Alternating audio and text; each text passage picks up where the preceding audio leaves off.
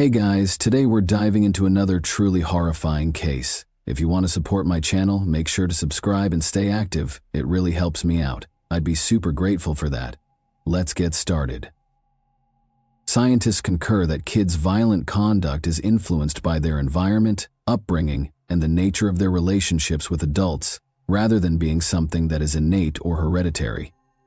It's important to keep in mind that everyone, regardless of age, deserves love, support, care, and understanding. Of course, this doesn't apply to documented mental health disorders. Sometimes being mistreated physically and emotionally can drive someone to a very dark place, potentially making them capable of committing frightening acts. In every aspect, the Hallowell family's case is out of the ordinary and incredibly complicated.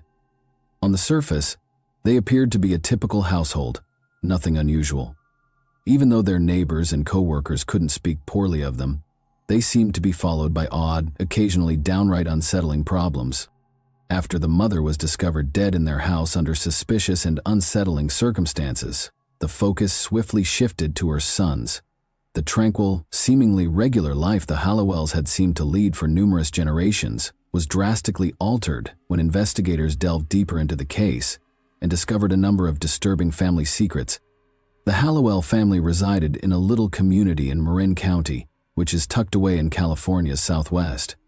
They had a large two-story house in the unincorporated town of Inverness, situated on the picturesque beaches of Lake Cedro. But they were by no means wealthy. 3 generations had shared the same home since the property had been in the family since the middle of the 1950s.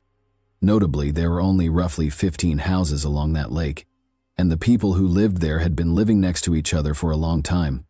As a result, the community became close-knit, and everyone knew one another well. Strangers were uncommon, and crime was essentially non-existent. The region felt almost like a secret paradise because of the abundance of flora surrounding it. The Hallowell couple decided to adopt a baby girl whose biological parents had relinquished their rights in 1965, following years of fruitless attempts to become parents. When they took her home, she was just 3 months old, and they named her Denise. She became the focal point of their universe after that. She was given a solid education, grew up in a loving and nurturing home, and was able to follow her greatest passion, extreme sports. Denise married Richard, a fellow student, for the first time when she was 20 years old and still enrolled in college. Richard and Denise exchanged rings in mid-air during a group jump during freefall on the day of their wedding, demonstrating their shared passion for skydiving. However, the thrill of their daring lifestyle proved to be too much for their relationship to withstand. They just weren't prepared for the daily challenges and concessions of married life, like many young couples. 2 years after getting married, they got divorced and gradually stopped communicating with one another. Denise's second marriage took place in 1998, when she was 33 years old. Benjamin, who was over 10 years older, was her partner this time. Denise's health issues prevented her from becoming pregnant, despite the couple's desire to create a family. Inspired by Hollywood actress Angelina Jolie, they decided to take a different approach to parenthood rather than give up on having children. Denise, who was 41 at the time, and Benjamin, who was 51, adopted a kid called Carlos in 2006. He was originally from Guatemala, had just turned 4, and had undergone a difficult and expensive adoption process. They adopted another kid, Angel, from Honduras a year later. This was a difficult and costly process that required a lot of the couple's time and money. Denise and Benjamin's marriage remained strained even though they now had 2 sons. The two decided to split up in 2012.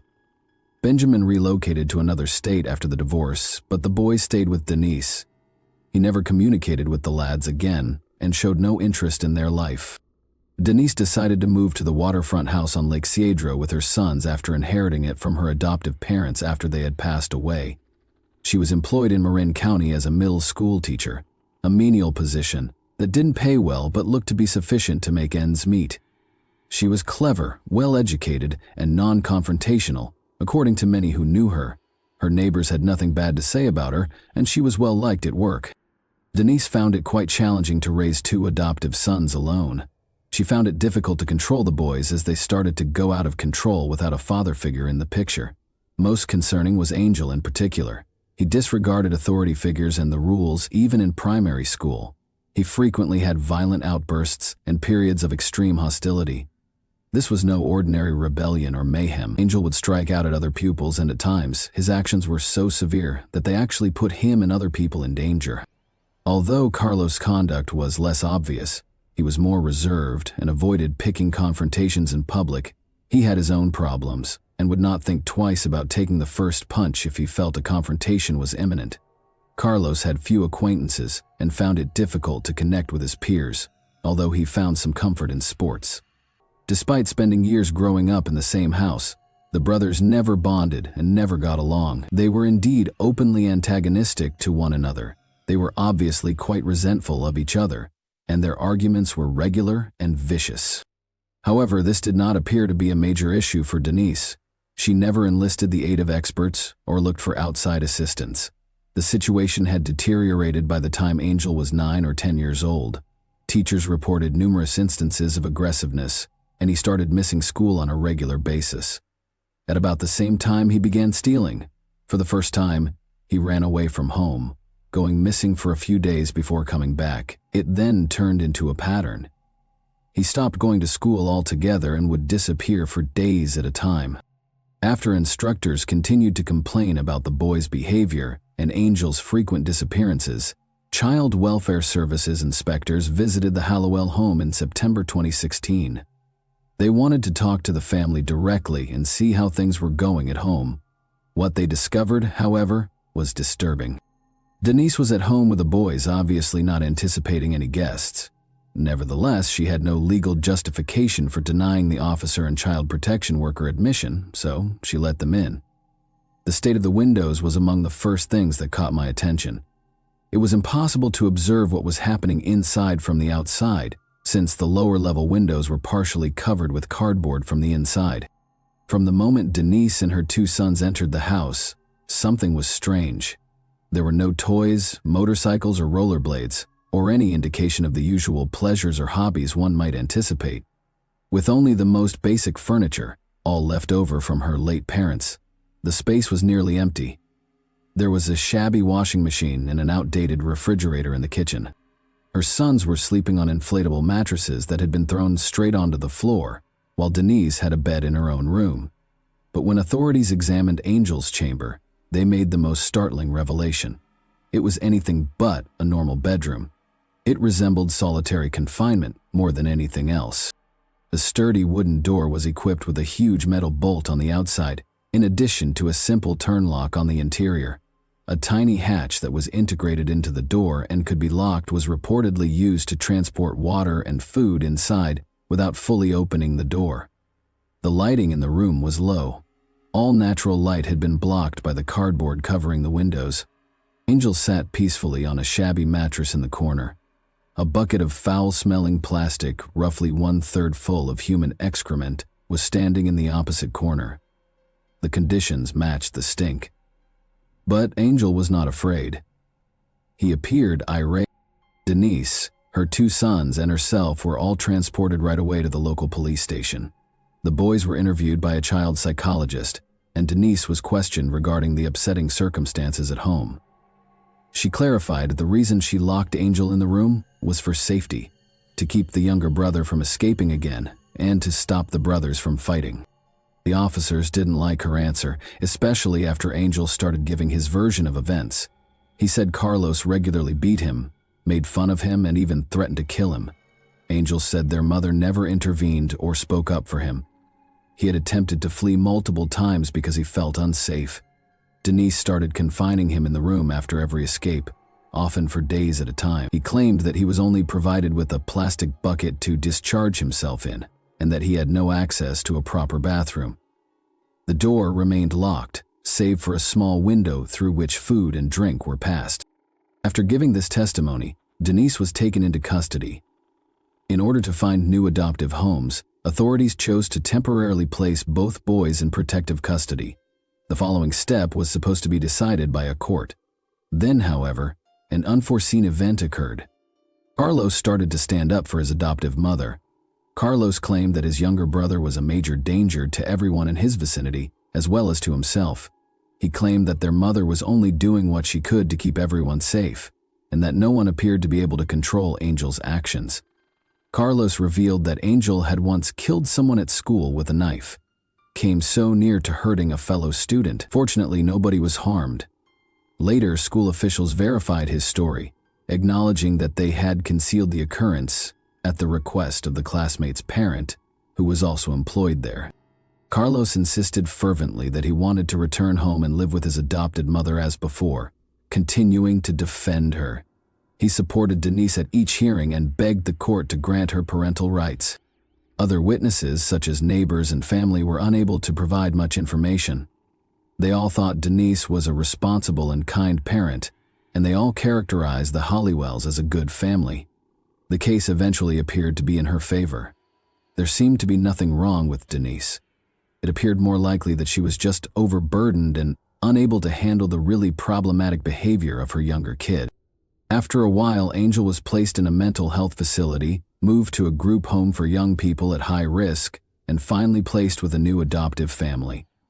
As Carlos had hoped, Denise was restored as his legal guardian and completely exonerated of all charges. Carlos went back to the lake house and went about his seemingly usual life. A terrified adolescent called Marin County Emergency Services at approximately 6 p.m. on July 13, 2019, to report that his mother had been attacked. The 17-year-old was inconsolable and begged for police and ambulances to come right away. At the end of the driveway, he waited for them.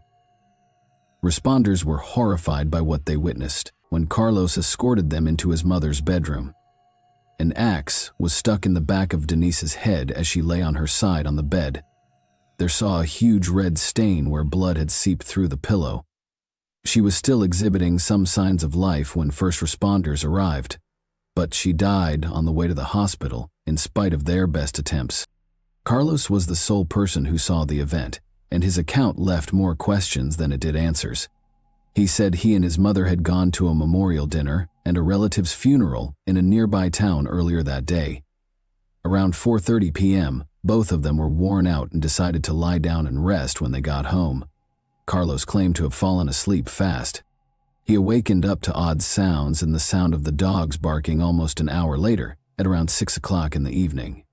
He saw their dogs running loose in the yard and the gate to the dog run open when he looked out the window. He saw the horrific scenario as he went to see how his mother was doing out of concern. In the hopes that she could still be treated, he called emergency services right away.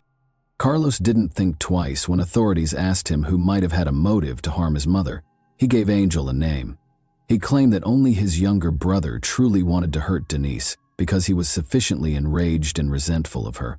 Carlos also acknowledged that he thought Angel might harm him as well, but for some reason he chose not to. He went on to say that he was afraid of what would occur next, and that he no longer felt safe. Authorities acted swiftly to find and question Angel, who is now regarded as the main suspect after speaking with Carlos, but that proved to be more challenging than anticipated. The location of the 15-year-old was unknown.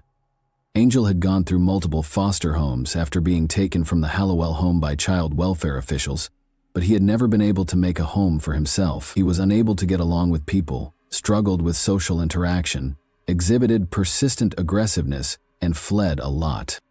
Angel had escaped from yet another foster family almost a year before to the incident, and this time he had entirely disappeared. His location was still unknown, and police were now concerned that he might have returned to get revenge on the woman he had always had a tense and erratic relationship with. That theory appeared to be supported by several concerning details at the site. No evidence of forced entry was found. It wasn't surprising that they didn't raise an alert because Angel had always gotten along better with the dogs than with people. An axe, which was used in the attack, was stolen from the backyard. The residence was not broken into. Indeed, on the nightstand next to Denise, cash and a bank card remained unopened. Thus, robbery was not the motivation. It seems that Denise had been singled out on purpose, and whomever did this had a personal motive. When authorities searched the Lake Cedro community for leads, the majority of the residents had nothing to share. Nobody was allowed to criticize the Hallowell family.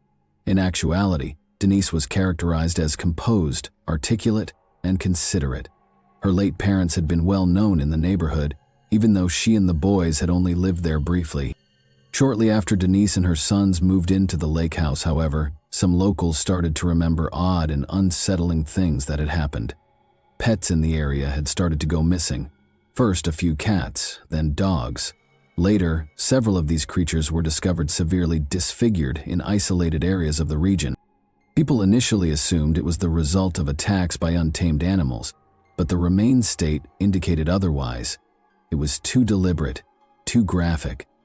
People started to worry that someone was responsible, perhaps a disturbed person, and that whoever they were was working dangerously near to home.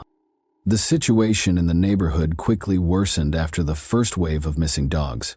Locals started to report that young livestock, including foals, baby goats, and other small animals, were going missing. The sight of these animals when they were discovered was really unsettling. Many had sustained extensive cuts, ripped wounds, and in some cases significant disfigurement, all of which seemed to be the result of deliberate harm. The wounds indicated intentional cruelty, and their eyes had been injured. Numerous residents informed the police about these occurrences, but it appeared that the cases weren't given priority. Investigating animal injuries and missing pets seemed to be less important to the officers than more urgent issues. It's interesting that nobody has linked the Hallowell family to these horrific deeds. Denise and her sons had even assisted in the hunt for a few of the missing animals. Although she didn't have many close friends and rarely had guests at her house, she kept in regular contact with her neighbors. The majority of people were mostly unaware of what was happening behind closed doors. The fact that Angel was placed with a new adoptive family was not even known by many. They thought that, like Carlos in a prior stretch, he had moved in with family in town. Investigators were interested in the fact that Carlos had previously resided somewhere else. In an attempt to learn more, they made the decision to contact the family members who had taken him in and inquired about the circumstances around that arrangement. The majority of those around Carlos were unaware that he had also struggled with severe behavioral issues. He began consuming alcohol and dabbling with illegal narcotics when he was 14 years old. He started acting volatilely and erratically. Even his mother and little brother were targets of his outbursts. Eventually, Denise sought expert assistance. Carlos was then diagnosed with obsessive-compulsive symptoms and bipolar disorder. According to reports, his usage of alcohol and other psychotropic substances exacerbated his symptoms. After a brief stay in a treatment center, he was released with a prescription for medication, which he ultimately threw away because he refused to take it. Carlos stopped going to school when he was 16, but he was able to conceal this information from his mother for some time. Even though he was no longer enrolled, he acted as though he left for class every morning. There was a significant altercation when Denise eventually learned about it. Soon after, Carlos took a risky combination of booze and painkillers that almost killed him. Medical personnel were able to stabilize him after Denise called emergency services barely in time. A family member named Stephanie volunteered to aid after that harrowing incident. Similar problems, such as behavioral instability and bipolar disorder, had previously plagued her own son. Stephanie had read a lot on the topic and experimented with many forms of therapy at home when he was a teenager. Her youngster appeared to move past that challenging moment in time. He grew up, pursued an education, and ultimately relocated to a different location in order to have a stable existence. Stephanie firmly believed that her method, her personal form of therapy, was what had aided her son's recovery. She had no professional training and depended only on books and internet assistance, but she considered herself a self-taught specialist in mental health. Self-assured, she chose to try the same strategy with her relative's son and proposed that Carlos temporarily move in with her for what she called treatment. Carlos spent roughly 6 months in Stephanie's house. Denise would frequently visit him during that time, and Stephanie would hold what she referred to as therapy sessions. She recommended putting these sessions on video so they could be examined and evaluated for development at a later time. All of the recordings were kept in her house, and they were crucial pieces of evidence following Denise's tragedy. The connection between Denise and Carlos was depicted in a very unsettling light by what the tapes showed. They did not have a nurturing relationship. Denise often held him responsible for all of her life's misfortunes. She publicly apologized for adopting him, calling him derogatory names, and claiming that no one would ever love him. Denise was experiencing severe financial difficulties at the same time. She was making ends meet with sporadic, erratic side jobs after losing her teaching position. She started putting pressure on Carlos to get a job so he could help pay for the house. She once stopped purchasing clothing for him, saying she was unable to pay for it. She eventually even refused to feed him, stating that he would have to purchase his own food if he so desired. The situation worsened. Denise turned to verbal assault, using harsh language to discuss the circumstances around his adoption. She would claim that she and her husband had taken him from the streets and that he would have already writhed away in some dilapidated area from malnutrition or disease if she hadn't been there. She reminded him of how much the adoption procedure had cost her, made racially insulting remarks, and even insisted that he pay back the costs. Nevertheless, Carlos stated that he wanted to return to live with his adopted mother approximately a month prior to the catastrophe. He even compiled a list of his motivations for wanting to go back at Stephanie's request. His desire to mend the relationship was one of the main causes. For her part, Denise encouraged him to pursue his college ambitions. She had pledged to assist with tuition if she could because she thought education was essential to his future. In order to continue keeping an eye on the teen's behavior from a distance, Stephanie urged Denise to install security cameras in a number of the house's rooms, particularly the ones where she and Carlos spent the most time together. Though it seemed odd, Denise consented, in part as a precaution. She obviously didn't trust Carlos completely and was afraid he may lose control in a fit of rage. Curiously, Denise's phone and those identical cameras vanished from the residence for no apparent reason. The day prior to the event, the surveillance system had been turned off. Carlos insisted that he was not involved. Denise took care of all that herself, he said. He claimed that he had not seen the phone and was unsure of its location. Another heated conversation that turned into a violent struggle between Denise and Carlos occurred a week before to the catastrophe. When a neighbor happened to see what was happening, they stepped in. He told them that he wouldn't think twice about calling the police if that kind of thing occurred again. Carlos was instantly regarded as a person of interest following Denise's passing, but at that time there was not hard evidence to indict him. After questioning him, the authorities decided to let him go. The prime suspect at the moment was still his brother, Angel, who had gone missing. Carlos's buddy and neighbor, a local teenager, came over to offer his sympathies the day after the event. Despite their casual acquaintance and similar ages, Carlos didn't seem particularly distressed. Rather, he informed the child that he only had to survive the next 3 weeks till his 18th birthday. He then declared that he would sell this damned house of horrors and permanently relocate out of the neighborhood. Both the remarks and the uncanny coolness with which they were delivered shocked his friend.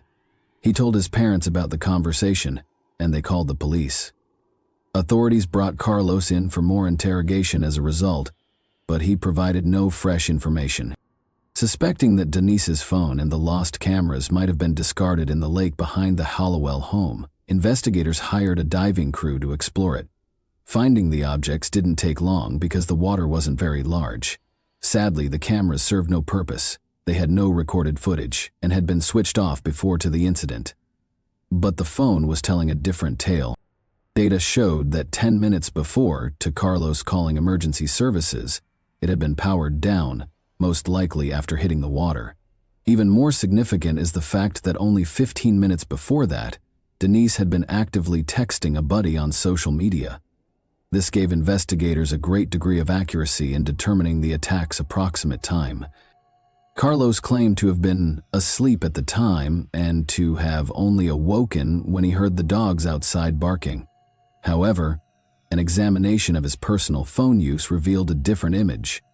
Shortly before Denise was attacked, his device had been in operation. A neighbor who lives close also reported to the police that he saw Carlos outside about 5:30 p.m., making his way to the backyard shed. Carlos began to retract and became erratic in his responses when presented with this information, including the neighbor's statement. He eventually acknowledged that he had actually gone outside at that time.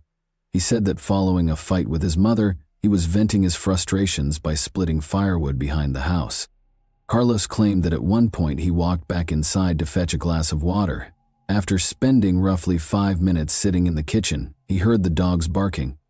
He thought it might have been his mother, but when he went outside, he saw no one who could have let them out. He found her lying on the bed with an axe stuck in the back of her head when he went to her bedroom. Carlos persisted in claiming his innocence and that the true offender was his fugitive younger brother, Angel. This version of events served as the foundation for his lawyer's defense approach. Investigators were forced to keep Carlos on the list of potential suspects because there was no tangible evidence that connected him to the crime, and Angel was still unaccounted for. When investigators eventually located Angel in early 2020, it marked a significant turning point in the case. After using a false name to get jailed for breaking and entering a juvenile correctional institution, he had been residing in a different state. Verifying his true identity had taken a while. Angel was already in detention at the time of the crime, according to the records. Thus, he was unable to be engaged in Denise's ordeal. To testify in court, he was returned to California. Angel said on the witness stand that his brother was a very disturbed person who had mistreated both him and his adoptive mother. He further asserted that Carlos was to blame for the unsettling incidents of animal abuse that had afflicted the community. As the evidence grew and there was no way to shift the blame, Carlos finally accepted a plea bargain and acknowledged his involvement in the crime. But when asked what his motivation was, he found it difficult to respond clearly. He merely stated that he wanted to leave everything behind, loathed his mother, and had dreams of selling the property. He claimed that as he was cutting firewood, the thought suddenly struck him. Rather than portraying the incident as deliberate violence, this explanation attempted to portray it as an unforeseen, spontaneous outburst. Even though Carlos said he had suffered a brief mental breakdown, the fact that the security cameras had been turned off beforehand and later taken out of the property gave the impression that careful planning had been done. Carlos was convicted in March 2021 of killing his adopted mother with intent and purpose. He received a life sentence without the chance of release. However, in 2041, the court allowed him to have his sentence reviewed because he was a kid at the time of the offense. Thanks for watching, everyone. Your support means a lot to me, and you can help my channel grow by hitting that like button, dropping a comment, and sharing this video. Your engagement really makes a difference. See you soon.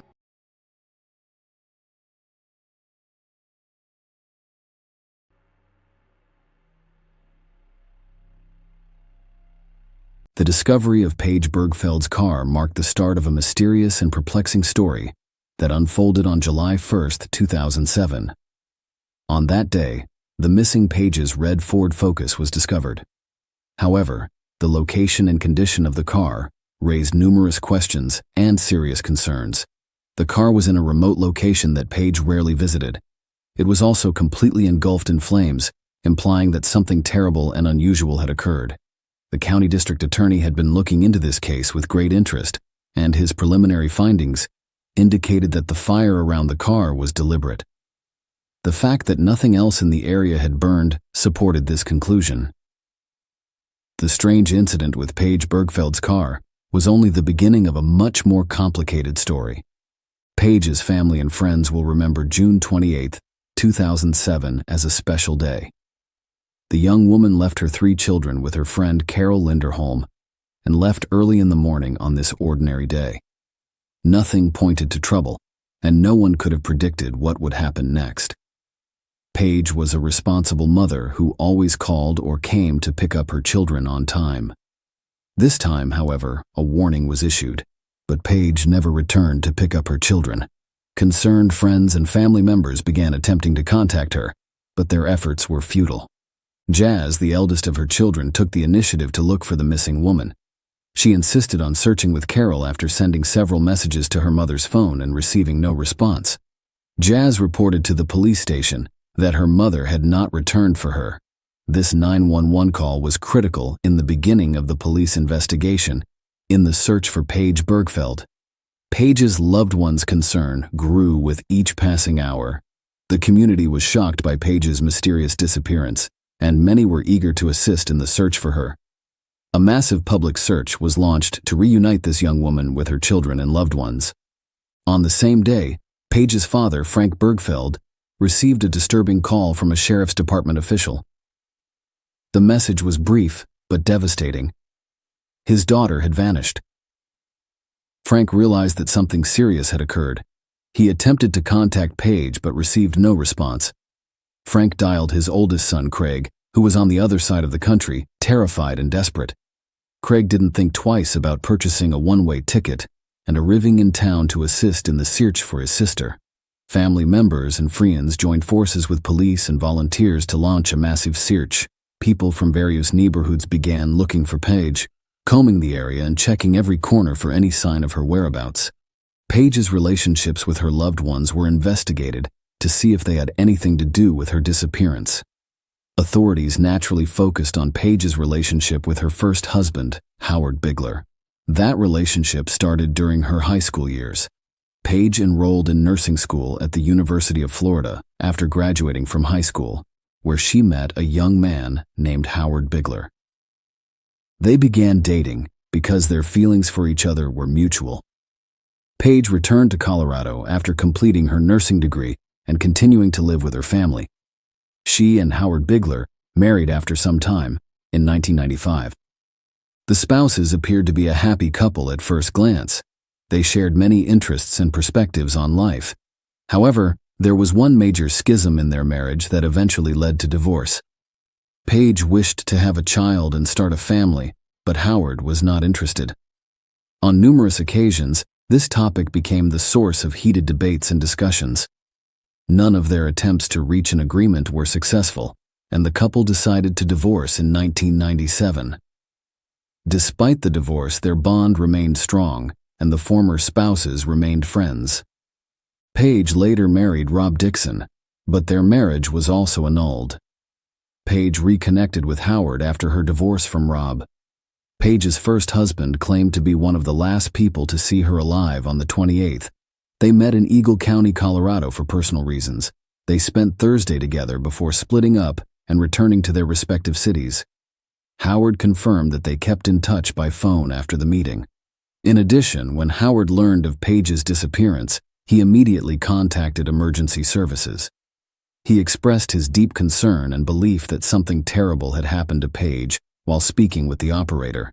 He observed that she would never abandon her children without a reason. Cell tower data confirmed the phone recording, indicating that Howard was in the Denver, Colorado area on the day Paige vanished, which is several hours away from where she vanished. This gave officers a reason to remove Howard from the suspect list. Paige's relationship with her second husband, Rob Dixon, was thoroughly investigated by police, who quickly uncovered numerous events that raised questions and warranted further investigation. Paige had reported Rob to the police twice for harassment during their marriage, it turned out. Paige took a job at a Denver strip club after her divorce from her first husband, where she met Rob Dixon, a wealthy man who had inherited a large fortune through his family's business. Paige and Rob married in 1998 after falling in love with each other. Paige's dream of becoming a mother was realized when the family moved to a luxurious home in Colorado. After a few years, the couple had 3 children, who became the most important thing in her life. Paige and Rob were immersed in the world of luxury and led a well-to-do lifestyle during their first years of marriage. Suddenly, however, things started to fall apart, and the reason for this was Rob's financial difficulties. Some of his family's businesses had serious problems, and as a result, the family's financial situation deteriorated to the point where Rob was forced to declare bankruptcy. The financial collapse triggered a major family crisis. Paige had called 911 twice by 2004 because family tensions had reached critical levels. She reported Rob threatening to kill her and the children the first time, but by the time the police arrived, she and Rob claimed to have resolved their issues on their own. A year later, there was a completely different incident. Paige filed an assault report against Rob, alleging that he hit her while she was holding her youngest child. Rob was arrested and charged with third-degree assault this time. Rob avoided jail time after pleading guilty to 1 count of molestation. The husband and wife's relationship deteriorated further, and they decided to divorce, after which Rob relocated to Pennsylvania. Investigators interviewed Rob to try to establish his alibi for the day Paige went missing. Rob claimed he was at home and couldn't have hurt her, ruling out his involvement in her disappearance. Investigators were unable to link Rob to the disappearance so he eventually joined the search and became very involved in the effort to find Paige. The detectives made no compromises in their pursuit of clues and unraveling the mystery surrounding Paige Bergfeld's disappearance. One of their first steps was to thoroughly examine Paige's car, with the hope that it contained evidence that could help them find her or shed light on her disappearance. According to Sergeant Weiler of the County Sheriff's Department, arson is frequently used to destroy potential evidence. However, the vehicle examination provided useful information. They discovered that the driver's seat had been pushed all the way back, indicating that the last person to drive the Ford was a tall person, which contradicted Paige's short stature and inability to reach the pedals from that distance. They discovered Paige's missing notebook in the trunk of the car, with pages torn out from June 26th to June 29th. The search for Paige became more desperate with each passing hour. A random driver encountered tire problems on a highway southeast of town a few days after the burning car was discovered. He discovered a checkbook nearby while investigating and immediately reported it to the authorities. They also discovered medical records, insurance cards, and other items belonging to Paige along this stretch of road. Sergeant Weiler discovered that several pages from Paige's checkbook had been torn out and were scattered over a large area. The most significant find, however, was a business card found on the side of the road. This discovery revealed that Paige led a secret life that her loved ones were unaware of. According to the business card, she worked as an escort under the alias Carrie. This revelation called into question all previous assumptions about Paige's disappearance, leading investigators into uncharted territory. Paige realized she needed to work hard after her divorce to provide for her children, so she set out on a determined path. She started her own children's clothing company, taught dance, and sold kitchen supplies. Paige, despite her hectic schedule, always made time for her children, attended PTA meetings, and was involved in school groups. The discovery of a cell phone in Paige's car was a major breakthrough. Detectives looked through a list of contacts and phone calls made and received in the hours leading up to Paige's disappearance. The last call made from that phone was around 9 p.m. on June 28th. This resulted in the identification of 7 suspects, one of whom was Lester Ralph Jones. Lester Jones's criminal history, which included domestic violence and kidnapping, drew special attention from investigators. He had been in prison for 5 years for kidnapping. Furthermore, Paige's friend Carol saw a car with a similar external description to Lester's white car. Carol told Paige about an incident in which another white car blocked her driveway, and when Paige tried to drive away, a collision occurred, and the unknown driver fled the scene. Lester Jones had attempted to schedule an appointment with Paige for intimate services the day before she vanished, according to further investigation. Although Lester was questioned and denied any involvement in Paige's disappearance, police discovered suspicious items in his home, including a disposable cell phone, men's wigs, Viagra, a sheet with an escort services phone number, and women's lingerie in various sizes. Lester's possession of a disposable cell phone raised suspicions. An examination of Paige's cell phone call records revealed that on the day of her disappearance, someone attempted to contact her several times from an unregistered number. During questioning, Lester denied having a second cell phone, indicating that he had lied to the police. The disposable phone's packaging led authorities to believe it was purchased at a supermarket on North Avenue. Lester was identified as the purchaser in store video footage, though he refused to acknowledge his presence in the video. Lester Jones emerged as the primary suspect in Paige's disappearance as a result of these developments. However, there was no concrete evidence linking him to the crime. The police continued to monitor him and worked hard to find Paige's body in order to gather enough evidence to press charges. For several years, the case was put on hold, leaving Paige's family and loved ones in a state of grief and uncertainty. A significant breakthrough occurred in 2012 when a hiker unintentionally discovered human remains in a Delta County ravine, very close to where Paige's personal belongings had been discovered 5 years earlier. A DNA test was performed, which confirmed that the remains belonged to Paige.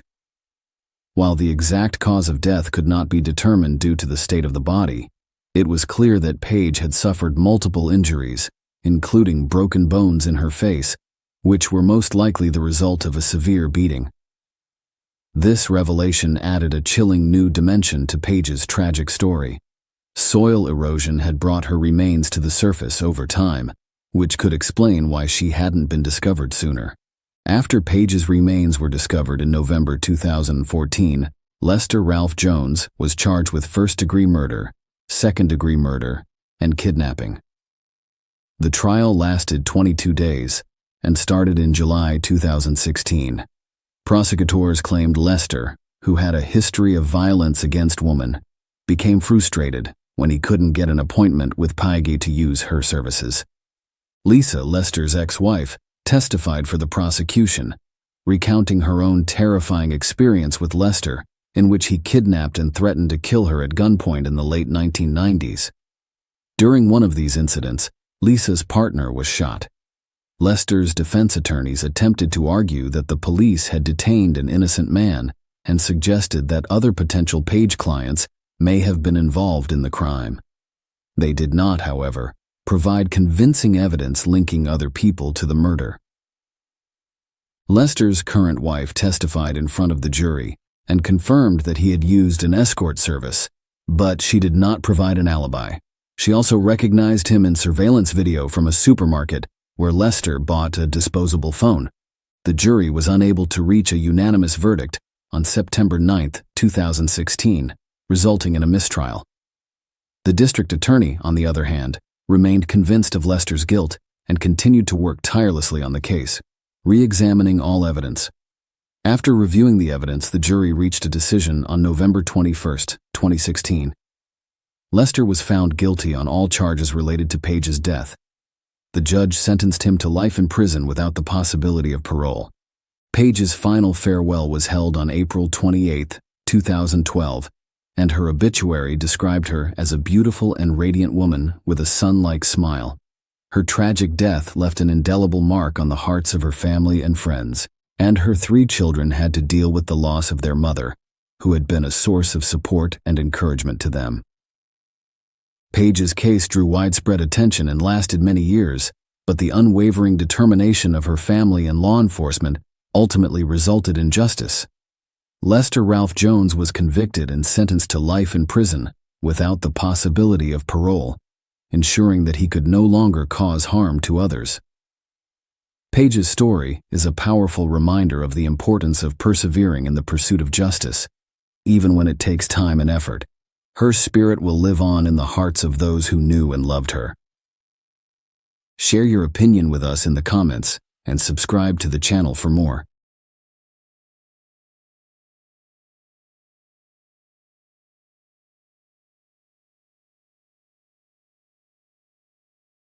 The tragic story of the Rose family is regarded as one of the most bizarre and perplexing crimes committed in America in recent years. This case stood out to investigators not only for its cynicism and cruelty, but also because the victims and alleged perpetrators were close relatives.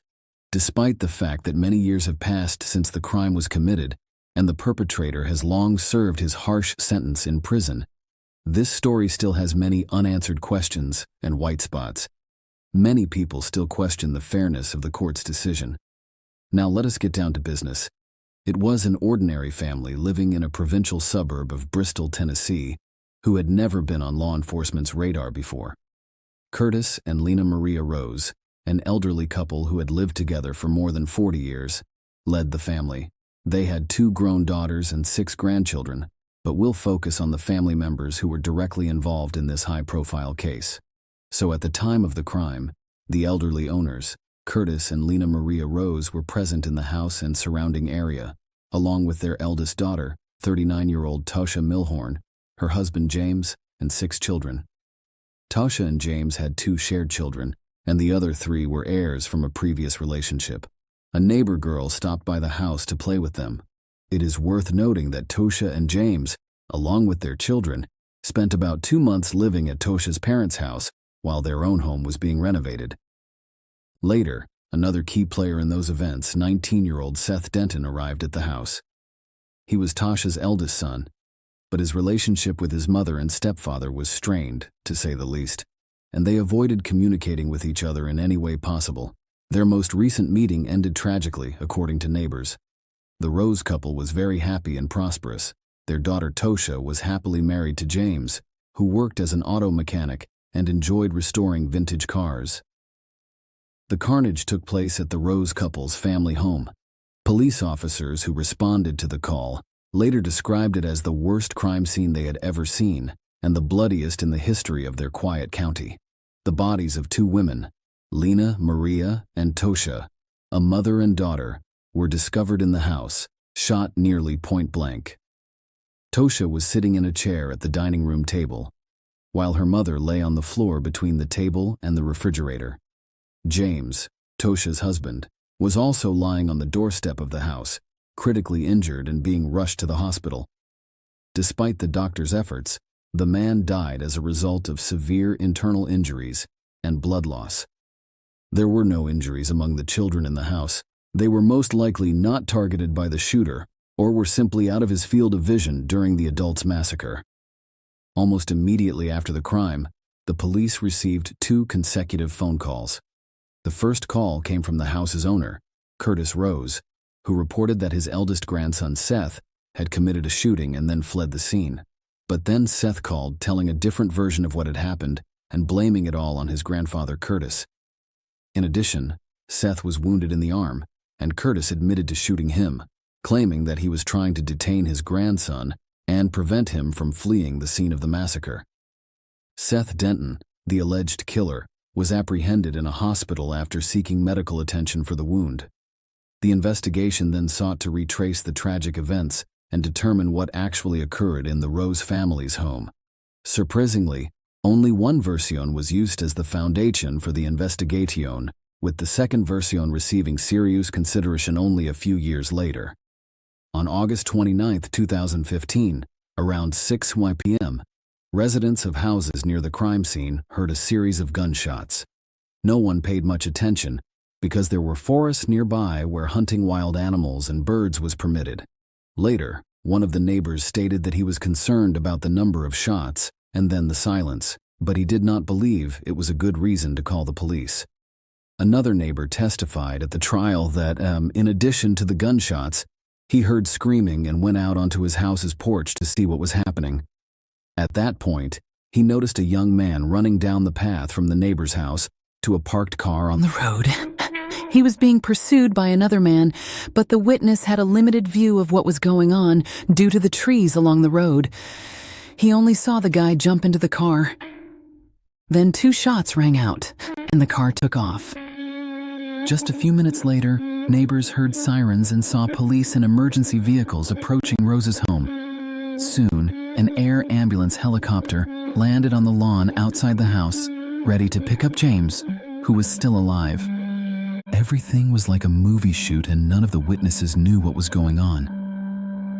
Arriving police officers were greeted by the elderly owner of the house, who was holding a firearm. Another gun belonging to him was later discovered in his bedroom. Curtis provided his version of events, which was used as the foundation for the investigation and was long thought to be the only one. Curtis claims there was no reason to pretend trouble that day. In his and his wife's home, he saw his daughter, her son-in-law, and grandchildren, as well as a neighbor's child who came to play. He was tinkering with his trailer in the backyard of the house. He heard gunshots, but like most neighbors, didn't pay much attention, assuming they were hunters in the woods. Suddenly, his oldest grandson, Seth, appeared at the trailer, unannounced and excited. The young man said there had been a tragedy and asked him to contact emergency services. Curtis immediately followed his grandson into the house, where he discovered the bodies of his wife and daughter. Curtis immediately thought about the children in the house. They were in the other room, terrified, but none of them were injured. He led them to the back of the house and locked them up so they couldn't see the horror that was going on inside. While Curtis was calling 911, he noticed his grandson hurrying out of the house and running toward the road. The homeowner drew his gun and began chasing Seth, believing he was the murderer. As Seth got into the car, Grandpa fired 2 shots. One bullet shattered the rear window without hitting the driver, while the second struck Seth in the left shoulder. Despite his injuries, he managed to flee. But after reaching the nearest house, Seth paused to call the police and report what had happened. The local sheriff, who was conducting an investigation, was puzzled. The crime scene appeared so strange and illogical that he couldn't recall any similar cases. In a breaking news report, he stated that the investigators had a difficult task ahead of them in reconstructing the entire crime scene. Following the arrest of Seth Denton, it was necessary to determine why the young man treated his family members so cruelly. Most surprisingly, such a motive was quickly discovered. Seth was Tosha's eldest child, whom she had given birth to when she was very young. Her relationship with the boy's father did not work out, and her son was primarily raised by his grandparents. While the young woman settled her personal life, some reports indicate that Tosha suffered from bipolar affective disorder and visited the clinic on a regular basis. Her son may also inherit this disease. The boy harbored a deep resentment for his mother, whom he rarely saw. With age, this feeling evolved into hatred, which Seth frequently expressed to friends and relatives. After graduation, the guy decided to join the army, and when he returned home a year later, he settled back in with his grandparents. However, the young man soon realized that he wanted to start his own life and relocated to the city, where he rented a small apartment with a friend.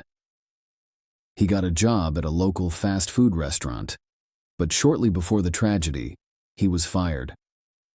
Family and friends spoke highly of Seth, noting that he had no violent tendencies, did not associate with bad companies, and never broke the law. Despite these positive characteristics, detectives believed that Seth's main motivation for the crime was his dislike for his mother and her current spouse. According to the investigation, the events of that day unfolded as follows. Around 5 p.m., Seth drove his car to his grandparents' house. He wore a camouflage jacket and had a semi-automatic rifle in the car. He left the car by the roadside and entered the house through the back door, carrying the weapon. Seth then fired several shots, killing his mother and grandmother and severely injuring his stepfather, before leaving the jacket and rifle by the back door and going to his grandfather's house to ask him to call the cops. The order in which the shots were fired was never determined because Seth denied all guilt. Furthermore, it was unclear why he asked his grandfather to contact the police rather than fleeing the scene of the crime. It is assumed that his primary targets were his mother and stepfather, and the man murdered his grandmother as an unnecessary witness. The main evidence proving Seth's guilt in the case was his jacket and rifle found on the threshold at the back door of the house, traces of blood on his shoes, and bullets discovered in his car. Surprisingly, approximately 100 rounds of ammunition were discovered, but no one questioned why he required so many if he only intended to kill 2 people. Another unusual feature was the timing. According to the grandfather, Seth hurriedly left the house after he and his grandson entered and saw the terrible picture. Curtis found and rescued the children, called the police, pulled out his gun, and eventually caught up with his grandson and shot him twice. It wasn't until 2016 that the young man presented his version of events in court, which no one had previously considered for whatever reason. According to Seth, he has always been close to his grandparents, who raised him, but he avoids meetings with his mother at all costs. As a teenager, he frequently visited shooting ranges with his grandfather, who encouraged him to join the army. On that fateful day, Seth called his maternal aunt Amanda, his mother's younger sister, and explained that he was going to see his grandparents but did not want to meet his mother there. The woman was unaware that Tosha and her husband were visiting her parents, so she assured Seth that he could leave without fear of encountering his mother and stepfather. Amanda confirmed this information in court, stating that her nephew could not have known Tosha and James were at Rose's home. Seth had hoped to go to the shooting range with his grandfather, which is why he had brought a rifle and so many rounds of ammunition. He drove up to the house, grabbed the gun, and went directly to the trailer where Grandpa usually worked. There, his grandson showed him his rifle and they had a brief conversation about it. Curtis then walked towards the house, holding the rifle, and his grandson followed him. Seth knew his grandfather had a gun and expected him to follow him, and then they would shoot targets together. However, when Curtis entered the room, He immediately opened fire, leaving the people in the room with no time to react and no attempt to flee or hide. According to Seth's lawyers, Curtis may have been temporarily insane when he killed members of his family, but this version appeared untenable, so it was not initially considered or marked in court. Although traces of the victim's blood were found on an elderly man's clothes and shoes, he was not initially included in the list of suspects. The young man in the dock faced the death penalty for the premeditated murder of 3 of his family members. His grandfather had been a key witness in the case from the start, and despite openly stating that he was willing to kill his grandson that day, the court found his actions justified. Curtis Rose was not taken to the station or questioned as a suspect, and his account of the events of that day was accepted as the only true one. Furthermore, many details and inconsistencies were simply overlooked, and Seth's version was not even considered until a year and a half after the incident. The majority of the physical evidence confirmed Curtis's words, but what was missing from the picture was somehow ignored by the investigation. The main argument in court was that Mr. Rose had no obvious reason for killing his wife, daughter, and son-in-law. The concept of temporary insanity seemed unrealistic and untenable. The trial lasted more than a week, with nearly 200 pieces of evidence presented and dozens of witnesses, including neighbors, relatives, and family friends, testifying. The grandfather and grandson's testimony contradicted each other, and it was clear that one of them was lying. The jury deliberated over several days. They admitted to being emotionally and physically exhausted, but when it came time to reach a verdict, they all agreed that the defendant was guilty of all of the charges. Thus, Seth Denton was found guilty of 3 murders. However, after a thorough review of all of the evidence and circumstances surrounding the tragedy, the court decided to exclude the death penalty from the possible punishments, instead imposing a life sentence without the possibility of parole for the next 50 years. The convict himself never admitted guilt. He's currently serving his sentence in a Tennessee prison. The orphaned children of Tasha and James Milhorn were placed in the care of other family members, including their Aunt Amanda and grandfather Curtis. Share your opinion with us in the comments and subscribe to the channel for more.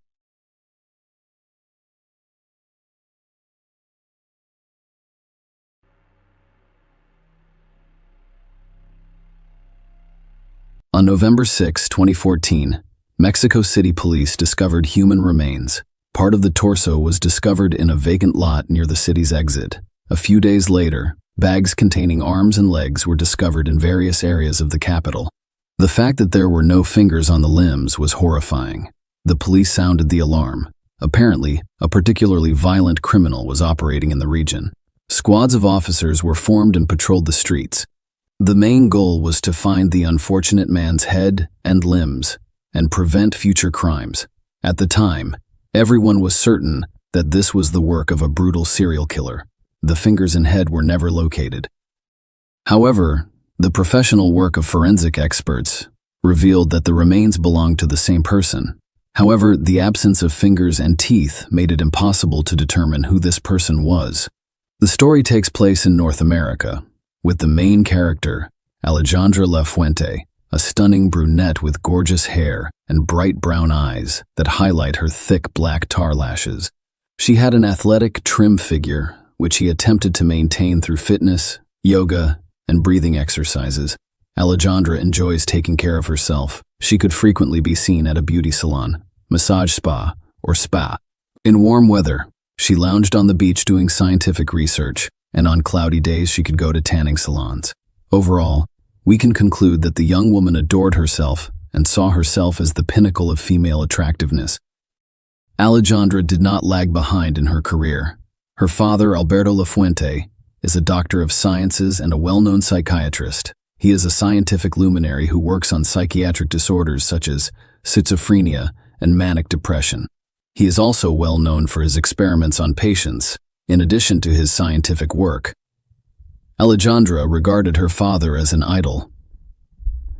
She followed in his footsteps, hoping to achieve the same level of success. She enrolled in the best university for psychiatry and graduated with honors. Her perseverance, resourcefulness, and extraordinary intelligence, combined with her father's connections, assisted her in writing and defending her thesis on manic syndrome. Alejandra did not, however, pursue a career in psychiatry. Instead, she was drawn to the work of a psychotherapist.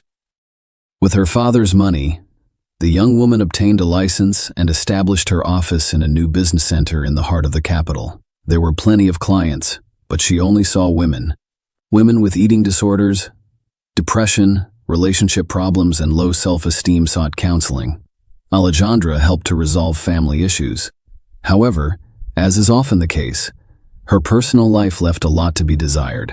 The young woman's first marriage failed, but the couple did have 2 children, 2 lovely girls with Alejandra's eyes and her father's sense of humor. However, Alejandra was not discouraged. She did not believe that having 2 children was an excuse to abandon herself. She still hoped to meet her other half, a man who could be a good father to her daughters. After the couple separated, Alejandra's ex-husband, whose name is unknown, returned home. It was a common practice for the couple. The man would come on weekends to spend time with his daughters and assist his ex-wife with household chores as needed. However, the ex-husband had no idea this would be his last visit. Alejandra asked him to enter the house from the backyard, claiming that the front door lock was jammed. The man entered the house. Alejandra explained that her youngest daughter was currently bathing and invited him into her bathroom. The man went in with no suspicions. There was a ringing silence throughout the house. There were no sounds, just the usual cartoons and children's laughter. The man entered the bathroom. There was tape on the floor and no daughter in the filled bathtub. He became aware that something was going wrong. Right at that moment, his ex-wife appeared behind him, wielding a hammer, and delivered a powerful blow to his head. The man fell, and blood poured out of the gaping hole in his skull. Everything around him was blood-stained. As the experts later discovered, the man had no chance of saving himself. Death occurred almost immediately following the first blow from a heavy, blunt object. The eldest daughter, who had unexpectedly returned early from a friend, was an unwitting witness to this truly horrifying scene. The children frequently witnessed their parents' quarrels. Alejandra was determined to be mentally disturbed. She frequently took it out on her friends, who noticed how the young woman could hit her husband. They frequently noticed scratches on his arms and neck. The housemates were constantly observing her temper tantrums and poor behavior, but this time the situation spiraled out of control. The daughter dashed out of the house and began calling for help. Almost immediately, a neighbor came running and called the police. The psychologist has been arrested and charged with murder. At the station, the young woman was placed in a cell and had to stay there for a month until her first hearing. Alejandra denied guilt during the trial. Lawyers proposed a version of self-defense. According to them, Alejandra's ex-husband was extremely jealous of her and made up stories about her bringing men into the house, which could have a negative impact on the psyche of young girls.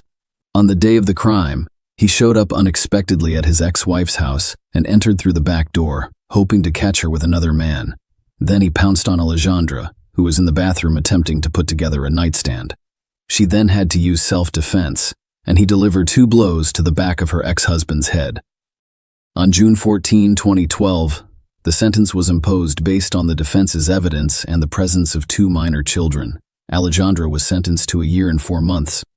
Thanks to the coordination of lawyers and his father's money, a suspended sentence replaced the term behind bars. A few months later, the appeal was filed again, this time requesting that the charges be dropped. The claim was that the assault was in self-defense. Human rights activists demanded a jury trial and felt deeply sorry for the poor woman, who was presented as a victim of domestic violence. As a result, the court reviewed the case and acquitted the accused. After her release, the young woman continued to provide her psychological counseling. She portrayed Alejandra as a victim of gender inequality who fought for her rights in the same way that most women in North America do, and this image helped her gain even more popularity with potential clients. Maria Alejandra soon met Alan Carrera Cuella, a prominent Mexican businessman and the son of Adrian Carrera Francis. He was a tall, attractive, and statuesque man. His father had previously served as the Central District's head of special services, where he had achieved considerable success.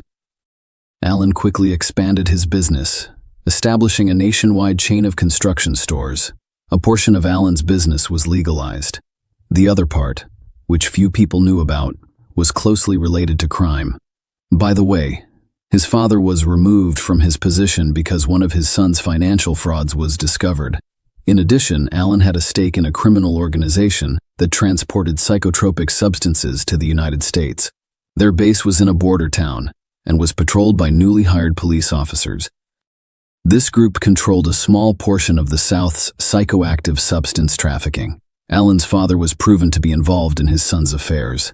The police were able to obtain a statement from him, and he faced a 20-year prison sentence. However, Adrian Carrera was released early on July 18, 2000, as a result of the Witness Protection Program. Following his release, he devoted all of his time to his son and his legitimate business. The son matured quickly, adopting his father's perspectives and experiences. After graduating from college, Alan Carrera decided to follow in his father's footsteps as an entrepreneur. He was very interested in the store of household appliances, and despite his young age, he completely let himself in. This business was not as large as his father's, but it provided a good income. There were always a lot of women around him, but Alan had been in love with a classmate who he thought was smart, beautiful, and came from a good family since childhood. The marriage was brief but bright. Daddy had a gorgeous daughter. However, a lot of work and Alan's almost complete absence from home caused this marriage to end. It was extremely difficult for Alan to part with a woman he had loved since high school. New novels did not bring pleasure, and loneliness and sadness drove the man to drink. This became a bad habit over time. Alan tried many things to cope with his long-term depression and addiction to alcohol, including books, circles, and drips, until fate led him to a consultation with the famous psychiatrist Alberto, Maria Alejandra's father. Alan's now ex-wife was also dealing with a difficult divorce. Alan was the only male in the young woman's life. Despite their separation, she could not allow anyone else to be with her. To alleviate her loneliness, Alan's ex-wife also decided to see a therapist. The psychiatrist who rehabilitated Alan explained that he couldn't lead both spouses for ethical reasons and suggested the woman turn to Alejandra. However, he did not inform the clients that Alejandra was his daughter. Alejandra quickly realized that her patient's ex-husband could be an ideal match. He was described as a pleasant man in his prime and quite wealthy.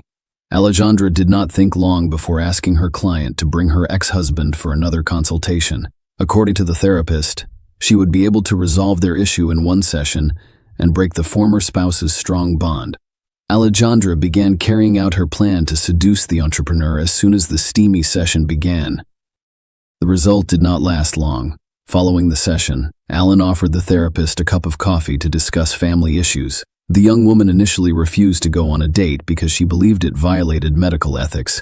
However, their date took place on the same evening, and it quickly became an affair. Alan's ex-wife soon learned of the situation. She was shocked. She even planned to report the incident to the doctor's ethics committee. However, she didn't. Alejandra was a highly competent specialist who was able to persuade her client to let the situation go. After all, it indicates jealousy and a refusal to let go of the former spouse. As a result, the doctor believes that a happy future will be ineffective. Alan's ex-wife decided not to apply both during and after the commission sessions. Meanwhile, the relationship with the newly married couple progressed quickly. A few months after their first date, the young couple decided to live together. After 2 more months, they decided to formalize their relationship, but Alan had no idea what skeletons he had in his closet that were hiding his fiancée. What were her reasons for divorcing her ex-husband? In April 2014, Alan decided to spend the weekend with his parents and flew there. It became an excellent opportunity to talk about his beloved and the upcoming wedding. Alan's parents were taken aback that they would learn such important information so late. They had never heard of Alejandra in their son's life, which seemed strange. A week after meeting with the parents, the marriage was registered. Interestingly, Alejandra asked her husband not to contact her friends and family. No invitations were sent. The wedding was supposed to be modest, and the budget didn't allow for inviting everyone one would have liked. However, as it turned out, the bride's father did attend the wedding ceremony. Initially, the young family's life appeared to be a fairy tale, young and happy with a lot of plans and desires. However, it did not last long. Alejandra was unable to conceal her hysterical personality as she approached the horrifying conclusion of this story, but no one suspected it yet. The newlyweds' relationship began to undergo dramatic changes. Alan was a very private person, and details about his personal life were not shared with his friends. As a result, very little was known about the couple's personal lives. However, it was clear that the former relationship had cracked, and the couple no longer appeared to be happy. After meeting Alejandra, Alan distanced himself from his family. The final straw was the wedding, to which parents were not invited. Following that, they stopped calling each other. Alan's remaining friends began to notice that his wife became more nervous, sometimes acting inappropriately and quickly losing her temper. After a few such incidents, Alan felt ashamed and decided to limit joint meetings. Family quarrels occurred on a daily basis and were almost always without merit. According to her own testimony, Alejandra decided to access her husband's cell phone one evening. As is often the case, correspondence with some women was discovered to contain racy content. Of course, it was impossible to ignore such things. According to Alejandra, this was the final straw. She claimed in court that her husband beat, insulted, and humiliated her in every way possible. When cheating was discovered, it became pointless to save the marriage. For unknown reasons, Alejandra attempted to save the relationship by using non-traditional psychotherapy techniques. After thinking about her husband's cheating, the young woman decided to deal with Alan using a method she was already familiar with. As soon as she made this decision, her entire attention could be focused on devising the perfect murder plot. Meanwhile, Alan maintained his usual, measured pace of life. He had no idea what was in store for him. Alan still communicated infrequently with his family, but he couldn't miss the family's annual feast to celebrate his beloved grandfather's birthday. Alan, of course, attended the feast, but his parents made it clear that his wife was not the most welcome guest in their home. This situation irritated Alejandra and aggravated the couple's relationship. Was it possible that this would be the last time the family saw Alan alive? Dated October 31, 2014. Alan last used his phone to send a text message to his family informing them that he had arrived home safely from his birthday party. He has not communicated since then. He hadn't been seen at work in several days either. This was quite unusual because it had never happened before. The entrepreneur took extreme responsibility for his work. And soon, the opening of a new store was anticipated, making the presence of the head absolutely necessary. The reason for this was the spouse's terrifying plan, which she carried out. After Alan returned from his vacation, there was another scandal, which prompted Alejandra to immediately dispose of her husband. She added a powerful sleeping pill to the milky tea she used to drink before bed. Then she smothered him with the pillow. She enjoyed watching her husband gradually lose consciousness in a pitiful attempt to remove the pillow and breathe. Then came the most difficult part, getting rid of the body. She had not had time to prepare for this moment. Alan was too heavy, so she had to make do with what she had. The time was short. So Alejandra dashed to the neighbor's vegetable garden to retrieve an electric saw. With a grim smile on her face, she attempted to cut her husband's body apart. Only a genuine sadist would do such a thing. She then placed the body parts in garbage bags and had the foresight to cut off fingers and pull teeth. It was these that would aid the investigation in identifying the person, if the body was discovered.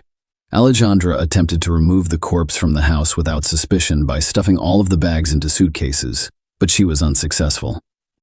As dawn broke, Alejandra was unable to leave the house with the suitcase unnoticed. An elderly neighbor with insomnia watched her from her window. She was a little concerned about the young woman's early departure. Besides, for some reason, her husband did not help lift the heavier suitcases, and Alejandra was acting strangely. She was constantly looking around. Alejandra returned home around dawn.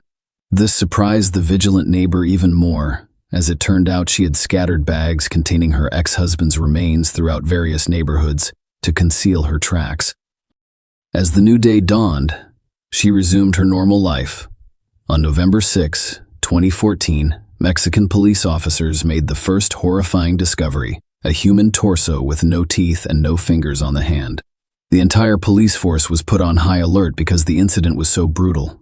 Less than a day later, other body parts were discovered throughout the city. It is also noteworthy that the distance between the locations where the packages were discovered was quite significant.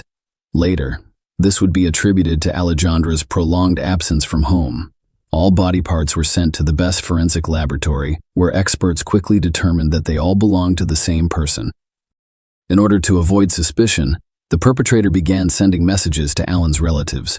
She attempted to avoid suspicion, but she only made matters worse. She had no idea that her husband had recently distanced himself from the family and had no contact with his relatives. Alejandra informed Alan's parents on his behalf that they were going on vacation and would be out of contact. Alejandra's father ruined the entire plan. Alberto began calling Alan's father's house, wanting to know if his son-in-law's family knew where Alejandra was. Alberto hadn't heard from her in a while, and the patients are concerned about not being able to attend counseling sessions. Later, he calls Alan's relatives again to inform them that his daughter has been found and has been forcibly admitted to the clinic because she is depressed as a result of her husband's infidelity. This alarmed the relatives, who attempted to locate Alan but were unsuccessful, prompting the businessman's family to contact the police. The laboratory experts decided to compare the recently discovered corpse to Alan's characteristics. The similarity was 100, and his relatives also identified him. It was especially difficult for Alan's grandfather immediately following the identification. He became ill with heart disease because he was his only grandchild. The investigation issued a search warrant for Alan's residence and office. A hillock of fresh earth was discovered in the backyard of the house. After some digging, the man's fingers and teeth were discovered. The discovery further shocked the capital city. Alejandra was immediately apprehended. Blood traces were discovered in one of the rooms, as well as in the car's trunk and garage. Alejandra initially tried to avoid admitting her guilt. She hoped she'd be able to get away with it as freely as she had with her previous husband. But the investigation quickly resolved the case. The testimony of an elderly witness was helpful.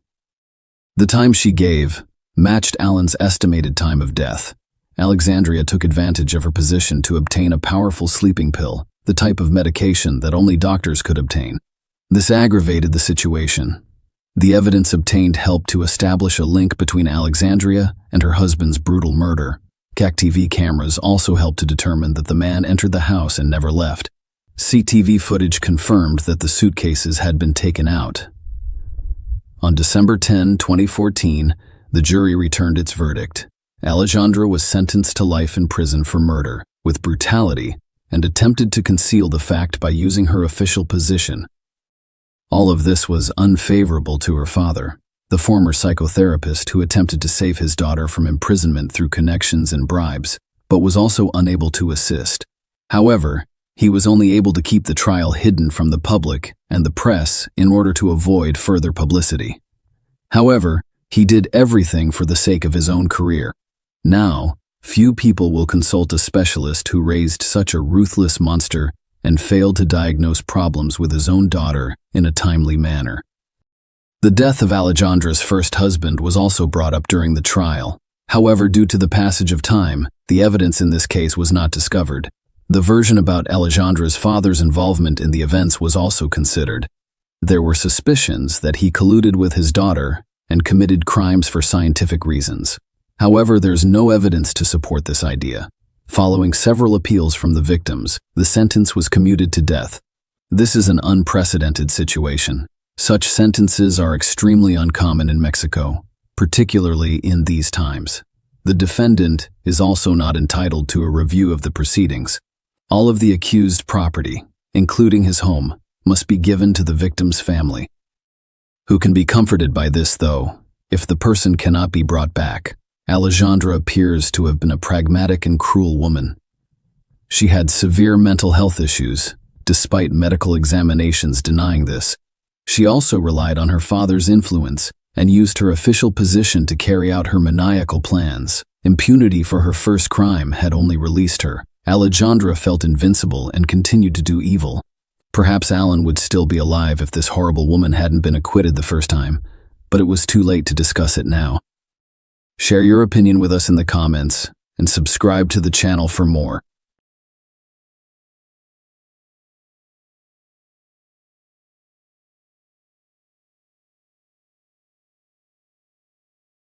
The date was Tuesday, May 29, 2012. Michelle Mockbee awoke at 5 a.m. to get to work on time. Michelle, a 16-year employee of Thermo Fisher Scientific, worked in an industrial park near Florence, Kentucky, USA. She was well-liked and provided a positive presence in the workplace. Michelle met her husband, Dan Mockbee, at Thermo Fisher Scientific. He also worked there, Michelle and Dan had 2 young daughters, Madeline and Carly. They enjoy spending time with them, as well as their families and friends. Michelle arrived at work at 5:53 a.m. on May 29th while Dan was off for the day. Michelle worked as a logistics representative and handled payroll. Michelle would process payroll every 2 weeks. On Mondays, she would start work at 6 a.m. every Monday, so she could arrive at the home office in Pittsburgh by 8 a.m. On days when she did not receive a paycheck, she would begin working around 7 a.m. That day, May 29, was a Tuesday, and Michelle usually starts at 7 a.m. on Tuesdays, but the day before Monday, May 28, was Memorial Day, so she went to work early on Tuesday to get her paycheck on time. About an hour after Michelle arrived at work, the operations manager went to the floor where her office was located. Michelle was still gone. He was surprised because she was supposed to be filling out paperwork, but he chalked it up to tardiness. He decided to return in 20 minutes and went to prepare coffee. But no sooner had he arrived than the janitor, David Dooley, called out to him. He appeared startled and stated that he saw red stains on the carpet outside Michelle's office. David was terrified and said he had no idea where the stains were coming from because he had been cleaning that morning. The operations manager attempted to open the door, but the office was locked. He decided to find Michelle and see if she needed help. The search wasn't long. He found Michelle lying face down in the corner of her office. She'd been severely beaten, her hands tied behind her back and gagged. She wore a plastic bag over her head. There were numerous blood spatters and a blood trail connecting her office to the location where her body was discovered. Her body was discovered 40 feet from her office, and judging by the blood trail, it appeared that she had been dragged the entire way. Michelle had been brutally murdered. The operations manager immediately dialed 911. Michelle is not believed to have entered the office that morning, according to police. She was killed before she could retrieve her keys. The killer attempted to break into the office. The lock showed signs of forced entry. The autopsy revealed that she had at least 4 blows to the head with a heavy object, a fractured arm, and numerous bruises. The forensic pathologist who performed the autopsy stated that Michelle did not die immediately. She suffered a fractured skull, brain damage, and extensive cuts on her arms and legs. He testified that the pattern of wounds on her head corresponds to the tape dispenser. Michelle, according to the doctor, was struck in the back and collapsed after the first blow. She hit the corner of the wall and sustained a severe liver contusion. Michelle most likely lost consciousness at that point. The killer then grabbed her right arm and attempted to drag her to a less crowded area. And that's when the limb fractured. However, there were still questions. Why did no one hear her scream? Why were her fingers and toes tied? And why wasn't she wearing shoes? The police arrived at Mark B's house and took Dan to the station. As a spouse, he was the primary suspect. He had a questionable alibi, claiming to be asleep at the alleged time of the murder. However, no one could corroborate his words to rid himself of suspicion. Investigators suggested that Dan take a polygraph test. The test revealed that Dan was probably not involved in the incident. The investigation revealed that there were 13 employees present at the time of the crime. According to the company's manager, the office and warehouse were heavily guarded, with only those with a specific pass able to enter.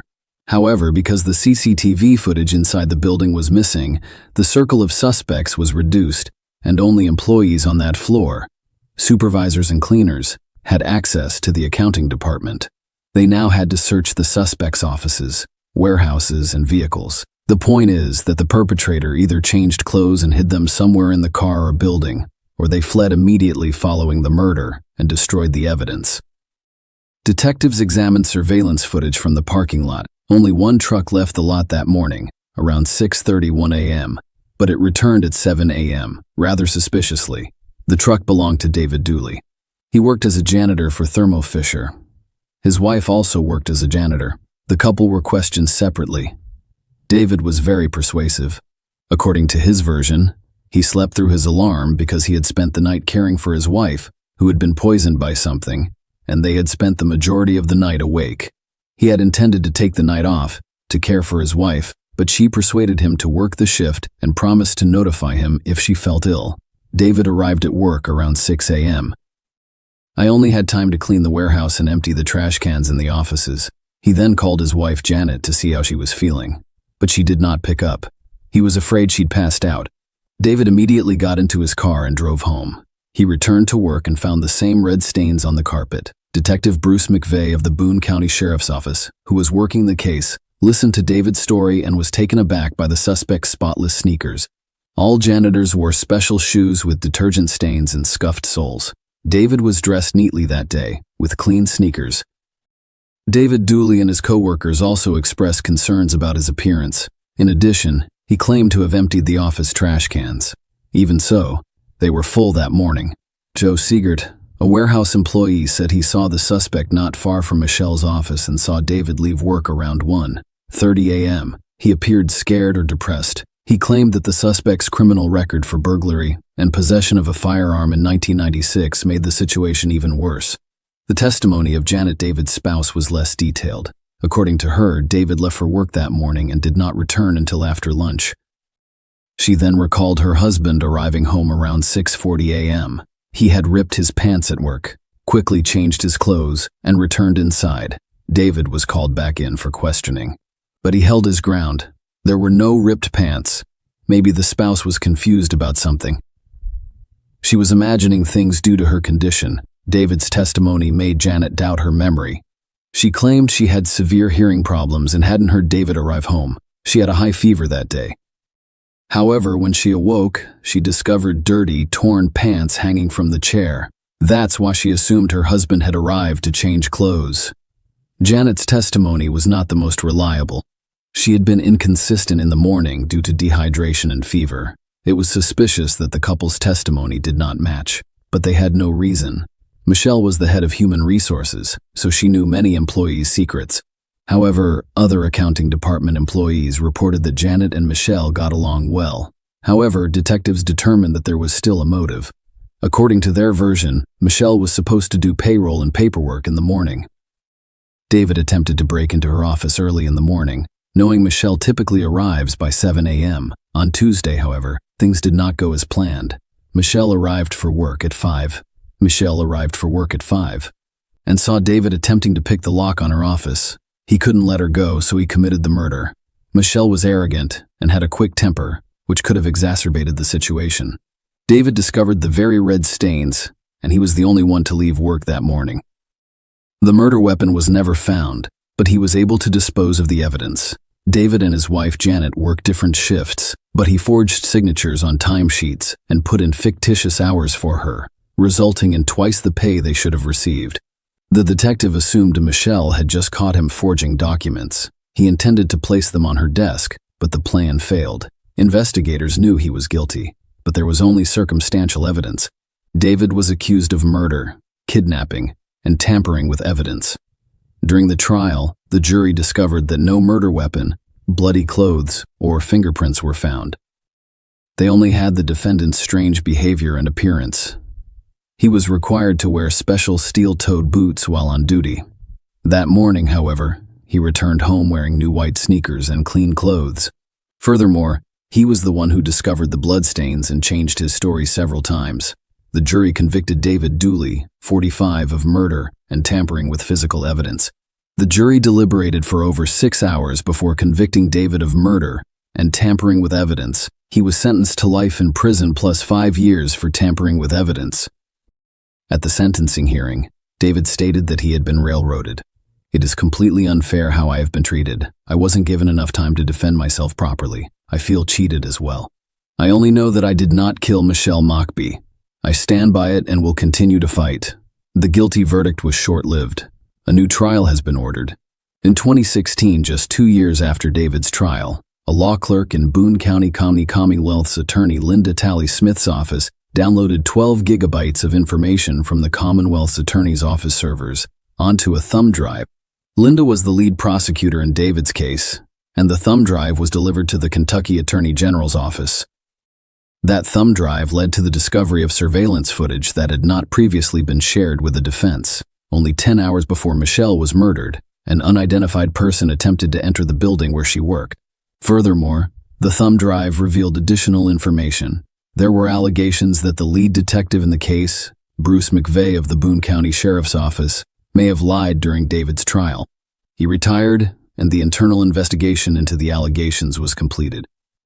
It was revealed that Bruce and Linda were having an affair, but they claimed it started after the trial ended. A judge ruled that the surveillance video was crucial evidence that had been withheld from the defense. Thus, a new trial was ordered. The prosecution relied on the same evidence as in the first trial. The defense followed a slightly different strategy. At David's second trial, they emphasized that the case against him was purely circumstantial, and that anyone else could have murdered Michelle.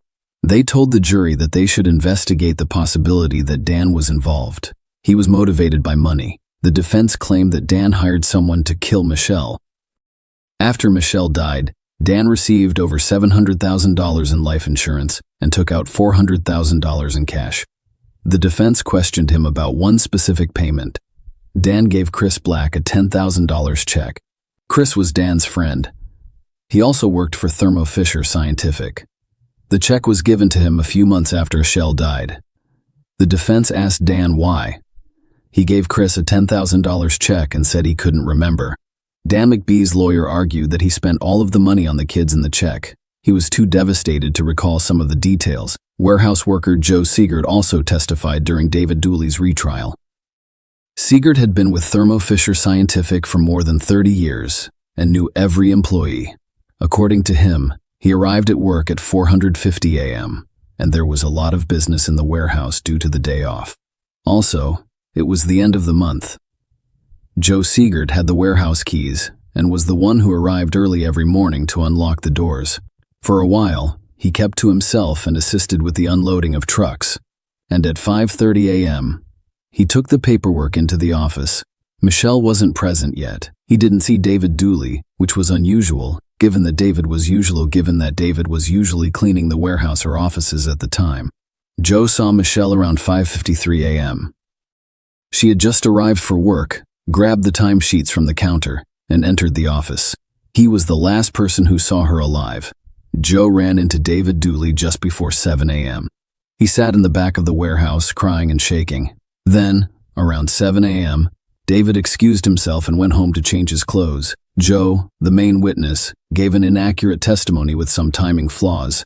Nevertheless, it was admissible. According to Joe, Michael may have been a pleasant woman in real life after the murder, as it was several years later.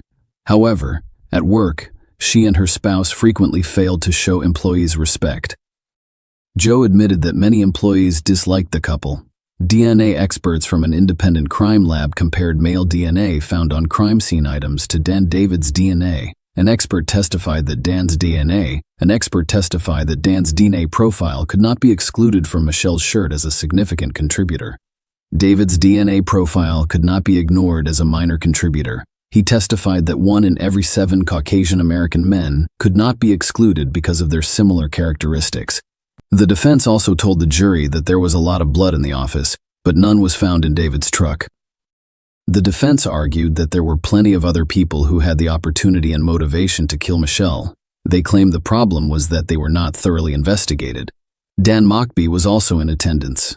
He was being interviewed as a suspect. Dan was the department manager. He could have given anyone access to the warehouse. Suspicious hatchets were discovered in his car, which he had allegedly purchased at a sale, but he could never explain why he spent all of the money he received from the insurance company. However, for some reason, he was still unable to pay for Michelle's memorial and remained in debt for funeral services. In addition, prior to the incident, the couple owed $70,000. Dan assured me that he knew nothing about it and that his wife handled the finances. 2 weeks before the murder, he purchased a computer and installed a program for deleting and encrypting files.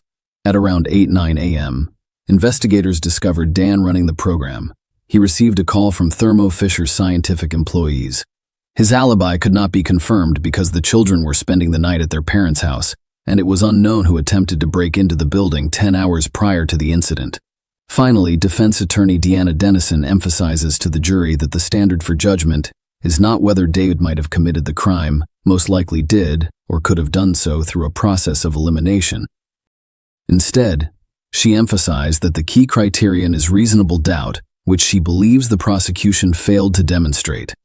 Dennis argued that the presented evidence did not establish a link between David and Michelle's deaths, and thus he should be found not guilty. The prosecution, led by Assistant Attorney General John Heck, countered during the closing arguments. Heck argued that, despite the circumstantial nature of the case, the accumulation of various pieces of evidence forms a compelling case, and he urged the jury to consider all of the evidence when rendering their verdict. Despite the defense's arguments, David was found guilty a second time and sentenced to 38 years in prison. Share your opinion with us in the comments, and subscribe to the channel for more.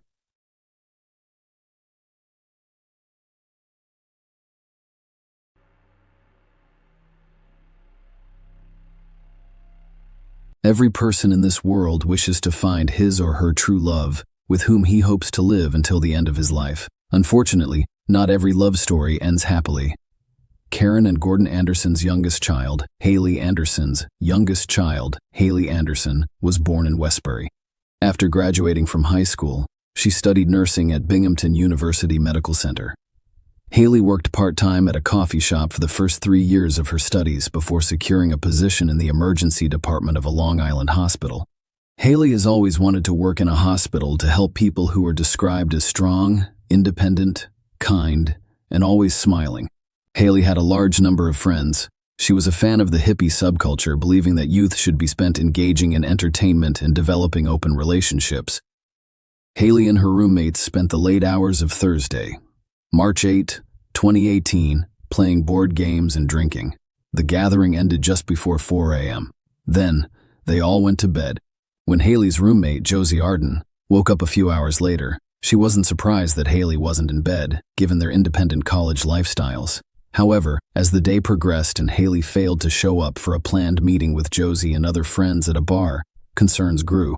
Notably, Haley had not posted anything on social media all day, and calls and messages to her cell phone had gone unanswered.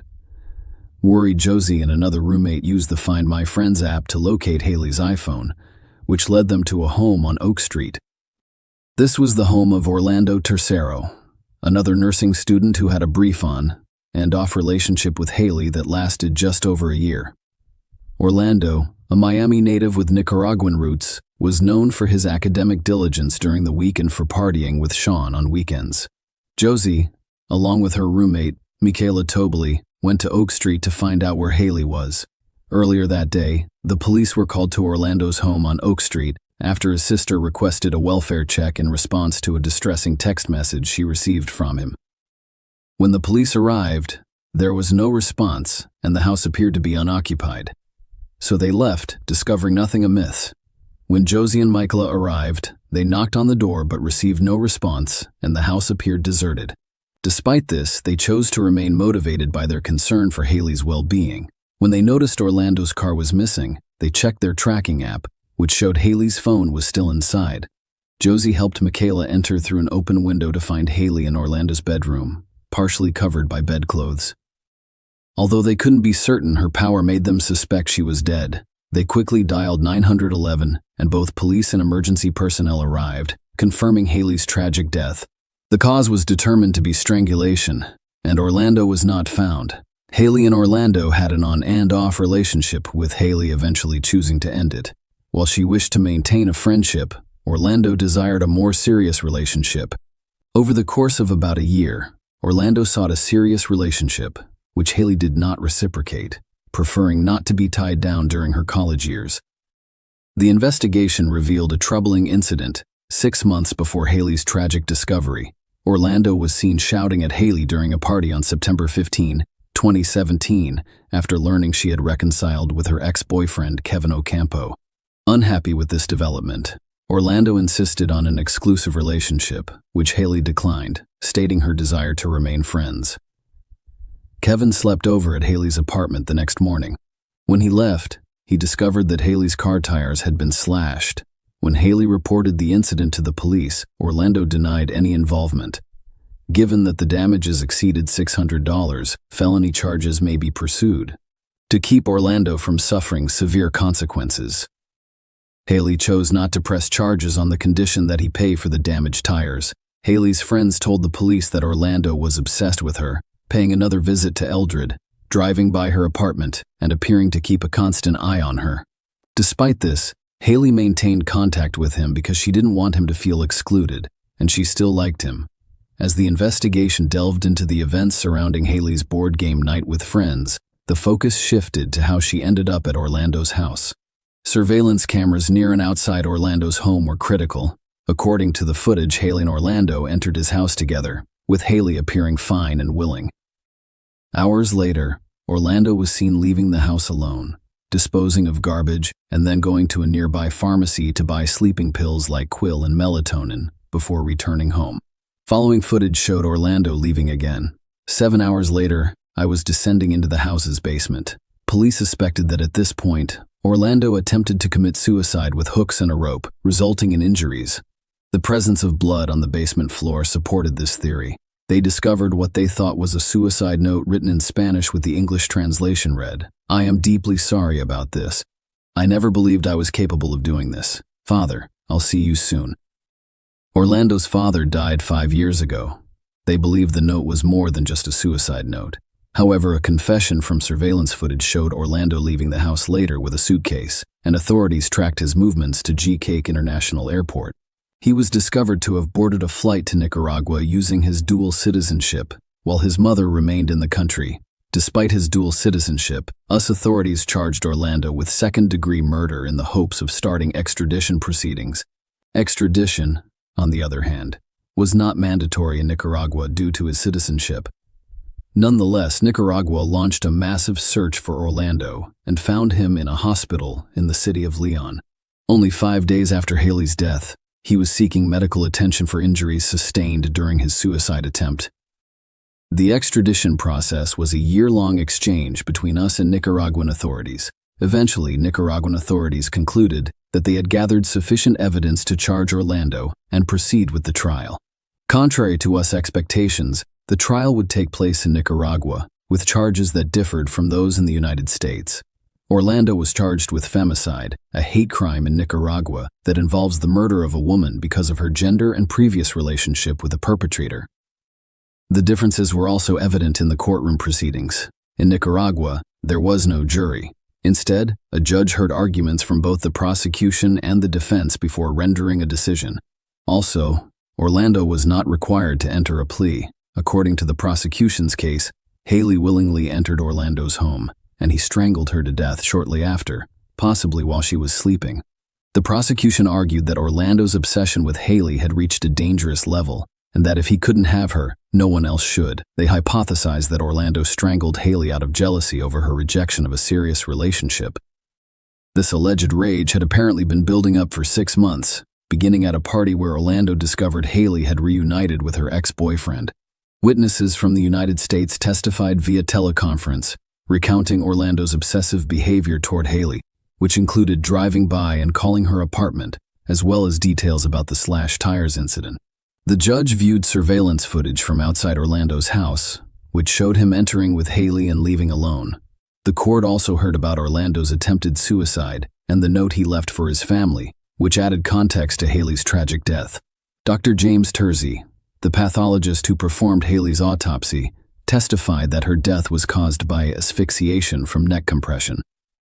The court learned that Haley was asphyxiated by manual neck compression, with an element of ligature strangulation visible due to the involvement of the necklace she was wearing. According to the prosecution, Haley was killed because she refused to be in a relationship with Orlando. He strongly disagreed with the defense press's conclusion that Orlando had no recollection of what happened that night. They claimed that Orlando was temporarily insane at the time Haley died as a result of his alcohol consumption. The defense only called one witness, psychiatrist Dr. Ronald Lopez Aguilar, to testify about Orlando's mental health. Dr. Lopez Aguilar informed the court that Orlando claimed to have no recollection of the murder. Orlando claimed that he drank heavily that night and awoke to find Haley dead, with no knowledge of what had happened. The psychiatrist also told the court that it was impossible to know Orlando's state of mind at the time of the murder. However, in terms of his current mental state, Dr. Lopez Aguilar claimed that there were no discernible issues. The defense contended that Orlando, who is not known for violence, may have been provoked, complicating our understanding of the events leading up to Haley's tragic death. After a 90-minute deliberation, Judge Fabiola Betancourt issued a verdict, finding Orlando guilty. She stated that Orlando's actions stemmed from his refusal to recognize Haley's autonomy in making relationship decisions. Judge Betancourt determined that Orlando killed Haley as a form of punishment for rejecting him.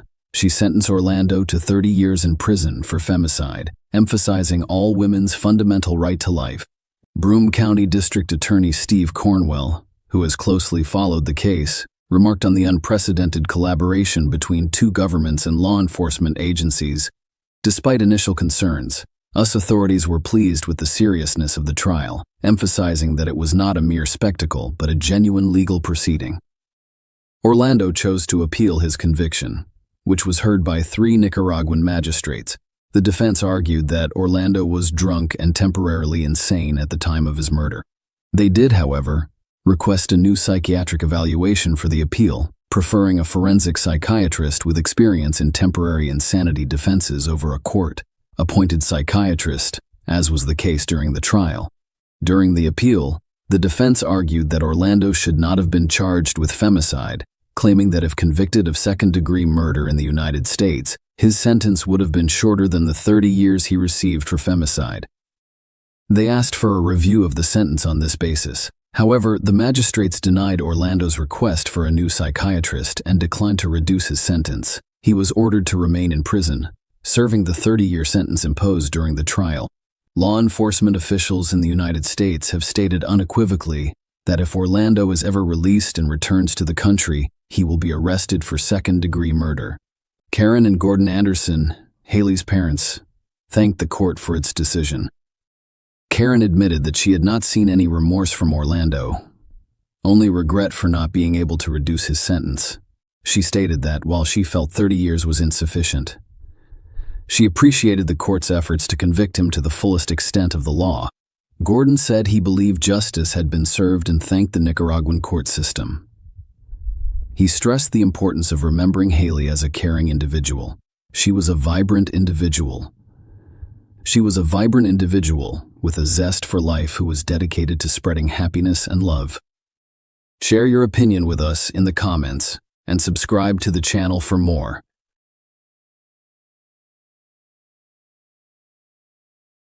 Hey guys, welcome to my channel, and today we're going to take a look at another horrible case with you. Nobody could have guessed that the couple had sinister secrets. She was an accomplished judge, and he was a successful lawyer. But a terrible thing happened. What began as a tale of love turned into an unimaginable tragedy.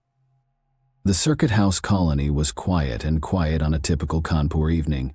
However, a mystery that would soon upend the life of Pratibha Gautam, a respected judge who had only moved to the neighborhood a few months earlier, was hidden behind the walls of one apartment in a government-provided residence. Pratibha, a civil judge at the local court, was renowned for her honesty and equity.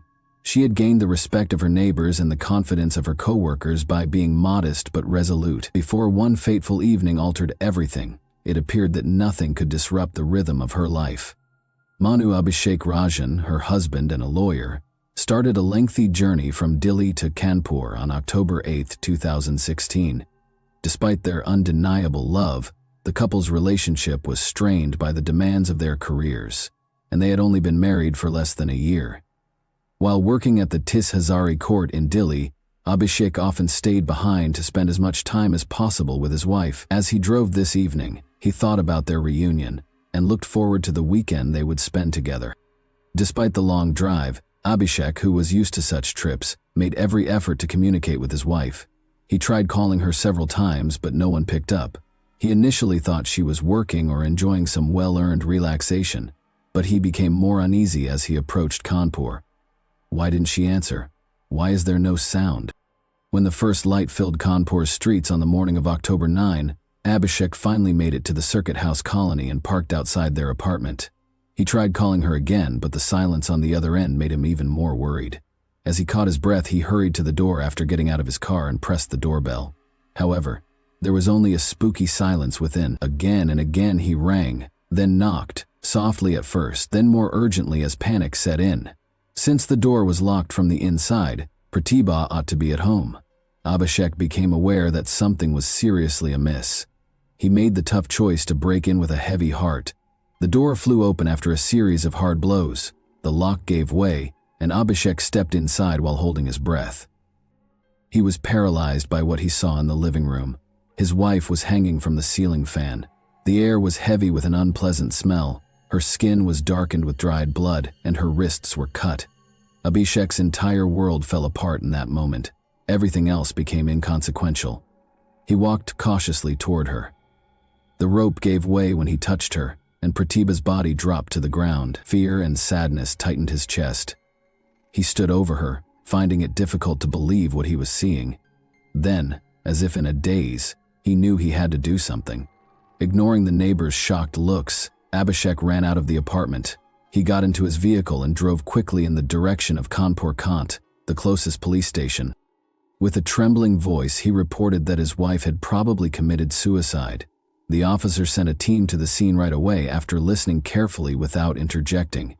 This signaled the start of an inquiry aimed at answering the numerous mysteries surrounding Pratibha Gautam's last hours. What had become of this powerful woman? Why had her life ended in such a terrible way? There was a spooky silence in the Circuit House colony as officers pushed their way into the apartment. They were shocked by the scene at once. The body on the ground was different from what Abhishek had first said. He claimed to have discovered his wife hanging from the ceiling fan. He clarified that he had taken her down in an attempt to assist in his panic.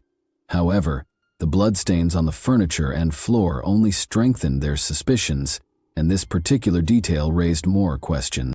Senior officers and forensic specialists soon showed up to start gathering evidence. While Abhishek watched, his hands shaking and his face displaying a mixture of shock and fear, they took pictures and collected tangible evidence. Neighbors were beginning to congregate outside, whispering and glancing nervously at each other about what might have happened in the judge's house. The small Uttar Pradeshi town of Orai is where Pratibha Gautam was born. Her mother taught her and her younger sister to be independent and persistent, and she grew up in a middle-class family with a father who worked at a bank. Early on, Pratibha showed an interest in law, and she relocated to Lucknow to attend university after high school. There, she not only graduated with honors, but also made the decision to become a lawyer. Her desire to become a judge eventually led her to Delhi, where she enrolled in graduate school. The pivotal moment in her life occurred in Delhi. She met Manu Abhishek Rajan, a young, ambitious lawyer who shared her desire for career advancement. Abhishek was born into a powerful family. His father, Judge Suresh Chandra Rajan, had a long career that included positions at the CBI and NGT, among other prestigious organizations. What started out as straightforward discussions between Pratibha and Abhishek regarding exam stress and career obstacles quickly developed into something more. Through long walks around the city, study sessions, and library visits, their friendship developed into a romantic partnership, and they soon made the decision to get married. But not everything went as planned. When Pratibha informed her parents that she intended to wed Abhishek, they reacted negatively. Since Abhishek was only an attorney, they felt that he was unfit to be their daughter's partner and that their daughter should have a higher status. Their objections were exacerbated by the caste differences. Nevertheless, the couple decided to fight for their future together because their love was stronger than what society expected. They both made the decision to apply for the junior judge exam in 2013. Pratibha gave her all to the preparation, attending specialized classes, studying at night, and taking practice exams. Her diligence paid off. She started training after passing the competitive exam. Sadly, Abhishek failed the test. Although it was a major setback, he decided to keep going and pursue a career in law, concentrating on criminal cases. They continued to have a solid relationship in spite of the disappointment. Pratibha Gautam began working as an associate civil judge in Kanpur in 2015. She soon proved she was capable of handling the responsibilities and demands of the position, which called for complete dedication. She quickly gained the respect of her peers in the local court due to her fairness and strong work ethic. Abhishek Rajan, meanwhile, pursued his legal career at Delhi's Tis Hazari Court, where his professionalism and tenacity won praise from peers. On January 29, 2016, they took a risky move. They got married in secret at Delhi's Arya Samaj temple. This was a planned move to take charge of their future rather than an act of impulsive behavior. They chose not to tell them since they were aware that neither family would be happy about their union. Only a few close friends who assisted in planning the event attended the low-key ceremony. They kept their marriage a secret from their families until shortly after it was formally registered. The couple made an effort to patch things up with their family after the wedding. Pratibha was eventually accepted as a daughter-in-law by Abhishek's family, who also showed interest in her life.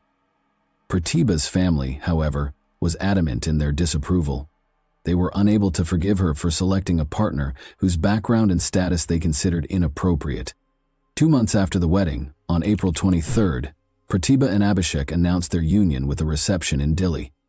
The celebration was lively and joyful, but it was clouded by Pratibha's parents' absence. It wasn't until after the wedding that her parents learned about it. They refused to accept Pratibha's decision and remained aloof, despite her repeated attempts to make amends. Pratibha found this difficult and hoped that their feelings would eventually soften, but that time never arrived. Abhishek and Pratibha ultimately made the decision to relocate to Kanpur. In the respectable Circuit House colony, Pratibha was given government housing.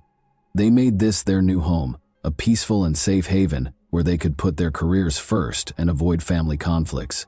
After a few months in Kanpur, Abhishek went back to Delhi to carry on with his work. It was 6 months into their marriage. They continued to support one another, stay in close communication, and get together whenever they could in spite of the obstacles, distance, family strife, and the pressure of their demanding careers.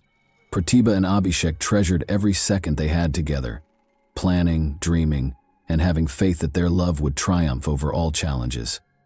When Abhishek got to Kanpur early on October 9 to see Pratibha, he discovered her dead in their apartment.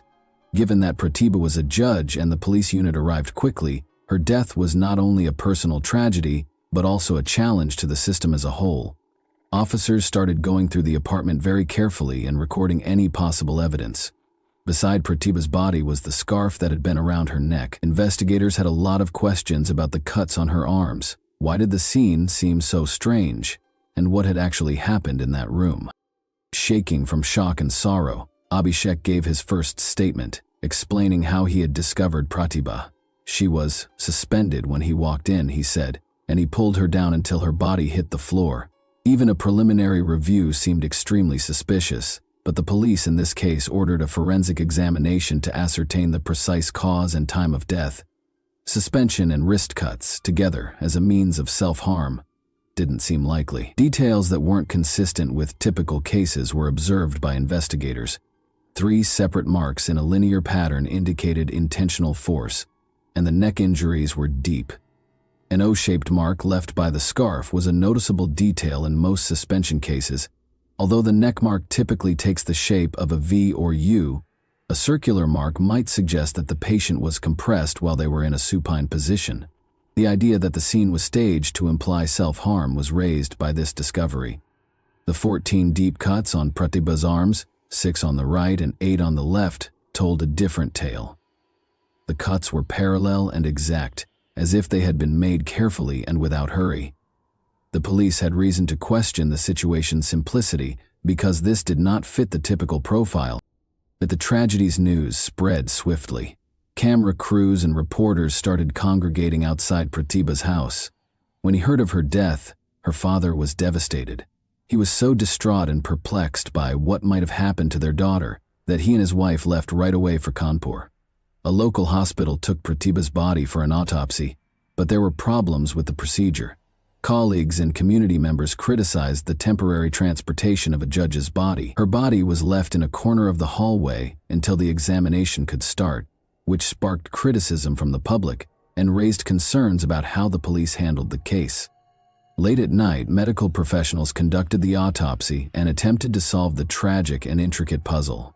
Abhishek frequently described how he discovered his wife in that depressing condition, but it became evident that something was amiss when the forensic team showed up. He brought up the ceiling fan, which was questioned. He claimed that even though Pratibha had been suspended from it, the mystery was only made more complex by the bloodstains on the fan blade. The smudges were long, as though her arms had simply touched the blades, devoid of the typical patterns of spatter that accompany physical injury. The scene looked too neat, too perfect. There were questions about the ceiling fan itself. It was obviously not strong enough to bear an adult's weight. There were no indications of bending or damage, which would have been expected from a real attempt to use it. Investigators were beginning to suspect a problem. Abhishek claimed that in order to enter the apartment, he had broken down the door. "I have to force it open," he insisted. Investigators soon discovered, though, that the lock was merely minor damage and was still operational. He claimed a forced entry, but the door opened and closed without any problems. It wouldn't have worked so well if it had been disassembled. The police's suspicions of Abhishek were strengthened by this detail. The physical evidence didn't seem to support his version of events. The lead officer concentrated on getting all the details straight during the interrogation. Abhishek meticulously detailed his journey from Delhi, including every stop and piece of evidence, including his call logs, toll receipts, and surveillance footage. He said that during his journey, he made several calls to Pratibha. It seemed suspicious that he provided so much information without much prodding, as if he had foreseen the questions and had prepared his responses beforehand. The police demanded that Abhishek stay for additional interrogation, despite his repeated requests to be released, claiming that he had done everything in his power to aid the investigation. Being an accomplished attorney, he was aware that there might be many details at the crime scene that could be important, and his in-depth familiarity with these details made his story seem too polished and well-rehearsed. But when investigators learned that Abhishek did not call the police right away after finding Pratibha, the real questions started to come to light. The police station was a mile or two from the apartment, so he got in his car and drove there instead. Most people would automatically contact emergency services right away in such a circumstance, but Abhishek would not. He clarified that he wasn't sure what to do and was in shock and confusion. Although he only went to the station once, he said he had attempted to get help twice. Investigators thought they were dealing with something much more complicated than it initially seemed because of the contradictions, strange details, and disparities in his story. Even with his assured answers, Abhishek was beginning to come across as someone who knew the answers to every question, but the reality of what actually transpired on that fateful day was still unknown. Investigators understood that Abhishek might hold the secret to solving the case, and that the solution was still a ways off. Security kept a close eye on everything that took place in this residential colony. It had security posts and guarded entrances, and was inhabited by senior government officials. But Abhishek didn't ask the guards for assistance when he realized the apartment door wouldn't open. Why not?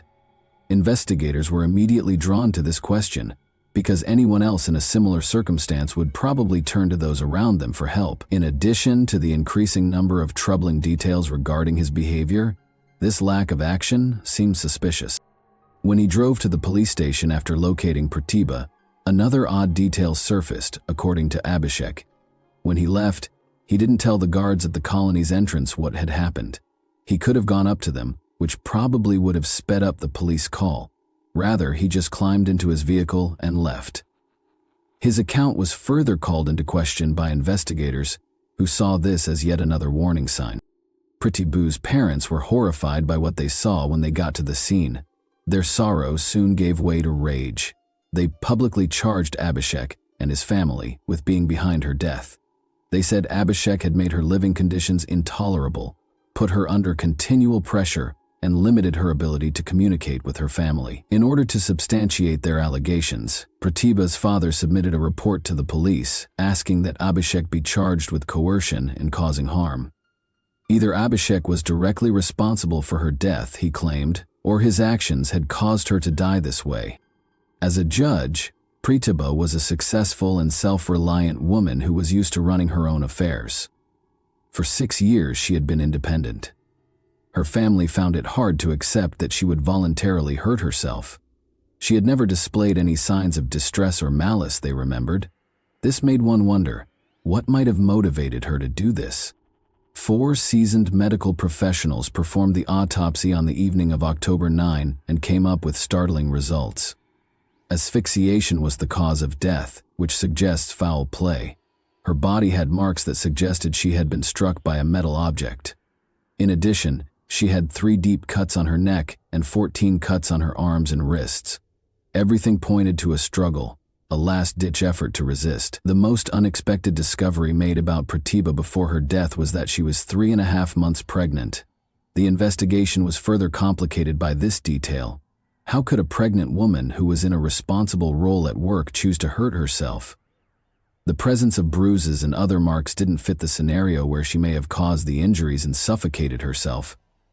Why did her body show so many signs of damage? Abhishek started to exhibit signs of discomfort as the questioning went on. His answers, which had been confident, became uncertain. Investigators took notice of his hesitation and self-contradiction. He might be concealing something, and these were obvious clues. He was eventually arrested for additional interrogation. The police were aware that this case needed to be handled carefully. Abhishek practiced law. His brother-in-law was a prominent figure in the judiciary, as was his father, a retired judge. Any mistake could have dire consequences. Public pressure and his family's influence were major factors when Abhishek appeared in court to set bail terms. The judge restricted his confinement to 7 hours rather than the usual amount of time. Investigators and Pratibha's family members were not happy with this decision because they thought Abhishek was treated too lightly, considering the seriousness of the charges. Pratibha's body was given to her family after the autopsy was finished. Her parents, siblings, and other family members were devastated. They remembered how Pratibha had sounded quiet when she called home in recent months. She avoided talking about her personal life and shared few details, and now all those little clues seemed like warning signs they might have missed. The case became more complicated every day, and the solutions appeared farther off. After seizing Abhishek's phone, the police started going through all of his emails, calls, and messages. They found that during the past few months their relationship had becoming more tense. Nearly every message from Abhishek was tinged with annoyance, and they frequently argued about their plans for the family and the future of their child. Although no one was yet certain of the extent to which these sinister undertones would spread, this increased the investigators' suspicions. Abhishek had to endure hours of interrogation while the investigators watched him. With every new question and piece of evidence, the pressure increased and his burden grew heavier. Abhishek finally broke down and said the words that changed everything one day.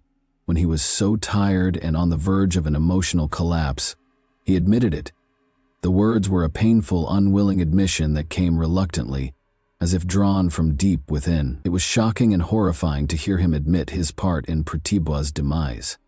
Abhishek disclosed that his thoughts and feelings were distorted by years of internalized jealousy and resentment.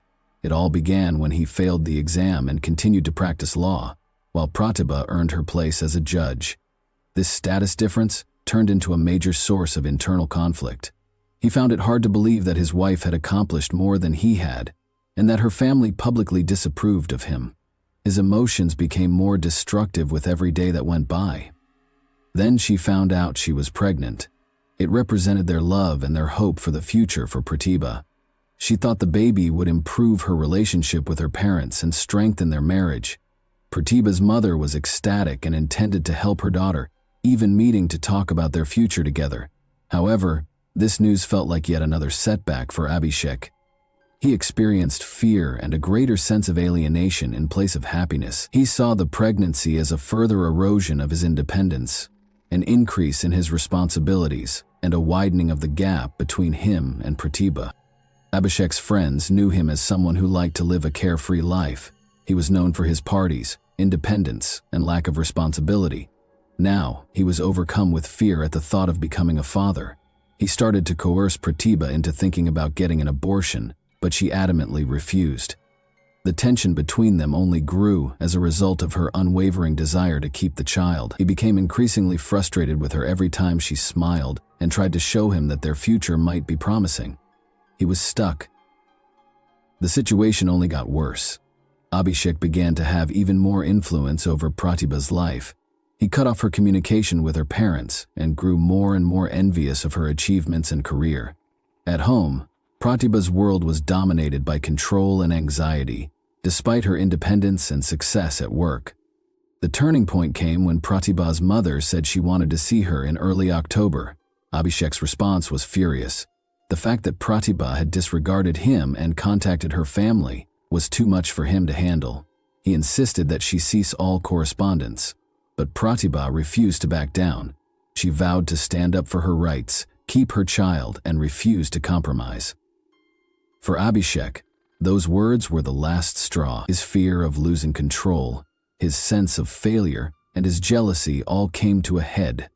Her strength and independence were too much for him to handle anymore. On that fateful day, things got out of hand. Now that he was seated across from the investigators, Abhishek talked about his anxieties, his overwhelming jealousy, and how he couldn't tolerate her independence and success. The investigators, however, believed there was more to the story even after his admission. The deeper secrets of their relationship had not yet been revealed, and it appeared likely that Abhishek had only told a portion of the truth.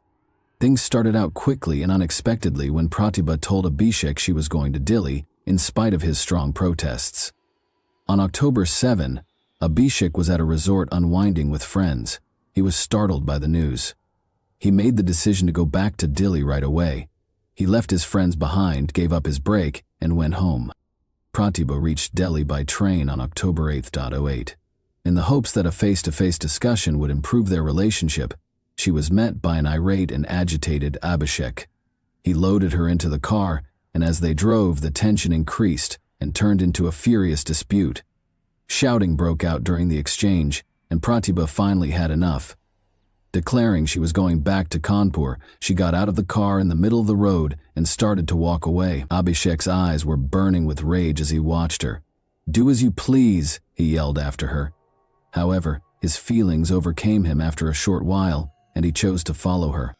It took Abhishek about 9 hours to drive to Kanpur during the night and arrive at Pratibha's apartment in the posh Circuit House colony. On the morning of October 9, it was around 5 or 5:30 in the morning. Since most neighbors kept to themselves and the colony was known for its security, he had some leeway to act undetected. The tension that had grown over the previous few months exploded when Abhishek walked into the apartment. He started slapping a stick at Pratibha. She tried to stop him, but he persisted. As the blows did not satisfy his rage, he cut her arms, body, and neck with a blade. Despite her best efforts, Pratibha lost consciousness and fell to the ground. Abhishek intensified his actions upon realizing she was still alive. He reached for a scarf, pulled it tight around her neck, and held it there until she exhaled. Breathless, standing over her, he started to realize the seriousness of his actions. He needed to hide his tracks now. He tried to hang Pratibha from the ceiling fan to make it appear as though she had committed suicide, but the fan was not strong enough to support the weight. It looked like it might shatter. Abhishek left her body on the ground after realizing that this plan would fail. Knowing that it might expose his intentions and motivations, he swiftly looked around the apartment for anything that might implicate him and took Pratibha's phone. Trying not to draw attention, he left the apartment at around 6 in the morning and made his way to his car before leaving the Circuit House neighborhood. However, he did not immediately call the police. Rather, Abhishek paused on a calm Kanpur street to collect his thoughts and prepare his statement to the authorities. Every detail would be important, he knew. He didn't visit the Kanpur Cant police station until 3 hours later, at approximately 9 in the morning. He claimed to have discovered Pratibha, dead in the apartment, when he reported her death there. Inconsistencies in his behavior were immediately observed by the police. Why hadn't he reported the incident sooner? Why hadn't he gotten help right away, rather than taking some time to think about what to do next? The investigators were particularly interested in these questions. Abhishek was taken into custody for additional interrogation after making his initial statement. The police started a thorough investigation of the crime scene in the meantime. The scarf that was used to kill Pratibha was discovered, but the blade that was used to injure her was gone. Suspicions increased as a result. Abhishek had obviously tried to conceal evidence and mislead the investigation, indicating that a comprehensive and intricate investigation would be necessary to find the truth. Abhishek put Pratibha's driver and housekeeper on leave the day before the incident, which at first glance appeared to be a random coincidence, but turned out to be a component of his scheme. Following Abhishek's arrest, his parents promptly fled, evading all police requests. After taking notice, the court ordered the seizure of their assets and issued an arrest warrant for them, pending their appearance for interrogation. Abhishek's parents appealed to the Supreme Court in an effort to defend themselves. They were successful in getting the warrant temporarily stayed, but on October 18, the court in Kanpur ordered their voluntary surrender. To cooperate with the current investigation, Abhishek's parents showed up at the chief magistrate's court. Abhishek, meanwhile, tried several times to get bail. He filed petitions with the Supreme Court, the High Court, and the Session Court, among other courts. But every request was turned down. He could not be released due to the seriousness of the charges and the possible danger to the investigation. After several years, Abhishek had been incarcerated for almost 5 years by 2022. After a protracted legal battle and multiple appeals and counter-motions, the High Court finally granted him bail in April 2022, but this was only a short-term solution. The case was still being reviewed, and a verdict has not yet been rendered. Despite all of their efforts, Abhishek's family persisted in demanding his exoneration, while the police and prosecutors persisted in their attempts to establish his guilt. Both parties are still engaged in a fight for justice, while the investigation continues, and the final ruling is still pending. And that wraps up today's chilling story. If you enjoyed this video, don't forget to like and subscribe so you never miss a new upload. Also, let me know in the comments what part of this story shocked you the most. Thank you for watching, and I'll see you in the next video.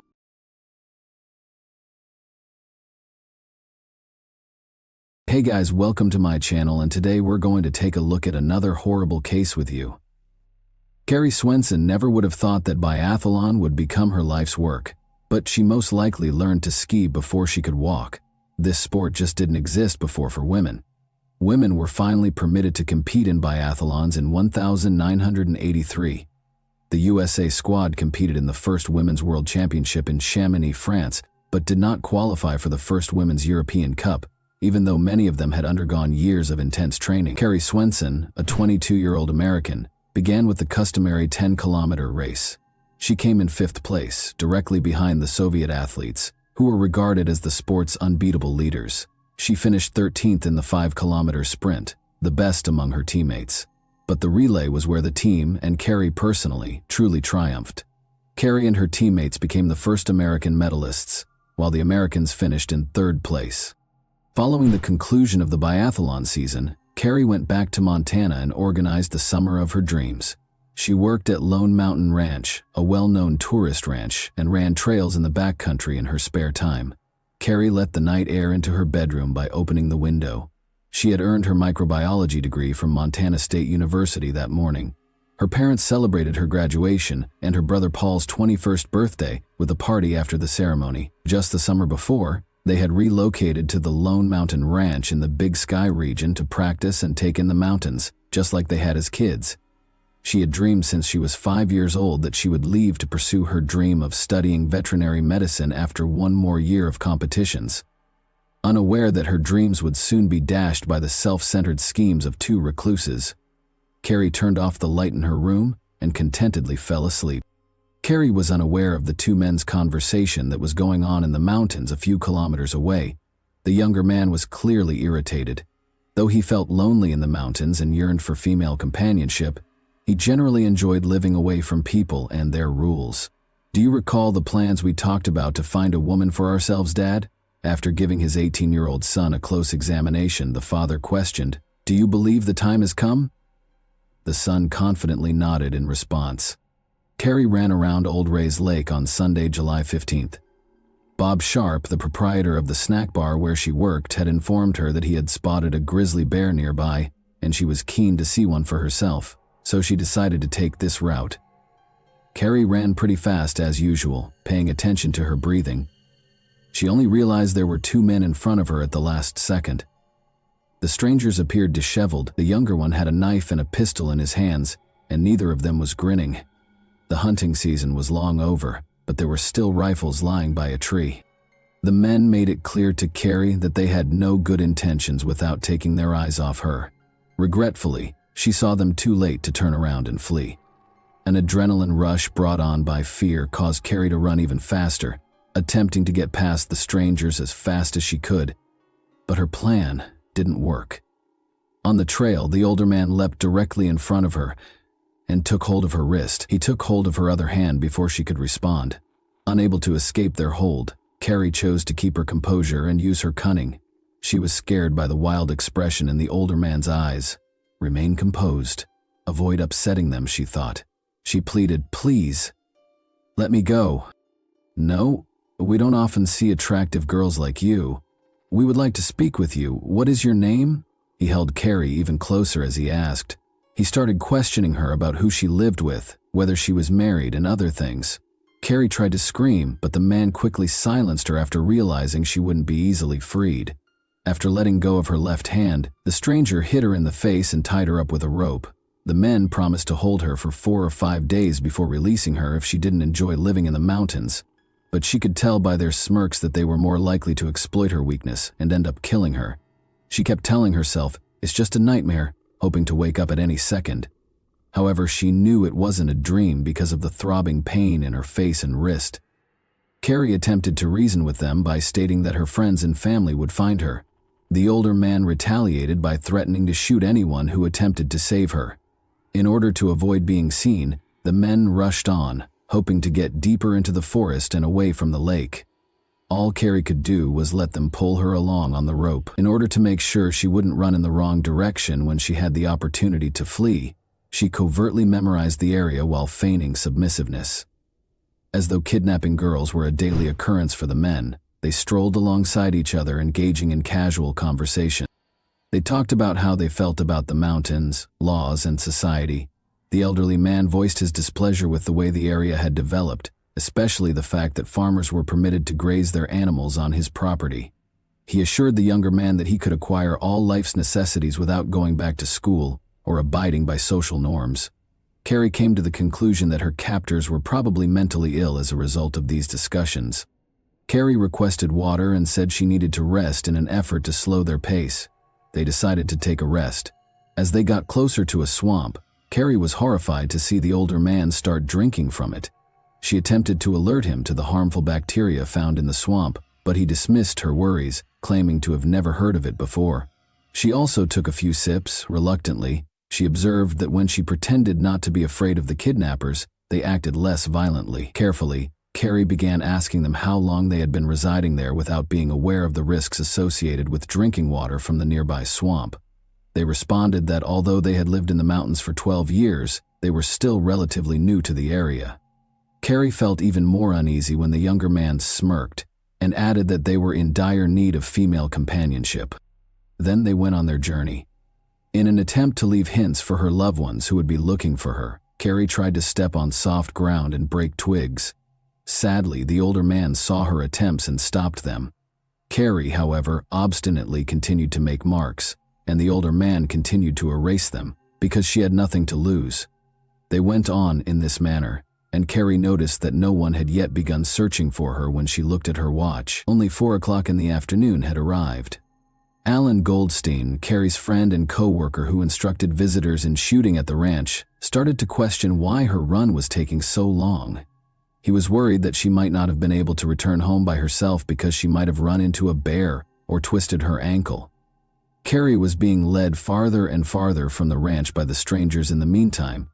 They asked her whether she could walk 60 kilometers in a day. After talking about how far they needed to go, she declined to respond. It was impossible for her to tell her captors that she could run 50 kilometers in hilly terrain while training. They might go more slowly if they believed she was weaker than she actually was. Now she was certain they would not allow her to survive. Not today. Not in 4 or 5 days. They wouldn't give up their valuable independence for her. Carrie kept studying the men quietly. They were remarkably similar to one another in addition to having a similar philosophy. Her suspicion that they were father and son grew. Carrie was aware that people would soon begin searching for her, but nothing had scared her more than the idea of her parents or friends becoming the victims of her captors. Making an escape was one way to avoid this. She changed her strategy after pleading failed. "Change your tactics when you're losing," her tennis coach would often say. "When you have the chance to alter your approach, why keep playing a losing game?" Before deciding to take a night's rest at around 5 o'clock, the men chained her to a tree, drastically reducing her chances of escaping. Carrie was the centerpiece of the feast that the black flies and mosquitoes were enjoying. She was tired, thirsty, hungry, and afraid for her life. Now chained close to the tree, she saw a number of rocks, one of which might be used to break a chain link. It was time to try the new tactic. At night, Carrie made the decision to become intolerable. "Hey, standing by the tree is getting old to me," she insisted. "Leave the chain loose so I can sit down." Despite their confused expressions, the men let her sit. She tried to reach for the rock in private, her eyes closed as though she were sleeping. Sadly, the younger man saw her attempt and took away every rock within her reach. She kept acting rude and demanding feminine products at around 8 p.m. because she was freezing and the mosquitoes were driving her crazy.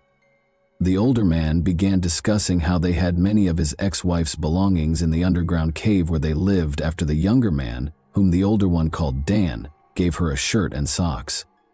He continued by saying that those caves were very comfortable and that they would never be discovered there. In the distance, Carrie heard a voice. Regretfully, her captors also heard it. A plane appeared in the sky at the same time. Carrie was unaware that the plane was looking for her, but the men were startled and put out the campfire right away. It is obvious that they were surprised that someone would look for the hostage so quickly. The plane circled the forest for about an hour before taking off. Carrie waited anxiously for the night to come and to see what they would do to her. But as they sat quietly by the smoldering fire, they left her alone. When night fell, they lay in one sleeping bag and gave her the other. Carrie's coworkers became increasingly concerned as the sun started to set. They began looking for her 2 hours after she was expected to arrive at work. Carrie's friends and family split up into 4 groups and were each given a specific area to search. In order to get assistance flying over the forest, Carrie's father, Rob Swenson, contacted a friend who was a pilot. He was filled with fear when Bob Sharp told him that Carrie might run into a grizzly bear on that trail. For several hours, the teams combed the areas where Carrie was likely to run while calling her name. However, they had to halt the search as night fell. When their father got back from the airstrip, Carrie's brother Paul discovered him at the ranch. His father appeared pale and anxiously restless. Paul went to his room and asked his father to notify him as soon as there was any update on Carrie because he needed some alone time. After a hasty shower, he collapsed on his bed. Then he caught sight of Carrie. Like a captive animal, she was chained to a log. Nearby, the men sat around the campfire. His sister was in tears. Paul hoped it was only a bad dream when he woke up from this terrible nightmare, not knowing what it might mean. They would resume their search as dawn broke, and they would undoubtedly locate her in the morning. To Carrie's surprise, the captors only moved the camp roughly 50 meters from the original campsite when they made the decision to move it. Dan didn't think twice about using his gun to go hunting and shoot a squirrel for breakfast, in spite of the continuous search for her. The older man insisted that Carrie turn over her shorts while Dan was making breakfast, claiming that their vivid red hue drew too much attention. After taking them, he returned to the former campsite. This gave Carrie a chance to speak with Dan alone. By claiming that he was too young for such crimes, she attempted to convince him to allow her to return to her family. Dan said, "No, you're cute, and you'll stay with me," after giving her a close look without showing any signs of regret, worry, or a smile. Carrie received her shorts, which were smeared with soot from the earlier campfire, from the second kidnapper when he returned. Carrie began putting on the shorts in her sleeping bag while fighting back tears. She was nearly finished when she noticed someone flat on the ground and heard rustling in the bushes to her right. Dan sprang to his feet and pulled his gun from its holster. Carrie yelled, "Remain back! Keep your distance! They will shoot because they are armed!" "Stop talking!" The older man grabbed his rifle and gave an order. "Get out!" "They will murder you!" Carrie yelled once more. Abruptly, a loud noise reverberated and she was flung back. She smelled the gunpowder and felt the searing pain pierce her chest. "I didn't mean to shoot her," Dan said again, startled. "I didn't mean to." Amazingly, Carrie believed she had been shot right before rescue arrived. No attempt was made by the kidnappers to assist her, but someone else appeared from the bushes to the left. It was Jim Schwalbe, another ranch worker. Evidently, he was unaware that the kidnappers were criminals and thought they were a rescue team attempting to assist Carrie, possibly hitting her by accident while frightening off a bear. Jim dropped his backpack on the floor and hurried over to Carrie. Only then did he realize the truth when he noticed the chain around her waist beneath the sleeping bag. While he was still being threatened with the rifle, he insisted that the older man take Carrie's chain off of him. Dan dropped his gun to the floor and removed the chain's key. Jim then told Alan Goldstein, one of the kidnappers, to flee for assistance. However, it seems that Alan had already discovered their true nature. The kidnappers were surrounded by 200 people, so he yelled that he was armed and told them to surrender. Carrie let out a painful scream as Dan yanked the chain violently. The older man pointed the rifle at Alan as Jim turned to face them. "No!" Carrie let out a gasp. Everyone heard something fall in the grass and heard a shot. The kidnapper had already vanished from view when Jim hurried to the fallen friend. Jim was already too far away when the older man reloaded the rifle and pointed it in his direction. With haste, the abductors stuffed their things into their backpacks, removed the chain, and even threw Carrie out of her sleeping bag, claiming she would no longer require it. Carrie and Alan lay on the cold ground, and they did nothing to help them. Carrie could hear Alan's radio crackling, but she dared not try to get to it because he was lying too far away. Her whole body felt cold, and she tried to crawl toward the extinguished fire with what was left of her strength. Hoping there were still warm logs to help the leaves catch fire, she tossed some leaves and twigs toward the fire while lying on her stomach. Carrie lost consciousness when she attempted to blow on them because she was too weak. An army of black ants raced toward her blood-soaked shirt as she awoke. No, she chased them off. She was reminded of her desire for life by these ravenous insects. Alan had fallen too far away for her to help him find the radio, but then she saw Jim's backpack close by. After struggling to unfasten the backpack with her icy fingers, she discovered a sleeping bag, a chocolate bar, and a water bottle inside. There was no radio. After successfully inserting her legs into the sleeping bag, Carrie opened the water bottle to find some warmth. She took a sip of what turned out to be warm lemonade and nibbled on the chocolate bar. Carrie attempted to approach Alan once more, but this time she had to pull the sleeping bag with her. She couldn't help but think of her brother Paul's reaction when he saw her crawling on the ground like a caterpillar. He would most likely chuckle and encourage her at every turn. She laughed at the absurd ideas that crossed her mind during these times. Unaware of the situation, other search teams carried on their work about 1.5 kilometers away from the shootout. Jim Schwalbe, breathing heavily, abruptly cut them off. To those around him, he yelled, "There were two guys. When Carrie yelled at us to keep away, they shot her and tied her to a log." "Is she alive?" Bob asked him. "She was when I fled, but she was shot by that scoundrel, and Alan was struck in the head by the elderly man." Carrie was losing life with each breath. The bleeding worsened as breathing became extremely challenging. She instinctively made a choice. She closed her eyes and found herself back on the biathlon track, where, like speed and accuracy, athletes systematically practice their breathing technique. Carrie was able to slow down her bleeding and heart rate by focusing and breathing very slowly, almost like in yoga. Strangely, the annoying flies that buzzed around her kept her awake. Jim was on her mind. Unless he encountered the kidnappers once more, he ought to have brought assistance by now. A few hours later, that grating buzzing noise was back. Searching for the source, Carrie noticed a helicopter hovering over the treetops. People were looking out of it as it paused right over her. "Please, locate us as soon as possible," she begged in silence. She heard the sound of a radio and the crack of branches as the helicopter took off. "Aid!" With all the strength she had left, she let out a cry. "She's right here," someone yelled. "We located her. Carrie, are you all right? Do you hear me?" "Yes," she said in response to a man's question. All she could do was smile, wishing she could yell, scream, or thank them for finding her. It was difficult to see what was coming next because her eyelids felt heavy, like they were made of lead. The police worked tirelessly to track down Carrie's kidnappers while she was being transported to the hospital. They had no idea that it would mark the start of a months-long search. The two fugitives are the only ones who are familiar with the hundreds of kilometers of local mountains and forests. For 5.5 months, the kidnappers were able to successfully elude the police, and the media romanticized their image, portraying Dan as a handsome prince and the other man as a strict and affectionate father. A local businessman even expressed interest in selling T-shirts featuring their pictures. The victims of their crimes were ignored by the journalists in the interim. Then, roughly 2 weeks prior to Christmas, Sheriff Johnny Frantz got a surprise tip. In the woods on his ranch, one of his family members spotted smoke. Frantz knew every inch of that ranch, having grown up there. The radio had sporadic signals in the mountains. It was dark, and the criminals might vanish at any time. The sheriff, however, hurried to their camp. Years later, he joked, "Why did I go there alone? Because that's what I was paid for. He came as fast as he could on a snowmobile, found the father and son, and was aiming for them. Without hesitation, the father drew his rifle and vowed to shoot.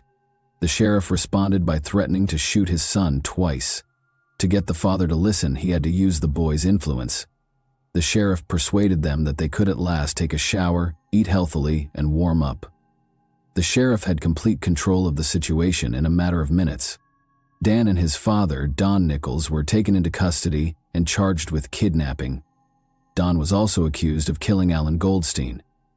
It was disclosed during the trial that the men had plotted the abduction for a number of years. About 5 or 6 years ago, Don Nichols bought a chain for his future bride because Dan wouldn't live in the mountains without a woman, and not all girls would accept their lifestyle. Carrie was meant to be the mother of his son's future children, and he had aspirations of starting his own clan and living apart from society. Don was released in 2017 after receiving an 85-year prison sentence. Dan only spent 6 of the 20 years he was sentenced to in prison. With his marriage, education, and decision to assist those with disabilities, it appeared that the young man had changed his life. He was, however, arrested once more in 2012 in relation to illicit substances. After spending 8 days in the hospital, Carrie started pushing the limits of her physical capabilities and conquering pain to hasten her recuperation as soon as she was released. Carrie recovered sufficiently by 1,986 to compete in triathlons in Oslo, Norway.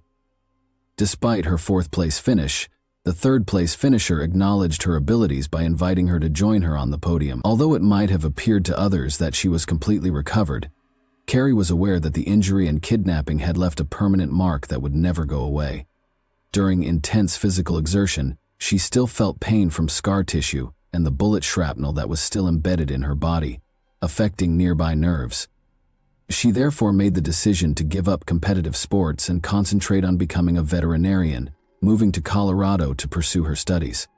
Carrie Swenson, who has loved the outdoors since she was a young child, is a veterinarian in Bozeman, Montana, and still enjoys it today. She has turned into a harsh critic of the media's coverage of the kidnapping and hardly ever discusses what happened. She felt that the romanticization of the murderers and kidnappers as rugged mountain men skilled in wilderness survival was particularly inappropriate. Additionally, she thought that the media greatly minimized the emotional trauma of the kidnapping by making it seem more romantic than it actually was in the hands of the mountain people. The Nicholses may have lived in the mountains at times, but they couldn't survive there. At least, not without theft and robbery. Often leaving the woods for months and buying modern equipment, in the end they were so easy to catch because they froze, starved, and grew tired of mountain life. They are no true mountain men, Carrie wrote in a 2012 article for the local newspaper after Dan was arrested once more. And that wraps up today's chilling story. If you enjoyed this video, don't forget to like and subscribe so you never miss a new upload. Also, let me know in the comments, what part of this story shocked you the most? Thank you for watching, and I'll see you in the next video.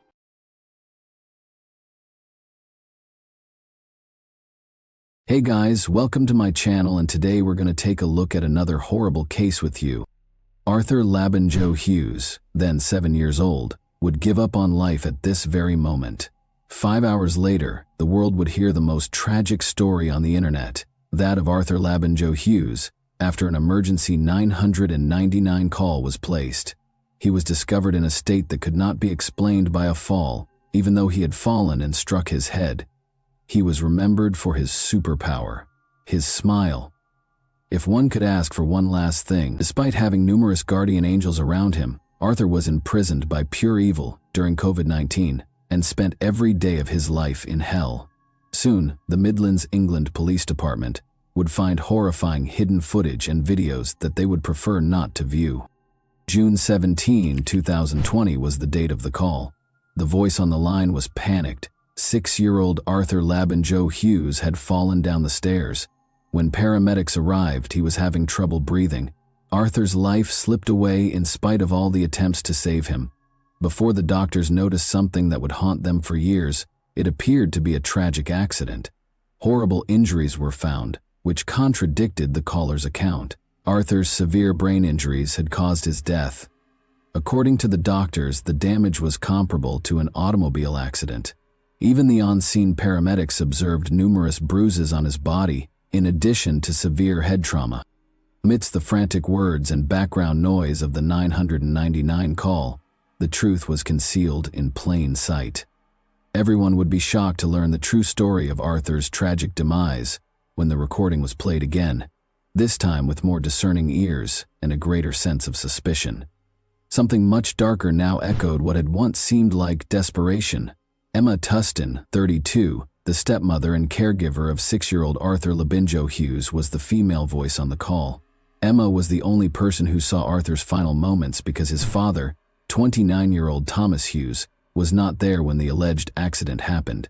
She was also the one who explained how Arthur got hurt and escorted him to the hospital. However, there was a problem with the doctors. They called the police because of their suspicions, and detectives soon began requesting Emma's first formal statement.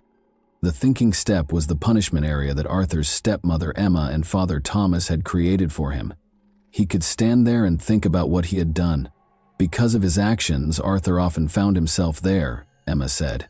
However, Arthur was particularly impolite and violent on the night of June 17, 2020, the day he passed away. Emma started crying as she described the mischievous child who had mistreated her. She asserted, like many other stepmothers, that her love was not returned.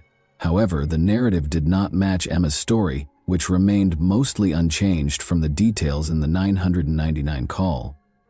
Although more research was necessary, the results would reveal a disturbing truth that would haunt the investigators for the rest of their careers. By 1 a.m., Arthur was placed on life support. After determining that there was nothing more that could be done, life support was turned off the next day. A forensic analysis conducted as the investigation progressed showed that Arthur had more than 130 distinct wounds, from head to toe, in varying stages of recovery. Each and every part of his small body was injured and bruised. Long-term physical stress caused his thymus gland and one kidney to shrink significantly. However, a total detachment of the retina in his right eye and bleeding on the brain were the cause of death. The experts had no idea that this was only the beginning. He had extremely high sodium levels when he was first brought to the hospital. These levels did not change 7 hours later, suggesting that his body was unable to adequately absorb the excess salt he had consumed. According to estimates, Arthur would have needed to eat 6 tablespoons of salt in a single day, or more likely, be poisoned with high amounts of salt over a number of days to reach such sodium levels. Torture was evident from the autopsy report and the injuries sustained. However, that wasn't even the reason this case was the most well-known in Middleton. It was the horrifying findings that had not yet been made during the inquiry that had the public's attention like a wildfire. Authorities were tracking down the sadistic monster who had committed the unthinkable after discovering the unspeakable horror inflicted upon the defenseless child. Behind the story of the tearful Emma and the restless Thomas, there was little question that something was amiss. Across the nation, rumors were circulating, but it quickly became clear that these were more than just conjectures. Discovering the atrocities that had taken place behind the scenes was the difficult part. A search warrant for Emma's 2-bedroom home, where she lived with her boyfriend Thomas Hughes and their children from prior marriages, was swiftly obtained by the Middleton police. Apart from a CCTV camera placed in the living room, nothing seemed especially noteworthy at first glance. Investigators were informed by Emma and Thomas that it was done to keep an eye on Arthur and make sure he didn't hurt himself. The investigators were unaware that the recordings held terrible secrets they would have preferred to ignore when they took them for additional analysis. Heartbreaking details of little Arthur's last hours were captured on CCTV, including scenes that would have horrified anyone who saw them. This unsettling video was captured just a few hours prior to Arthur's purported mishap. Arthur pleaded with Blake to come and save his life. Who were these individuals that Arthur was depending on in the final stages of his life? Blake was Thomas Hughes's brother and Arthur's uncle. When Arthur called for his family outside of Emma and Thomas, he was seen to be weak, frail, and hardly standing. Detectives contacted Arthur's grandparents and Uncle Blake during the hours that these recordings were being examined. In addition to being open, the family had a lot to share. The date of Arthur's birth was January 4th, 2014. He was among the happiest kids you could ever meet just a year ago. He was a huge supporter of Birmingham City Football Club and loved superheroes. Those who knew him said he was intelligent and vivacious, but as the grandparents dug deeper, it became evident that Arthur was a contented but unlucky child. Thomas and Olivia Labagno-Halcrow, who met while engaging in drug activities, are his parents. Olivia entered a new toxic relationship with Arthur after the parents divorced, but Arthur stayed with her. She had taken an alcohol awareness course and met a man named Gary Cunningham. Gary and Olivia both used violence against one another. In February 2019, this toxic relationship tragically came to a head when Olivia killed Gary by stabbing him 12 times while intoxicated. The fact that young Arthur saw the murder was the most startling aspect of this incident. Olivia received an 11-year sentence in 2020. Little Arthur moved in with his father, Thomas, and grandparents, while the mother was serving her sentence. His grandparents and his uncle Blake were the main sources of the love he had experienced. For Arthur, this was the safest period of his life. The trail of misfortune started with a simple date, but the wave of good times would soon subside. Thomas, his father, went on a date with Emma Tustin, a woman he had met online. Detectives discovered that Emma had a history of unpredictable and attention-seeking behavior as the investigation progressed. When her boyfriend threatened to break up with her in 2013, she leaped from the top of a multi-story parking structure. She once threw herself out of a bedroom window to stop her partner and his best friend from going to the pub. In an interview with the Daily Mail, one of her ex-boyfriends stated, "She's a black widow. Every man she hangs out with is sucked dry by her. She has absolutely no maternal instinct. She wanted children because of the attention they gave her as a newborn and the benefits they provided. But she didn't want to know once the attention stopped and she was left alone with a baby." She was also accused of being a careless mother, and social services frequently visited her home. The ultimate application of this woman's evil would be when she entered Thomas's, and eventually Arthur's, life. Thomas wasn't a perfect father, but he wasn't a total nightmare either. But as he and Emma became closer, that would soon change, and Arthur would lose his father in a way he never could have predicted. Arthur went on a number of excursions with his father and Emma, but each time he came back, the grandparents noticed that he was becoming less and less eager to accompany them. He couldn't quite understand the unnerving tension that was replacing the warmth of family. His grandparents claimed that they became aware that something was amiss in their own house. Every time Emma came to visit, Arthur would try to hide because he was afraid of her. She was disliked by Thomas's brother and parents as well, who perceived dishonesty and disdain in her. They were unable to foresee the scope of what was happening, though. When Arthur's grandmother tried to buy him a Subway sandwich during one of Emma's visits, Emma yelled at her to stop feeding him, saying it was a needless luxury. This brief interaction acted as a warning, demonstrating Emma's ease and eagerness to make choices regarding Arthur's life. She wasn't alone, though. Thomas was also acting differently. He had started to become easily agitated. Blake saw the young boy staring blankly at the wall when Thomas, for a child, it was an unusual sight. Blake tried to give him a snack to lift his spirits, but Thomas stepped in and said Arthur was being punished and shouldn't be fed. As the pandemic spread, this was only the start of a nightmare that would only get worse. A total lockdown was proclaimed by the Prime Minister. Arthur had the danger in his own house while others hunkered down to protect themselves. Separated from his cherished grandparents, he was raised by his father, Thomas, and Emma, and saw them infrequently. Things were gradually coming together for Arthur's decline. Arthur's grandmother saw a blue bruise on his shoulder during one lockdown. She took prompt action and lodged a complaint with social services, even though she was Thomas's mother.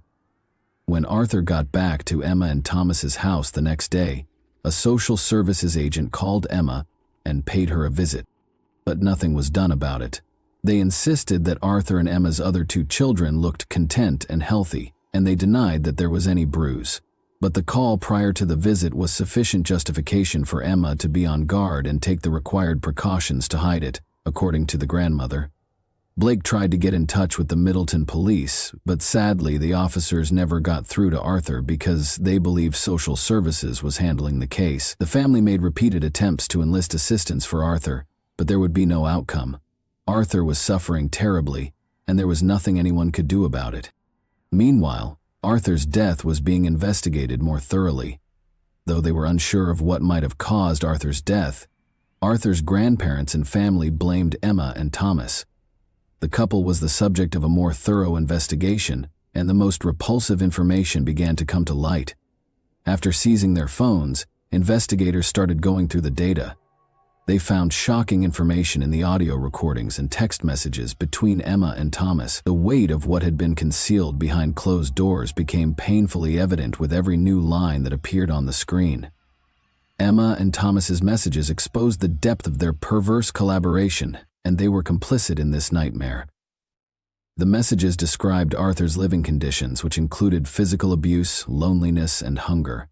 Emma vented her frustrations and documented her increasing cruelty towards the boy in the majority of these texts. She punished Arthur by depriving him of food and liquids and making him stand in the hallway for hours on end. The young boy's pleas for sustenance and solace were ridiculed. He referred to his desperation as misbehavior. For Emma and Thomas, the conversations were a perverse kind of reinforcement in these messages. When Thomas wasn't home, she would frequently record Arthur's anguished cries and send Thomas audio snippets, seemingly to get his approval for her severe treatment. Thomas would reply by expressing his own annoyance with Arthur and urging her to be even harsher, telling her to just end him or recommending violent means to stop his screams. The boy was left to suffer alone in his room or cry himself hoarse in the hallway while the couple, at times, were only a few feet away from Arthur and texted, their phones buzzing with nasty conversations. Emma complained that Arthur was acting out or spoiling him because of his need for affection. Emma and Thomas talked about how Arthur should be disciplined for small transgressions or denied certain foods. Neglect was not the only form of abuse. There were numerous instances of name-calling and verbal abuse in these messages. Both sides' hatred was clearly visible in these messages. The messages made it abundantly evident that there was physical torture and intimidation in the home. Arthur had been attacked several times. According to one of the messages, Emma and Thomas had a falling out, and Emma said she could accept Thomas but not Arthur. In a stern reply, Thomas insisted that she would have to take Arthur and him together or not at all. Since Emma's rejection of Arthur only made Thomas more irate, this exchange exposed the problematic dynamics of their relationship. This tension suggested that Thomas's rage could quickly grow and result in more abuse of Arthur. One thing was certain, despite the numerous questions, Arthur was leading a miserable life and frequently going without food. For the investigators, one CCTV clip that had previously seemed unimportant took on new significance.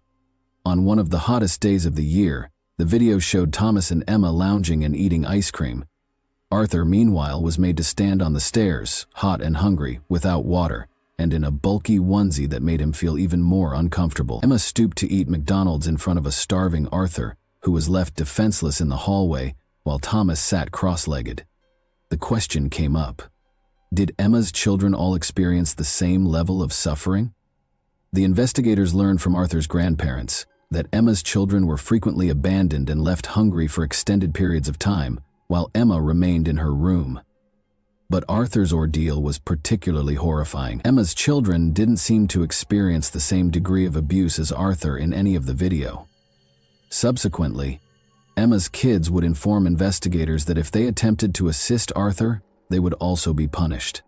As another heartbreaking clip awaited their review, the unsettling details of this case seemed to go on forever. Arthur was seen standing and shuffle-footing in these clips. It appeared innocuous at first, until they discovered he had been upright for as long as 14 hours.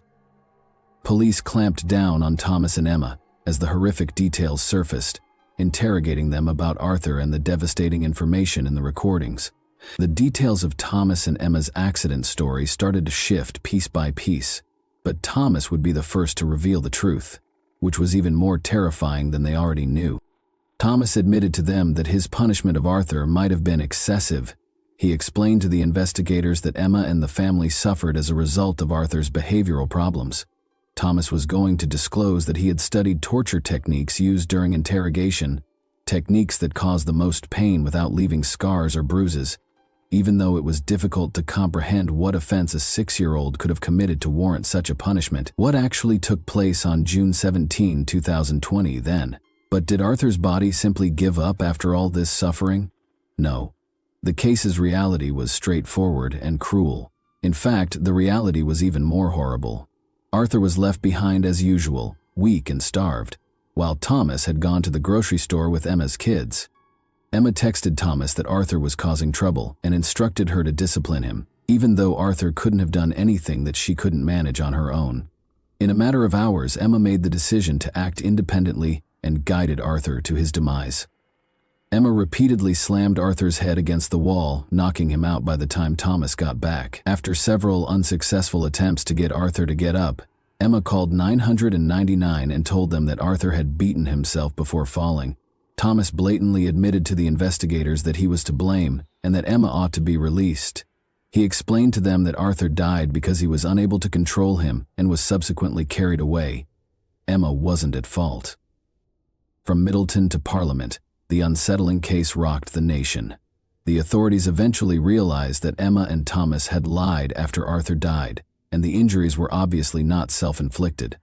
Both were taken into custody and accused of killing Arthur. At Emma's trial on December 3, 2021, the judge gave the following account of the deadly assault. You, Tustin, committed the last act of killing. You gave him a shake that caused his head to flex and become hyperextended on his neck while repeatedly striking it against the wall or the floor. Your degree of violence caused his body to be subjected to forces comparable to those involved in a high-speed traffic accident. Emma was found guilty of murder and given a life sentence with a minimum of 29 years in prison because of the severe and devastation of her injuries. Thomas Hughes, who did not witness the deadly assault, was convicted of manslaughter and given a 21-year prison term. It was announced in December 2020 that their sentences would be examined to determine whether they were excessively light, potentially resulting in longer terms for both. Only the two youngest of Emma's 4 children from prior relationships were still living with her when she first met Thomas. Emma had already been reported to social services multiple times by that point because of worries about the welfare of her children. But she had mastered the art of controlling these circumstances. She would use emotional strategies, crying and playing the victim whenever social services came to visit. The authorities would always depart without doing anything more. Although social services had always been mentioned in the story, their non-participation was an unexpected plot twist. How come Arthur's ongoing suffering went unnoticed despite social services getting involved in this case so early? How did social services contribute to Arthur's demise in your opinion? What, in your opinion, ought to have been done to save young Arthur from his cruel destiny? And that wraps up today's chilling story. If you enjoyed this video, don't forget to like and subscribe so you never miss a new upload. Also, let me know in the comments what part of this story shocked you the most. Thank you for watching, and I'll see you in the next video.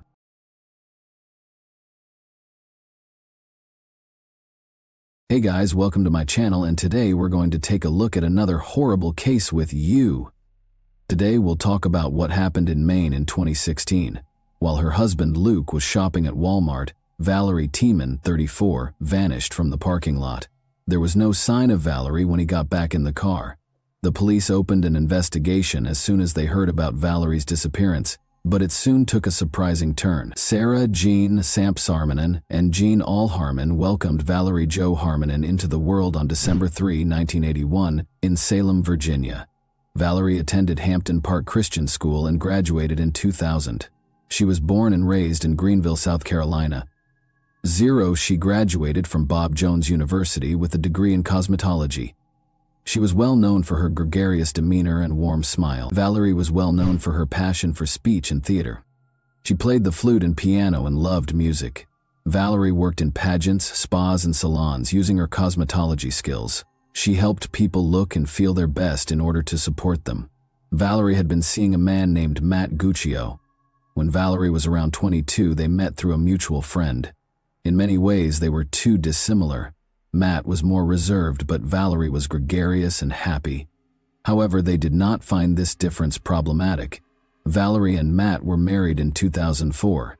They moved into Matt's tiny house after the honeymoon, and while everything was great at first, Valerie's parents started to notice behavioral changes over time. Matt was very frugal with his money. To have some personal savings, Valerie had to open a different bank account.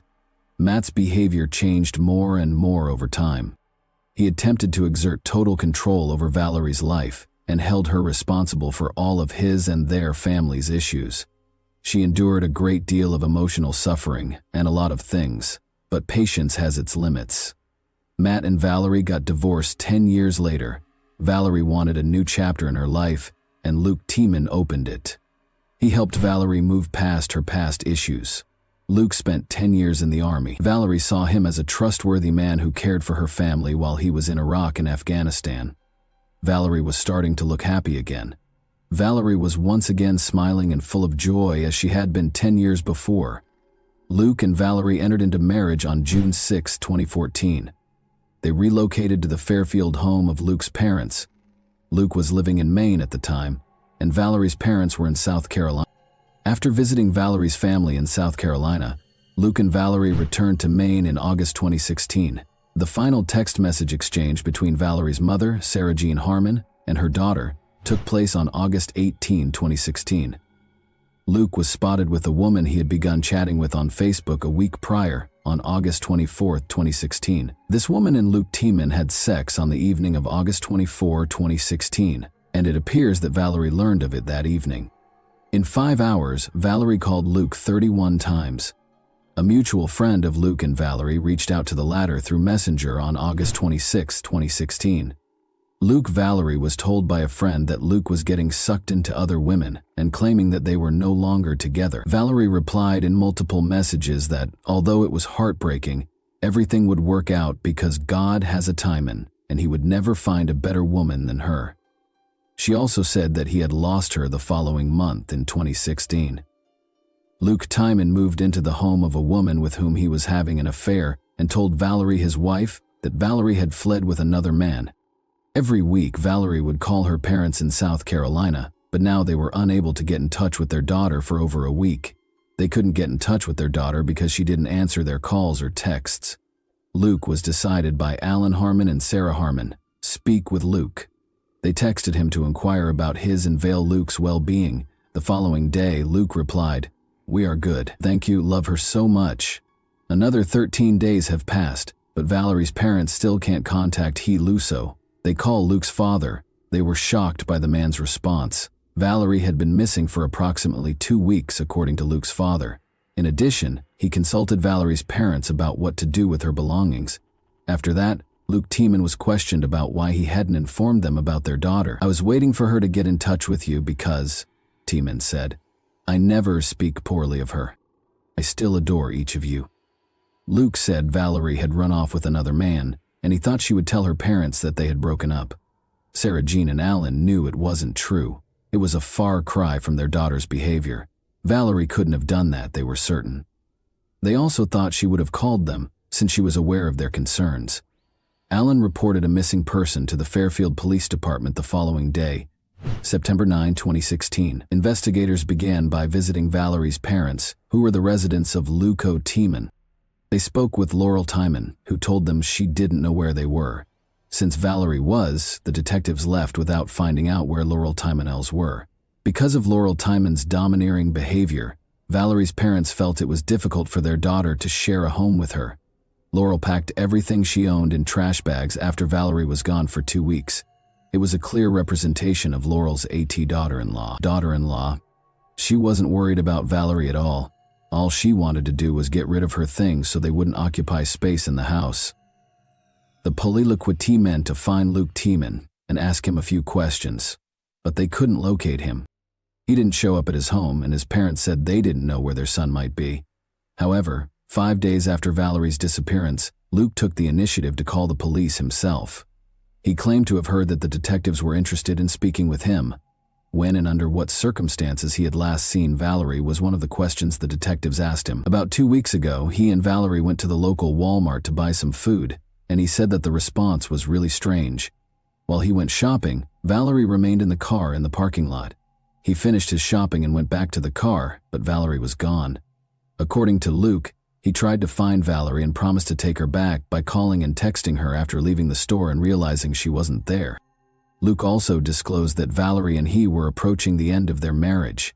He claims that Valerie once brought up another man in a conversation, and he thought she was having an affair with him. Luke didn't know the man's name or where he lived. He believed Valerie had fled with him. The police appealed to the public through the media because Valerie's family was not aware of Luke Tieman's existence. They asked anyone who has seen Valerie in the past few weeks to report it to detectives by posting a picture of her.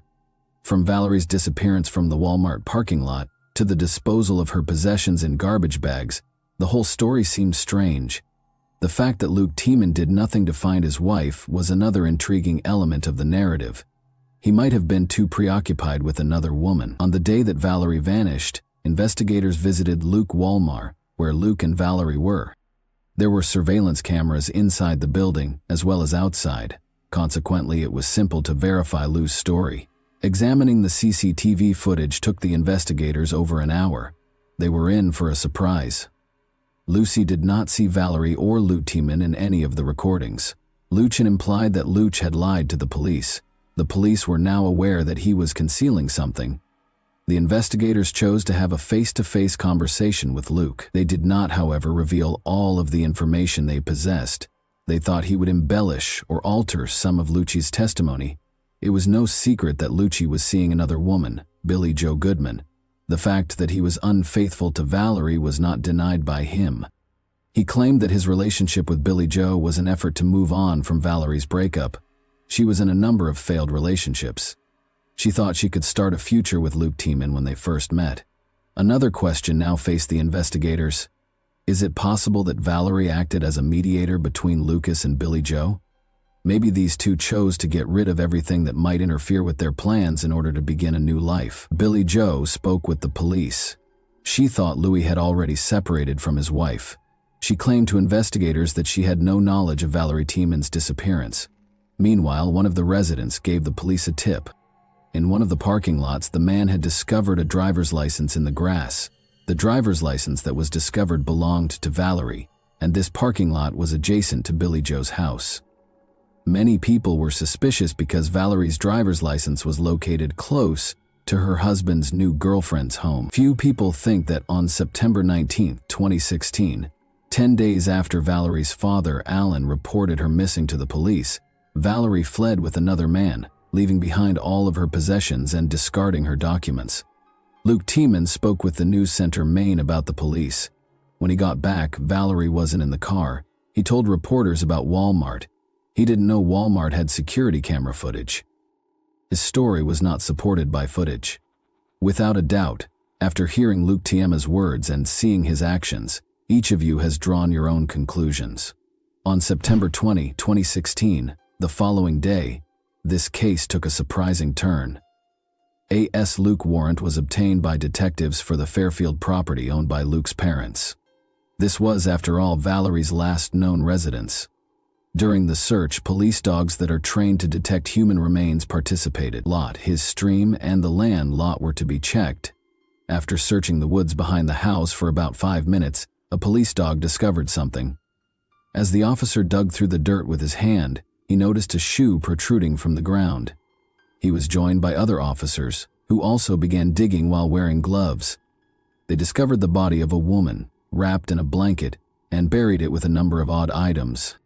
These items included a package of sweet tarts, a bag of potato chips, a bottle of Gucci perfume, a flannel shirt, a handwritten note, a Mason note, and a wedding ring, an item that was not found until the evidence was being packaged for trial. While handling the con jar, Sergeant Scott Bryant, chief of Maine's evidence response team, testified that he discovered the ring.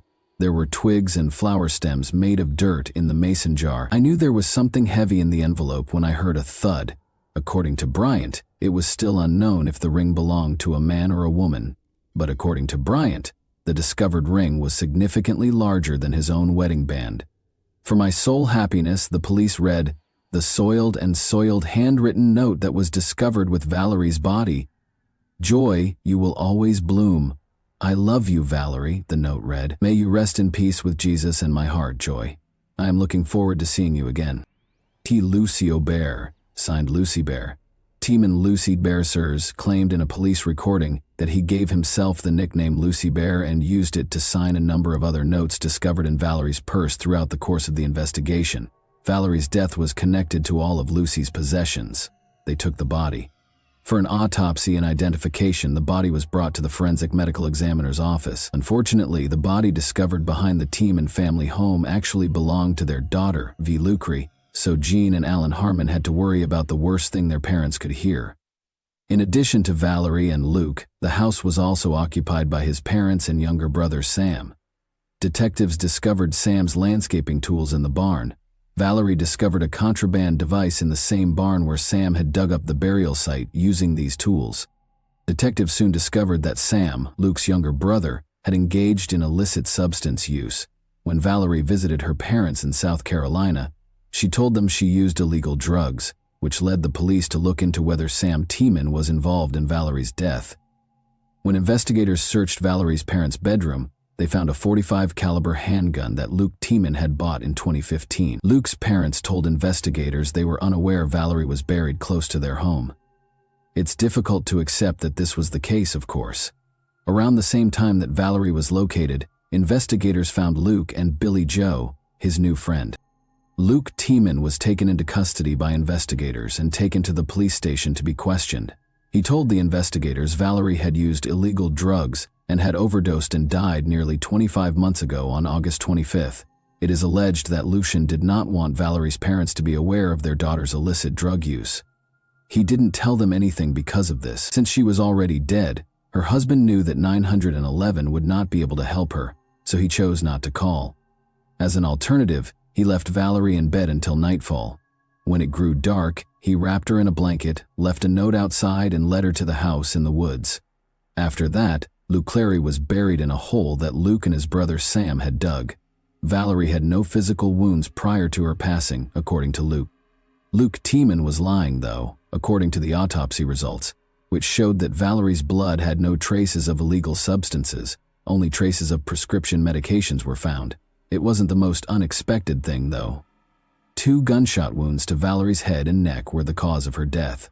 According to the results of the ballistics analysis, investigators used a .45 caliber handgun to fire the bullets that were taken from Valerie's body. When investigators searched Luke's parents' bedroom, they discovered the same gun. He claimed to have purchased a Bugagohe gun for his father approximately a year ago, but he did not deny owning one. He asserted that he was unaware that Valerie had a loop shot. Valerie's age is 32. Luke Tiemann was charged with the murder of Valerie Tiemann, 34. The police were unable to uncover any proof that her brother was involved in Valerie Tiemann's death when they were investigating her death at the age of 4.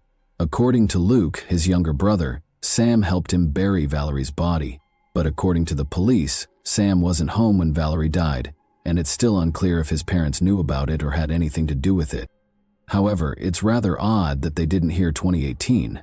The 5-day trial started with opening statements on April 2, 2018, at Somerset Skowhegan's principal court.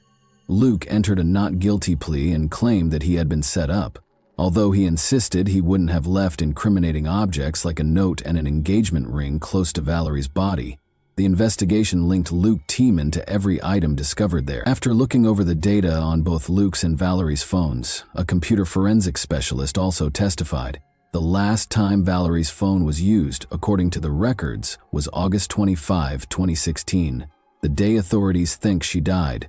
The majority of the detective's time was devoted to outlining the process for monitoring cell phone usage and how it can be used to ascertain an individual's location at the time of a call. According to the documents, Valerie allegedly spent time with his friend Billy Joe while making 31 calls in a single day. Valerie only took the final call, which lasted a little more than 13 minutes. By the end of the call, police think he was at home. Another woman accused him of cheating on her in a message that Valerie received the following morning. After that, she refused to be with Tiemann again, and his defense questioned these phone logs. Luke's younger brother, Sam Tiemann, testified against his brother in court. Sam told the jury that he had no relationship with the 28-year-old, despite Luke's claims to the police that he helped him bury Valerie. Saways, 28, had his work log to prove that he was actually working 2 hours away. Sam testified in court that he overheard his brother confess to being an accomplice, and that Luke chose to confront him about it. He asked Luke why, and he responded with claims. Luke said, "What else do you do with a dead body?" in response to what he said. Luke kept asking questions about Luke. pointing the finger at Sam's parents and accusing him of shooting Valerie, Tiemann said that neither she nor Sam's parents could Luke anything like that. The officer questioned whether PTSD was the reason behind Luke's blackout. He had previously admitted to police that he occasionally had flashbacks due to his PTSD. Afterwards, witnesses that the prosecutor brought to the court discussed Valerie's side of the story and Valerie's team behind closed doors. They testified that the couple used a lot of illegal substances and that Luke informed people that he was divorcing Valerie at the same time that Valerie's ex-girlfriend, Sam's girlfriend, was getting a divorce. Sam Jackie Spencer, the older brother, told jurors that she and the couple had a wonderful relationship. At their wedding, she even served as the maid of honor. Spencer testified that she saw Valerie and Luke using a variety of illegal substances together. Spencer claimed that, around the time Valerie disappeared, Luke began texting her frequently. She had always sensed that he was interested in dating her. He used to tell me that he always felt a connection to me. According to Spencer, he has always wanted to get together or hang out. Jurors were shown additional evidence from the crime scene in addition to witnesses who knew the couple personally. 3 minutes after Valerie's body was found, a video showed the officer walking through dense forest on an overgrown ATV trail, a common sight behind many rural Maine homes, to Tiemann's house.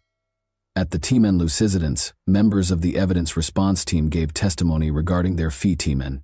Luke's defense team quickly objected to a few items, such as a .45 caliber handgun taken from one of the home's rooms and gardening tools found in a property. Tiemann Smith, a team attorney, NC attorney, argued that the state assumed the gun and ammunition that Tiemann had taken because they were discovered in the house.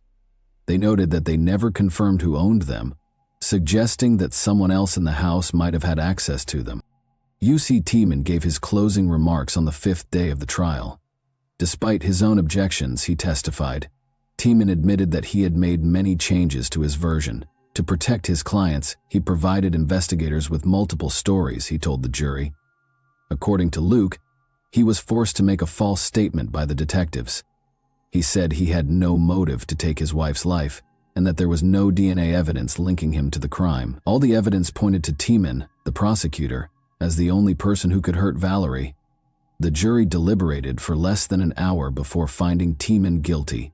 On May 11, 2018, the jury announced the verdict. Valerie T. Mothers Mothmog Thayed acknowledged her sincere grief and heartache in her statement at the sentencing hearing. Luke is an evil-hearted man who should be sentenced to life in prison because of his persistent denial of the events, which disgusts me greatly. In addition, Luke's mother spoke for her son. She requested that the court take into account Luke Tiemann's entire life. She said, "I don't ask you to ignore evidence, but I ask you to consider the whole person and balance justice with me." When his parents pleaded for the judge's pity, Tiemann sobbed. His mother, La Tiemann, claimed that her son was changed after returning from 3 combat tours in Iraq and Afghanistan. "I'm asking for understanding," she said, adding that she wasn't trying to use post-traumatic stress disorder as an excuse. Valerie's parents wanted Luke Tiemann to receive a life sentence, but he was given a 55-year sentence.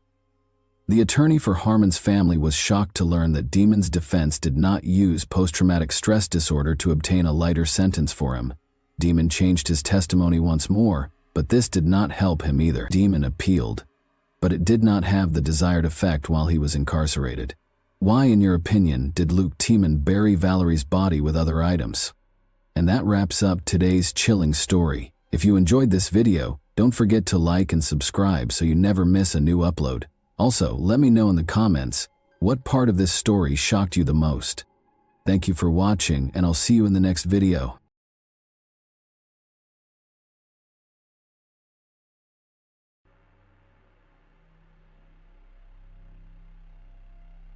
On Wednesday, September 14, 2016, a fire broke out early in the morning at a cornwoods near Grapevine Lake in Texas, United States. Firefighters successfully extinguished the fire, and during their investigation, they discovered what appeared to be a melted child's paddling pool with a charred body. The individual's gender could not be determined at that point. A subsequent fingerprint analysis identified the deceased as Jackie Vandergriff, a 24-year-old licensed esthetician studying nutrition at Texas Woman's University in Denton. Because she had not been reported missing, Law enforcement believes she died shortly after her last known sighting. Jackie was last seen on September 13, one night before her charred body was discovered. That evening, she went to 2 bars in Denton, Fry Street Public House and Shots and Crafts. Jackie had been mutilated as well as burned. She'd been dismembered. The need to apprehend the perpetrators of such brutality was paramount. Following numerous tips about a man seen near the fire, law enforcement obtained footage of Jackie on the night of September 13. The footage showed her interacting with a man. Further investigation revealed that this man had given his business card to one of the women in the bar that night, claiming to be a fitness instructor and offering his services as a personal trainer. His name was given as Charles Bryant. Jackie and Charles had only met on the night of September 13 through a chance encounter. According to police, Jackie had gone to the bar with the intention of looking for work and meeting someone from Tinder that night, but she changed her plans. While at the bar, she conversed with the bartender and Charles, a 31-year-old man. They eventually joined a group of women and spent time together. Jackie's friends described her as sociable, frequently interacting with people she met on a night out. Charles had been at the Fry Street Public House since around 7 p.m.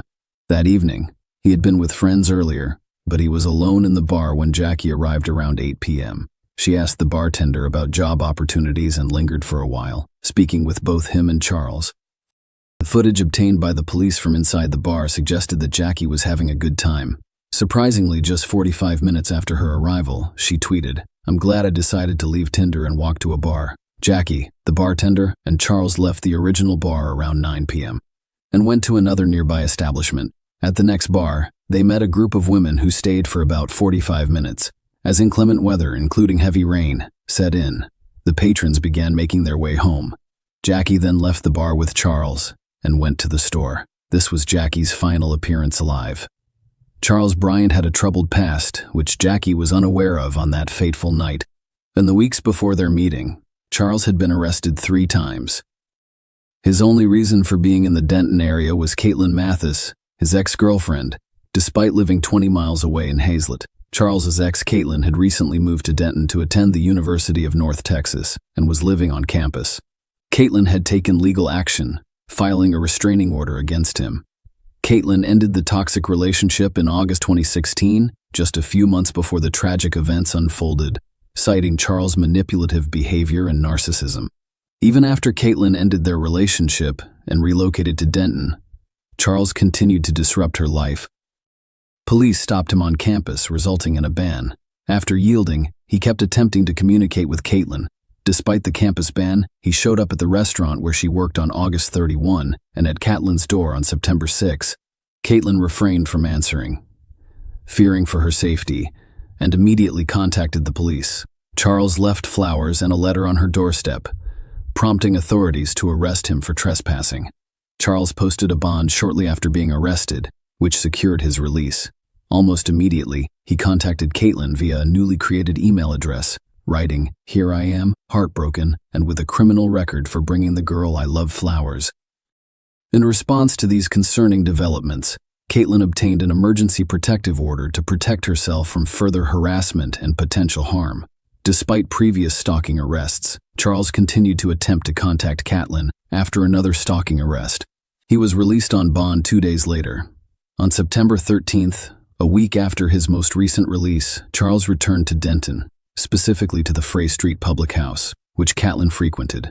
Although law enforcement was aware of Charles and Caitlin's troubled history, there was insufficient evidence linking him to Jackie's murder. While it was determined that he was with Jackie on the night of her death, more evidence was required. The opportunity to question him arose shortly after Jackie's body was discovered, when Charles attempted to contact Caitlin again, violating the restraining order. He was brought in for questioning on September 18, 2016. In the case of Jackie's death, the police had already gathered surveillance footage, interviewed people who were present at the bars, and tracked Charles' movements. Their investigation revealed that on September 14 at 4:41 a.m., Charles went to Walmart and bought a shovel. In addition, a children's paddling pool was discovered missing from his backyard, adding to the concerns surrounding the investigation. When questioned by the police, Charles initially claimed that he had only seen Jackie at the bar. However, as the detective presented a comprehensive and chronological overview of the evidence, it became clear that Charles understood he couldn't deny being with Jackie that night.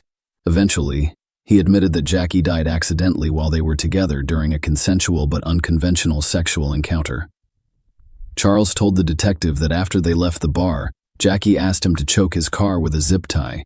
Despite having a zip tie in his vehicle, the police questioned his story, leading to charges of murder and tampering with or fabricating physical evidence against him. The prosecution claimed that Charles and Jackie met that night, went to a second bar, and then returned to his home. During the trial, the medical examiner informed the jury that tests on Jackie's remains found no evidence of sexual assault. The prosecution claimed Jackie's death was not the result of a sexual encounter, but rather of a brutal assault that included strangulation with a zip tie, dismemberment with a knife, and subsequent incineration. According to the prosecution's narrative presented to the jury, the evidence would show that Charles and Jackie met at a bar on September 13th and left together in his car with no one else present. The prosecution emphasized that various pieces of evidence, such as items discovered in DNA testing, would confirm Jackie's presence inside Charles' home. The jury was shown surveillance footage from the bars, and testimonies from bar patrons and employees corroborated the claim that Charles and Jackie were together. The footage showed them leaving the bar at 9:46 p.m., getting into Charles' car and remaining in the parking lot for another 30 minutes before leaving. Subsequent surveillance footage from a dented gas station showed Jackie inside Charles' car at 10:30 p.m., the last confirmed sighting of her alive. Furthermore, Jackie's phone activity indicated a connection to a cell tower in Hazlet, Texas, at approximately 1:30 a.m. on September 14th, as well as the area surrounding Charles' residence. The jury learned that Jackie was carrying a Texas Woman's University bag at the bar, and a matching bag was discovered at Charles' home. A hair-covered zip tie was also discovered in the trash can outside his home. Notably, in Charles' backyard, there was a blue children's paddling pool similar to the one found burned. A circular barren spot near the pool hinted at the presence of another pool. Police discovered a knife inside Charles' home, which they believe was used in Jackie's stabbing and dismemberment, as well as a stun gun in his car. Both items were officially recorded as evidence. During the court proceedings, the medical examiner stated that Jackie died as a result of homicidal violence. It was noted that there was no soot in her airways, indicating that she had died. Ceased before her body was set ablaze.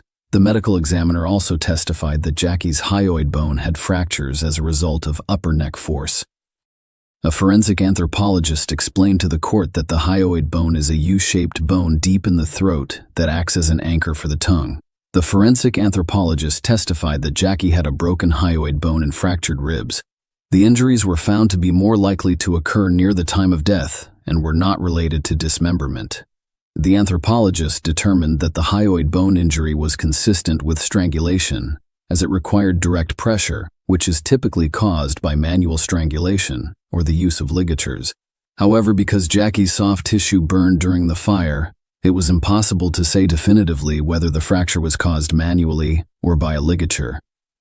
The expert agreed that a zip tie could result in such an injury. Furthermore, Jackie sustained a head injury from blunt force trauma that was ruled unlikely to be post-mortem due to significant hemorrhaging stab wounds on her body that appeared unrelated to the dismemberment procedure. And the state's expert claimed that the wounds appeared to have been inflicted while Jackie was still alive, the expert explained. The fact that there was some bleeding around those stab wounds indicates that she was alive when they were received, so they could have bled. The jury discovered that Jackie's body sustained injuries after her death, including the opening of her chest and the removal of her heart, as well as multiple rib fractures. A DNA profile extracted from the zip tie, stun gun, and knife made it nearly impossible that the sample came from anyone other than Jackie. The DNA analyst testified that DNA was found on the stun gun, recovered from his car, and Jackie could not be ruled out as a major contributor. The defense presented its case, arguing that there was no evidence to support the claim that Jackie's death was caused by Charles' violent actions. Instead, they claimed Jackie died during a consensual sexual act.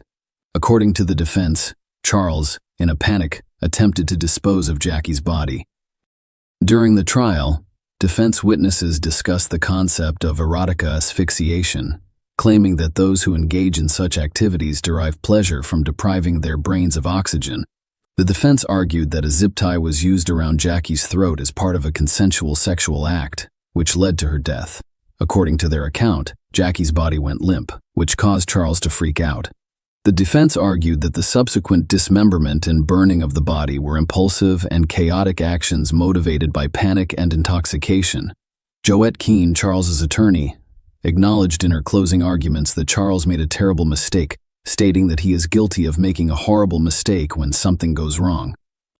There was no reason for a good-looking guy to kill that good-looking girl. In contrast, the prosecution's closing statements called into question the defense's narrative, claiming that there was no evidence to support the claim that Charles and Jackie engaged in sexual activity. They dismissed the defense's argument that Charles' panic is illogical, emphasizing the gravity of his actions. The defense claims he freaked out, but their own experts determined it was homicidal violence. Why cut out the heart? What is the significance of body disposal? He slashed her heart out. I want that image to sink in. The jury had to decide whether Jackie was murdered, killed on purpose, or died as a result of a consensual sexual act. They convicted Charles of murder and tampering with evidence.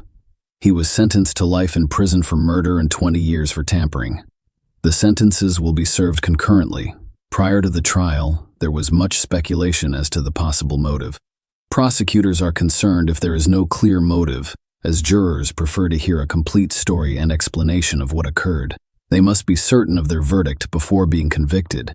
And, in many cases, a motive strengthens the prosecution's case. In this case, the prosecution had no motivation. But does it matter? When does the evidence become clear? Do we require a motive? In cases like this, the motivation is usually sexual. However, the prosecution argued that there was no evidence of sexual activity. We don't need to know what went through Charles Bryant's mind that night. Did he want to do it? And he did. Jackie's parents have partnered with Texas Women's University to establish an endowment in her memory. Share your opinion with us in the comments and subscribe to the channel for more.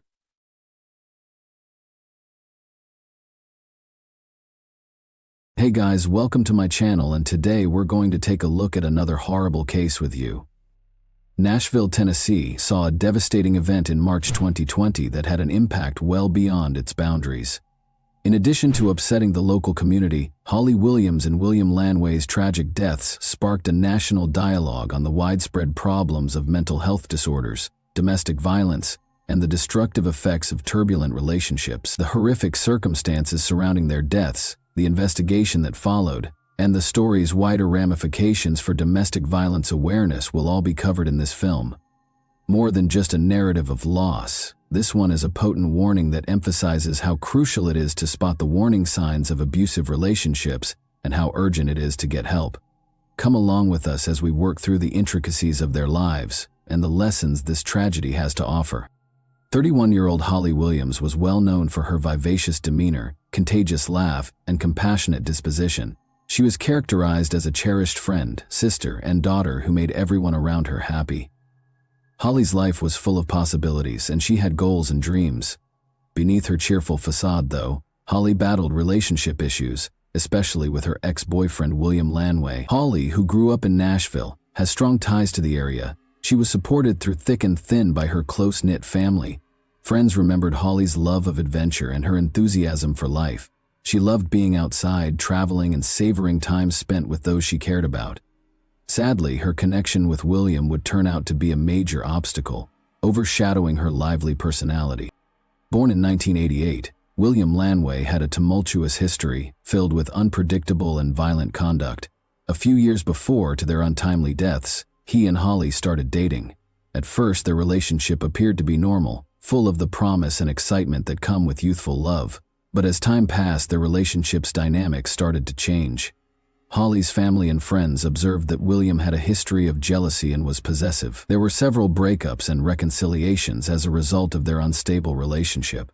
Holly tried to put some distance between herself and William, but he found it difficult to accept their breakup, which resulted in increasingly troubling conduct. In their relationship, Holly's loved ones observed indications of emotional abuse. William repeatedly displayed domineering behavior by keeping tabs on Holly's social connections and demanding to know where she was. There were rumors that William was verbally insulting Holly, which made her feel even more alone and afraid. Holly frequently confided in her friends about her difficulties and her worries about William's instability and fury. Understanding the terrible conclusion of their story requires knowledge of the history of domestic abuse in their relationship. The pair had previously been the subject of multiple domestic disturbance calls handled by law enforcement. Holly claimed to have felt intimidated and worried about her safety in these situations. One significant instance occurred in early 2020 when Holly went to the police after William had followed her around and showed up at her house without permission. In violation of her attempts to establish space, he even made repeated attempts to get in touch with her via social media and phone conversations. As William's actions worsened, Holly's worries grew, and she started to worry more about her safety. Holly tried to put herself out of the situation, but she was entangled in a web of intimidation and emotional manipulation. Friends saw that Holly frequently felt bad about leaving William because she was afraid of his reaction and possible injury. She frequently battled the dread of reprisals, which is a typical occurrence for many people in violent relationships. Holly's circumstances become more vulnerable in the days preceding the disaster. Holly was reported missing on March 1, 2020, when she did not come home from a night out with friends. When they were unable to get in touch with her, frightened relatives became concerned for her safety and called the police. The police soon discovered Holly's turbulent connection with William when they started their inquiry. Red flags were raised right away when friends and relatives shared information about Holly's anxieties and previous encounters with William. Given William's violent and domineering past, the authorities were aware of the possible threat Holly posed. Police were notified by a 911 call about a disturbance at a nearby hotel on March 3. According to witnesses, William and Holly got into a furious dispute. Even though the police were called to the location, both people had already departed by the time they got there. This interaction brought to light the growing strain in their relationship. Holly's acquaintances reported that she had been missing for a few days on March 4, 2020. Concern for her safety increased as alarm bells began to ring. In the past, Holly had shared her worries about William with her friends, which made them think that something horrible might have occurred. When a construction worker found an abandoned automobile at a Nashville construction site on March 5, 2020, the inquiry took a disastrous turn. The bodies of Holly Williams and William Lanway were found in the car, which was later determined to be Holly's. It was a somber and startling scene. It was soon established by the authorities that William had died from a self-inflicted gunshot wound, and Holly had been shot several times. The neighborhood was rocked by this finding, which prompted an investigation into what happened before this awful conclusion. It became evident during the course of the investigation that William had killed Holly before killing himself. The terrible effects of a dysfunctional relationship marked by violence and control were brought to light by this sad murder-suicide. Eric, a married man who had been linked with Holly through her escort service under the nickname Lila Love, was a major driving force behind the convoluted web of deceit, treachery, and violence that started the inquiry into the killings of Holly Williams and Bill Lanway. When Holly's boyfriend Bill broke into her escort account and discovered private information about her clients, Eric's life took a terrible turn. Knowing that disclosing his contact with an escort could ruin his marriage and standing in the community, Bill exploited this information to blackmail Eric. Instead of submitting to Bill's demands, Eric turned to Gil, his private security guard, for assistance. Thinking Lila Love was a fictitious name, he first assigned Gil the duty of determining Holly's real identity. But under the pretense of looking into a missing woman, Gil recruited Brian Brockway and his brother Chad, who worked in security as well. Thinking he was assisting someone in need, Chad researched Holly in great detail. As the inquiry went on, it became evident that Eric's problems were not being caused by Holly. He was being extorted for money by Bill. Another security contractor, Adam Carey, finally faced Holly head-on after recognizing the complex dynamics at work. Adam chose to convey messages to Holly and Bill after unraveling the network of blackmail, and on March 11, 2020, he followed Bill to a grocery shop. Eric made a crucial choice that evening after Bill called him, likely to demand more money. Eric gave Adam and Brian permission to murder Holly and Bill if needed. The murders occurred on March 12 in Nashville, where Brian and Adam flew to shortly after. They were seen departing together at around 11:40 p.m. on security footage taken from Holly's residence. Gunshots were heard shortly after departing, and persistent yelling suggested a parking lot ambush. According to the video, Holly was unintentionally shot during the commotion, and Bill was singled out for his blackmailing actions. When Brian and Adam realized Holly was still alive, they shot her once more to be sure she wouldn't live. The killers dumped Holly's car in a landfill after the killings, then drove to Memphis, where Adam dropped Brian off at the airport before heading back to North Carolina. As if the murder for hire were a routine service, Eric inexplicably left a positive evaluation for Gil's security company, Speartip. The FBI looked into Eric's finances more after this internet review raised suspicions and found that he had paid the murderers almost $1 million, 0 cents. Detectives spent 2 years trying to make sense of a lot of dead ends in the case, since Eric could easily argue that he had hired the security team to look into Holly and Bill's identity rather than to kill them. They were looking for concrete proof that would connect him to the killings. Chad Brockway, who had first helped collect information on Holly without realizing the scope of the investigation, was the person the police chose to speak with. Chad went undercover to get further information after discovering the truth and consented to assist the authorities. When Chad reached out to Adam in his undercover capacity, he was startlingly candid about his readiness to carry out murder for pay. After the conversation verified that Adam was aware of the murder for hire procedure, Chad and Brian met at a restaurant while Chad was wearing a wire. After being quiet at first, Brian later boasted about the killings, claiming that he had overpowered Bill and that Adam was eager to kill Holly. This startling discovery exposed the murderers' lack of regret and created a troubling portrait of them. To stop Brian, Adam, and Gil from escaping, the authorities planned their simultaneous arrests on December 10, 2021, but they held off on arresting Eric right away because they wanted hard proof that he planned the killings. Investigators offered Gil a proposal after the 3 guys were taken into custody. He could lessen his own charges if he assisted them. In order to get Eric to disclose his objectives, they came up with a scheme for Gil to phone him and pretend to ask for more money. In passing, Eric stated that he would prefer to completely remove Adam and Brian's threat rather than just pay them off. He gave the police the crucial piece of evidence they needed to charge him when he said they had to be sure they wouldn't be back in 6 months. Shortly after, on his way back from a hunting trip, Eric was arrested. Gil entered guilty pleas to murder for hire, abduction conspiracy, and kidnapping resulting in death by December 2022. He fulfilled his promise to testify against the other 3 while awaiting punishment. In November 2023, Eric, Adam, and Brian's trial was held in a tumultuous courtroom, with each defendant having their own attorney. According to their argument, Gil deceived Eric into hiring them, and the killings were accidental rather than the result of planned acts of violence. Gil's thorough evidence, however, refuted their assertions and emphasized that the first goal was only to frighten Bill and Holly. After deliberating for 2 weeks and 7 hours, the jury found Adam and Brian guilty of conspiracy to commit murder, conspiracy to commit kidnapping that results in death, and conspiracy to commit kidnapping. Eric was convicted of both conspiracy to conduct kidnapping and conspiracy to commit murder for hire. Hearings are scheduled for 2024, and each could receive a life sentence. Following this tragedy, the people of Nashville came together to support Holly's friends and family. To commemorate Holly's legacy, vigils were conducted during which family members told tales of her generosity, tenacity, and influence on their lives.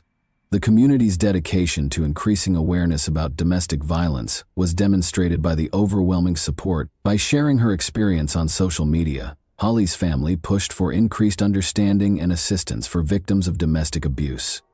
They underlined how important it is for people in comparable circumstances to realize they are not alone and to get help. Discussions concerning the need for better support networks for victims of domestic abuse were sparked by the terrible circumstances surrounding Holly's death. This case was also used by advocacy groups to support training programs that increase public understanding of the warning indicators of domestic violence. To raise awareness of the value of identifying unhealthy relationships and offering assistance to those in need, they planned seminars and events throughout Nashville. Nashville's city government also took action against domestic abuse after Holly's death. They started efforts to give victims access to resources including hotlines, counseling, and legal support. The response from the community showed a dedication to stopping similar tragedies in the future and helping victims of domestic abuse. That concludes our in-depth analysis of Holly Williams and William Lanway's unfortunate story for today. We hope that this inquiry clarifies the intricacies and ramifications of the decisions taken. And that wraps up today's chilling story. If you enjoyed this video, don't forget to like and subscribe so you never miss a new upload. Also, let me know in the comments what part of this story shocked you the most. Thank you for watching, and I'll see you in the next video.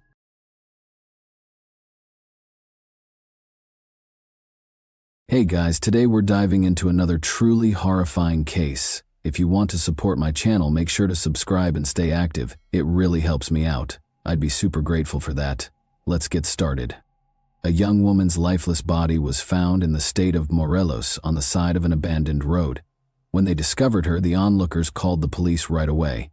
The body was still. She had obvious bruising and abrasions on her skin, and her clothes were wrinkled and discolored.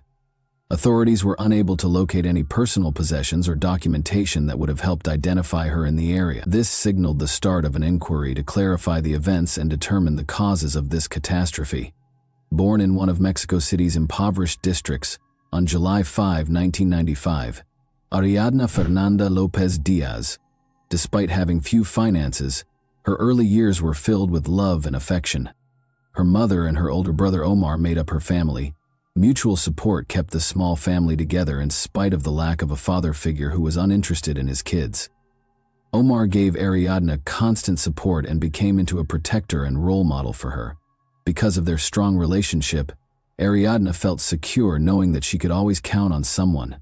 Ariadna was well liked by her peers because of her friendly and affable demeanor. She stood out for her genuineness and willingness to assist people, and she had a natural aptitude to make friends. She spent a lot of her school years with close companions, with whom she frequently discussed her future aspirations. But in 2018, when Ariadna was only 23, her mother was afflicted with cancer, leaving her youth tainted by a devastating loss. The family eventually had to confront the inevitable as the sickness advanced quickly. For both Ariadna and Omar, losing her mother was a heartbreaking blow. In addition to deepening their relationship, this catastrophe made Ariadna grow up fast and accept responsibility for her own life. She made sure her mother's presence was always with her by getting her name permanently inked as an homage to her mother. Ariadne had met a young man and quickly started seeing him before to the death of her mother. Ariadne soon found out she was expecting a kid, as their romance progressed swiftly. The young couple quickly recognized their paths were separating though, since the arrival of her kid did not provide the stability she had hoped for. Following their separation, they continued to have a cordial relationship while sharing custody of their son. Having a child presented new difficulties. In order to support herself and her son, Ariadna had to juggle the responsibilities of parenthood with her job search. Getting a job at a well-known bar in Mexico City was the first step on this adventure. This place, which was frequented by wealthy customers, had high standards for its employees. Ariadne developed her capacity to communicate with a diverse range of people here. She thrived in her position in spite of the problems, overcoming them with her charm and tenacious work ethic. Her life was drastically altered by the pandemic. Despite losing her job because the company where she worked closed, Ariadne resisted giving up. Instead, she opened her own beauty salon during this time to fulfill a lifelong dream. This endeavor came to represent her will and ambition to create a life free from other influences. Using her vast network and skills, she was able to start a business that gave her a reliable source of income. A new connection came into her life at this period. She clicked with a man she met right away. She found security and happiness in her relationship. Between her spouse, her job, and her son, Ariadna managed her time well.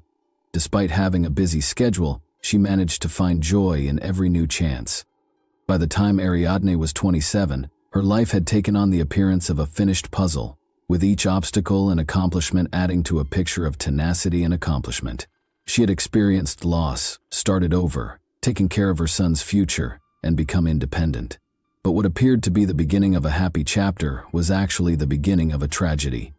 Vanessa was introduced to Ariadne by mutual connections. Ariadne and her pals went to an event where they first interacted.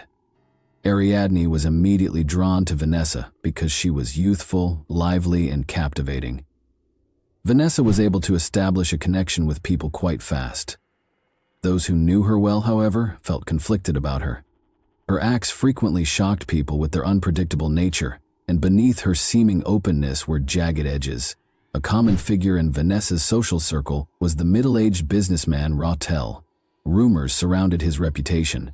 Prominent for his wealth, power, and extravagant way of living, he was frequently spotted with young women who wanted to be a part of his world. Rumors of his ties to influential people and even criminal organizations helped to elevate his stature, but no one in his inner circle could verify these claims. Although Rautel shied away from discussing his background and business operations directly, his manner evoked both admiration and discomfort. Despite her intelligence and independence, Ariadne was not immediately aware of the differences between her new acquaintances and her regular group of friends. Eager to make an impression, Vanessa frequently spoke about her relationships with Rautel and other powerful individuals. She portrayed him as having the ability to resolve any issue. Ariadne gradually started to spend more time with them. Vanessa made an effort to earn Ariadne's trust and appeared to be truly enthralled with her. After hearing about Ariadne from Vanessa, Rautel became interested in her right away. His attentiveness and conversational skills surprised her at their first meeting. His charm and confidence were irresistible, and Ariadne was no exception to his appeal. However, a more nuanced personality lay beneath this appeal.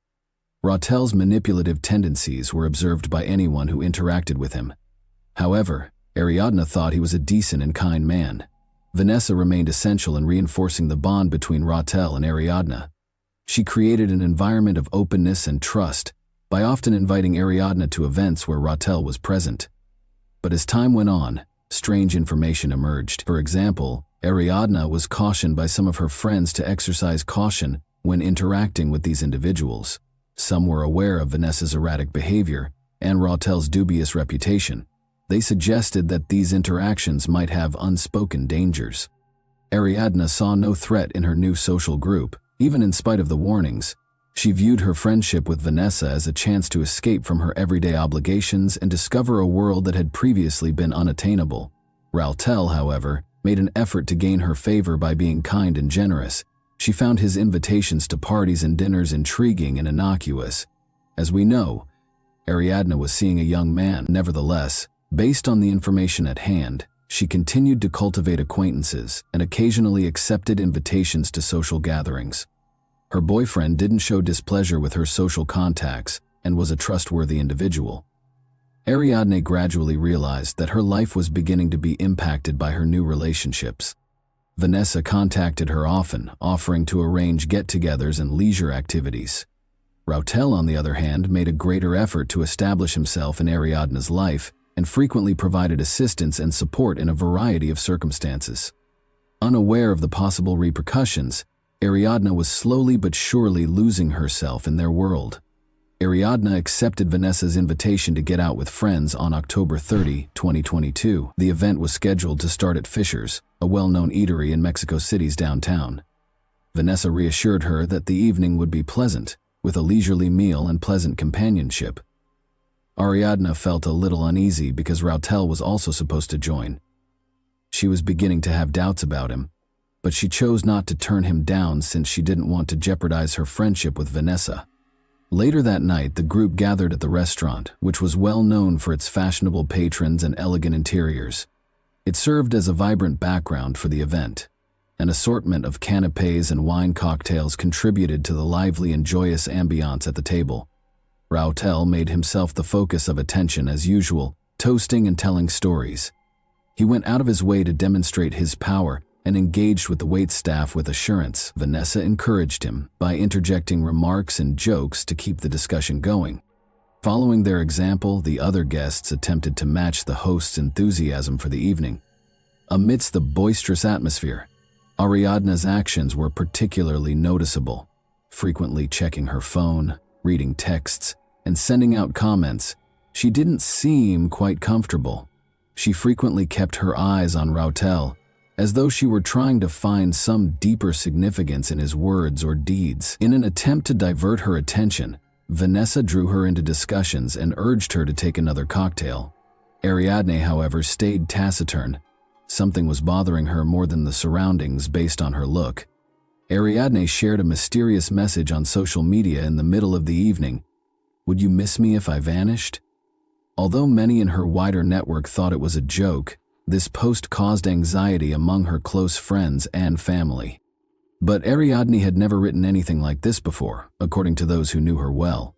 Although no one could have foreseen that it would be her final post, it made an uncomfortable impact. The party made the decision to relocate to Rautel's residence as the evening wore on.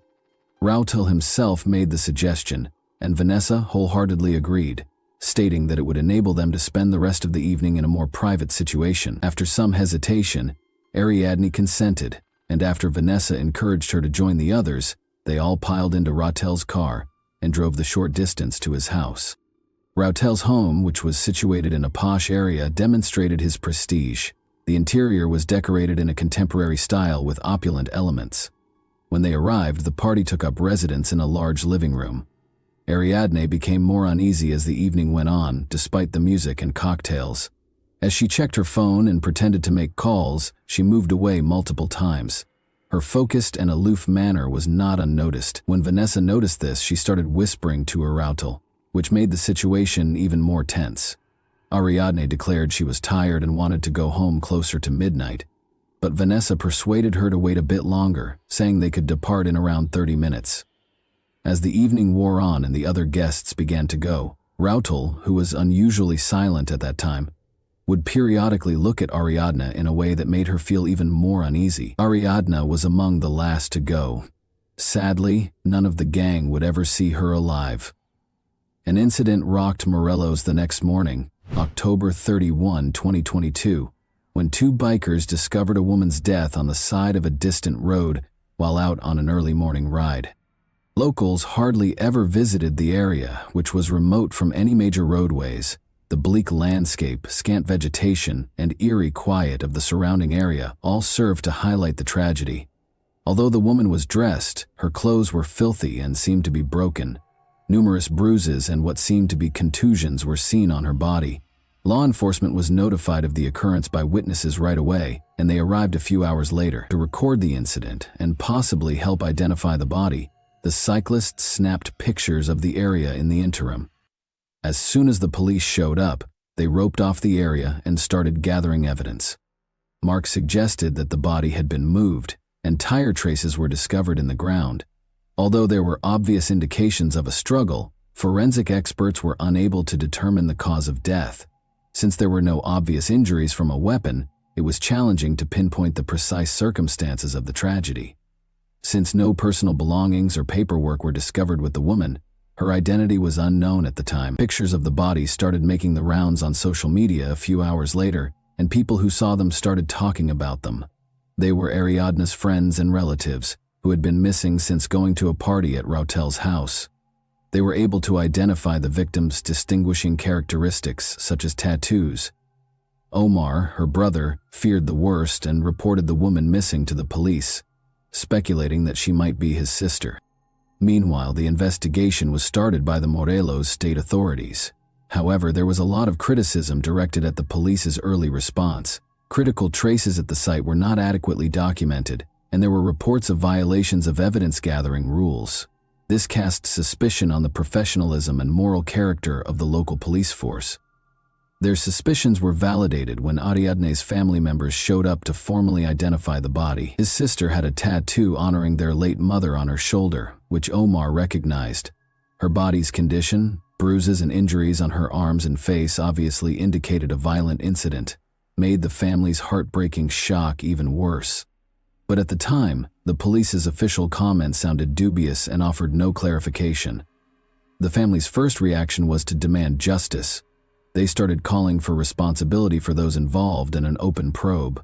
To raise awareness of the situation, they contacted acquaintances who were active on social media that same day.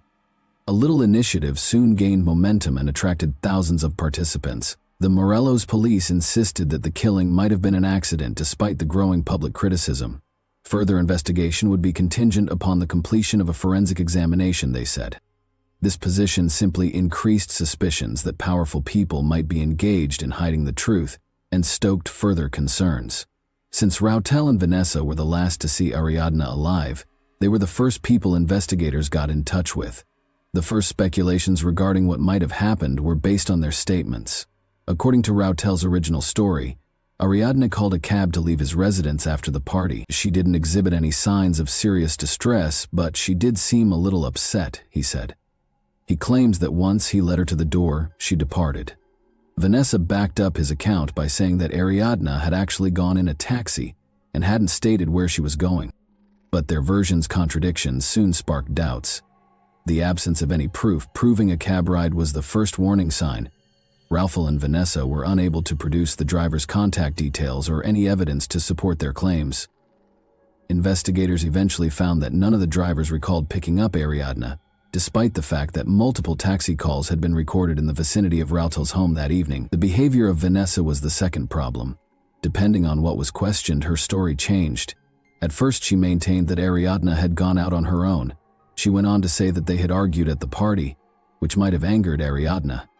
Additionally, in reference to the mysterious social media post Ariadne had written earlier that evening, Ariadne's friends informed police that Vanessa had messaged them in an attempt to imply that Ariadne might have hurt herself. Even though Ariadne's family and close friends initially thought the post, which was published just hours before she vanished, was a joke, investigators started to worry it might be a reflection of her actual emotional condition that evening. Vanessa's increasingly unpredictable behavior was another concerning element. She was attempting to minimize the problem and omit specifics in her texts to Ariadne's pals. She acknowledged in one text that she was scared of being implicated, but she didn't say why. Investigators' suspicions that Vanessa might be hiding important information were further heightened by these indicators. The investigation's preliminary conclusions were equivocal about the precise circumstances surrounding Ariadne's demise, but later investigations by law enforcement and outside specialists turned up important evidence.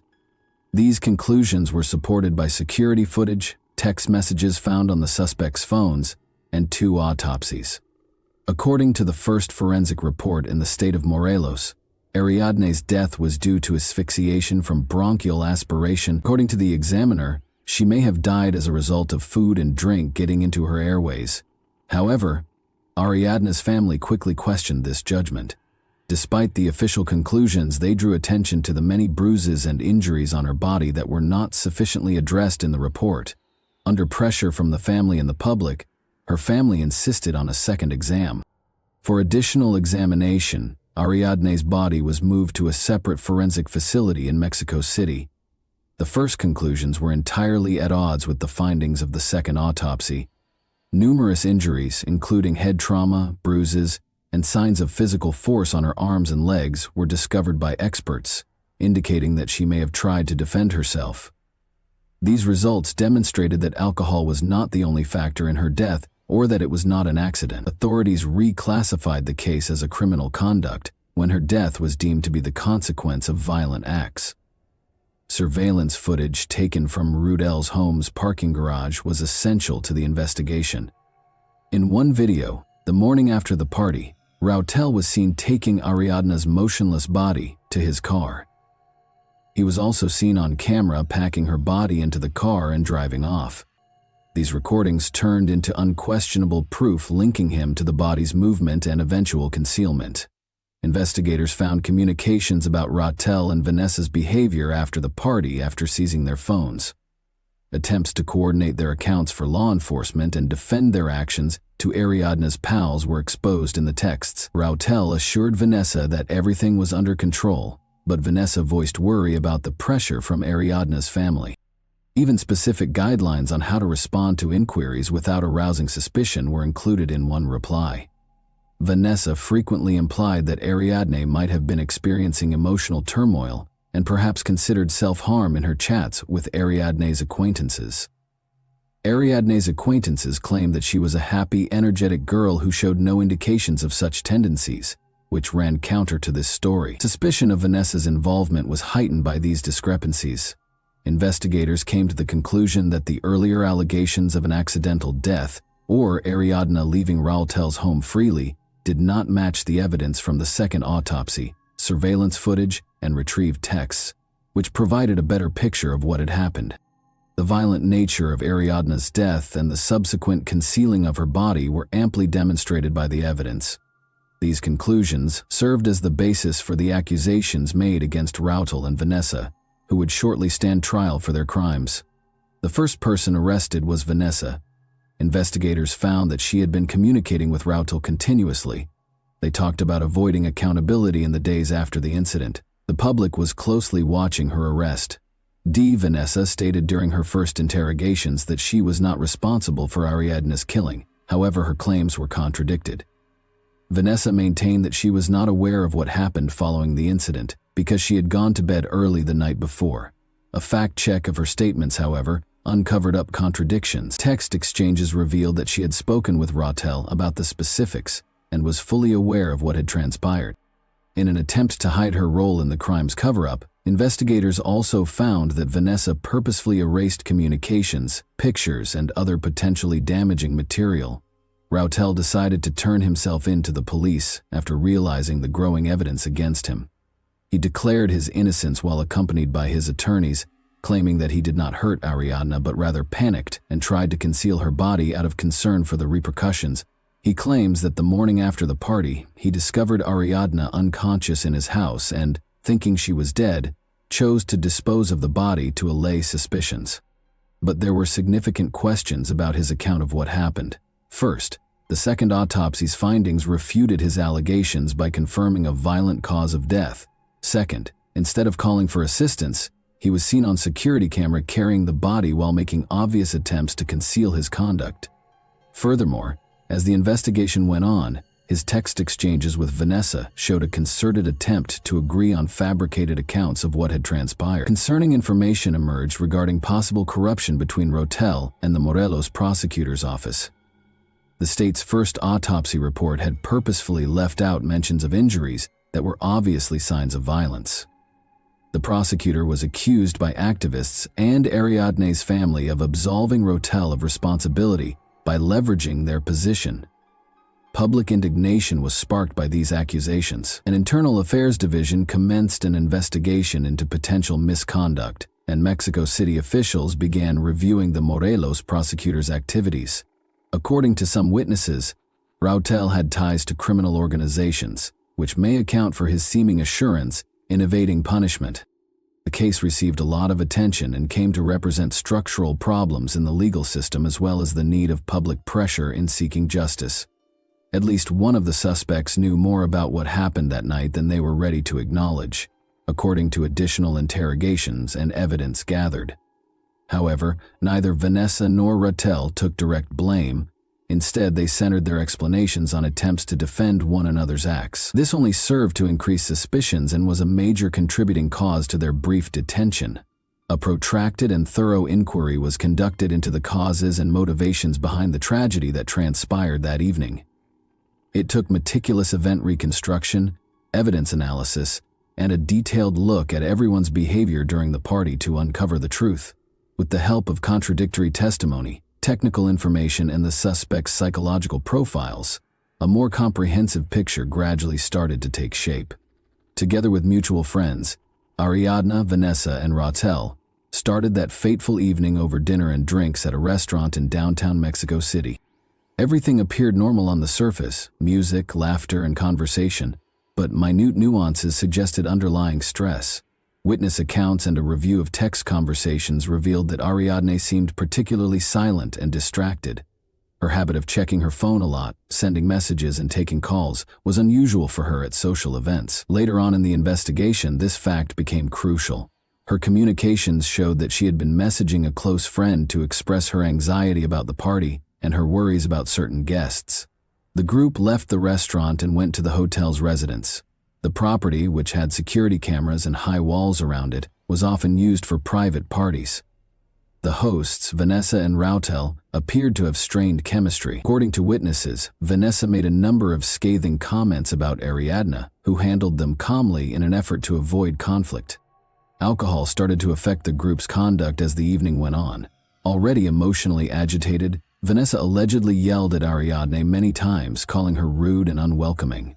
These charges increased the already rising tension but didn't strike a chord with the other members of the group.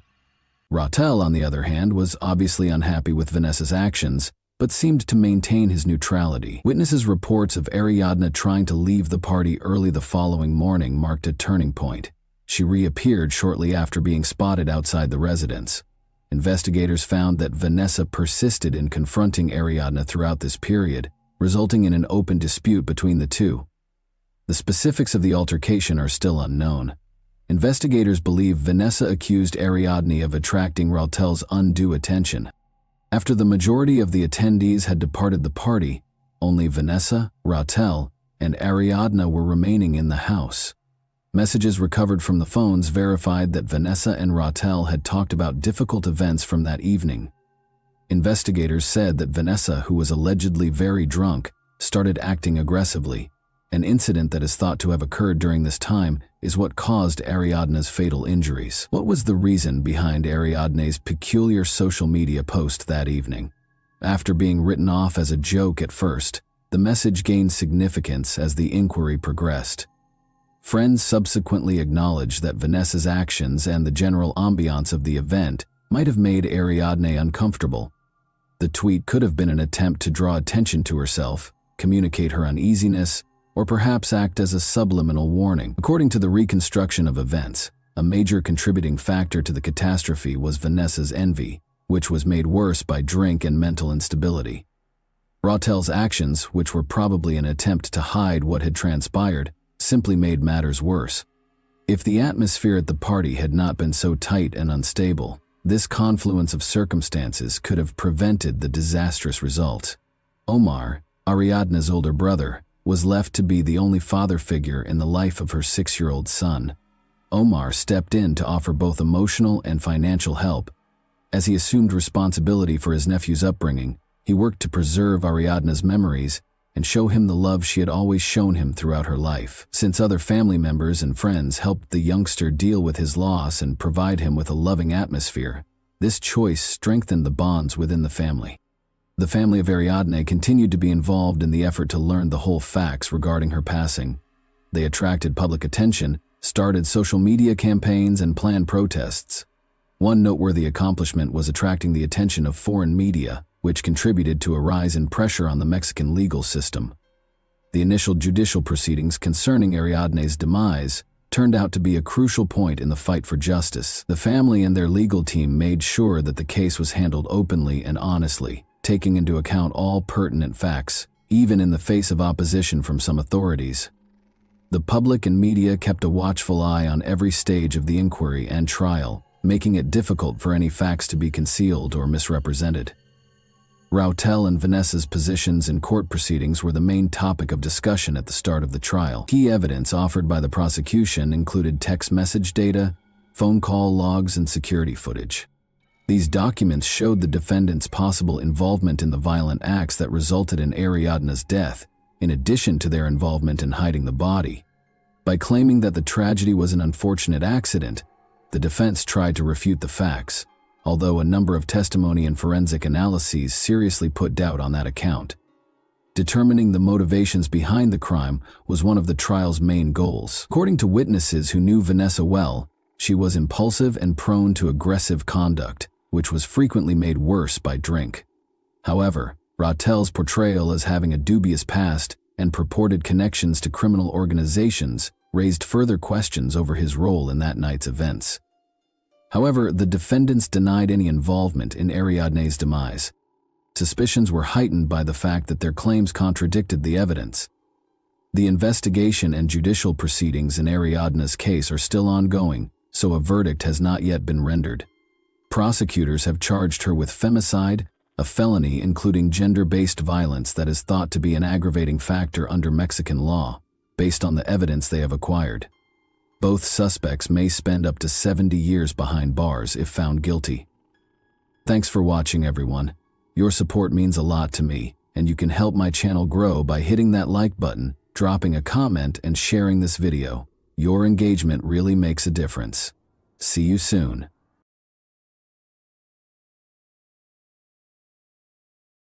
Hey guys, welcome to my channel, and today we're going to take a look at another horrible case with you. Concerned drivers who had spotted an abandoned car on the highway started calling Thurston County, Washington police On August 31, 2022. Officers discovered that their worries were not unjustified when they got to the designated spot. The key was still in the ignition, the driver's side door was open, and the door and steering wheel were covered in dried blood. Beside the car, on the ground, was a broken phone. Whatever happened on the phone happened very quickly, because it was last used at 5:10 p.m. and found at 5:30 p.m. The car was registered to Kenneth Davis from Olympia, Washington, which is 25 minutes away from the location where the car was found, according to the police's check of the registration number. But when they got in touch with Kenneth, they found out that the car had been taken by Gabriel Davis, Kenneth's 16-year-old son, at 4 p.m. Gabriel never returned from school after leaving for football practice. Blood and a smashed phone were clearly bad indicators. When such an incident occurs, a number of scenarios immediately spring to mind, such as a fight or perhaps even a murder. The police rushed to learn as much as they could about the boy. The 16-year-old Gabriel Davis hails from Olympia, Washington. His enthusiasm for football has not changed, despite a recent sharp decline in his academic performance. He never skipped a training session because he took it seriously. He was therefore immediately noticed when he failed to appear at the stadium on August 31st. No one knew where he was. Not even Justin Hume, his best friend. The police immediately began a thorough search after finding Gabriel's car, the broken phone, and the blood. Helicopters and search teams were involved in the ongoing search through the night and into the next morning. People who said they had seen the boy began calling in droves as word spread about his disappearance. The teenager was spotted strolling down the highway, according to 5 witnesses. He was walking toward the park by himself. Gabriel even responded to a caller who inquired about his well-being by saying, "Yes." The young man's mysterious disappearance was not the first or even the second incident in the county, which was the most horrifying part. Within 5 miles of where Gabriel's car was discovered, 2 other young boys had disappeared during the previous 6 years. Locals wanted the police to act right away because they believed he was the 3rd victim of the same kidnapper. Logan Schindelman and Matthew Anfelt were the names of the missing boys. Matthew and Logan played a lot of sports in their senior year, just like Gabriel did. There were notable parallels between the cases, especially in Logan's case. He had no reason to be in the southern part of the county, and his car was also discovered abandoned on the side of the road. Additionally, witnesses claimed to have seen the boys prior to their disappearances in both cases. But Logan and Matthew were never located. The FBI became involved early on because of these parallels and the urgency of Gabriel's investigation. The manager of North Carolina Power Systems, a company that specializes in diesel engine repairs, called the police while the massive search for the missing teen under mysterious circumstances was in progress. She stated that Daniel McCaw, one of their staff members, had not been showing up for work for 4 days and was not returning calls. She asked the officers to come to his house and see how he was doing because this was unusual for him, and he had never been missing before. When the officers got to his home in Orting, Washington, which is 45 minutes east of Olympia, they knocked on the door but got no answer. Through the doggy door, Daniel's German Shepherd dog ran outside. At the same time, they smelled a rotten smell, so they looked around for a way to get inside the house. An unlocked door to the laundry room allowed the officers entry. Daniel was lying on the floor when they got inside. He had been shot in the head and was lying in a pool of blood. At first, they thought he had committed suicide because there were no indications of forced entry. Nevertheless, no weapon was found close to the body, and a follow-up examination showed several stab wounds and an abdominal gunshot wound. The advanced state of decomposition made it difficult to determine the precise nature of the neck wounds. They discovered 2 empty holsters and casings for 9mm and .45 caliber firearms at the crime scene. Investigators came to the conclusion that the offender or offenders had used 2 distinct firearms, most likely taken from the victim. Only locals and the mailman had access to the man's elevated neighborhood residence, according to neighbors. How the offender could have muffled the gunshots was not immediately clear. It turned out, though, that although the locals were used to carrying guns, they did not meddle in one another's affairs. Even if someone heard something, they wouldn't think to call the police because they lived in relative isolation. During her talk with the police, Daniel's boss made a very intriguing comment. Daniel had split from Amanda Olafson, his fiancée, just 2 weeks prior. North Carolina Power Systems was another employer of Amanda's. Gabriel, her son, was the same Gabriel who had vanished the day before. It was an odd turn of events, and now the investigators had to figure out whether the murder of the 51-year-old man and the disappearance of the 16-year-old boy were related in any way. Thankfully, they could question Gabriel directly. On the evening of September 2nd, they located him in Thurston County, only 3 miles from the location of his car.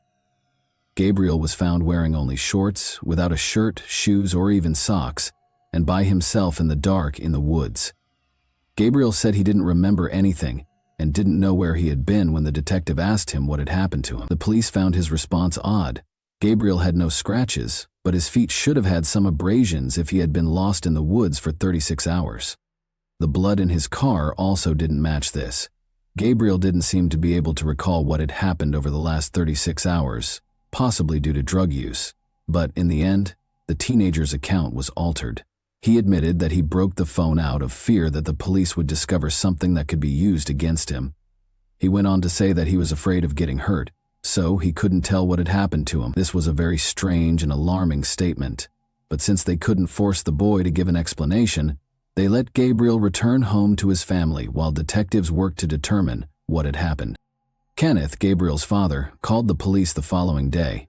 He claimed that although his son did play a role in Daniel's death, it was only because Daniel's biker friends forced him to do so in order to steal something from the victim's safe. According to Kenneth, the biker gang approached his son because Gabriel had lived there and was familiar with the house's layout.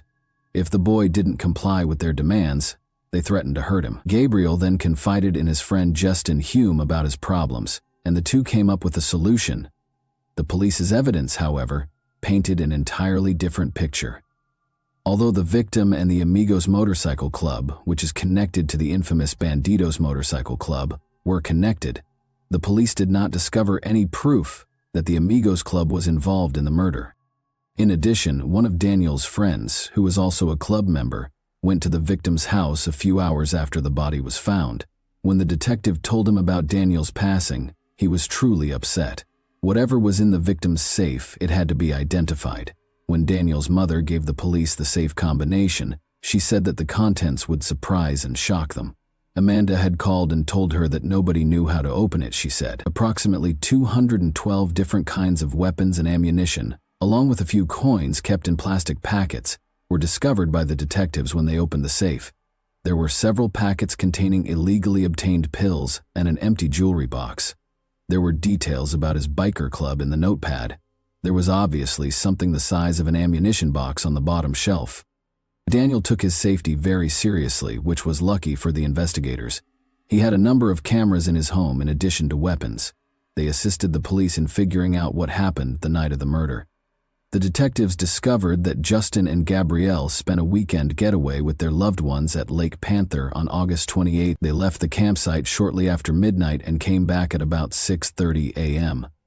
The surveillance cameras at Daniel's house recorded their exact location, but their relatives were unaware of their whereabouts. 2 young, slender men came up to the victim's house from the backyard at 1:50 a.m. On his belt, one of them carried a canister of pepper spray or something. The men wore masks that partially obscured their faces. One of them had on a ski mask, the other a medical mask and a baseball cap. They had flashlights on hand. Through the dog door came the young men. After a while, nothing happened. But at 2:41 a.m., the homeowner left the garage, went inside, and vanished from the camera. 6 minutes later, his German Shepherd was seen on camera hastily leaving the house through the dog door. After leaving through the side door, the unidentified men wandered for a few minutes between the house and the garage while carrying what appeared to be a toolbox or a crate of military ammunition. At 2:52 a.m., they finally left the crime scene, bringing with them what appeared to be a toolbox or a military ammunition crate. Gabriel informed his father that Justin followed Daniel after he came inside from the garage, stabbed him, and then there was a gunshot. The safe was in the garage, so Gabriel went there. At that moment, he says he heard 2 gunshots. On August 29th, the guys went back to their regular lives after disposing of the weapons close to Daniel's house. Gabriel, though, vanished prior to the 31st. He claimed that after bikers found him, they dragged him from his vehicle and struck his head against the steering wheel, spilling blood inside. Then, After beating him for a while driving around with him in a Suburban, the kidnappers let him go. Additionally, they mysteriously took his shoes and shirt and looked through the car for the stolen item from the safe. They found nothing because he didn't steal anything. As a result, the teenager chose to portray himself as a victim, similar to Danielle. That being said, this version isn't cohesive. Why couldn't the teenager enter the house and flee right away if bikers were the ones forcing him to commit the crime? Why wasn't everything finished sooner if, as Kenneth claimed, they had planned it? It was illogical. Once more, why did they enter the house when the safe was in the garage if the goal was to steal something? In any case, Justin and Gabriel were searched and taken into custody by police on the evening of September 2. They discovered a black ski mask and a handheld flashlight in Justin's home, and a black mask in Gabriel's vehicle. Gabriel showed the investigators where he had thrown the weapons close to the former Olympia Brewery in Tumwater after the police arrested the teenagers on September the 2nd. Similar weapons to the one used to shoot the victim were found by the detectives, a .45 caliber Sig Sauer pistol and a 9mm Ruger handgun. More than a dozen knives were also discovered. The firearms were found inside an ammunition box, the same type that vanished from the victim's safe. Although Daniel had friends among the bikers, the police did not discover any indication that they planned to murder the man or even steal anything from his home. The real reason for the crime is not disclosed. However, Gabriel's past might conceal the crime's motivation. He has encountered numerous difficulties in spite of his youth.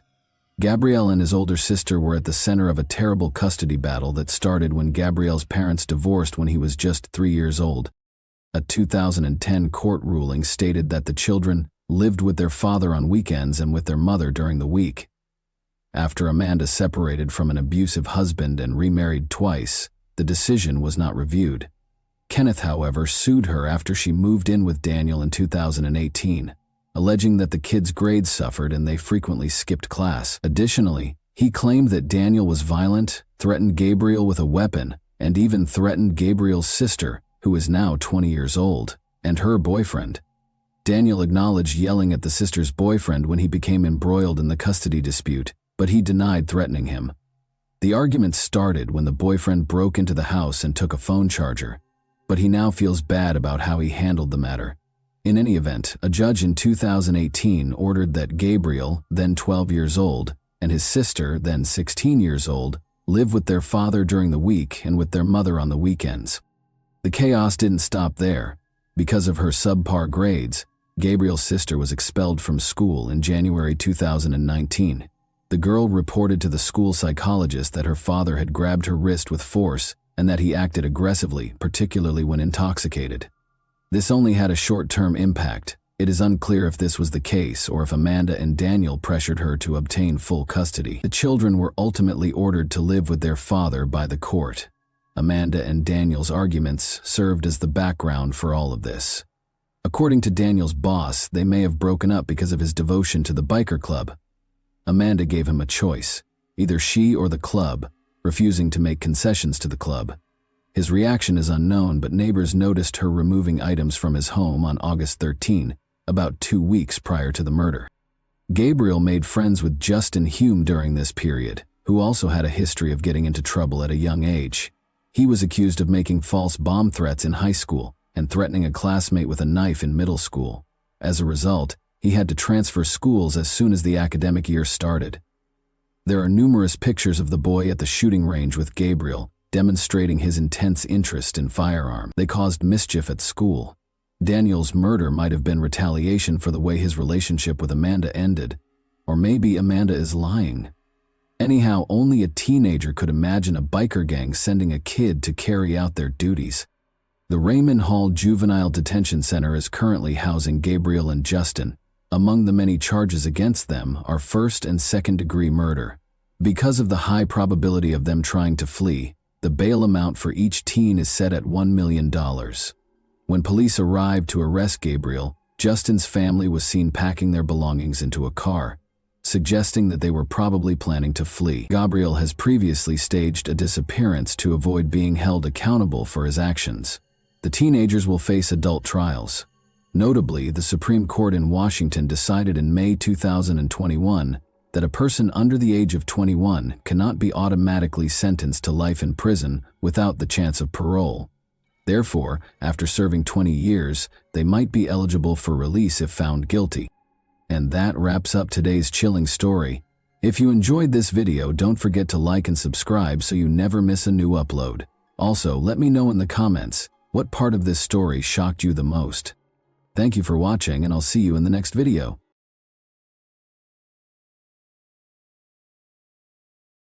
Hey guys, welcome to my channel, and today we're going to take a look at another horrible case with you. We take a look at events that happened in 2019 in the UK.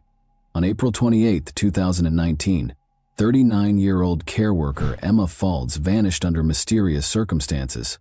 After receiving a call from her family 2 days later, the police began a thorough investigation to find out Emma's true fate. 700 square miles had to be searched by the police. In 2019, Emma resided in Kilmarnock. Located in southwest Scotland's East Ayrshire, Kilmarnock is a town and former burgh. There was quiet and comfort in her home, and she was always followed faithfully by her dog Maverick. Emma led a quiet, measured life. In addition to having a good heart, she was well known among her neighbors for her ability to relate to everyone. Emma regarded her dog Maverick, a cute West Highland Terrier, as a son, and more than just a pet. They would enjoy the fresh air and the splendor of nature while taking long walks together in parks and woods. Emma visited her parents on April 25, 2019. Her father, Ian, 70, and mother, Margaret Faulds, 70, were thrilled to see their daughter. Emma always brought a sense of coziness and warmth to her visits with her parents. Emma's parents talked about their plans and memories during dinner.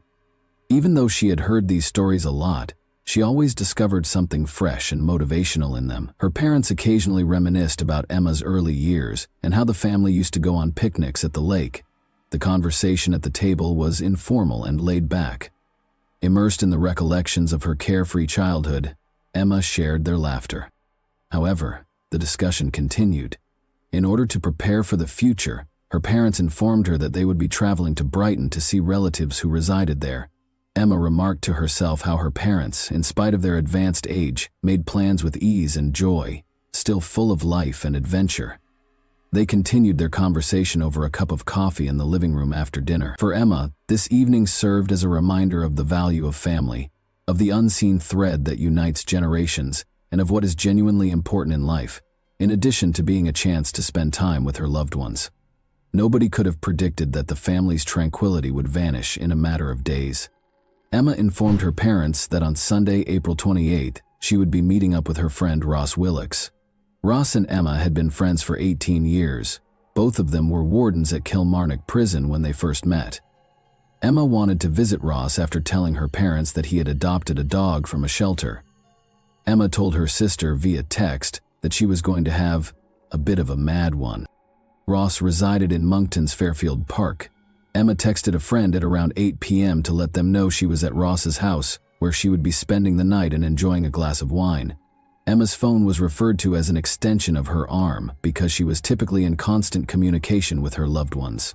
However, Emma didn't text or call any of her family members or friends the following day. Margaret, her mother, said this was completely uncharacteristic. Emma's parents were in Brighton visiting relatives on April 30th. Emma's employers called her mother, Margaret, to inform her that her daughter had failed to show up for work. Emma's parents were immediately aware that something was amiss because she spoke to a friend or family member every day. "We were on edge and decided to report her missing because it was so unlike her," said her dad. Around 4:30 p.m. when police officers broke into Emma's apartment on Fullerton Street in Kilmarnock that day, they found her pet dog, Maverick, home by himself. A neighbor had heard Emma sobbing. Everyone knew Emma well enough to know that she would never leave her dog alone.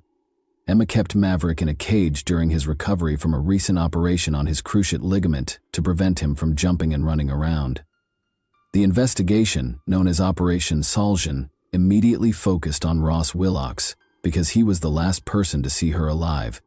At approximately 11 p.m., Willicks informed officers that Emma had made the decision to drive back to her apartment, which was less than 9 miles away.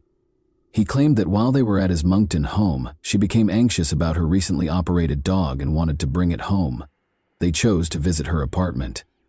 He claimed that after traveling with her, he took roughly a dozen lines of cocaine. According to Willox, Emma was cheerful and upbeat and was having fun.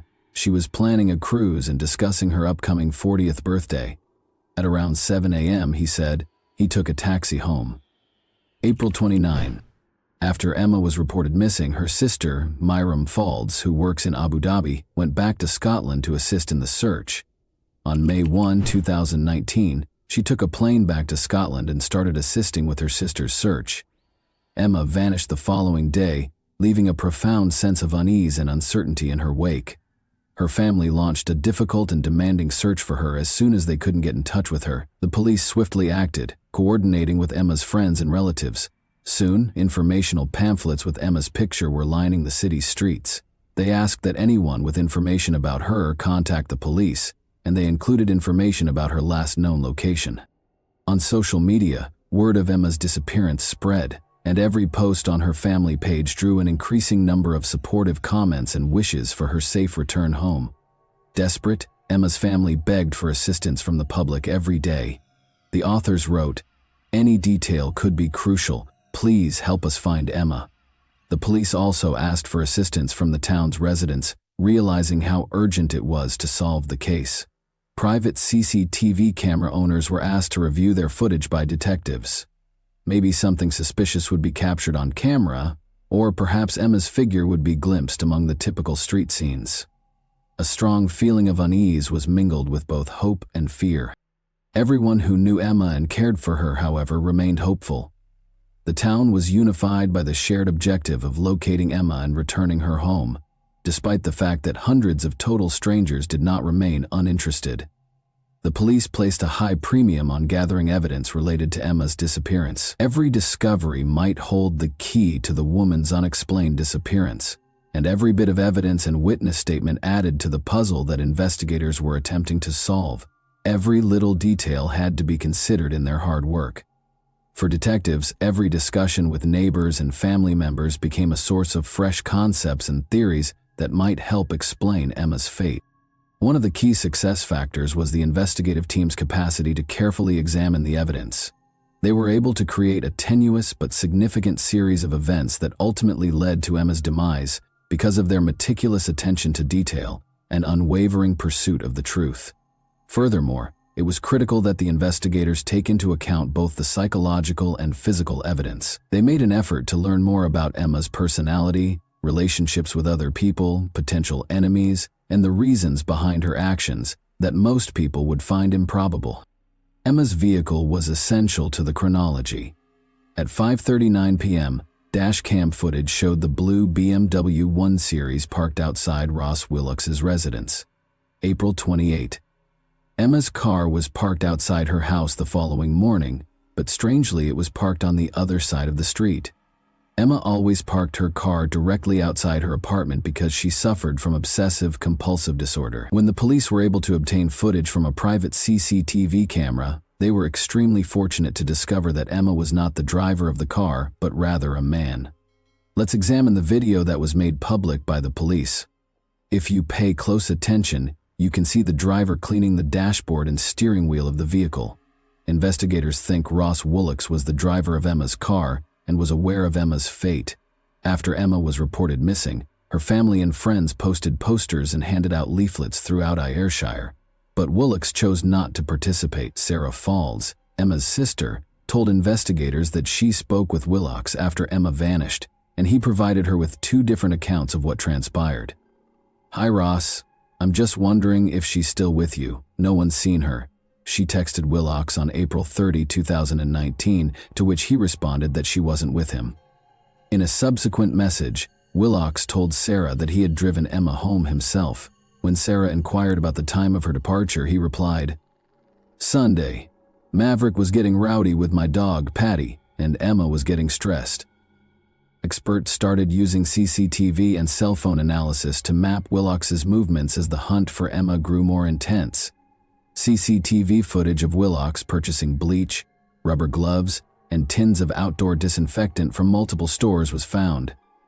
When we put all those pieces of evidence together, It painted a suspicious picture of Ross Willox's movements. They also looked into his background and found that he had previously constructed wind farms in Dumfries and Galloway, close to the Galloway Forest, according to Detective Crombie.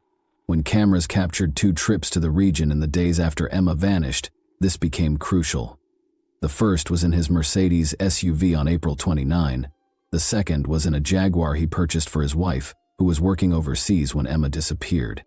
Later, during the search of the Jaguar, a police dog trained to detect the smell of dead bodies repeatedly barked at the boot area, providing a positive indication. In addition to an officer with extensive local knowledge and experience working as a wind farm liaison, police also called in search specialists from the UK National Crime Agency. According to Detective Crombie, some areas of the 700-square-mile Galloway Forest Park resembled the moon's surface. Willox's cell phone was examined by digital forensic specialists, who then superimposed the CCTV footage that was found on the routes he took in the 48 hours following Emma's disappearance. As previously stated, the police dog made a signal when searching Willox's Jaguar. Even though investigators knew Emma was dead, they still needed more solid proof to find Willox guilty. They had to locate Emma's remains. Police called for assistance from the public once more. The Mercedes on Monday, April 29, and the Jaguar on Tuesday, April 30, were both known to have been on the A714 Girvan to Newton Stewart Road. Detective Martin Fergus, who was in charge of the investigation, stated, "What Emma's family is going through is unimaginable, and our priority is to find her. I am thankful to members of the public who have been in touch and have provided us with valuable information which has led us to explore this area. I believe the A714 route is key to helping us find Emma, and I am appealing again to those who use this route regularly. Please take time to think back and consider if you saw a Mercedes or Jaguar car on this road, or parked up somewhere, or even off-road. If you have dashcam footage, please take the time to go through and check it. You may not realize it, but you could have captured footage of the vehicles in these locations, which could provide us with vital information and assist us in finding Emma." Since Willox was the sole suspect in the Emma Faulds disappearance case, he was constantly monitored by the police. Neil Moore, Ross Willox's best friend, gave the police another crucial lead. Moore claimed that after Willox requested to use his device, he noticed the searches on it. On May 8, 2019, Moore told prosecutor Paul Kearney that he discovered searches he had not made on his iPad. They included: do police put tracking devices on cars? Can cars be traced by GPS? And can UK police trace your car without a warrant? Willox was being watched when he was taken into custody at his mother's home on May 8 on suspicion of Emma's murder. Declaring that he had no idea where Emma might be, he entered a not guilty plea. The Galloway Forest is roughly 700 square miles in size. However, police were able to concentrate on a search area by employing specialized techniques. During Operation Salzan, in the search of the 700-square-mile Galloway Forest area where Emma's body was suspected to be, police called in Professor Lorna Dawson. Among other things, the soil expert was asked to inspect Willox Timberland boots. On June 11th, Professor Dawson presented her findings. Emma's nude remains were discovered 24 hours later, concealed in a section of Glen Truel Forest that is not typically traversed by people. When comparing the soil that covered Emma's body to the boots, there was a 92% match. Another potential match from the forest site was discovered beneath the Jaguar car's wheel arch. As a wind farm project manager, Willox was familiar with the area, but he told police that he was only there to walk his dogs if they saw him. He was also located in and around the area by mobile phone analysis. According to Detective Pakalek, Bear, his dog, who was trained specifically to locate dead bodies, started barking, signaling that he had discovered something. To conduct additional investigation, the officer went back to the location. Pakalek put on sterile gloves and stated, "I lifted the vegetation to see if it was a body part or torso. I could see the lower portion of a naked body." A service was held at Holmesford Bridge Crematorium after hundreds of mourners paid their respects at Kilmarnock's New Lay Kirk. Maverick, Emma's West Highland Terrier, was leading the procession out of the church while sporting a blue bow tie. Emma's relatives posted on the family's butcher shop's social media page that they felt compelled to make a public statement only now. They claimed that during this incredibly depressing and agonizing time, They had received fields of flowers, hundreds of messages, and countless cards.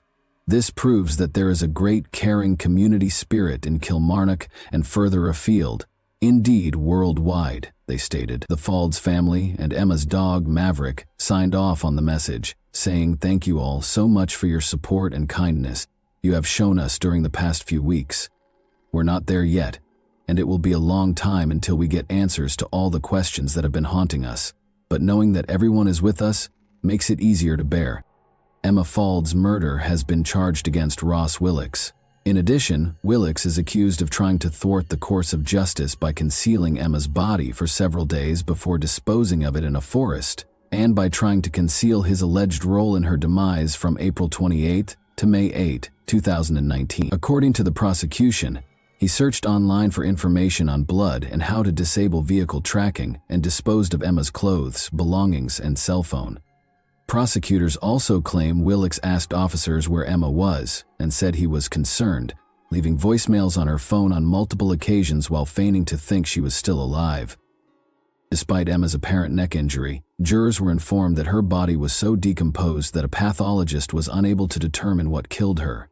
Dr. John Williams, a pathologist, testified in Glasgow's High Court that he examined Emma Faulds after her death, but because of the state of decomposition, Dr. Williams said he could only determine so much from her remains. He added that he was unable to pinpoint Emma's death date when questioned by prosecutor Paul Kearney. According to Dr. Williams's report, there were no significant natural diseases found, and she did not have any fractures to her arms, legs, or ribs. In response to the question posed by prosecutor Paul Kearney, "So nothing to point to a natural cause, but with the great caveat that your examination was affected by the state of decomposition?" Dr. Williams said, "That is right." It was discovered during the trial that Emma Faulds' toxicology samples included traces of alcohol and painkillers. The jury was informed that the cause of death must be declared undetermined after Dr. Williams read from his report saying, "In summary, the medical cause of death has not been established. The degree of decomposition has limited many aspects of the post-mortem." Joanne Cochran, a forensic scientist, described to the court how, while inspecting the BMW in September 2019, she removed a tape from a seat lever. It matched Ross Willix's DNA profile, according to the expert. The trial also heard how blood was found in the accused's house. 2 tiny droplets that matched Ross Willix's father's DNA profile were discovered. According to forensic scientist Joanne Cochran, no additional blood was discovered, but there was a tiny staining of contact blood elsewhere that was thought to match the accused. At the trial, Willix had denied murder. In his version of events, he claimed to have left Ms. Faulds fit and well after partying with her for a while before they drove to her apartment in Kilmarnock, Ayrshire, which was about 9 miles away. Willix's attorney, Donald Findlay, stated that it would not be suitable to offer any apologies on behalf of his client, who disputes his own responsibility. According to Findlay, he is not the kind of person I would have expected to have found himself guilty of a crime of murder. The murder of somebody that he knew and cared for. They cared for each other, not in any romantic sense, but as friends. Something catastrophic went wrong in the early hours of the morning and one life was lost. Margaret Faulds, Emma's mother, described the location of her daughter's discovery on the first day of the trial as, "No one would walk there or drive there. You would have to see it to believe how remote it was." Nevertheless, one individual went there with the intention of ensuring that no one would discover what he had done to his friend of nearly 20 years. Professor Lorna Dawson, a soil specialist, presented her results on June 11 after testing the Mercedes and Jaguar vehicles for soil and a pair of Willix's Timberland boots. Search teams eventually located Emma after refocusing on damp, marshy areas as a result of Professor Dawson's analysis. She informed the trial that the deposition site was not a place you would typically walk through, and that there was no natural path to it. Her words, "You would avoid it." Professor Dawson stated that rather than originating from a similar common bog habitat, the soil recovered from the boots came from the deposition site. A jury convicted Willix of murder and attempted obstruction of justice following a 6-week trial. Miriam and Sarah, Emma's distraught sisters and parents, were there to hear the decision. The judge stated to Wolax, "You know what the sentence for murder will be. It will be life imprisonment. Be under no misapprehension. This was a foul crime on a young woman loved by her family. You would have visited upon them a lifetime of wondering if she was still alive had her body not been recovered as a result of the sterling work by the police and experts. It was in such a remote place, and you had intended her body would never be recovered. Willox showed no emotion as he announced the decision. The heartless murderer acknowledged that he was not involved in Emma's search.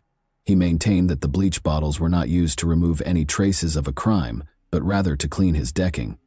Only he really knows what caused Emma's death, and it's still unclear what transpired between them at his house that evening. Ross Willox received a life sentence in prison in June 2021. Before he can apply for parole, he must serve 20 years in prison. Only you will know what happened in your house that night that led to you killing your friend.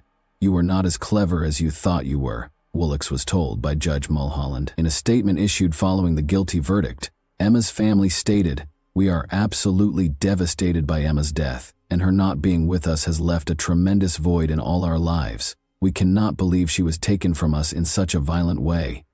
And what makes it even worse is that Ross Willox was supposed to be her friend. The last 2 years have been the worst our family has ever experienced, culminating in a 6-week murder trial in the High Court in Glasgow, which ended earlier today. The conclusion, as you are probably aware, is that the man who murdered our beloved Emma has been found guilty. I feel, on behalf of my family, that I should use this message to thank everyone, friends, customers, and the wider community, for their fantastic support, kindness, and help when needed. We know we will never get Emma back, but we feel, with all the professionals involved in the case, we've got justice for her." And that wraps up today's chilling story. If you enjoyed this video, don't forget to like and subscribe so you never miss a new upload. Also, let me know in the comments what part of this story shocked you the most. Thank you for watching, and I'll see you in the next video.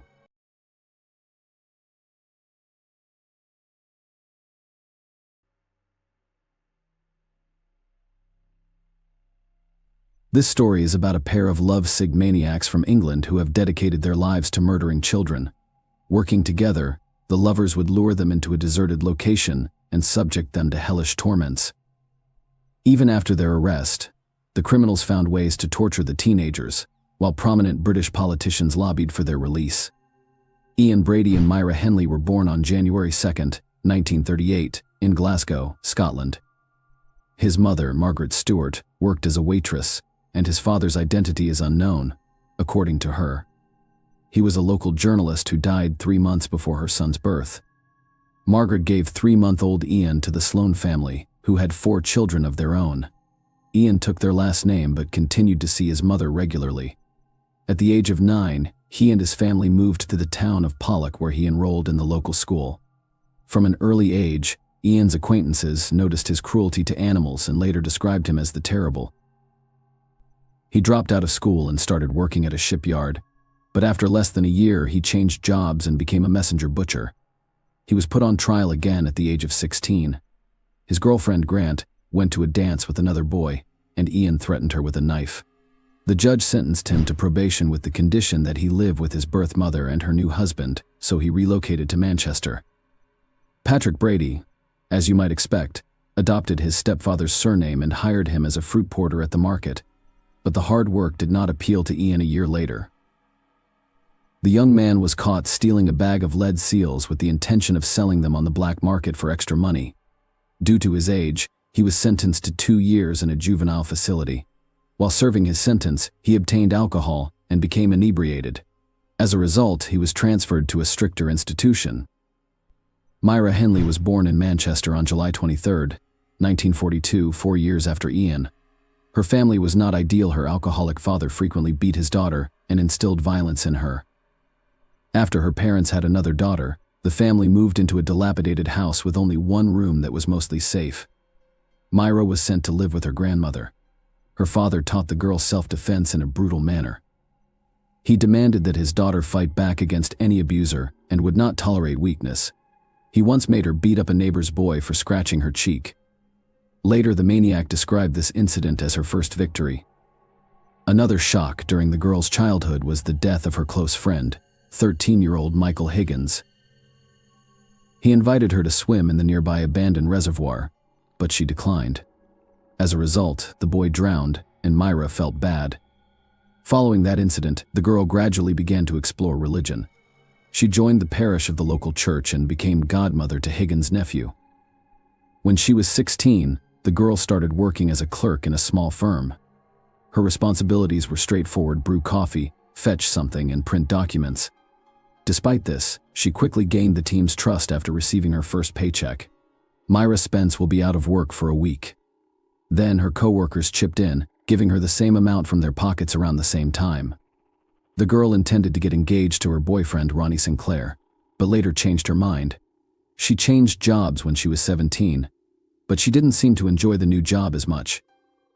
6 months later, she was fired for chronic absenteeism. At the same time, Myra went to the judo section, where even the guys refused to fight her. Once she got a taste for it, she couldn't stop in time, causing serious injury to her opponents. At the same time, Myra colored her hair pink. The future maniacs met at Millward, where they both found jobs. Myra was 19 years old when Ian turned 23. According to the young woman's diary, their first conversation occurred on July 27, 1961. Myra initially sympathized with the young man despite his criminal record, but eventually lost interest. However, 6 months after they met, Ian asked her out to a movie, and the young woman agreed that the choice of a movie for a first date was as strange as possible, a documentary about the Nuremberg trials, and that the couple continued to go to the movies for the most violent films. And soon Brady instilled in Myra an enduring interest in Nazis. They frequently sat down together to read materials and books about the atrocities of the Third Reich while drinking German wine, which piqued her interest. Myra began to imitate the Aryan young woman model, dyeing her hair white and wearing dark red lipstick. Later, she dramatically changed her wardrobe to more candid short skirts, leather jackets, and high-heeled shoes. The couple continued to work together, but their attention to the team dwindled with each passing day. Calling the relationship perfect at the time was impossible. In a letter to an old friend, Myra revealed that Ian had slipped her sleeping pills. After a few months, Ian and Myra decided to rob a bank. The young woman rented a van and attempted to learn how to shoot, but failed to master the skill. Despite this, she eventually acquired a rifle and 2 revolvers. The couple eventually abandoned the idea, and they were likely safe. They were eventually given new housing through a government program because their previous one was deemed unsafe. Brady was also the first to express Myra's deepest desire to commit the perfect murder. He was inspired by Meyer Levin's book Coercion, in which 2 teenagers plotted to kill a 12-year-old boy in order to avoid the death penalty. The young woman was undeterred by this revelation and agreed to assist her lover. The plan was extremely simple. Myra and Ian planned to find the victim along the road, then take her to a remote location and kill her. Brady told Myra to drive the van down the street alone while he followed on a motorcycle. After spotting a suitable victim, the maniac was about to signal his accomplice with his headlamp, after which she was to persuade the victim to get into the car on the evening of July 12th, only 1 month after moving in. They went out to hunt. Brady chose the first victim and signaled to Myra, but she drove past him, catching up with her. He demanded explanations. The young woman revealed that the maniac's target was 7-year-old Marie Rock, who lived next door to her mother. According to Myra, they would have a very difficult time getting away with it because the police would immediately begin searching for such a young child. The couple then continued down the street, looking for another victim. At 8 p.m., Brady made his decision on Fraxmer Street, and Myra recognized the girl once more. She turned out to be Pauline Reed, her younger sister's 16-year-old friend who was on her way to the disco. Determined to act, Myra stopped and offered her a ride, and the girl got into the car, which took her to a deserted location. Myra made up a story about losing an expensive glove on the Saddleworth. Heath was popular among locals due to its abundant supply of peat, which was used as fertilizer. Pauline agreed to assist her acquaintance shortly after arriving at the location. Brady approached them. Myra informed them that the girl was her boyfriend, and he would assist them in their search. The final outcome of the situation remains unknown. The problem is that Brady and Myra tell 2 different stories, but they all end up with the same outcome. In Ian's version, Pauline is murdered. The girl was abused and killed by him and his lover. Myra, on the other hand, she claimed that she was left in the car while Pauline and Brady allegedly went to look for the glove. After a while, The maniac returned alone and reported the girl's death. He led Myra to her body, and she noticed that the girl's clothes were severely wrinkled. Myra's version does not make sense to me. What excuse would a 16-year-old girl have for going on a search with a stranger while Myra was sitting in the car? Most likely, with this story, the maniac was attempting to absolve herself of direct involvement in the murder after burying the body. Myra and Brady packed the motorcycle into the van and drove home. On the way, they saw Pauline's mother and brother looking for the girl. After nearly 6 months apart, the couple decided to act again, but this time with a 12-year-old boy. When the boy saw the victim in a store, they struck up a conversation and offered the child a ride home as an added incentive. Brady offered the boy a drink once inside the car. He specified that the alcohol be picked up at their house, but first a pair of maniacs asked the child to assist in the discovery of a fictional glove in Saddleworth, much to his dismay. The boy agreed. The situation then proceeded in the same manner as before. Hinley claimed Brady had taken the child from the car, abused and killed him. The maniac reiterated that she was not present during the entire ordeal. 7 months later, on June 16, 1964, the couple abducted 12-year-old Keith Bennett while he was on his way to his grandmother's home. He met the same fate, violence, and murder. The police, who were unaware of serial killers at the time, initially arrested the boy's stepfather but discovered no evidence against him. The next murder occurred 6 months later, on December 26, 1964. It is unclear whether they were able to maintain this cycle unintentionally, or if the pause was necessary to lull the police into a state of alertness. You'd think that if children began disappearing one after another in a small town, law enforcement would devote all of their efforts to apprehending the maniac, but on December 26th of that year, with only a few days until the New Year and Christmas, Ian and Myra decided to give their town another unpleasant gift. This time, the situation has changed dramatically. They searched for their new victim on the playground. Leslie Ann Downey, 10, was scattering shopping bags near the car. The maniacs asked the girl to assist with the collection after asking her to help them transport the bags home. The girl consented and was assaulted. As soon as she crossed the threshold, the couple began abusing the unfortunate child in her home for an extended period of time.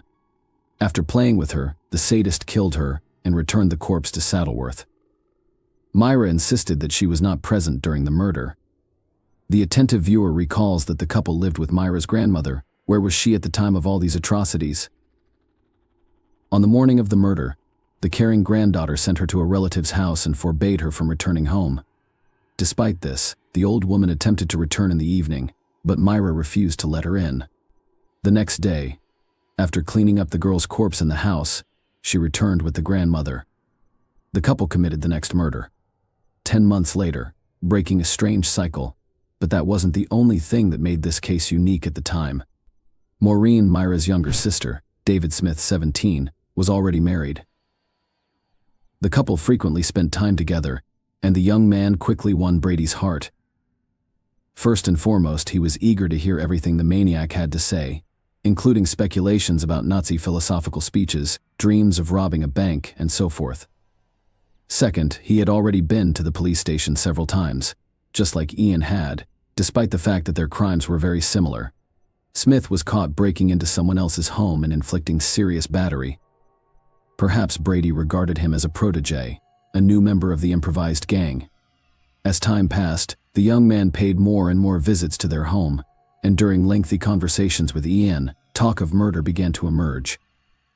Myra became concerned that their relative would run to the police, but Brady insisted that he thought Smith was his own and trusted him. He even told her that he and Smith would be committing a crime together soon. Myra and Brady went to Manchester Central Station to look for a new victim, and Ian quickly made his decision. He met 17-year-old Edward Evans, who agreed to come to his house after a brief conversation. When the company arrived at the house, they drank wine, and Brady eventually sent Myra to get Smith. The action picked up quickly after he arrived. Myra's words allowed us to reconstruct the following picture. She had gone into the kitchen to feed the dogs. Smith stayed in the living room. Several minutes later, she heard screams and fighting. The girl entered the room and saw Evans and Brady struggling. After a brief fight, Ian grabbed an axe and struck the victim several times with its blade. He strangled the unconscious Evans by wrapping an electrical wire around his neck. Brady wanted to take the body to the wasteland right away, but it was too heavy. Additionally, the maniac twisted his leg during the fight. Finally, he decided to leave it at home and travel with Smith to Saddleworth. The next day, he asked him to stay so he could understand the gravity of his actions. Smith initially agreed to help Brady dispose of the body, perhaps he was too scared to refuse.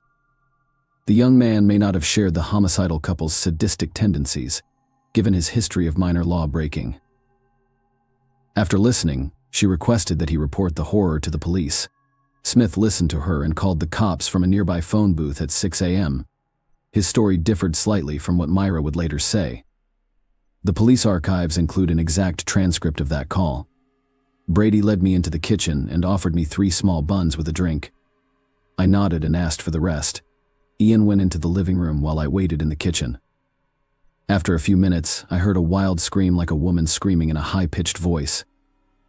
After hearing Myra's screams, I ran into the living room and saw a young man lying face up on the couch with his feet on the floor. Ian was standing over him, holding an axe over his head and hitting him on the left side of his head. The officer knocked down the maniac's door, and Myra opened it. He took out his identification card and quickly made his way into the house, where he caught Brady, who was writing an explanatory letter to work and asking for time off due to an injury. The officer told a made-up story about investigating gun cases and asked to see the house. Myra agreed, and he inspected all but one room. The young man described how Ian bragged about killing 3 or 4 children and even gave the approximate location. Brady allegedly met Evans in a bar, and a fight ensued, and somehow the boy came to his house. Smith had also testified against Brady at the time, and the police believed his testimony much more. There, the police found many interesting finds. Notebooks, lists of names, photographs of Brady and Myra Simpson, and explicit pictures of them. The notebooks contain lists of coded words, which the police were quickly able to decipher. It turned out that Brady kept records of burial sites, weapons, and methods of killing. As it was impossible to assert the exact location of all the victims on the basis of this information, it was rather superficial. Another book contained a list of names including all the victims of the couple, but here's the strange thing: in addition to the victims we know, the list contained the names of other children. With all this information, the investigators questioned Brady again, and his story was once again very weak. Allegedly, the list contained the names of his friends, and he had joked about killing children in his conversation with Smith. At the same time, the police managed to find the very suitcases, the contents of which shocked everyone. There were photographs of a naked girl. Also found in them were audio tapes, one of which would soon become perhaps the most damning evidence in history. It contained cries and pleas for help. The tapes contained recordings of Nazi plays, and one of the mothers recognized her daughter Leslie Ann Downey's voice. The suitcases also contained photographs of the marshland backdrop, various batons, lashes, and erotic magazines. A recording of the girl screaming and a photograph of her would have been enough to PR. On October 10th, police discovered a child whose hands were sticking out of the ground due to the body's composition. The child's identity will not be confirmed until after 150 officers were involved in the search for bodies in the swamps. Initially, they focused on the area near Route 628, but later, based on witness statements, they moved to Route 635, where they made their first discovery. On April 19, 1966, Myra and Brady were charged with the murder of Edward Evans Lessell in one of the most high-profile trials in British history. He did not deny taking them, but claimed that the girl was brought to their home by 2 men and then taken away to an unknown destination. The police temporarily halted their search of the swamps due to the onset of winter. During the trial, David Smith, the main witness, signed a contract with a local newspaper to give an exclusive interview if Myra and Brady were convicted. The newspaper paid him a significant sum of money for this.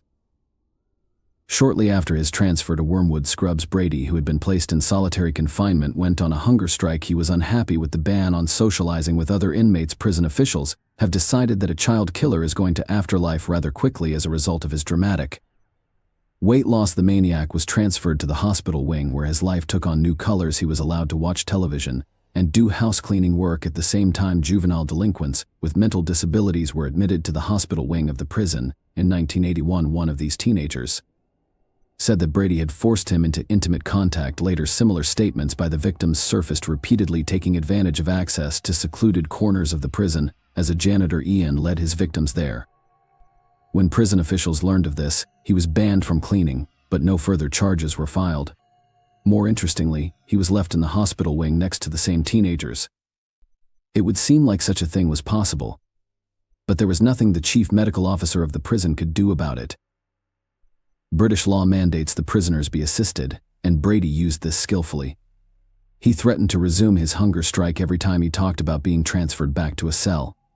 In 1982, a harsh decision was made to transfer the maniac to another prison with stricter conditions. However, 3 years later, in 1985, Brady was declared insane. Thanks to this, another transfer awaited him at Ashworth Psychiatric Hospital. Many of you may have wondered how such a violent sadist managed not only to establish a comfortable life in prison, but also to do his dirty work with teenagers. The answer might surprise you. He was helped by the Earl of Langford. Frank Pakenham, one of the leading politicians of the time, gave favors and privileges. Brady approached him while in prison, and soon the Earl actually sided with him. Of course, there was no talk of helping to get the charges dropped, but Ian didn't count on that. Pakenham helped him stay in the hospital by appealing to Britain's Home Security himself. After that, the politician repeatedly bailed out his newly minted friend by pulling the right strings in the British upper echelons, but the main request to Brady was that he could not fulfill the maniac dream of a date with Myra. On that note, let's move back a bit to Hindley's story. Her life behind bars was much less intense, but not without interesting moments. While in prison, she managed to have a mistress, but more interestingly, she was able to get out of there for a while, not long after beginning her sentence. Henley began a torrid affair with the warden, Patricia Cairns. Together, they planned an escape but were caught by the police in the preparation stage. As a result, Cairns went from a prison employee to a prisoner for 6 years in November 1986. Keith Bennett's mother wrote her a letter begging her to tell her about her son's fate. It was filled with pain and despair, and the last lines were clear. "I am a simple woman working in the kitchens of Chrissy's hospital. It took me 5 weeks to write this letter because it is very important to me that it be accepted by you, as it is a plea for help." Myra was taken to Saddleworth Heath, which was cordoned off by 200 police officers along its perimeter, and her task was to locate the bodies of children whose fate was still unknown. The detective couldn't tell if Henley was moved by this or if there were other motives, but she agreed to participate in the investigation under tight security. Since then, Myra has been out on the heath several more times, and in 1987, the caps were successful, and that's what you call the discovery of Leslie Ann Downey's body. And later, Pauline reads, once Brady learned of his former lover's cooperation with the investigation, he also decided to partially confess to what he had done. True, the maniac asked to be given the means and opportunity to leave his life, which no one could legally do, having been refused. Ian still talked and also expressed his desire to help the police in their search for the remaining bodies. On July 3rd of that year, he was taken to Saddleworth, where he was never able to pinpoint Keith Bennett's burial site. Later, frustrated detectives refused to make another trip to the heath with the maniac, and he turned to reporters. In a letter, he indirectly admitted that he killed 5 other children, but police could not confirm this information. 6 months later, Brady still secured a second visit to Saddleworth, but again proved useless. Keith's body has yet to be discovered. In 2003, the police resumed their search using the most advanced technology, but it yielded no results. They only had 40-year-old photos, making finding the right place next to impossible. Myra made a long attempt to obtain an early release. She wrote appeals that secured Lord Longford's support, and by the early Nazis, almost everyone was convinced that her release was inevitable, unfortunately for her life. Otherwise, Hennel. Yes. The cause was complications from a heart condition. The rest of Brady's life was less rosy, while Myra's release was seriously considered. Ian's release from the asylum was being given the go-ahead by senior British officials. With each year in the asylum, he gradually went mad until he lost what little, if any, sanity he had left. In spite of this, he managed to live long enough until he was 79 years old. In 2017, the maniac died of cancer, and the urn with his ashes was buried at the bottom of the sea. Brady's death made a few people sad. His namesake Police Federation branch chairman Ian Hansen noted that such monsters deserve no sympathy. That was the end of the story of the child murdering lovers, but in Britain, their names will long be remembered. Ian and Myra are a prime example of inhumanity, boundless impotence, and cynicism, as well as a total lack of morality. Just by remembering the history of the past, we are able to prevent the events of the future, so our work is not in vain. Please share your thoughts on this story in the comments section, and thank you for watching.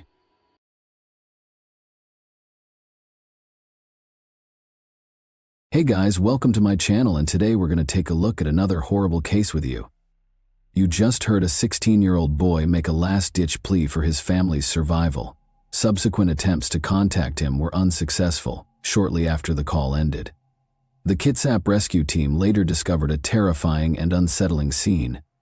3 burned bodies, 2 boys and a woman, were discovered inside the burning house.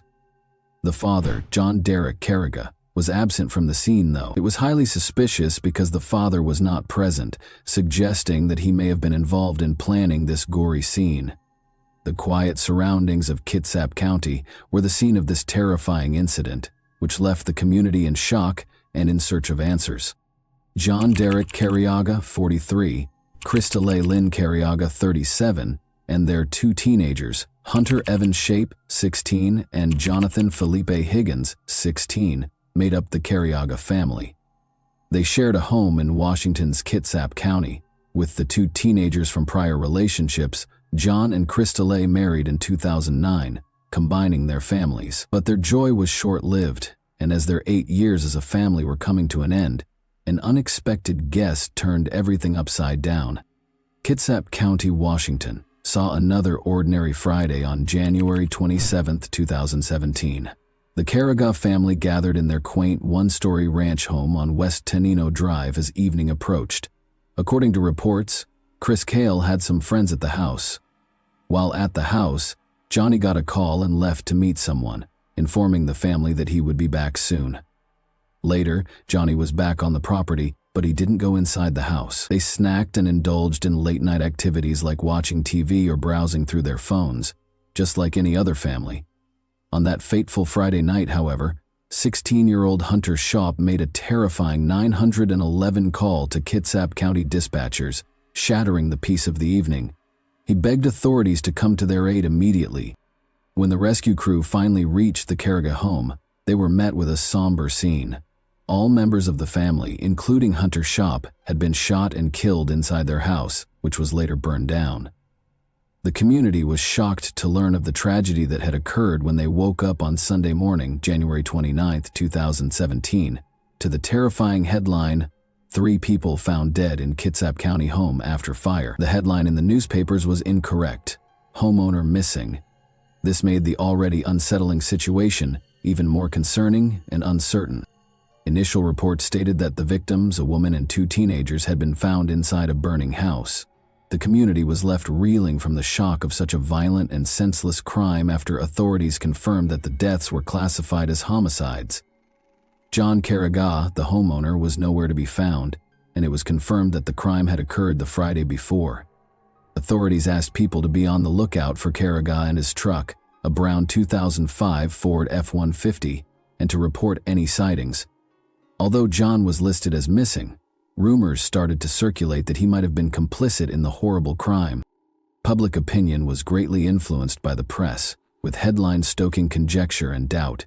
The reference to someone here with a gun only served to heighten anxiety about Carriga, but it quickly became clear that the media had erred greatly in reporting that 16-year-old Hunter Shape, who had made the upsetting 911 call before tragically passing away from his injuries, was still alive.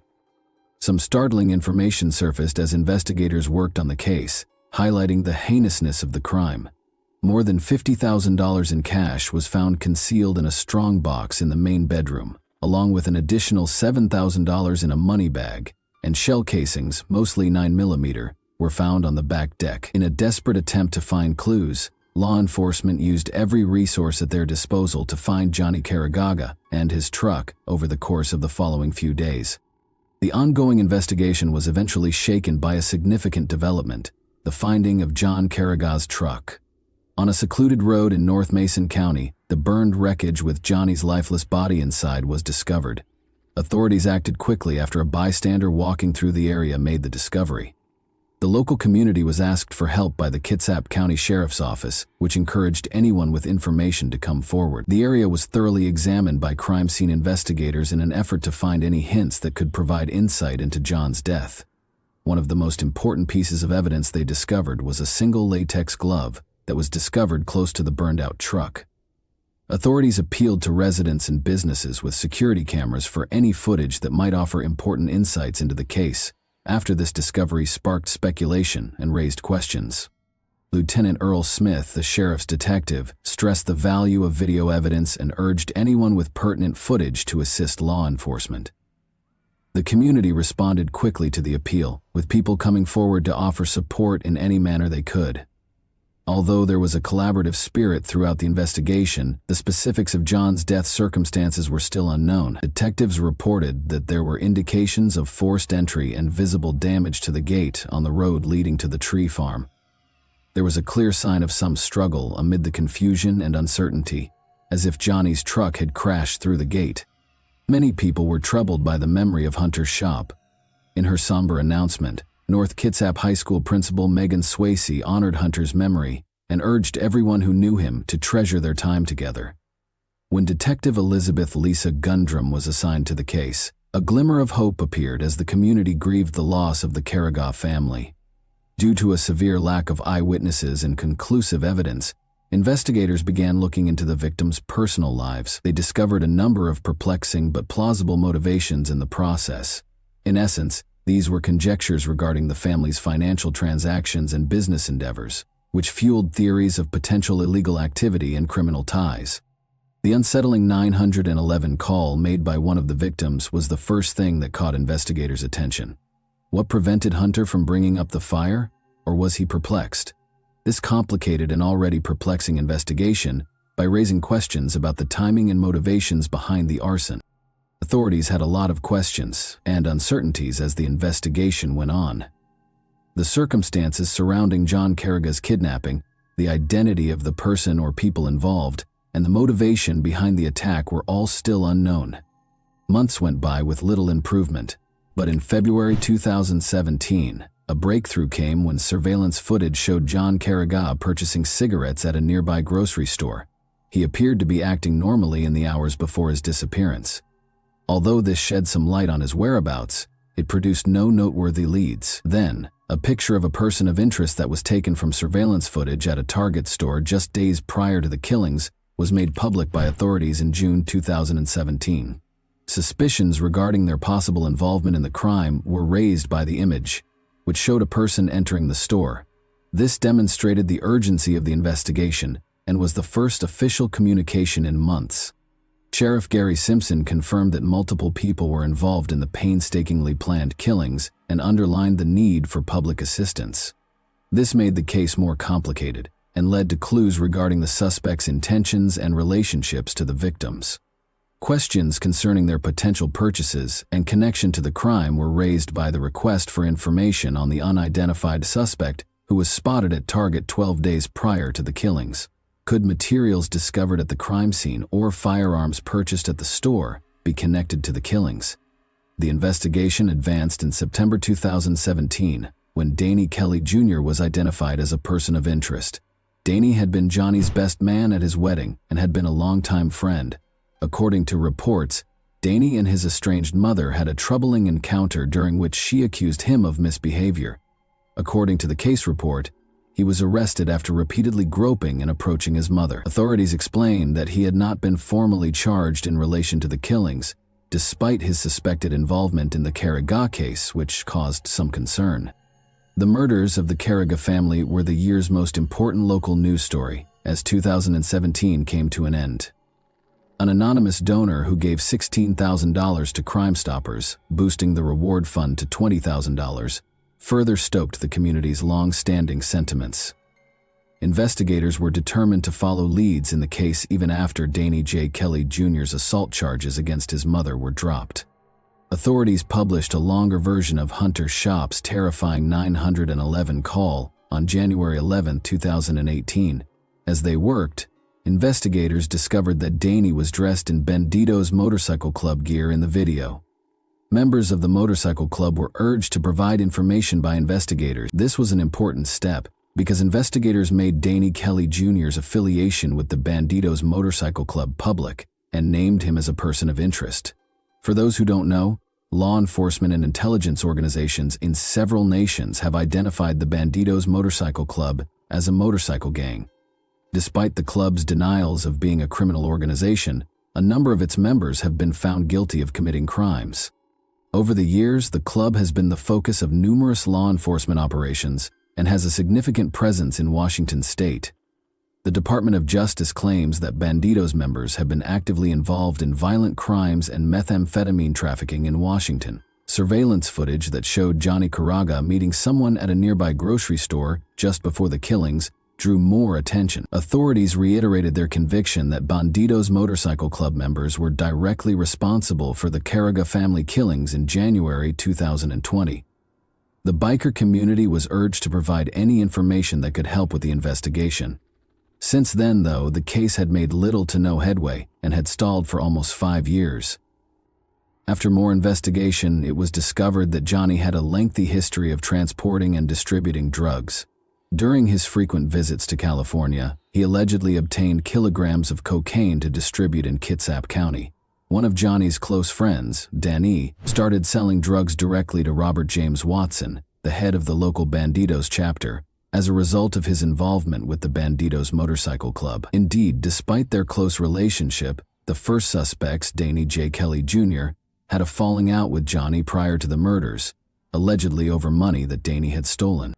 Other Bandidos Motorcycle Club members who were considering joining the club were contacted by Johnny as he grew his distribution network in Kitsap County. The locations of Caraga and the suspects prior to, during, and following the murders were displayed by detectives using cell phone tracking.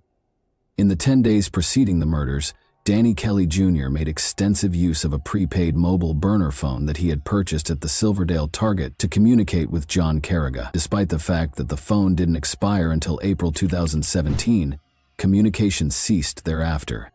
When members of the Bandidos were suspected of being involved in the killings, detectives in January 2020 obtained a search warrant for Robert Watson's cell phone. One of the recovered texts between Duneen and Robert Watson, dated January 23, 2020, included a comment from Duneen about the weather. "A little humid today." The Caraga family had guests over the night of the killings, but Johnny left right away after getting a call. He briefly parked next to another car in a nearby grocery store parking lot before leaving, according to surveillance footage. The friends left the Caraga residence in the meantime. 3 men showed up and started shooting before Johnny could get back. According to reports, Johnny's wife Christielle was shot in the driveway first, then her son Jonathan Higgins, and finally Johnny's son Hunter Shape. Jonathan Higgins was shot after he came out of his room to see how the disturbance was going, and Christelle was shot in the head. At least one shooter ambushed Hunter Shape as he was bringing a pizza inside the house. The evidence suggested that he caught the murderer off guard. He was hit by 2 more shots after the first one missed. Sheep was still alive when he called 911, but he was presumed dead. The call ended abruptly, indicating that the shooter may have damaged or tampered with the phone before shooting Hunter to death. The attackers then used accelerants and fire starter logs to start fires at various points throughout the house, and they threw rocks through the windows to feed the flames. The suspects later displayed questionable conduct, and this evidence connected them to the crime. A witness saw Danny driving Johnny's truck away from the scene of the crime. Days prior to the killings, Danny reportedly bought a prepaid phone from a nearby Target, which he used to speak with Johnny frequently, a common tactic in criminal activity, according to surveillance footage. Only during the 12 days before Johnny's murder was that burner phone used for communication. Interestingly, the phone stopped working just before the murders. Watson claimed to have gotten into a fight with a homeless black man while at a club member's house without his pants. Later that night, Watson called 911 to report that a loaded Glock handgun and another loaded magazine had been stolen from his truck, which had been broken into a few days prior.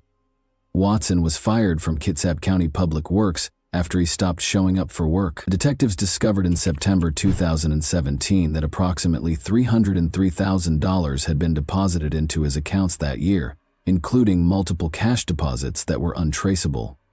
According to reports, Johnny Carragher concealed $200,000 beneath his house, but it was never discovered. On the night of the murder, a neighbor also saw Carragher's truck speeding down Tonino Drive and heard gunshots. The driver was recognized by the neighbor as Donnie, whom he had known when Donnie's family shared a home. Nearly bumper to bumper, a silver car followed the truck.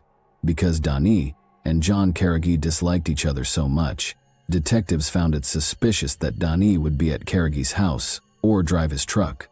Robert's brother Johnny Watson's 2006 Mercedes was discovered stripped and abandoned in the Puyallup River less than a week after investigators made public footage of Carragher's truck and the unidentified vehicle at the Camp Union supermarket.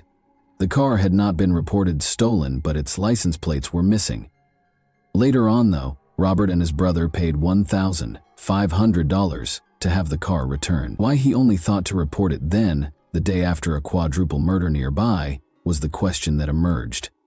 The second car that was spotted in the grocery store parking lot the night of the killings was thought to be driven by Johnny Watson, the third person.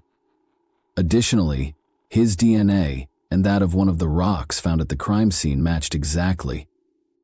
The community was finally rocked by a major development on June 6, 2022, when 3 men were officially charged with the Carragher family's quadruple murder.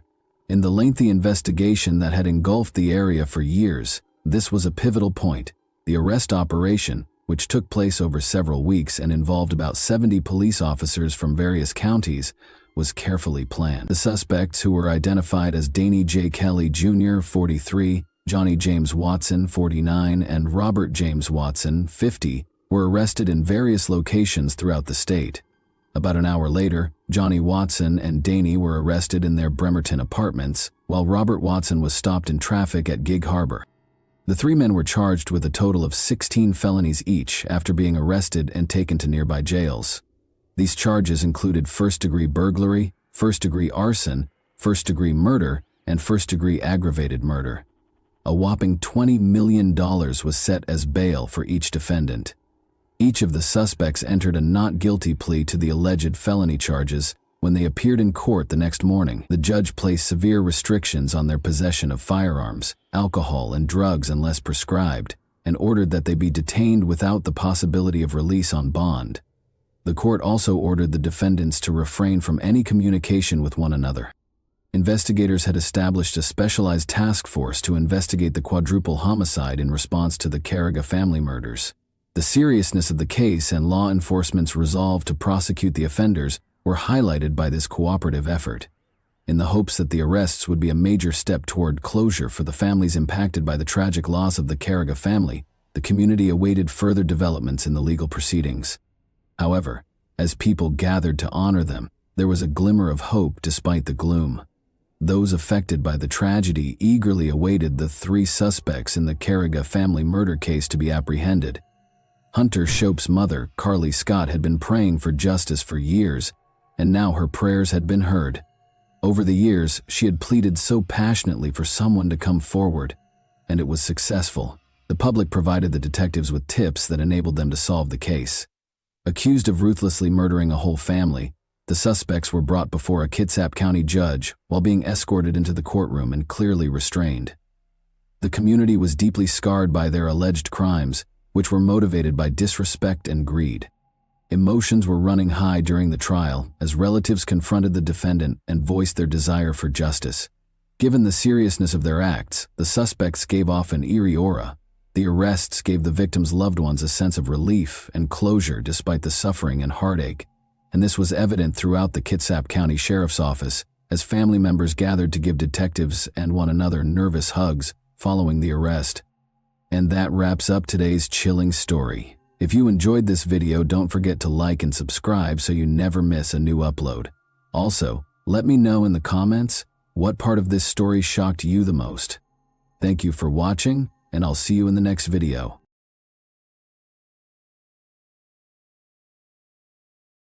Hey guys, welcome to my channel, and today we're going to take a look at another horrible case with you.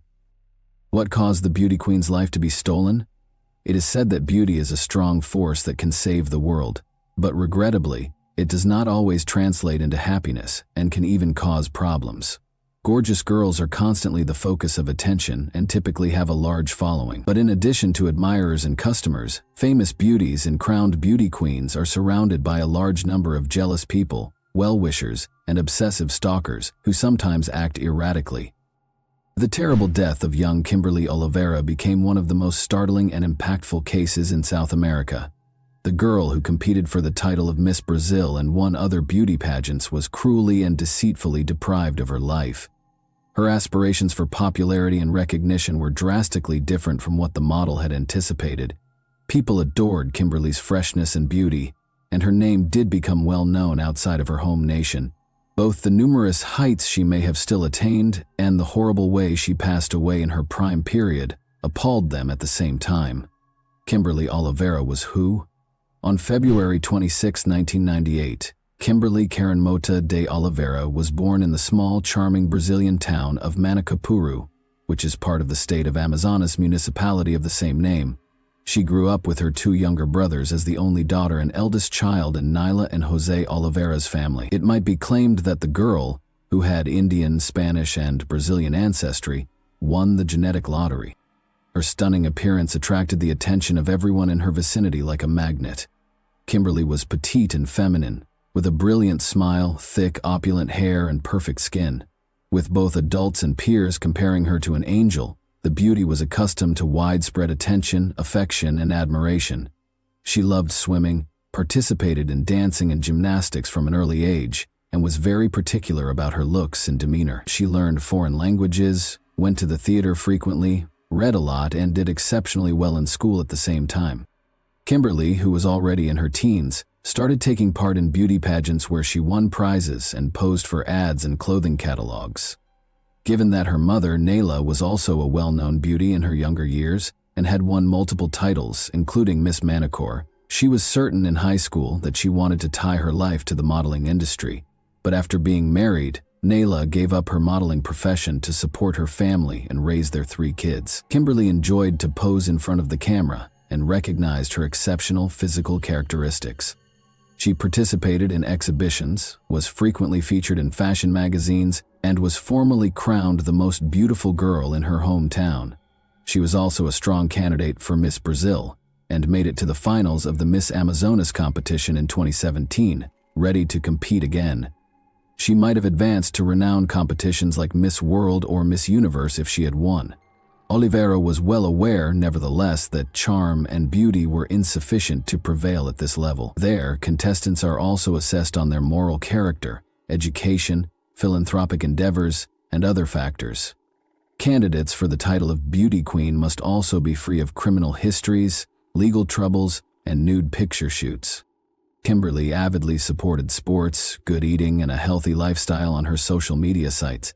She also shared pictures from different photo shoots, talked about her life, and just engaged with her increasing fan base. Her page on a well-known social media platform reached tens of thousands of followers by 2019. The model wanted to inspire and motivate her followers by being a role model. She made the decision to go to college when she was 19 with the goal of becoming a dentist by enrolling in medical school. Kimberly relocated to Manaus, the capital and largest city, in order to accomplish this.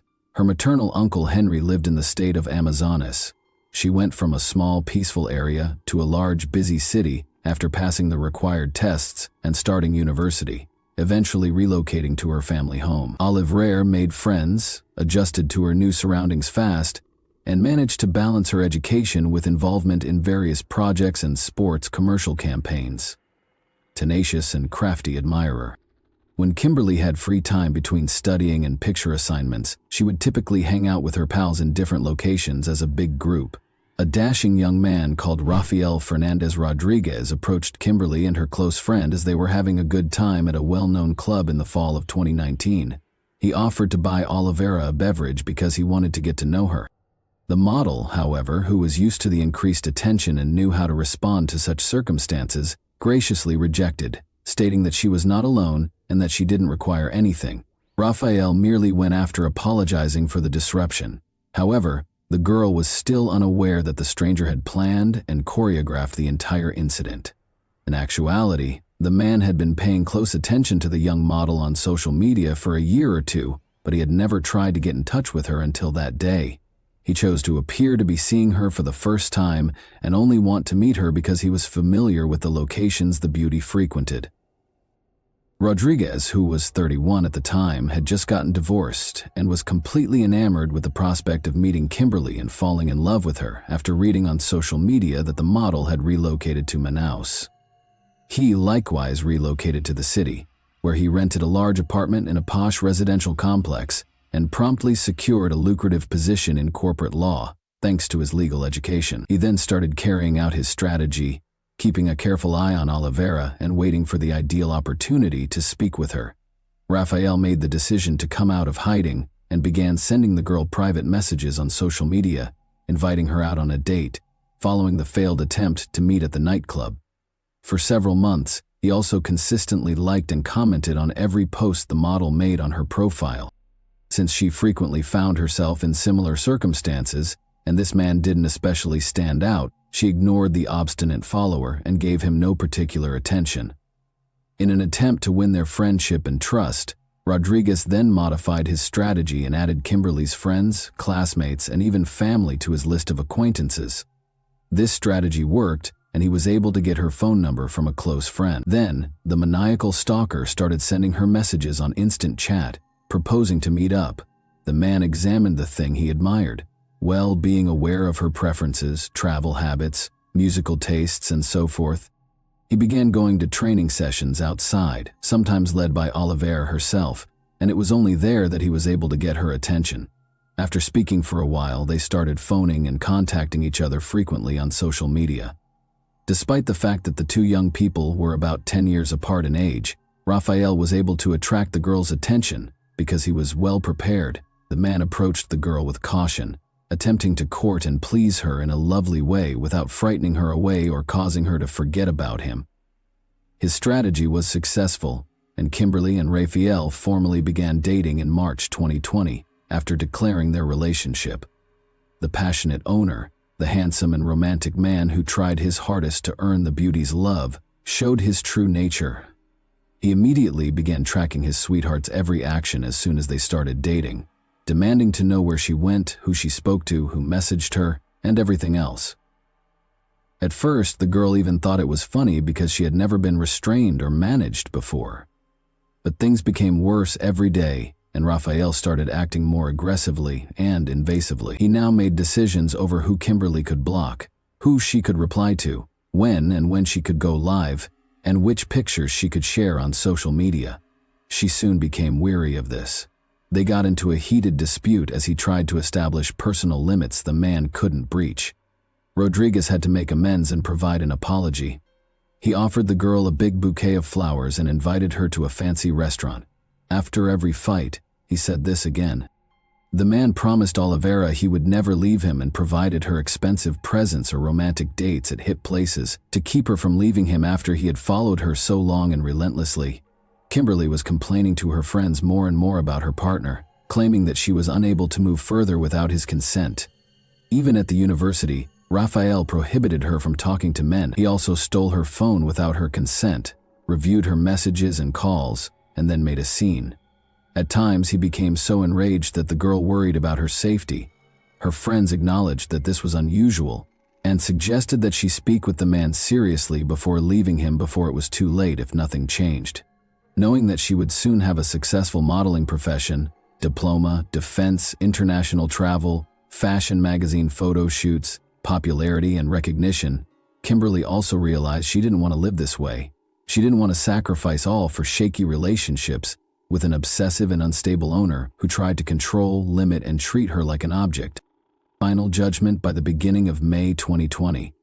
Kimberly made the decision to end her relationship with Rafael after 2 arduous months, but she wasn't sure how to do it without making him angry. She waited for the ideal opportunity to break the news, but there was no longer any room for delay. Kimberly always spent Mother's Day with her mother, which was observed on May 10 in Brazil, but she was unable to visit her homeland to celebrate her mother because of the COVID-19 pandemic's restrictions in 2020. Rather, Kimberly shared a picture of them together, along with heartfelt words of appreciation and a heartfelt message. Nayla was receiving treatment at the hospital at the time following her cancer diagnosis. Kimberly and a few pals, including Raphael, went for a run at the park after posting. Everyone who saw the pair that day said they were having a lovely conversation and weren't fighting, and only her close friend was aware that the model had already decided she was going to split from her boyfriend that night. Kimberly called her uncle at midday and informed him that she would be spending the day with Gabriella, her best friend, but would go back home to sleep. She later called Henry once more, promising to return by midnight and requesting that he not lock the front door since she had forgotten her keys. While at her friend's house, Kimberly practiced what she was going to say to her boyfriend. She picked her words carefully to avoid offending him and causing any angry outbursts, and even though it was really tough, she finally seemed to have found the right delicate phrases and was prepared for the crucial conversation. Henry followed instructions and went to bed, completely trusting his niece in the evening. Raphael showed up at her friend's house in his brand new white Audi at around 9 o'clock in the evening. Kimberly said goodbye to Gabriella, smiled as she walked out to him, and sat down beside the driver in the passenger seat. Nobody ever saw the girl alive again, and the couple's disappearance was strange. When Henry awoke on the morning of May 11 and saw that his niece was not home, he got quite concerned. Kimberly always let him know when she would be coming back and if she was going to spend the night at a friend's house. Her phone was off when he tried to reach her. Gabriella informed him that Kimberly had gone out with her boyfriend and had not been in contact since. It was odd that Raphael didn't answer when Henry called him. The fact that the girl had never before skipped her university classes was quickly revealed. By midday, Henry went to the police to report the girl and her boyfriend's absence because he was certain that his niece was missing and that no one had seen her. The authorities, however, simply sneered at him, claiming that Olivera and her partner were adults who could travel anywhere they pleased without anybody knowing. The missing girl's pals and Henry started their own search. Raphael's flat was their first stop, but nobody answered the door. Additionally, his car was not in the parking space. Kimberly's loved ones knew she would never go missing without alerting anybody, even though everything suggested the two had actually gone somewhere together. In the evening, Henry informed his sister Nayla of the situation over the phone. He couldn't wait any longer because his relative, who was suffering from a serious illness, had been attempting to get in touch with her daughter all day and had a suspicion that something wasn't right. Since Kimberly avoided trouble, didn't maintain bad company, and didn't have any hazardous habits, he tried to reassure her that nothing negative could have occurred to her. Kimberly's pals started sharing her pictures on their social media profiles and in other groups. Give up inquiring about the whereabouts of the girl and her boyfriend Raphael. The teenage model was well known, so when word spread that she had vanished, thousands of followers joined the hunt. But that didn't work either. Unsettling finding in a locked apartment. The police didn't start investigating until May 12, almost 2 days after the pair vanished. Raphael's apartment was the subject of a search warrant, since it might hold information regarding the young people's location. However, everyone was astonished by what the authorities found when they broke through the locked door and entered the building. Sadly, there was nothing that could be done to save Kimberly, who was in one of the rooms. The young girl's lifeless body was covered with a sheet and lay on the bedroom floor in a big pool of her own blood. Additionally, the bed had multiple huge blood stains, and practically every room had blood smears and traces on the carpets and floor coverings. In order to prevent anyone from suspecting that a body was in the flat, the criminal clearly fled after realizing that his attempts to conceal the evidence were ineffective and turned the air conditioner on full blast to slow down the body's decomposition. 4 stab wounds, 2 to the neck and 2 to the chest, were discovered on the victim's body by the forensic specialists. The huge kitchen knife that was used was found in the adjacent room, along with the criminal's unmistakable fingerprints and bloodstains. The offender simply threw it on the ground without making any attempt to remove it or remove any traces. The girl was probably attacked unexpectedly because there were no defensive wounds or indications of a struggle on her body. She was killed on the floor after being struck in the neck, severing her carotid artery, but it seems the attack took place on the bed. The owner of the residence was missing, along with his documents, bank cards, car keys, and a few personal belongings. The condition of the room suggested that he had departed quickly. Raphael was reclassified as the main suspect in the heinous crime, even though he had previously been listed as missing. However, Where can we search for him, and is it possible that he has already left the country? Find the elusive perpetrator. The forensic analysis verified that the missing Rodriguez's fingerprints were on the crime weapon. Any lingering suspicions regarding the man's guilt were eliminated when it was discovered that the apartment was occupied solely by the criminal and the victim at the time of the incident.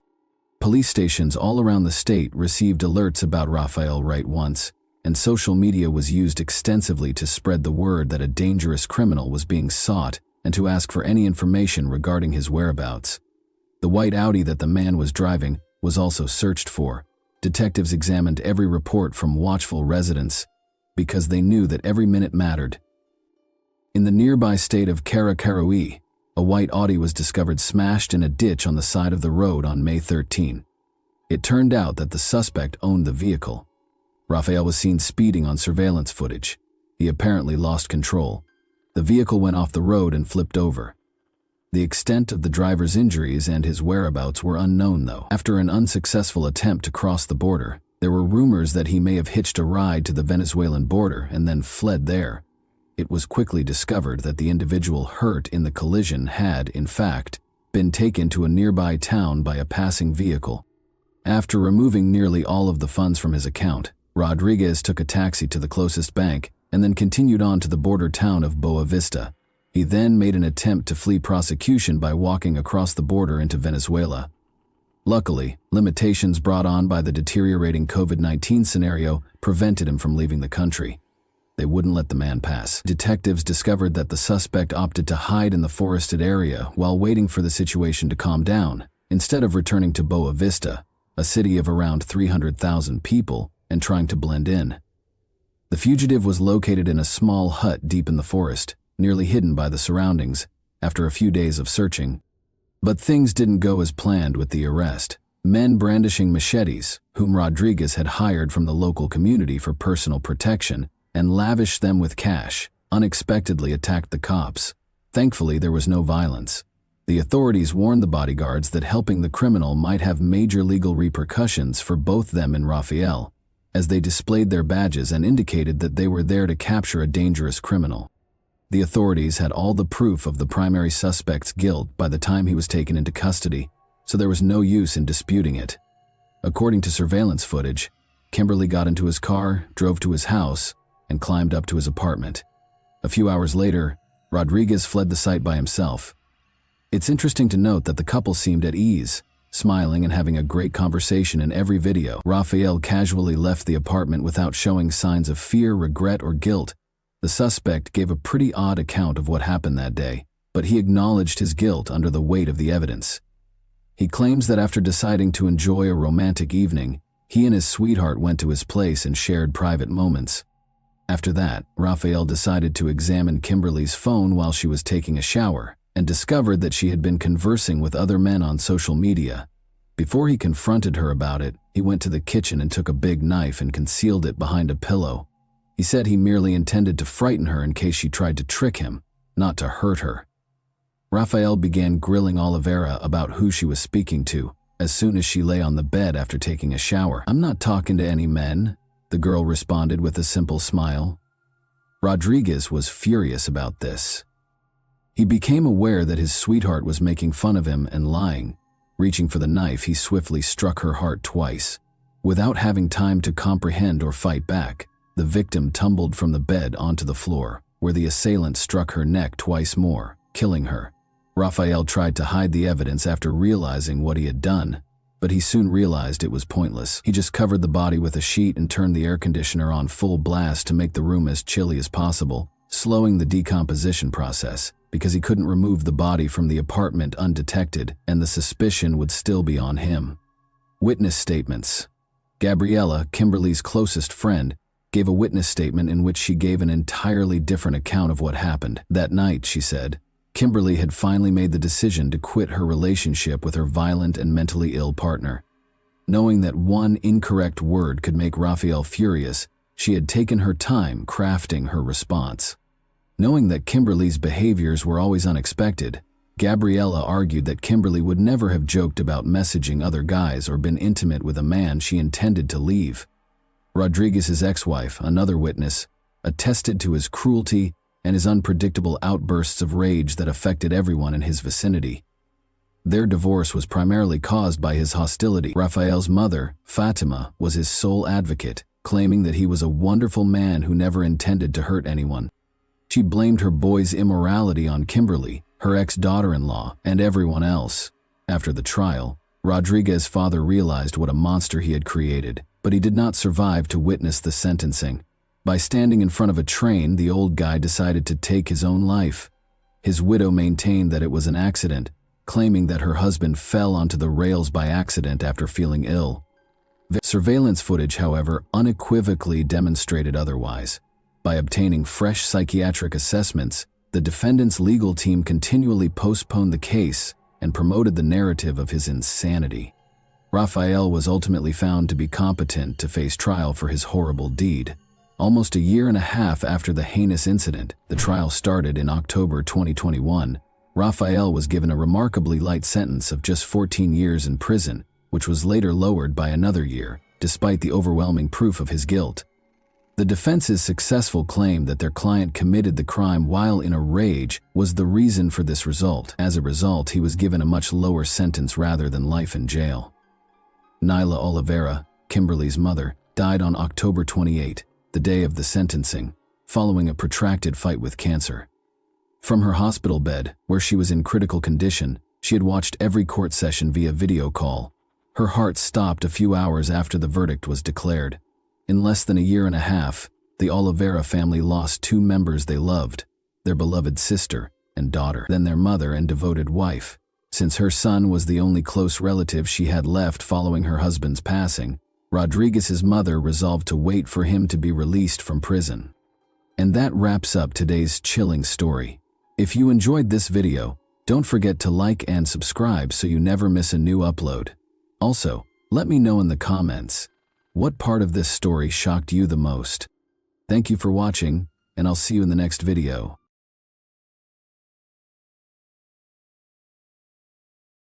Hey guys, welcome to my channel, and today we're going to take a look at another horrible case with you.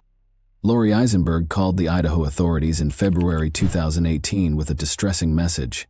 She said she was sailing on Lake Coeur d'Alene with her husband, Larry Eisenberg, when he suddenly fell into the water.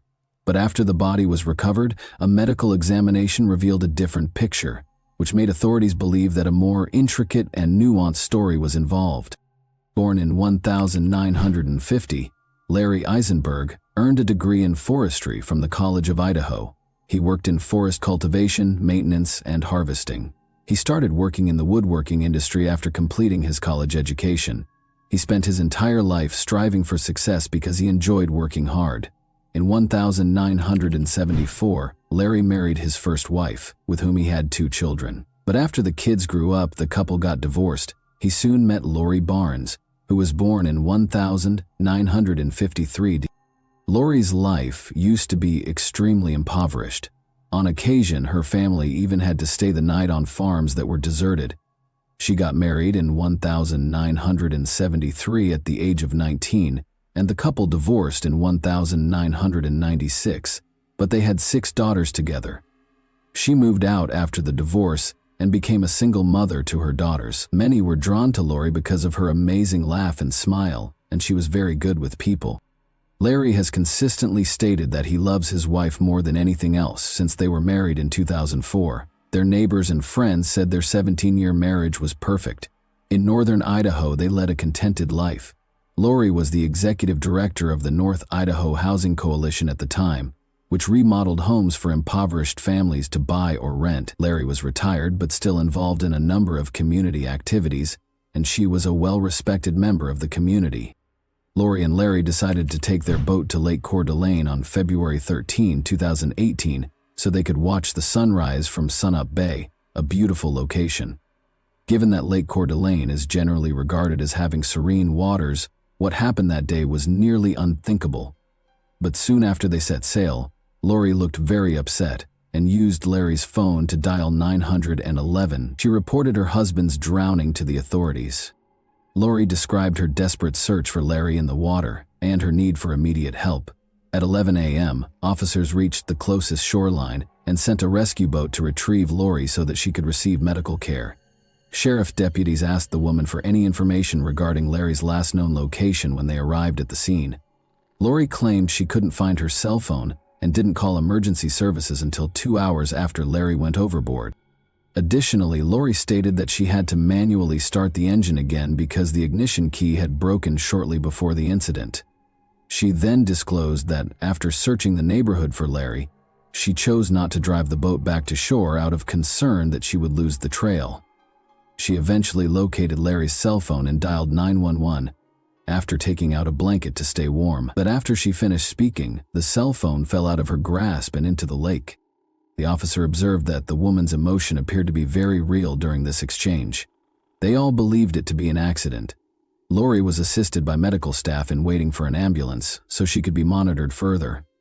Officers towed the Eisenbergs' boat to a speedboat nearby so they could inspect it. Detectives noticed blood spatter in multiple locations as soon as they got on the boat, most likely from Lori's nosebleed. Officers discovered a switch and cord on the floor, despite Lori's assertion that the ignition key broke prior to Larry falling into the water. Because the switch and cord would have needed to be connected to the ignition switch in order for the engine to start later, investigators thought this was strange. Furthermore, the ignition key was obviously bent, indicating that there may have been a struggle of some kind. Along with Lori's purse, which included an empty juice bottle, officers also discovered a number of additional keys. These things were all taken as proof. Lori's cell phone was discovered by a deputy sheriff during an examination of the vehicle the Eisenbergs used to tow the boat. Additionally, a vial of allergy medication containing the active ingredient dimenhydrinate and an unidentified liquid spilled in the cup holder. Despite being an over-the-counter antihistamine medication that is frequently used to treat fevers and allergies, it still makes you feel extremely sleepy. Unfortunately, a thorough search was necessary because Lori did not provide precise information regarding their most recent location. As a result, it was determined to use a group of divers equipped with sonar. In an attempt to find Larry, search and rescue helicopters were also involved in the search, but to no avail. Detectives were still unable to locate Larry, so 5 days later, on February 18, they called Lori Eisenberg and asked her to go on the lake with the sonar diving team. Despite her agreement, Lori was unable to name any particular landmarks and offered the searchers little help. The investigator thought this behavior was strange. Lori laughed and joked during the search and occasionally broke down in tears for no apparent reason. However, this was not stressed because everyone grieves in a different way. However, Lori's suspicious behavior at her husband's house, which was 20 minutes southwest of town, prompted 2 calls to the county sheriff later that day. Police became interested after the callers, who were the Eisenbergs' neighbors, claimed that Lori's family members were assisting her in moving her belongings out of the house. On February 21, 2018, a startling discovery was made that completely changed the course of the case. Due to Lori Eisenberg's potential fraudulent activities, the North Idaho Housing Coalition, where she had worked for years, notified police officers that it would no longer be working with her. It turns out that the coalition's accountant found errors in the report and that $500,000 was missing from their budget total. That was the amount that only Lori had. Those who knew Lori Eisenberg were shocked by this news because, according to law enforcement, she was a law-abiding citizen with no prior criminal history. Larry's son made the decision to speak with the investigator at this point. He told him about Lori's peculiar actions and the potential role she played in his father's passing. However, the detective was certain that the woman had nothing to do with Larry's death and saw it as merely his personal grievance. However, in response to Lori's fraud charge, a search warrant was issued for the Eisenbergs' residence the following day.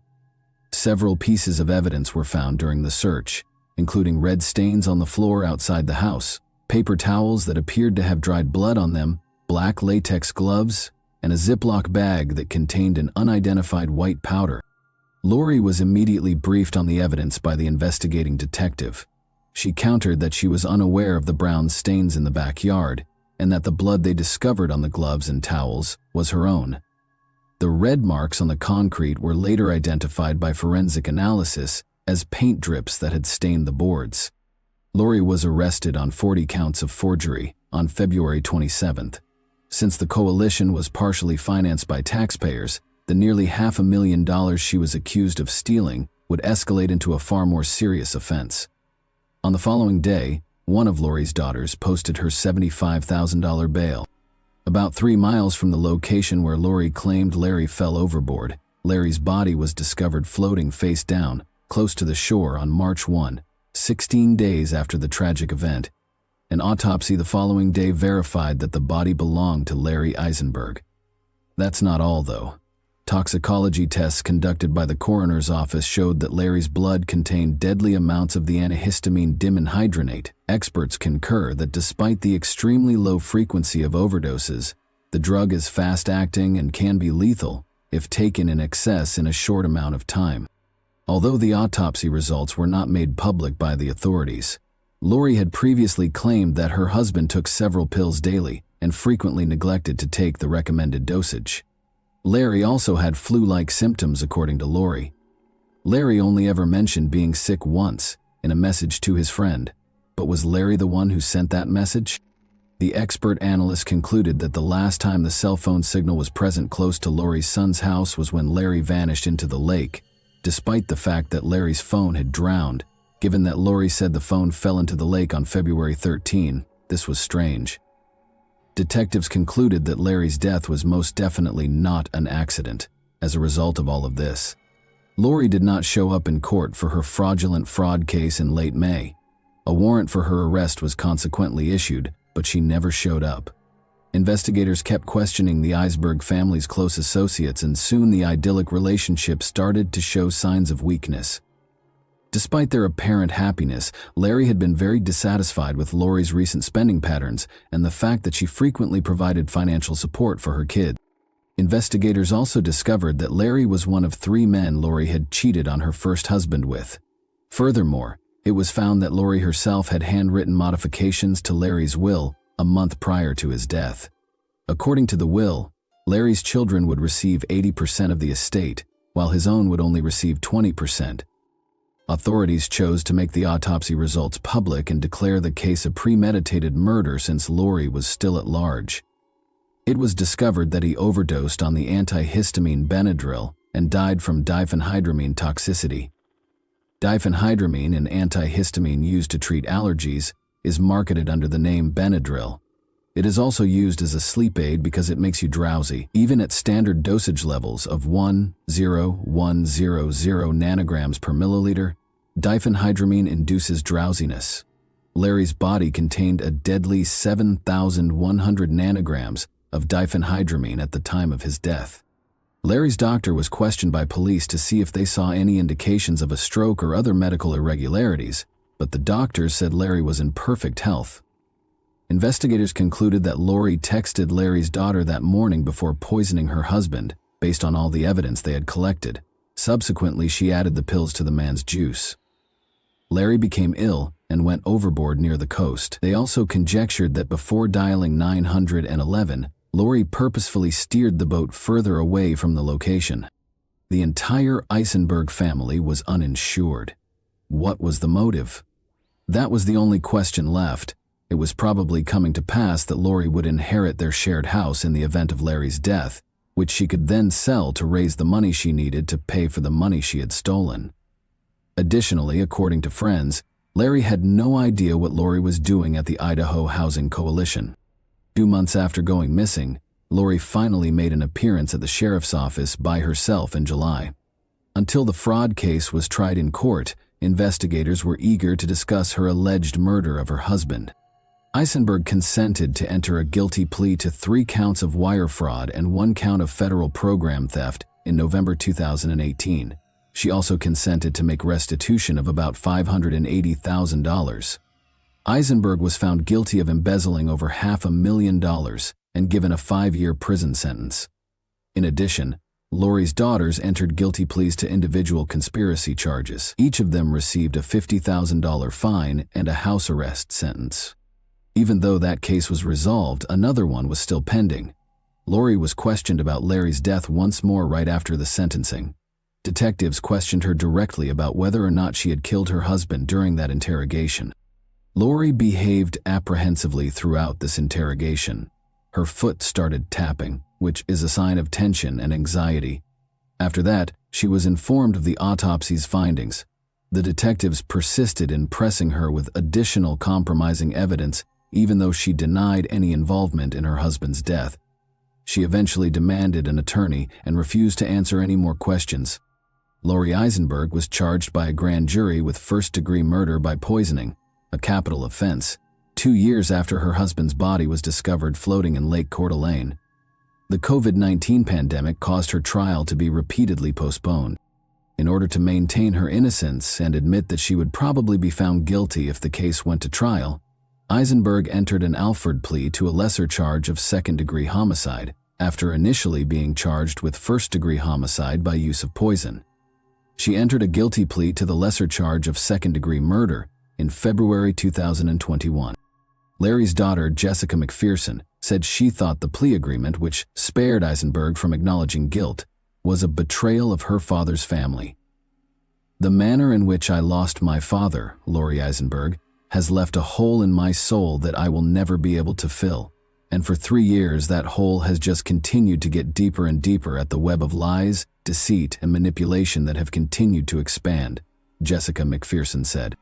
Larry's son, Dean Eisenberg, stated, "It is impossible for me and those who are deeply impacted by the loss of such a great man and wonderful father to find closure." In an unforgettable way, he referred to his father as his best friend. "Even those who hated him loved him in a way," he stated. As her stepson talked about the man she confessed to poisoning, Lori Eisenberg wiped her eyes with a tissue. He spoke of a decent, industrious man who cherished his family, especially his wife. "I can only hope she did what she did to save him the embarrassment of finding out what his soulmate had done behind his back," said Dean Eisenberg. Lori's daughter, Amber Barnes, claimed that her mother controlled the household. "Larry dedicated his life to Lori. He loved her, he trusted her, and she killed him," Barnes stated. The pain felt by everyone who lamented Larry's passing was exacerbated by Lori's plea to Alford. "She deserves to be held accountable for her actions and be seen for who she really is," Amber Barnes stated. She saw Lori Eisenberg as a father figure and a great-grandfather who would give her children bear hugs and stroke their hair while telling them he loved them. "Our family lost 2 people that day on the lake. We lost Larry, the grandpa we loved, and we lost Lori, the mother and grandma that we loved, trusted, and thought that we knew. Lori shattered our lives when she took Larry's life. But it didn't stop there," Amber Barnes stated. Before the judge sentenced Lori Eisenberg, she spoke to the court for over 45 minutes. She claimed that she started stealing from the coalition because she was having financial difficulties with her daughters, one of whom she had expelled from her house when she was 15. She claimed that she felt unable to express to her husband her desire to support her daughters financially. She emphasizes that they lacked health and dental insurance. "I saw my precious little grandchildren suffering because their mothers were not able to have a double-income family and not able to provide what they needed," she said. "So what do they do when the kids get sick and have to go to the doctor?" According to her, "I got to the point where I was torn between adhering to the life and Larry's standards of life and being able to do what I thought I had to do. And so I came up with the most stupid, shameful plan ever, and that was to steal money from my employer." Eisenberg killed her husband, according to the prosecution, to avoid the additional humiliation of losing half of her assets in a divorce.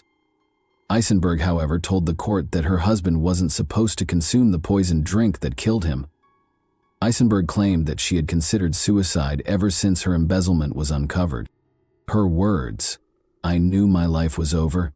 She claimed that after drinking the drink she had tainted with Benadryl, she intended to drown in Lake Coeur d'Alene, but her husband discovered it while she was asleep on the boat.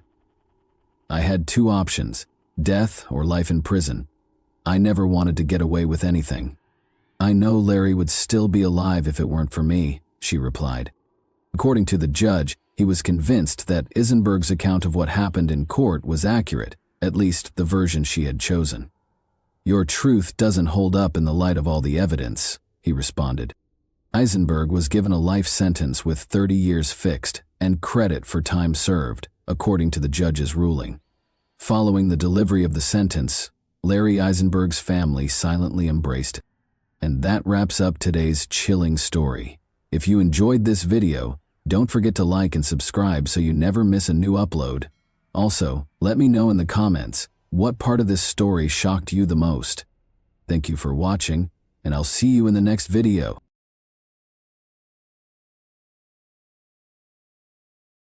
Hey guys, welcome to my channel, and today we're going to take a look at another horrible case with you. Doug Estes, then 33, went out that afternoon with his stepson and a buddy on November 17, 1990, a Saturday and the second day of firearms deer hunting season. The bodies were found by Estes' stepson. The ideal day for a hunt was November 17, 1990, but before they could catch a game, Jim Bennett and Doug Estes' lives were cruelly taken in Kalamazoo County, starting a domino effect that would last for more than 30 years. There were 2 hunters who were suspected and 2 hunters who were killed. A concealed clue that held the secret to solving the mystery was latent amid the enigma. What was the hint that prevented its discovery earlier? Why did it take the investigators so long to find out the truth? The way of life in Kalamazoo County, Michigan, throughout the thriving 1990s, was characterized by a strong work ethic, solid interpersonal ties, and a common dedication to advancement. There were 223 of 411 people living in Kalamazoo County, Michigan.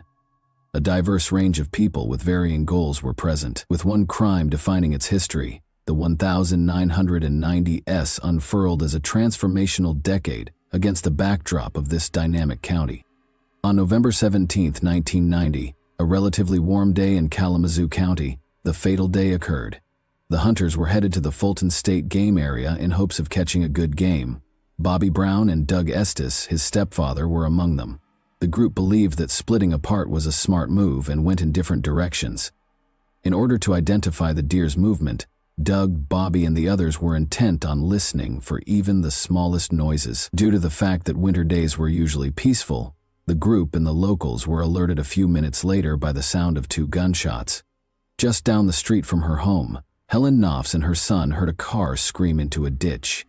Could this have something to do with the recent gunfire, or was it just a coincidence? The fact that gunshots were common in the vicinity did not change the fact that the timing and closeness could not have been coincidental. Knopfs and her son were inquisitive and worried as they walked up to the automobile and noticed a sweaty man behind the steering wheel.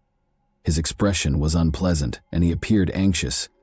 She offered to call a tow truck for him because Knopfs believed he needed assistance, but he declined, claiming that a deer had unexpectedly crossed the road and left him in the ditch. There was something wrong, even though the justifications appeared sincere. After all, people used to come here and hunt deer. Knopfs believed he was being calm, which was strange, yet he seemed eager to go out. The man in the automobile wasn't even looking for assistance when she offered to call the cops. He said he didn't want to involve the police because he was sure someone else would fix his car, and then he drove off. However, the gunfire echoes were still audible. Since the sound originated from the direction he traveled, Bobby Brown assumed that his stepfather had captured the deer. He continued in the same direction, almost eager to congratulate him, and discovered Doug lying on his back in a pool of blood on the ground. It was such a strange sight that Bobby's initial reaction was whether Doug was pulling a practical joke. There had been 2 gunshots, but he could not believe what he was seeing as reality set in. Doug might have been shot twice as a result, but he was only wounded by 1 gunshot. The alternative was that someone actually attempted to kill him by firing 2 shots at once and missed one. However, while Bobby searched the area in a panic, he saw something else that was unbelievable. Another body was lying face down. He hurried over to the other man's corpse and rolled him over, but he was obviously dead. He had first checked for Doug's pulse, but there was no hope. Bobby was powerless to help. He promptly alerted the police and raced out to seek assistance. The police responded quickly to examine the disturbing events that transpired on that fatal day, setting the stage for a thorough inquiry. Bobby had previously told the officers about the 2 bodies, and they confirmed their presence. Their first task was to identify the victims, and before long, the police were able to identify them. Bobby had already identified his stepfather Doug as he had phoned the police, and the other man was Jim Bennett, a nature enthusiast who was hunting alone that day. Jim Bennett and Doug Estes were both struck in the back with their hunting licenses at close range. The males had been shot with separate guns, which was strange. According to one version, they shot each other because they thought they were the deer they were searching for. The first problem was that they were nearly impossible to strike because they had both been shot in the back. When ballistic testing revealed that Doug's gun was missing from the scene and Jim's muzzle loader was fully loaded, the second discrepancy emerged. However, that was just the beginning of the chaos. Detective Bruce Wiersema, who was now retired, and Sergeant Roy Ballett were given the case. Since the area had not seen murder cases in a long time, Wiersema was overwhelmed by it because he lacked experience in homicide cases, much less double homicide. But Wiersema made the decision to pay close attention to the specifics in order to guarantee correct protocol. As the investigation went forward, they discovered that Jim and Doug had never met before. It was just a coincidence that they were both slain at the same moment, because they had gone hunting separately. Already, the detectives had no idea what might have been the reason behind the murder. It was more difficult to comprehend the case given since there was no relationship between the victims, although, if they had been acquaintances, a mutual friend may have been found. However, there was still optimism, since they began to suspect Bobby Brown, one of the victim's stepson. At first, the detectives thought that Jim was the target, which is why the killings took place. They claimed that Bobby had intended to rob him, but the heist failed, and Doug was also killed in the process. Bobby had to call the police because his plan did not succeed, the police suspected. However, Bobby's intents and motives did not align with the crime, and Estes and Bennett's families felt that their loved one was not the primary target. The detective's suspicion radar was always on, regardless of what the families stated, in case they overlooked any evidence. In order to find out if the neighbors had heard or seen anything odd that day, the police proceeded to check the crime scene once more. The neighbors had indeed heard the gunshots, but Helen Knopf's statement added a fresh perspective to the tale. She assisted the officers in drawing a composite of the man whose vehicle went into the ditch. The detectives spoke with other neighbors because, although the mystery man was starting to be suspected, there was no evidence connecting him to the crime. Following extensive discussion and exploration of their narratives, a new name surfaced from the obscurity. Jeff Titus, who was born in 1952, owned the land directly behind the Fulton State Game Area, where it served as a boundary. Prior to joining President Richard Nixon's security detail, he was a police officer in the U.S. Marine Corps. He then got a job at a VA medical center as a security guard. He loved hunting and being outside in addition to his professional activities, but he was fiercely protective of his land. When hunters would wander into his lands, he would become enraged. Could Doug and Jim have crossed the boundary into Titus's territory and enraged him? The cops wanted to know where Titus was when the murder occurred. That same day, the investigators brought him in for questioning in the evening when he was free. It turns out that Jeff Titus was himself hunting deer. He had gone off with a friend to an elderly couple's home at Battle Creek, which is over 27 miles from the Fulton Game State area. Titus and his friend went to Burger King and then drove back home after a few hours. The narrative began to diverge at that point.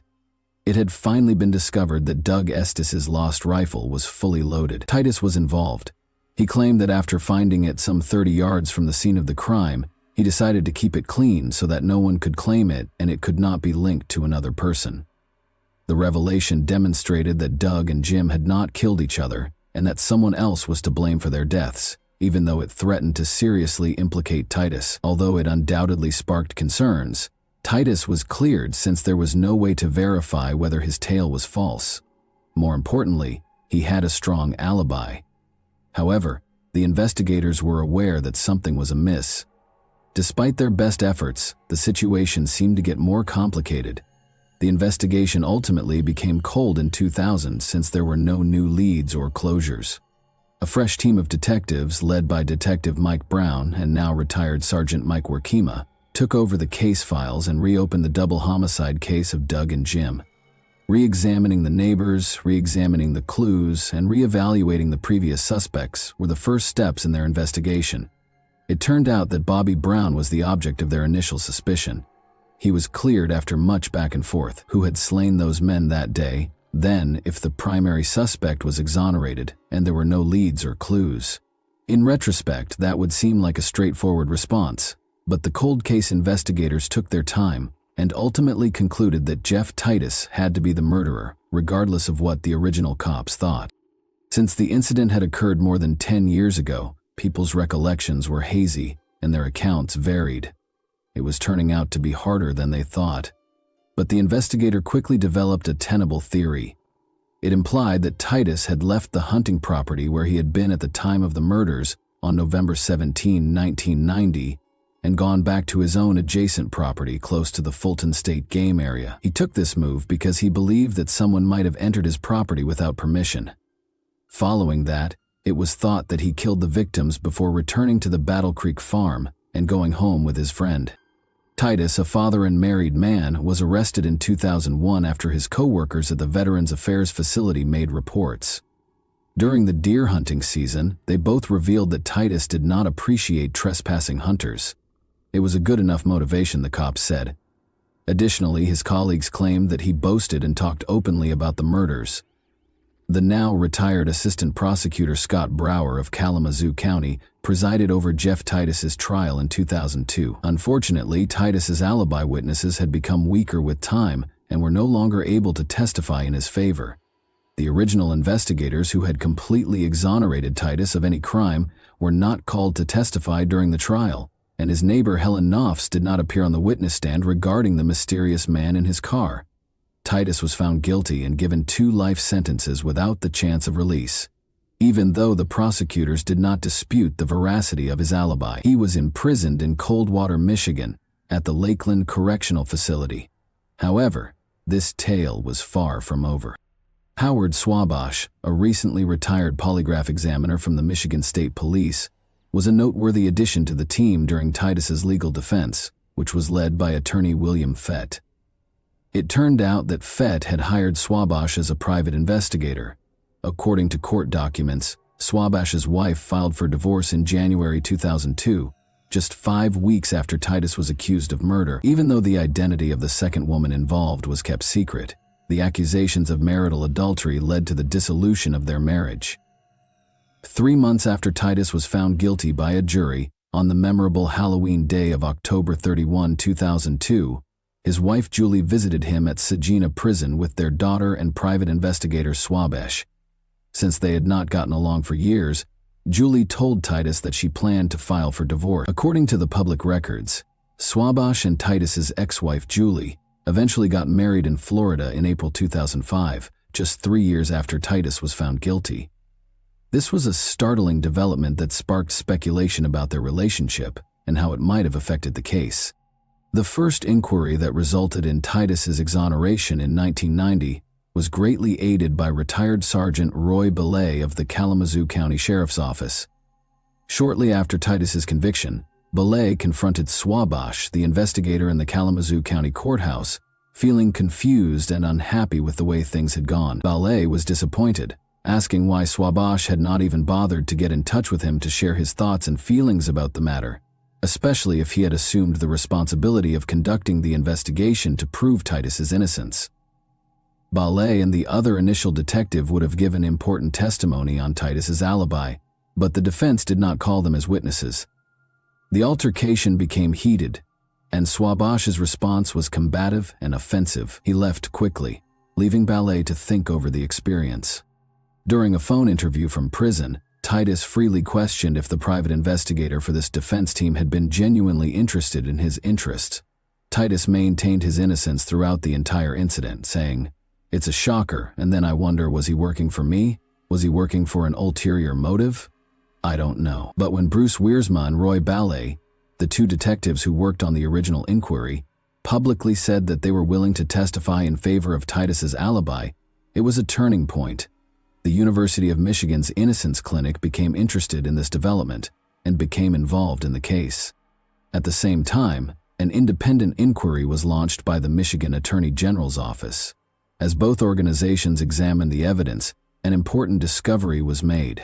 A key aspect that had not been revealed to Titus's defense team during the initial trial was that they discovered that there were many hunter deaths in the area, and that it appeared to be the work of a serial murderer. Without a doubt, it cast suspicion on any possible link between Titus and Doug and Jim's untimely deaths in 2002. The Innocence Clinic filed a motion for relief of judgment and a new trial on Titus's behalf as a result of these findings and other strong evidence. The genuine turning point, however, occurred in 2019, when 47-year-old producer Jacinda Davis, who is well known for her work in the true crime genre, happened upon her most compelling narrative while traveling the highways to find ideas for her next series. The murderer's journey took her to the center of Michigan, where she was enticed by Jack White's renowned Third Man Records. She came over the intriguing case of Jeff Titus while browsing the internet. Susan Simpson, a 34-year-old former lawyer who is now a podcaster, shared a trip with Davis. Simpson, Rabia Chaudhry, and Colin Miller were the hosts of the popular podcast Undisclosed. After meeting, discussing, and finally deciding to work together, Davis and Simpson decided to combine their narrative skills to help solve the mysterious Titus case. On October 26, 2020, Simpson's podcast Undisclosed was set to debut its upcoming season. The audience was able to uncover some previously unknown facts and delve further into the complex issues of the contentious conviction after it was broadcast. At the same time, on November 1, 2020, fans watched the premiere of the gripping 2-hour documentary Killer in Question, which was broadcast on Investigation Discovery. During their investigation for the series and podcast, Davis and Simpson discovered that there was a problem with the story. The original detectives in this case absolutely 100% clear Jeff Titus and believe he is not guilty, and the cold case team is the opposite. They believe beyond a doubt that they have the right man. During their lengthy investigation, they discovered a significant breakthrough involving 2 key witnesses who had seen a car stuck in a ditch immediately after the gunshots, Davis said. I can't think of another case where there are 2 sets of detectives that don't agree. Further issues were raised by the fact that Titus's neighbor, Helen Knopfs, could have readily identified him if he had been in the car. When they discovered that the driver was not him, they began to question the stranger's motivations and the reason behind his hasty departure from the scene. Was he the elusive killer they were looking for? They were shocked to see that the composite sketch created using Knopf's testimony bore a striking resemblance to Ohio serial killer Thomas Dillon. Dillon has previously targeted outdoor enthusiasts, hunters, and fishermen. When he was finally caught in 1993 for killing other hunters, Knopfs herself had even recognized him from a police lineup, according to FBI reports. Both Simpson and Davis were full of optimism that their accounts might inspire others who might have important information about the Estes and Bennett killings to come forward. Simpson noted that the simple act of sharing these stories frequently has a cascading effect, encouraging people to come forward with insightful information that may be added to the ongoing investigation. Davis agreed with them. She admitted that memories might evolve with time, with little information occasionally disappearing. Original memories, however, usually survive on their own. Both investigators had their own judgments about Titus's guilt as they dug more into the case. After initially being dissatisfied by the evidence, Simpson found strong corroborations that supported the original investigators' conclusions. Simply put, the evidence against Jeff Titus was insufficient. The Michigan State Attorney General's Office's Conviction Integrity Unit has been thoroughly reviewing Titus's case since 2019. Since none of the motions filed by the Innocence Clinic had been approved throughout the ongoing inquiry into this potential erroneous conviction, Jeff Titus was forced to serve 2 life sentences at the Lakeland Correctional Facility in Coldwater Branch County, Michigan. Despite the challenges, the Innocence Clinic worked to get Titus released from the facility in 2021 because of the COVID-19 outbreak, which resulted in several of the Lakeland inmates testing positive for the virus. They requested a bond release under extraordinary circumstances. Regretfully, the district judge who administered their plea thought it was unjustified. The podcasters Davis and Simpson were the first detectives to discover a possible connection between Dillon, the serial killer, and the 1990 killings.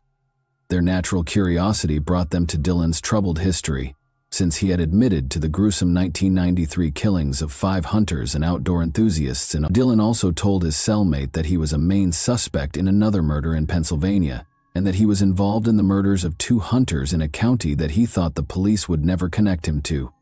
Dillon's involvement in the investigation provided a strong lead, even though he passed away in prison on October 21, 2011. Motivated by their resolve, David Morin, director of the Michigan Innocence Clinic, set out on a mission and traveled to the Kalamazoo County Sheriff's Office. Morin spent a long 6 hours carefully going through the file room's archives.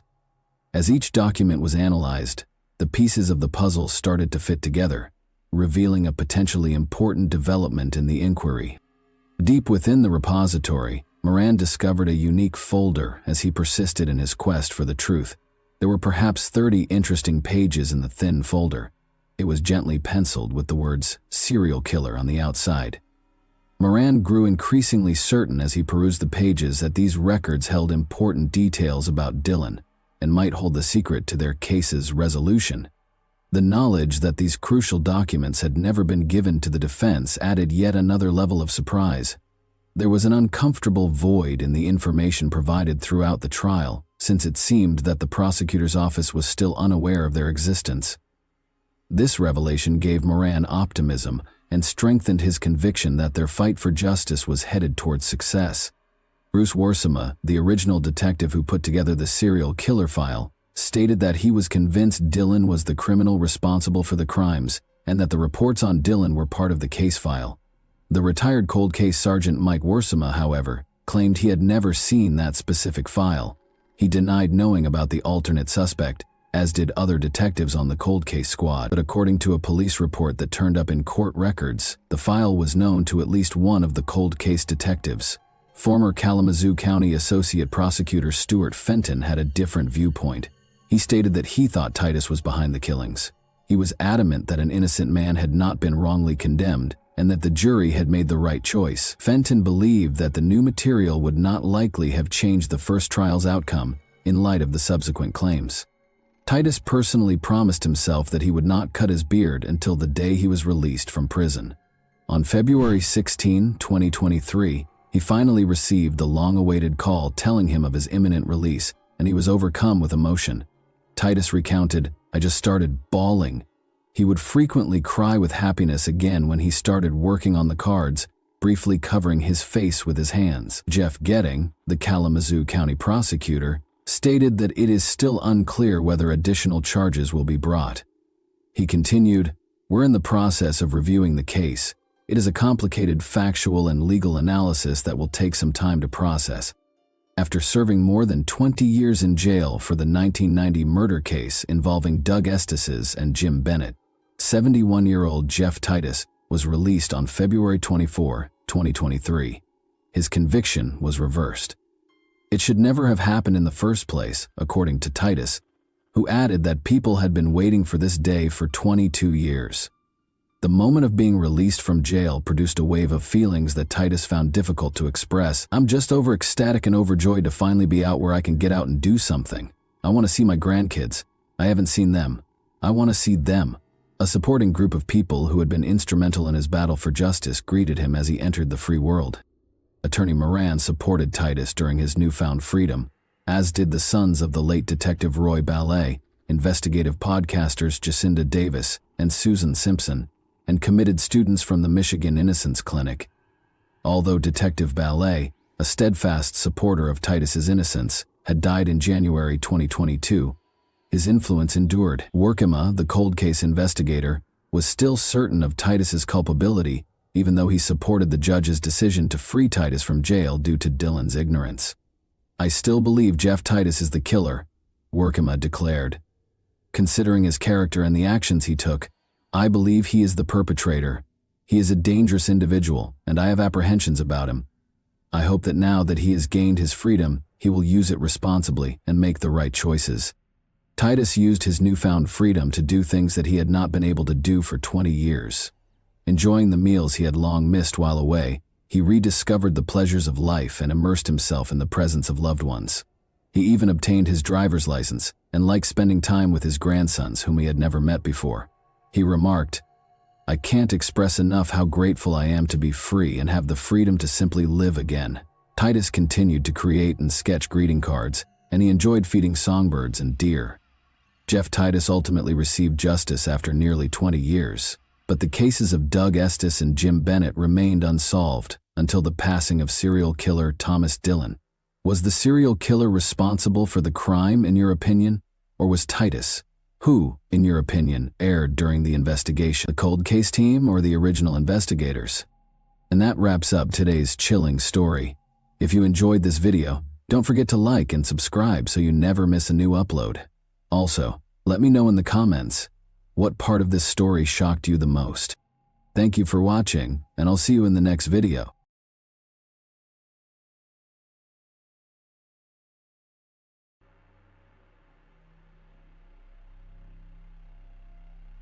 The Beverly Liggett case exemplifies madness by inheritance when a favorite son becomes an executioner. Unfortunately, genetics is inextricably linked to a wide range of inheritable diseases. These include some mental illnesses. However, an existing predisposition is only a risk and probability, not a guarantee that the child will inherit this or that disease. Naturally, every parent hopes that his children will inherit only the best, and that diseases will avoid offspring. Many experts believe that there are no specific genes for the transmission of mental illness, meaning that no single gene is necessary or sufficient to cause the disease. Nonetheless, mental illness is often passed down through families. This is precisely the issue confronting our heroine today, Beverly Liggett, who sincerely believed that her children would be unaffected by such a condition. And while Beverly, his daughter, grew up to be a perfectly healthy and balanced woman, the son appears to have suffered a double blow, which he blamed solely on his mother. It should be noted that this man's intelligence was unaffected by his mental disorder. On the contrary, Beverly Liggett was very clever and calculating, which makes his atrocities even more sickeningly creepy. Beverly Liggett was born on October 1, 1956, in Colorado's capital, the picturesque city of Denver. She was raised with her older brother Stephen and sister Martha, in a typical family of Barbara and Edwin Liggett, who spent their entire lives in their hometown, rarely leaving its borders. Beverly attended a local college after graduating from high school, but was unable to attend university for a variety of reasons, including her health and drug use. The girl worked as a salesperson but married at the age of 26 and had 2 children. She devoted herself to her family for many years and was solely focused on raising heirs and building a home in 1988. Beverly gave birth to her long-awaited firstborn son Ra, followed by a daughter named Libby a few years later. The young woman genuinely didn't care about her heirs and lived for them. However, her marriage ended in the latter half of the 1990s. The husband abandoned the family and relocated to another state, no longer caring about his ex-wife's fate or participating in the lives of his children.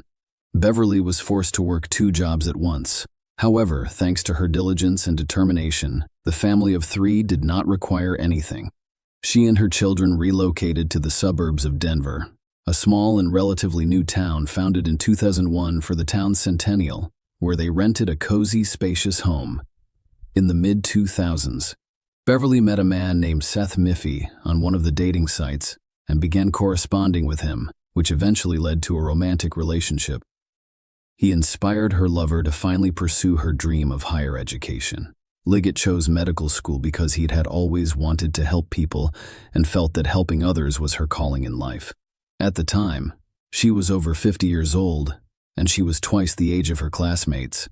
However, she quickly found common ground with them and is remembered as a sociable, attentive, and responsible miniature brunette nicknamed Caring Angel.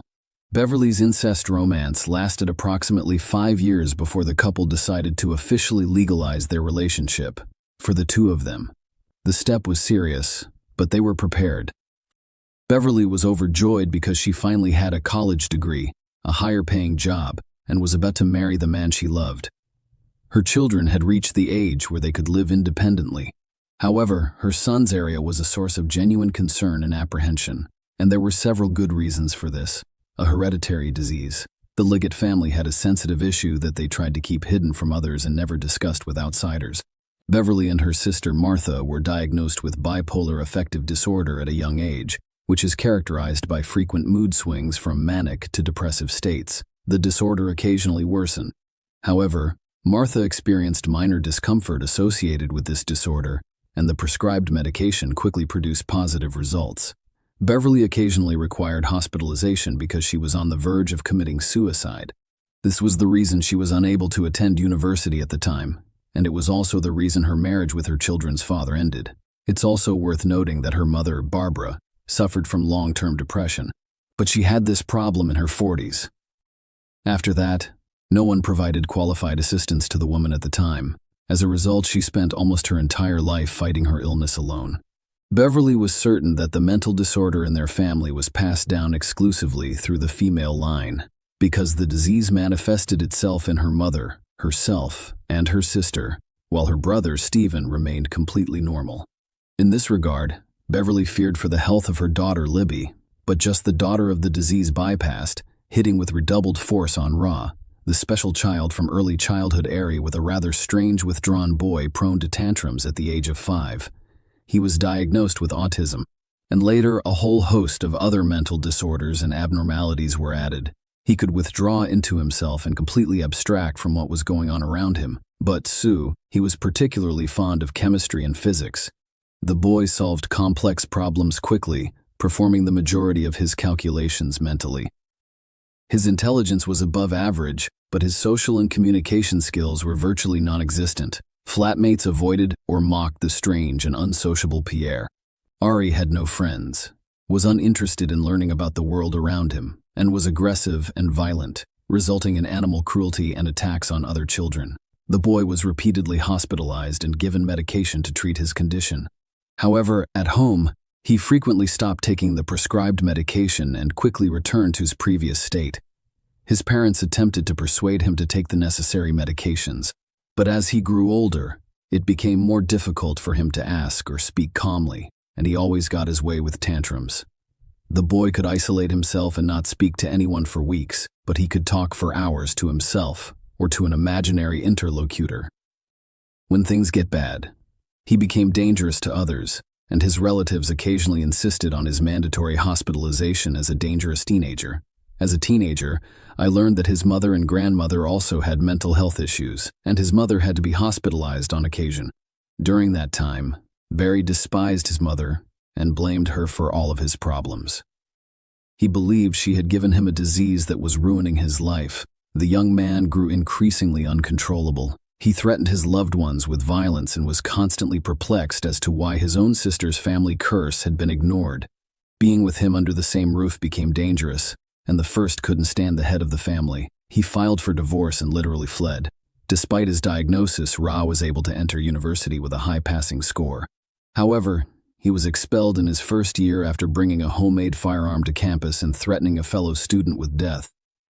At the time, he was arrested for the first time, but was only sentenced to an educational talk, the confiscation of the weapon, and expulsion from the university. Beverly contacted the police about a year later and requested that they come to their home right away to apprehend her son, who was threatening to kill her and her daughter, and appeared to be very serious. However, the police handed over the violent young man to psychiatrists, who, after a brief hospitalization, released him home and prescribed medication. Ari, of course, did not accept the hateful stepfather. Ari was 18 years old when Beverly met and started dating Seth. The couple quickly decided to live together, but Ari immediately took his mother's new chosen one in the bayonet. He tried everything he could to get him out of the house, including threats, scandals, and even fights. The appearance of another man in the house, which his mother perceived as a personal insult and betrayal, prompted him to do his best to support his beloved. He looked for a specialist who could assist the young man in paying for his clinic treatments, but the more he tried, the longer he despised him. The thought of this man becoming his stepfather and a member of their family, combined with his fear and depression, makes him aggressive and dangerous. That Missy repeatedly told his wife that her son was old enough to live independently. He could study or work normally if he took his medication correctly. Beverly Leggett was well aware of this, but she loved her son and could not abandon or take him mount, so she continued to endanger her own life through her obsession with guns. The young man's hobbies evolved over time, becoming increasingly bizarre, sophisticated, and dangerous. He had a weakness for weapons, and more specifically, he was obsessed with them. In the basement of his own home, he gathered homemade firearms, literally from improvised materials, on his knees, demonstrating once more that the man was very smart, clever, and enterprising. However, Ari was not limited to a single weapon, and came up with the idea of creating an explosive device. He found all of the information he needed on the internet and purchased or ordered the components he required, as well as the substances he couldn't find. He made the decision to synthesize at home himself. Using his extensive knowledge of chemistry, Beverly was suspicious when she found her son in the backyard of the house, and because he refused to answer questions and behaved strangely, she immediately called the police. As it turned out, she did it just in time, because the police discovered an almost ready bomb in the house during their search. In addition, they discovered and seized a modified rifle, several pistols assembled from various model parts, a silencer, and a large number of spare weapon parts. Our computer search history from the previous few months was reviewed and studied. The FBI became seriously interested in the young man because they suspected he was planning a large-scale crime. In Ari's room, there were also numerous jars of poisonous substances on the shelves, such as arsenic and potassium cyanide. He could not explain why he bought them. The young man was arrested the same day, but he was only charged with misdemeanor possession of weapons and careless handling of dangerous chemicals that could result in death or serious injury. However, he pleaded guilty, cooperated with the investigation, and received only a 1-year suspended sentence, after which he returned to his home and resumed terrorizing his mother and sister, citing the threat of reprisal and the medical profession's indifference. Ari became enraged and hateful following his arrest and suspended sentence. Not a day went by without him threatening to kill his family in their sleep or burning down their home after locking everyone inside. He was then hospitalized again, this time for 3 months, in a psychiatric hospital. In addition to previous diagnoses, doctors found signs of schizophrenia and acute psychosis in the young man. Following another course of treatment, the young man became quiet for a while before returning to himself. He didn't talk to anyone, spent most of his time in his room on his computer, and appeared to take his prescribed medication faithfully. However, only a month later, he had another breakdown, triggered by the news of his mother and Seth's impending wedding. Ari also overheard his mother and stepfather discussing their plans to buy a house in another state, relocate, and restart their lives. Libby's sister had already moved out with her boyfriend, leaving Ari on his own. The 25-year-old man was upset about it. The young man went completely crazy. He threw a tantrum at his mother, screamed her, waved a knife in front of her, threatened to kill her, and ensured that the body was never discovered. Beverly immediately called the psychiatric hospital, told them everything, and asked for her son to be forcibly hospitalized again. But the attending physician dismissed her request, believing that there was no reason to do so and that the previous course of treatment had yielded positive results. So he did not believe that Ari posed a threat to others. Beverly had one last conversation with Seth that evening, who was working in another city and couldn't get to her right away.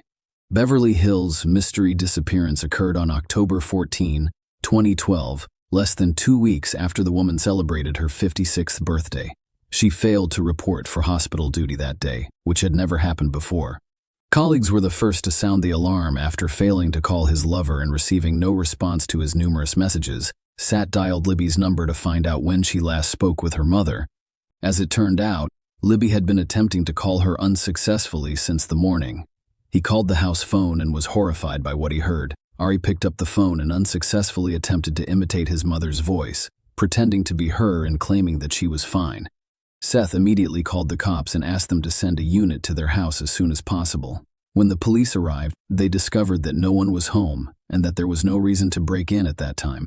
Therefore, the only attempts made that day were to trace Beverly's phone signal and check her bank card activity.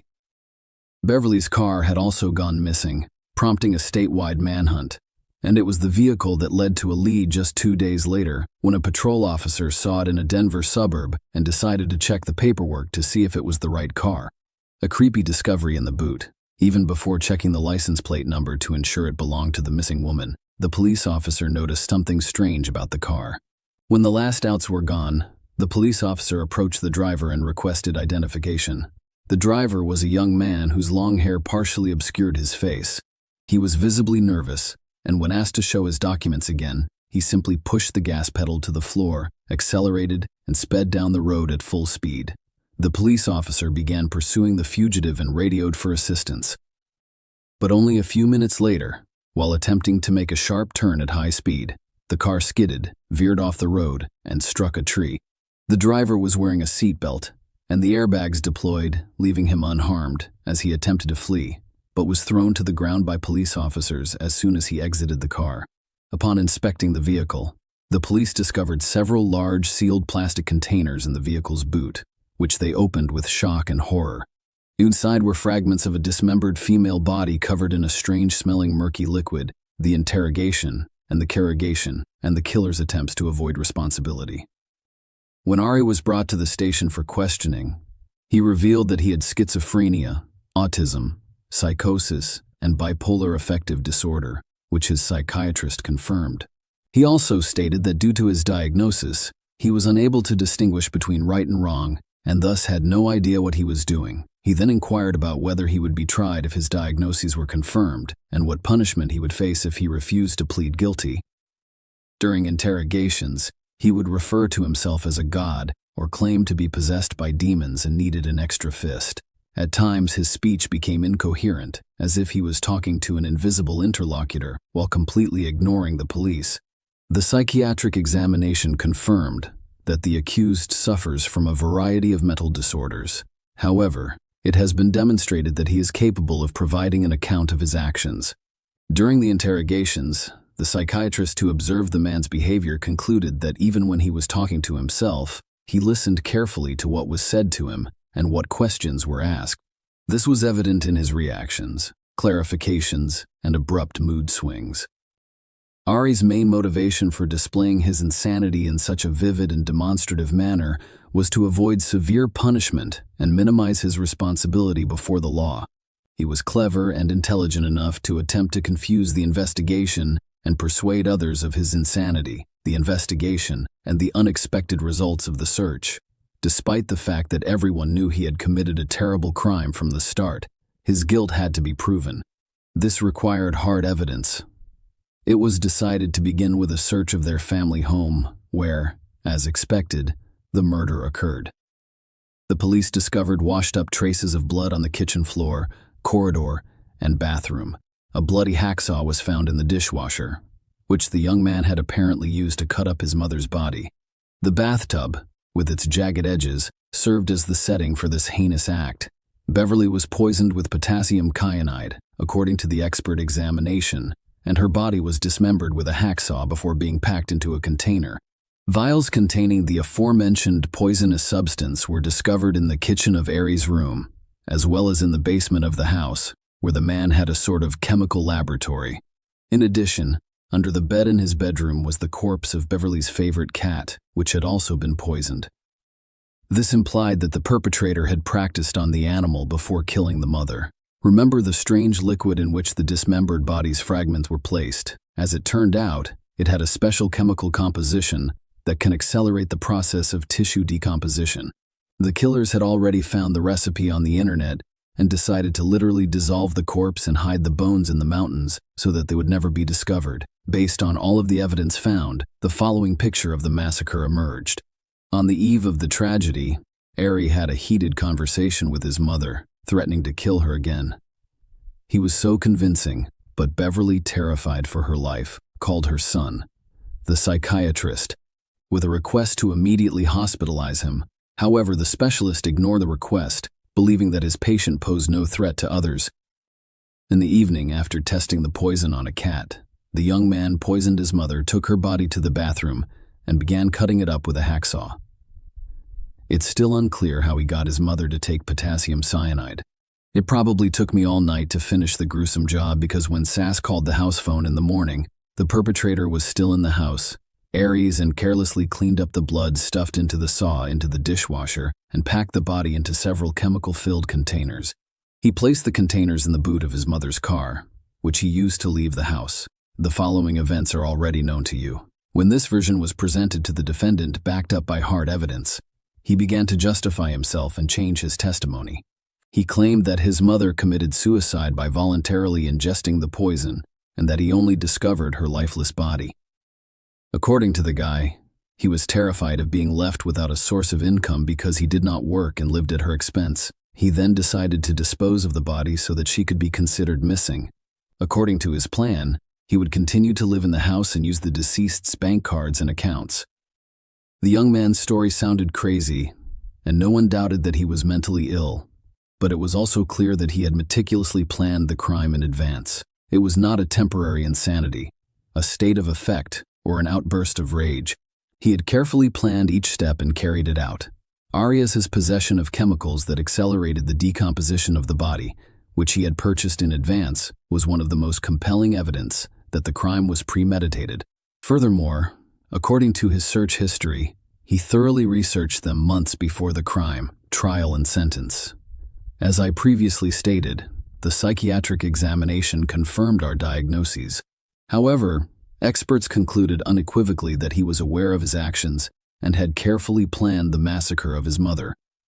He continued to insist on his insanity, despite realizing that it was pointless to pretend to be insane. The trial was held in November of that year, a month and a half after the crime that shocked the entire state.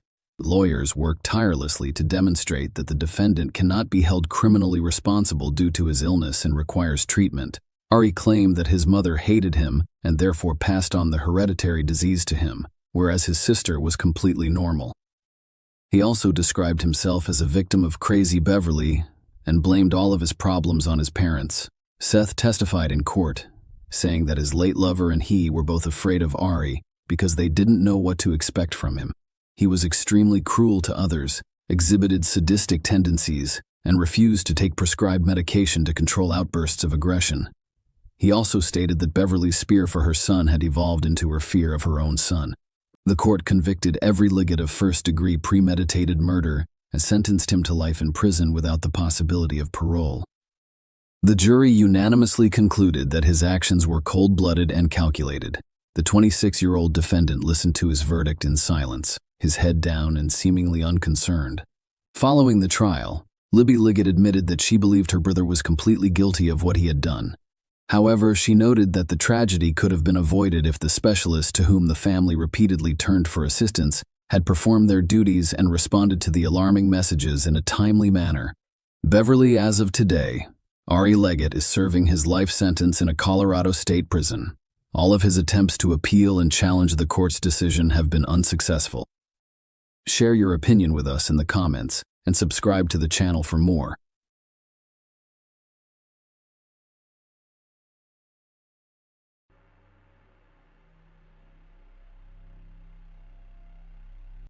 Hey guys, welcome to my channel, and today we're going to take a look at another horrible case with you. In this video, we will look at what happened in the US state of Georgia. Nobody has seen the 31-year-old Indiana lawyer since 7:17 p.m.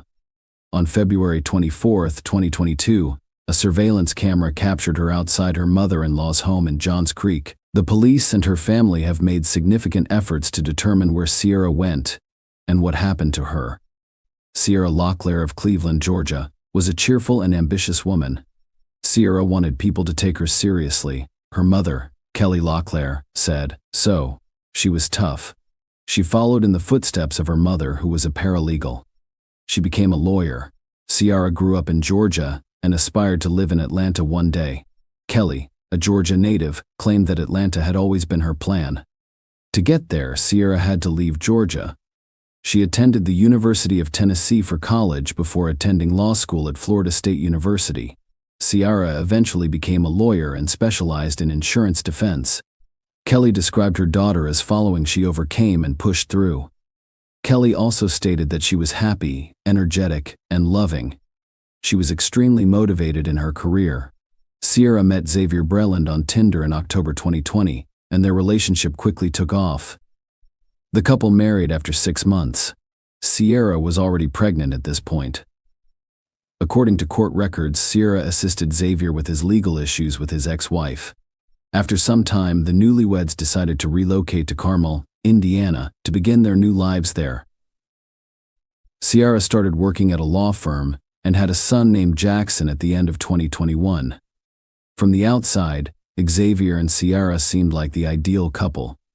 However, their relationship problems began shortly after they met.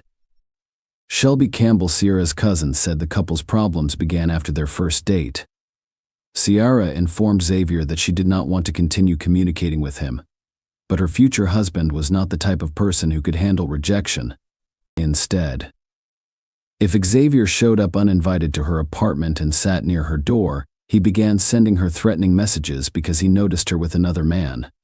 Sierra threatened to contact the authorities if he did not stop. Finally, she gave him another chance. 6 months later, they were married. Shelby and Sierra were best friends who texted each other daily. Sierra expressed her feelings to her, stating that she was afraid of her husband. For example, one of her messages read, "Well, I'm struggling with it in a big way. I don't want to give up on someone I love and abandon him and our family. However, I believe that the behavior is deteriorating. So, if this is how things are now, how will it be in the future? Furthermore, he used to feel bad when he said ugly things. And lately he's not even sorry for his actions. He's blaming me for it, as if I did it because you forced me to.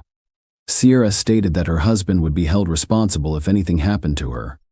Shelby claimed she often told Sierra to leave her husband, but Sierra understood that if she was going to leave, she needed to do so strategically. Here is another screenshot of Shelby and Sierra's text conversation. Sierra was obviously afraid of her husband.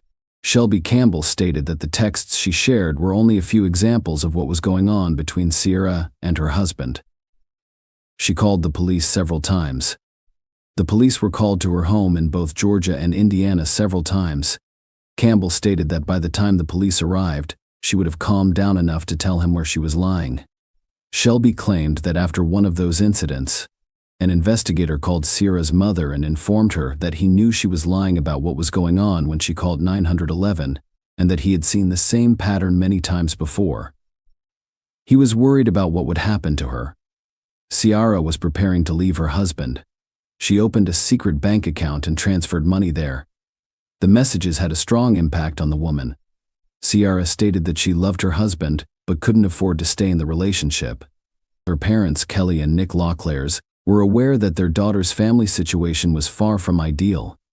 They wanted Sierra to break up with Xavier and assured her that she could always return to a safe place, i.e., her home. Sierra's fateful trip to Georgia began when she and Xavier loaded their baby and large dog into Sierra's 2017 white Volkswagen Tiguan and drove 11 hours south. According to her family, Sierra arrived at her parents' home on February 19th. She spent the night with family members who hadn't seen her since she moved to Indiana. It seemed like a quick trip to see her family. However, Sierra decided that she would no longer return to Indiana. Xavier was also interested in the trip because his mother lived in Georgia. However, he was unaware that Sierra would not return. She informed her mother that she was going to find work in Georgia. She had also informed her parents that her husband's abusive behavior was escalating and that she was getting divorced. Sierra showed up at Nick and Kelly's home in Cleveland, Georgia, on Saturday, February 19th. The woman remained at her parents' house until Sunday. It had been a long time since we had seen each other. She reiterated that she wanted to divorce her husband and would not return to Indiana. On Sunday, February 20th, Sierra left her parents' house to pick up her son Jackson from her mother-in-law's house in Johns Creek, Georgia, which is about an hour away. Shelby Campbell stated that one of the last texts she received from her cousin read, "I'm at Xavier's mom's house, he won't give me Jackson, so I'm waiting for him before I leave." On Monday, February 21st, at 11:17 p.m., Sierra texted her father Nick, "I'll be back in the morning if that's okay, of course." "It's okay. You don't need to ask," Nick responded to her. Nick stated that the next day, when he had not heard from Sierra, he attempted to contact her again, and she said everything was fine. She mentioned that she had felt a little sick. Nick said he contacted her again on Wednesday to see if she was feeling better. He did not get a response. He texted her again on Thursday, February 24th. No one replied. By Friday, the Locklears were concerned because Sierra had not responded, which was unusual. Then, on Saturday evening, February 26th, Nick received a call from an unknown Indiana number. "I didn't immediately panic because I assumed they were still in Georgia," Nick said. "So I responded, and they said it was the police, and that's when they informed me she was missing." The policeman stated that Sierra's husband had reported her missing. The family was shocked. They assumed Sierra was still in Georgia, even though she had not responded to their messages, which was unusual for her. Shelby Campbell is perplexed as to why he did not contact anyone to inquire about her safety. "He did not contact anyone. He did not make us aware at all." After speaking with the Carmel police, Sierra's father called her, and Xavier answered. That is how Nick described his brief conversation with his missing daughter's husband. I asked, "If Xavier, tell me the truth. What is going on?" Sierra told me that if anything happened to her, you were responsible, so just tell me the truth. He then hung up, telling me to go to hell. Nick then called Xavier's father, who lived next to Sierra and Xavier in Carmel. The father responded, "No, I never saw her," as Nick had said. According to a press release issued on March 2nd by the Carmel Police Department in Indiana, Xavier Breland reported Sierra as missing to their office on Saturday, February 26, 2022. During the investigation, detectives discovered a video recording that showed Sierra's last known location. On February 24 at 7:17 p.m., she was at her mother-in-law's house in Georgia. Nothing unusual happens during the video. According to the official missing person report from the Carmel Police Department, Sierra left their home in the Brookstone Park of Carmel subdivision in Carmel, Indiana, shortly after 10 p.m. On February 25th, walked to the nearby store. She was reportedly wearing a black top and purple shorts in temperatures nearing 20 degrees that night. According to police, Sierra never arrived, and there is no surveillance video of her entering the store. They were also concerned because she had left her phone, work phone, and burner phone behind, along with her ID, credit cards, and 5-month-old son. Family members stated that she had a burner phone to contact them in an emergency. There was no evidence of Sierra's return to Indiana. Her family knew she wanted to stay in Georgia. Furthermore, Sierra would not have left without informing them. Even more suspicious was that she had abandoned her 5-month-old son. Her mother thought it all sounded absurd. Kelly LaClaire stated that her daughter confessed to her that the couple was having serious financial problems and accused her husband of being abusive to her and using their child as leverage to get her to stay with him. Kelly said she and her husband knew their daughter was dead after police called to report Sierra had gone missing, leaving her child behind. "She is definitely gone," Kelly said. "That was the first thing my husband said when police called after Xavier reported her missing, and the officer said she had left without bringing the baby. She refused to take a shower or let anyone else watch the baby." Kelly described Sierra as a devoted mother who lived to care for her son. She claimed Sierra awoke every hour or two to check on her son, who had a rash. "So when they said that, my husband said, 'No, there is no way my daughter would not do that.' If that's the case, and you're telling me she's missing, and the baby isn't with her, then my daughter died." Kelly said she would not leave him. On February 28, 2020, 2 days after reporting Sierra missing, Xavier noticed police officers at his door. According to court documents, a firearm was accidentally discharged at a home on Baldwin Lane. Xavier told investigators he was moving a Christmas tree in the garage when he heard a gunshot and bolted out. He then returned to the garage, found the gun, and unloaded it. He called the police and reported the incident. The investigators discovered 2 different guns in his home. The police did not reveal whether there was any evidence that Xavier was involved in Sierra's disappearance. However, his criminal background was quickly revealed. According to court records, Xavier was convicted on felony burglary charges in 2005. It was also unusual that Xavier reported his wife's disappearance only the next day, after she allegedly failed to return home after going to the store. A few days after the police received a missing person report, Xavier was identified as a person of interest in his wife's disappearance. They arrested him on unrelated charges. Police discovered that he had an outstanding warrant for aggravated stalking in Kuwait County. He was extradited to Georgia to face the charges. According to court records, he placed a tracker inside his daughter's stuffed animal to track down her mother, his ex-wife. The case arose from a custody dispute between the former couple. On Friday, 2 weeks after Sierra went missing, police volunteers, family, and friends searched several Johns Creek neighborhoods. Their focus was on neighborhoods along Medlock Bridge Road, where police suspected Sierra had traveled during her stay in Georgia. In addition to handing out flyers, the Johns Creek Police Department installed electronic signs at 2 locations along Kimball Bridge Road, requesting public assistance. They've also contacted several commercial electronic sign companies to help spread Sierra's image and information throughout Metro Atlanta. The family asked anyone who saw the white 2017 Volkswagen Tiguan with the Georgia plate RMB 5869. During that time, contact the police. The license plate of the vehicle was framed by the Florida State University Law School. The police said that forensic investigators searched the car for evidence and then released it. Sierra's last known location was at her mother-in-law's house in Georgia, so the police assumed her disappearance was related to something that happened in this house. They traced Xavier's route back to Indiana but couldn't confirm Sierra was in the car. Xavier was the only one who stepped out of the white Volkswagen at gas stations and shops. It is unclear how much cooperation Xavier Balin's mother provided during the ongoing investigation. However, law enforcement officials confirmed that evidence was collected from the residence using a search warrant in their pursuit of answers. Investigators from Johns Creek used forensic professionals and cadaver dogs to conduct the search. The emphasis was on finding potential bloodstains, signs of a struggle, or any other clues that could shed light on the events surrounding the couple's visit.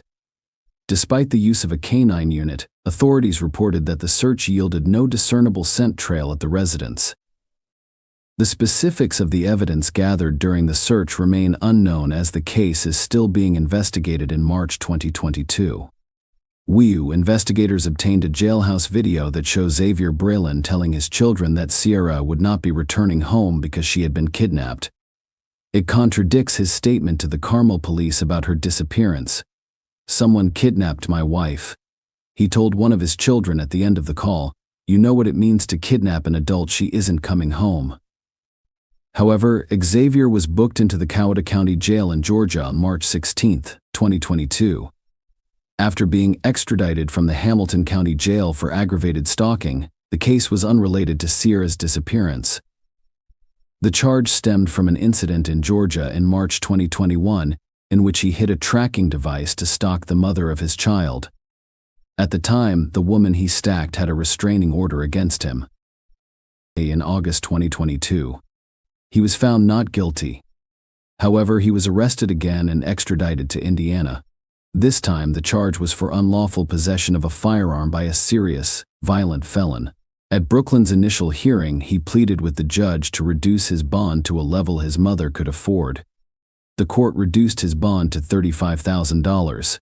While prosecutors wanted it increased to $50,000, all I needed was an opportunity to get my life back on track, Brelin informed the judge. Brelin stated that he could get a job as a truck driver if he was released from jail. After reviewing the case, the judge set the bond at $100,000. In February 2023, Xavier Brelin was released after posting bail. This court decision had consequences, which I will discuss later.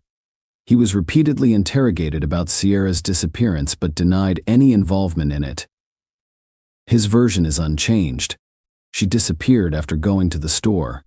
Several locations have been suggested for the search for evidence in Sierra Brelin's disappearance. Georgia alone has over 85,000 acres of state parks, nearly 2 million acres of land managed by the United States Department of the Interior, and more than 300,000 acres of undeveloped land.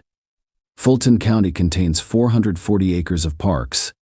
There are also hundreds of thousands of acres of railroad and utility easements, both active and inactive. Georgia has 37,295,360 total acres. Approximately 15% to 20% are covered in vegetation. Sierra Breland and her husband drive through areas other than Tennessee, Kentucky, and Indiana. According to Johns Creek Police Lieutenant Gregory Todd Hood, if we knew her exact last known location, we would direct the investigation accordingly, without going into detail. Kelly Locklear stated that law enforcement has gathered evidence and statements from multiple states, but they are essentially pieces of a puzzle without a complete picture. Some items were removed from Xavier's mom's home, according to court documents from a civil case in which Xavier's mother sued Xavier's sister. Crime scene investigation removed the carpet and mattress from Xavier's mother's home on April 21, 2022, as part of their investigation. According to documents from the familial civil dispute, 5-month-old Jackson was placed in state care immediately after Xavier Brelin's arrest on March 1. Sierra's parents, Nick and Kelly Locklear, have since been able to spend time with the baby and are working to bring him back to Georgia. Multiple organized searches have been conducted over the last year, some of which targeted specific areas, but no one knows what happened to the new mother. As investigators continue to piece together the facts, officers have been busy handing out flyers and even using electronic signs to raise awareness. The police describe Sierra as being 5 feet tall, weighing approximately 120 pounds, and having blonde hair. She has 3 small trees tattooed on her ring finger, a Florida State arrow on her left wrist, and a sunburst on her back left rib cage. The couple was driving a white 2017 Volkswagen Tiguan with the Georgia tag RMB 5869. The Florida State University Law School frame encircles the license plate. Anyone who saw her or her car in February is asked to contact the police. Xavier is the only person of interest that police have publicly identified since Ciara's disappearance, but no charges have been filed. Her family is adamant that he knows what happened to her, and that he is the only one who can provide the answers they require to find closure. Finally, let Ciara rest in peace. Kelly Locklear believes Ciara's body may be in Georgia, Tennessee, Kentucky, or Indiana. She is pleading with woodsmen and fishermen to keep an eye out in those states and to contact law enforcement if they have any information. Ciara's parents have now been granted custody of the couple's child, as I previously stated. If Xavier Breland was released on bail in a case involving illegal firearms, the trial was scheduled for December 28, 2023. But Xavier Breland did not appear in court, and his whereabouts are unknown. A rearrest warrant has been issued in his name, and law enforcement is working hard to find him. This latest development complicates the already perplexing case of Ciara's disappearance. The warrant describes Xavier Breland as a black man standing 6 feet tall, weighing 160 pounds, with brown hair and green eyes. The FBI has joined the search for the missing woman, but her body has yet to be found. This, combined with Xavier's recent disappearance, has resulted in numerous unanswered questions. Kelly Locklear, Ciara's mother, has publicly stated that she believes Ciara feared Xavier and had no intention of returning to Indiana with him. With both individuals missing, the case has become even more urgent. The trial for Xavier's gun charge has been postponed several times, and law enforcement and Ciara's family are now asking the public for help. They are looking for any information that can help them find Xavier and Ciara, in the hopes of shedding light on the strange circumstances surrounding their disappearances. Share your opinion with us in the comments, and subscribe to the channel for more.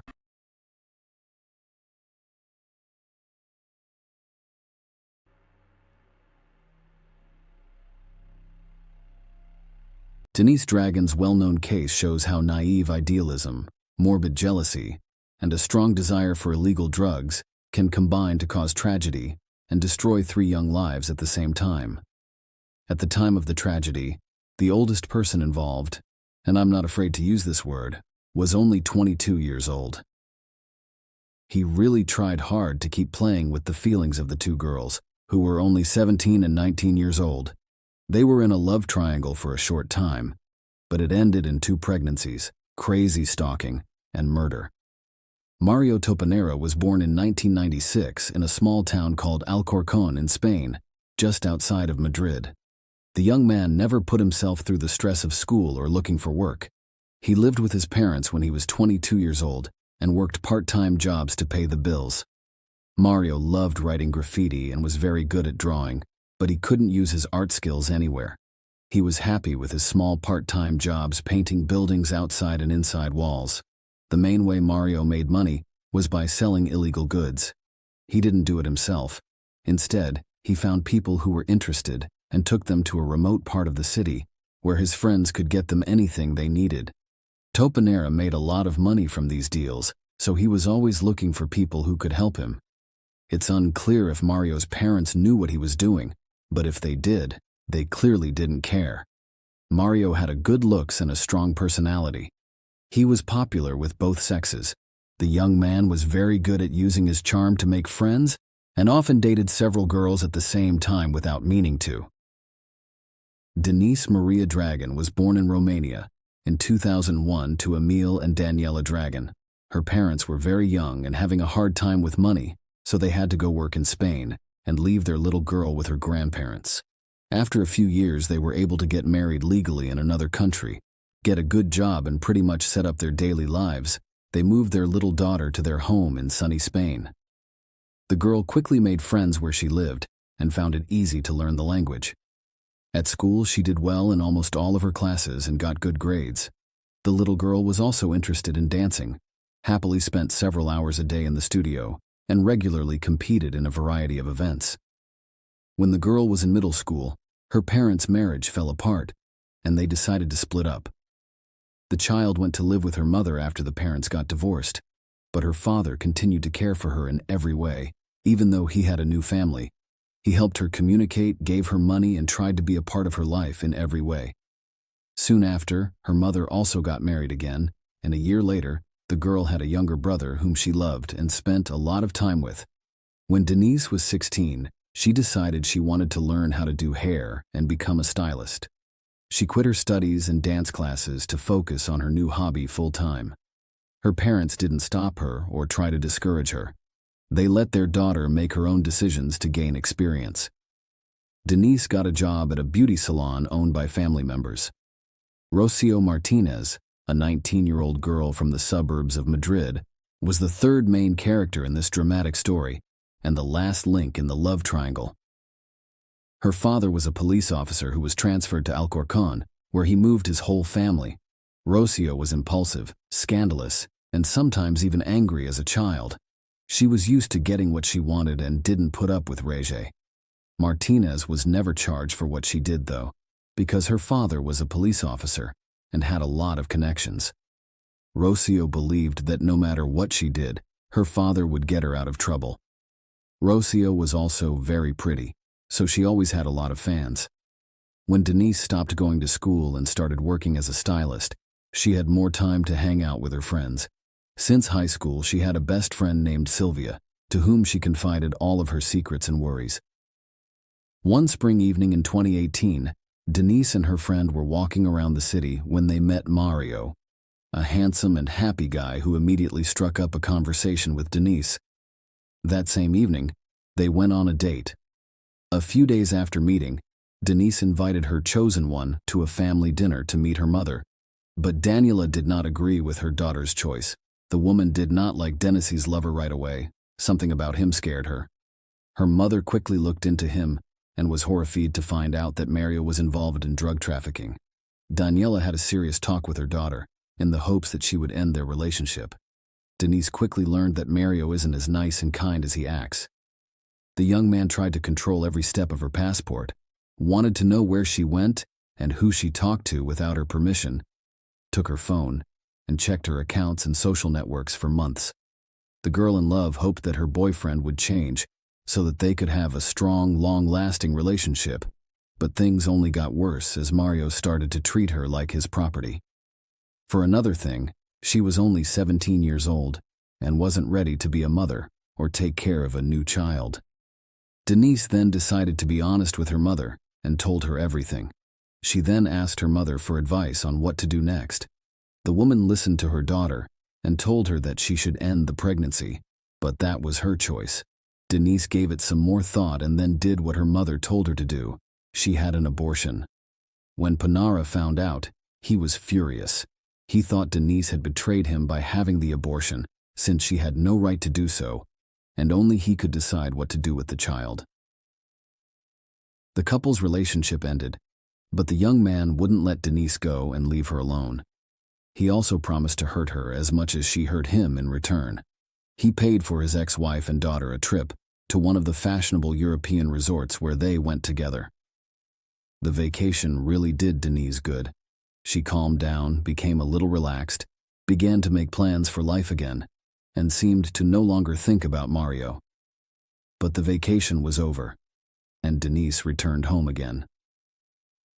Mario did not ask Longpine for his former passport, and almost immediately began an affair with 19-year-old Rocio Martinez. This fiery, aggressive, and conflicted girl was the complete opposite of the quiet and calm Denise could make a scandal in the same place, go into a fight, or throw a tantrum. Rocio also experimented with illegal substances and could easily break the law, knowing that she would not be punished for it. With Mario, they quickly got together and had fun together, because the guy could get any illegal drug she asked for, wanting to test its effect on himself. However, Mario couldn't forget and let go of his ex-girlfriend. He still wanted to control her to know where she was and what she was doing. Periodically, he wrote to her on social networks, called her, and even offered to resume the relationship. Denise, who had a very hard time with this breakup, met him from time to time and communicated with him, but was not going to reunite because of fear. When Martinez found out that her boyfriend was communicating with his ex, she made a terrible scandal, and in a fit of rage, screamed that she would kill them both. By that time, Mario had already realized what his chosen one was capable of, so he promised her that it would not happen again. However, Rocio's such an answer did not calm down, and she decided to destroy her rival, if not physically. Then morally, Rocio began to call Denise, showering her with insults and wishing her a speedy death. But this was not enough, and she began to send messages to her rival with threats of violent reprisals.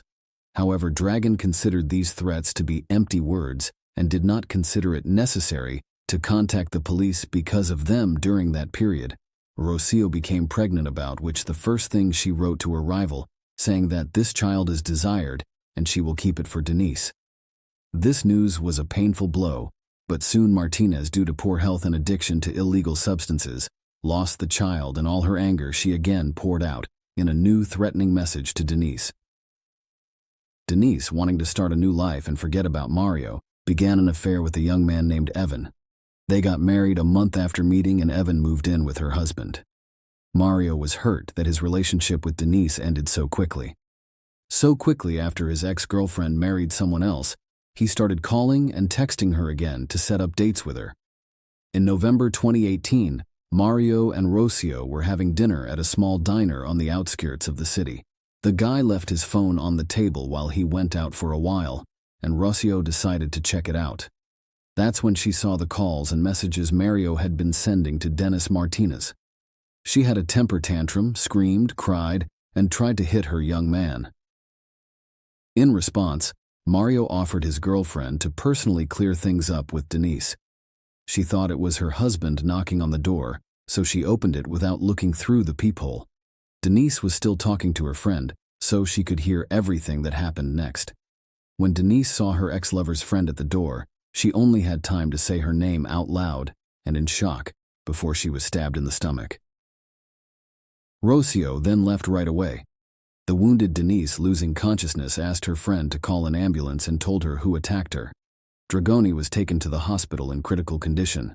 Doctors fought desperately for her life for several hours, but the wound was too deep. She lost a lot of blood and it was almost impossible to save her. After Rocio dealt the fatal blow to her rival, she ran back to the car, jumped into the cabin, and told Mario to get out of here. On the way, she confessed everything to him, and together they disposed of the crime weapon and washed the traces of blood off her hands and clothes. Mario decided it would be best for them to hide for a while. He called his relatives who lived in another city and asked them to visit. When they arrived, the relatives noticed that Rocio looked strange and was very nervous, but she wrote it off as malaise. The couple stayed overnight at Mario's relative's house, thinking about what to do and how to proceed. When they learned the next morning that Denise had died from the wound, Rocio immediately called her father and told him everything. She was sure that her dad would use all of his connections to get her out of jail this time, but the policeman's father didn't help his daughter, who had killed another man. He followed her to another city and then turned her over to the police. Sylvia, who had been talking to the victim on the phone at the time of the crime, was one of the main witnesses in the case. The case file also had many threatening messages that Rocio had sent to her rival over the course of the case. Surprisingly, Tobinera wasn't involved in the crime. He denied all guilt and said he only took Rocio to his ex-girlfriend's house so that they could finally get along again and stop fighting. He also said he didn't know Rocio had a knife and didn't see any blood on her hands or clothes when she got back to his car. At their next court date, the couple denied their guilt again, this time saying that they were not at the scene at all. They said they had spent the whole evening at the house of one of Mario's relatives and that someone else had stabbed Denise to death. Martinez said she didn't hate her rival and didn't have any reason to kill her, but Rocio was found guilty and sent to prison for 18.5 years. Mario, on the other hand, got away with everything and started writing a new book right away, forgetting to be careful. Boasts that the girls were ready to kill each other for him. He told them in great detail what happened that terrible night, and the parents of dead Denise quickly learned of it. The Dragone family went back to court and asked that the man who killed their daughter be punished. This time, Top and Air were arrested, but after a few days, the man was freed on his own recognizance. In the end, he was found not guilty and was freed again. The parents of Denise tried to appeal the court's decision more than once, asking for Rocio's sentence to be lengthened and Mario to be jailed as an accomplice. However, Mario has still not been brought to justice. Share your opinion with us in the comments and subscribe to the channel for more.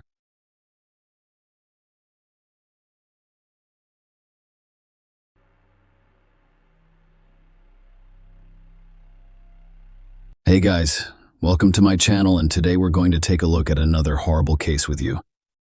In this episode, we will discuss the events of 2014. Carly McBride, 31, disappeared under mysterious circumstances after visiting her ex-boyfriend's house.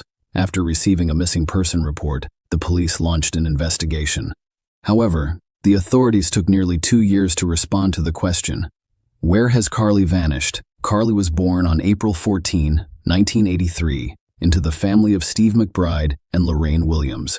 She was a cheerful and outgoing child who had a strong bond with her parents. Carly became increasingly troubled as she grew older, and she began abusing alcohol and illegal substances. Nonetheless, she made an effort to overcome her harmful addictions. Carly was 31 years old and lived in Belmont, New South Wales, Australia, in 2014. She was a mother to 2 children. William is 7 years old, and Cadence is 3 years old. Carly had children with various men, but I couldn't find any information about her relationship with her former partners. However, we know that Andrew Easton, Cadence's father, was among the last people to see Carly. Carly sought treatment in 2013 to overcome her drug addiction. While there, she met Sale Kenneth Newson, and their friendship developed into something more. In August 2014, Carly and Sale began spending almost all of their time together.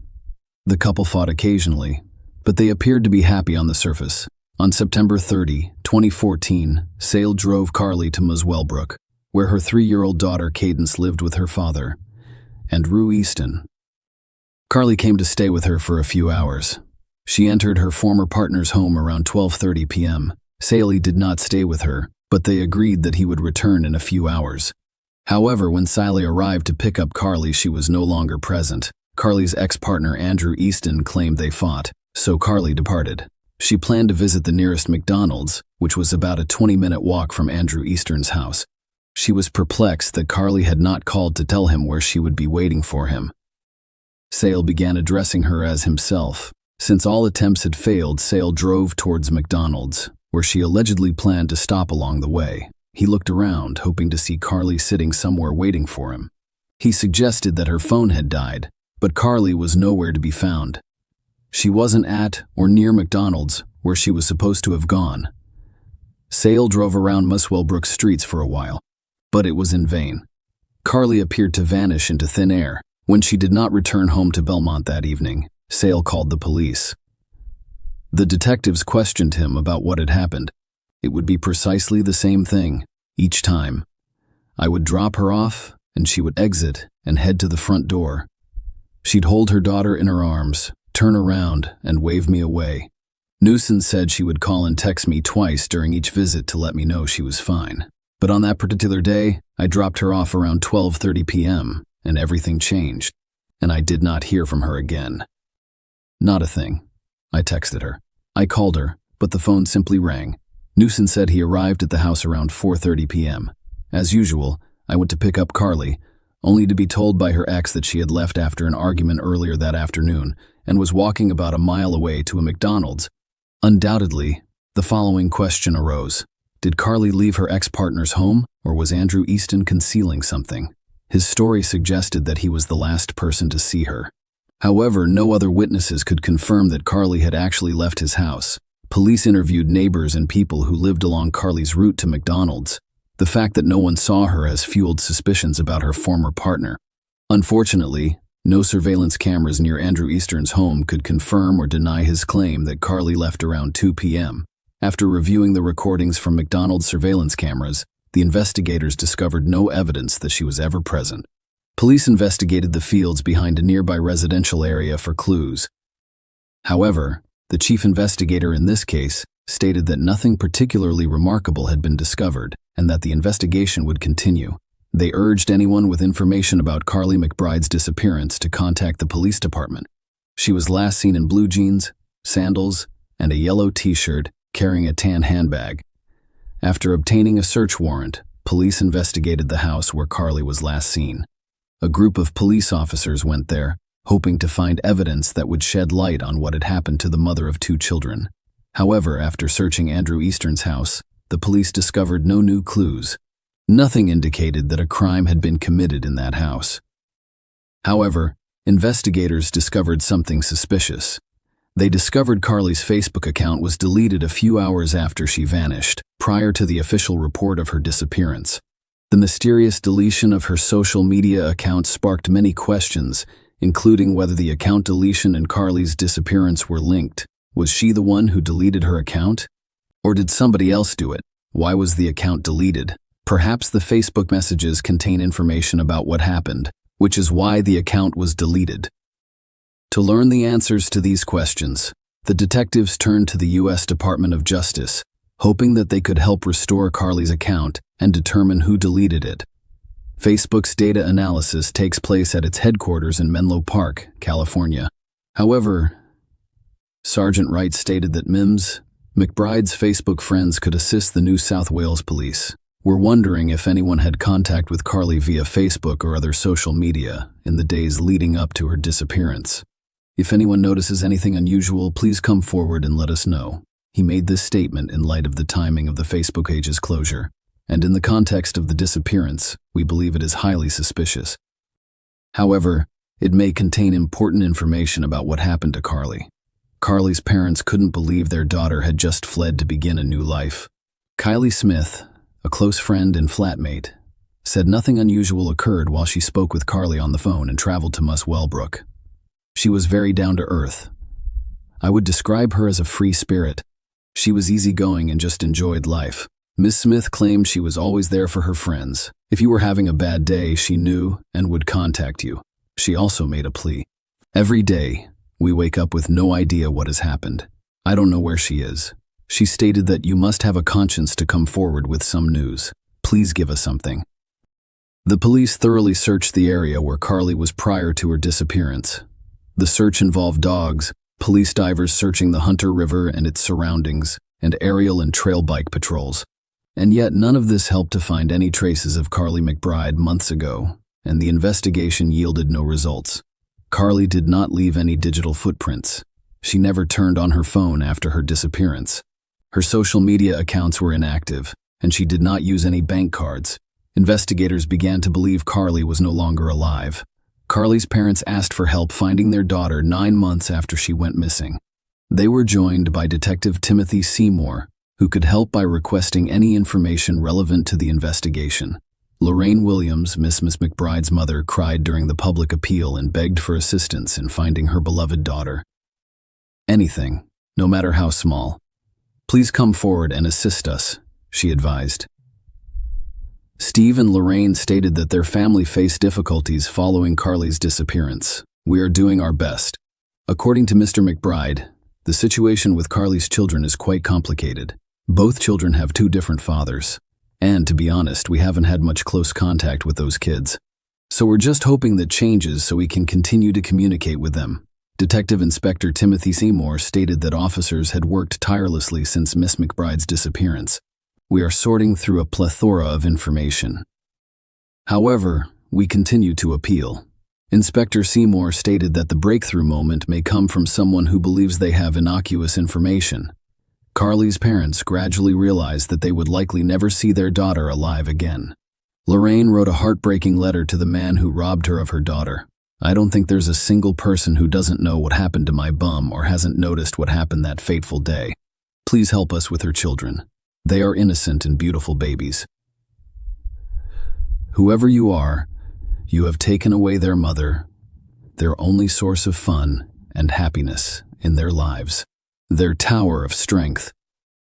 They will never feel her soft, warm, and reassuring kisses and big, warm hugs, along with her contagious belly laugh and radiant smile. Their memories are lost. They cannot say goodbye to her. Our pain, anguish, angst, and frustration are dragging us all down, causing us to wake up terrified that we will get a call saying they have found my baby. Whoever you are, you chose that day to take my daughter away from us. You, the bottom, feeding runt, have left us with question after question. We don't know how or why we're grieving. We're in a kind of grief limbo. Our little beautiful and poor babies need to know where their mother is. They are the innocent victims of the terrible nightmare we are living. Please come forward so that they can move on and become the amazing people their mother would have wanted them to be. We cannot honor or respect Carly's life until she is found. My daughter is luring you in, and you will be a good catch when you least expect it. This is my only wish, that we find my baby and put her to rest. It is a fundamental human right, with the dignity and respect she deserves. Then her babies, with their beautiful but broken hearts and heads, can begin to heal, and they may be able to live a life free of anguish, pain, and anxiety. You did not give my daughter a chance. Please let her children know that they ache for William, and Cadence should not be burdened with this pain. Please assist us in providing them with a sense of grief and loss throughout their journey. Carly is a proud Aboriginal woman, as is her lovely sister, and I am honored to be their mother. Nobody deserves this in life, but my baby is drawing you in. You're breaking as we're aching. Your truth is Carly's truth, and therefore our truth. Please, speak up.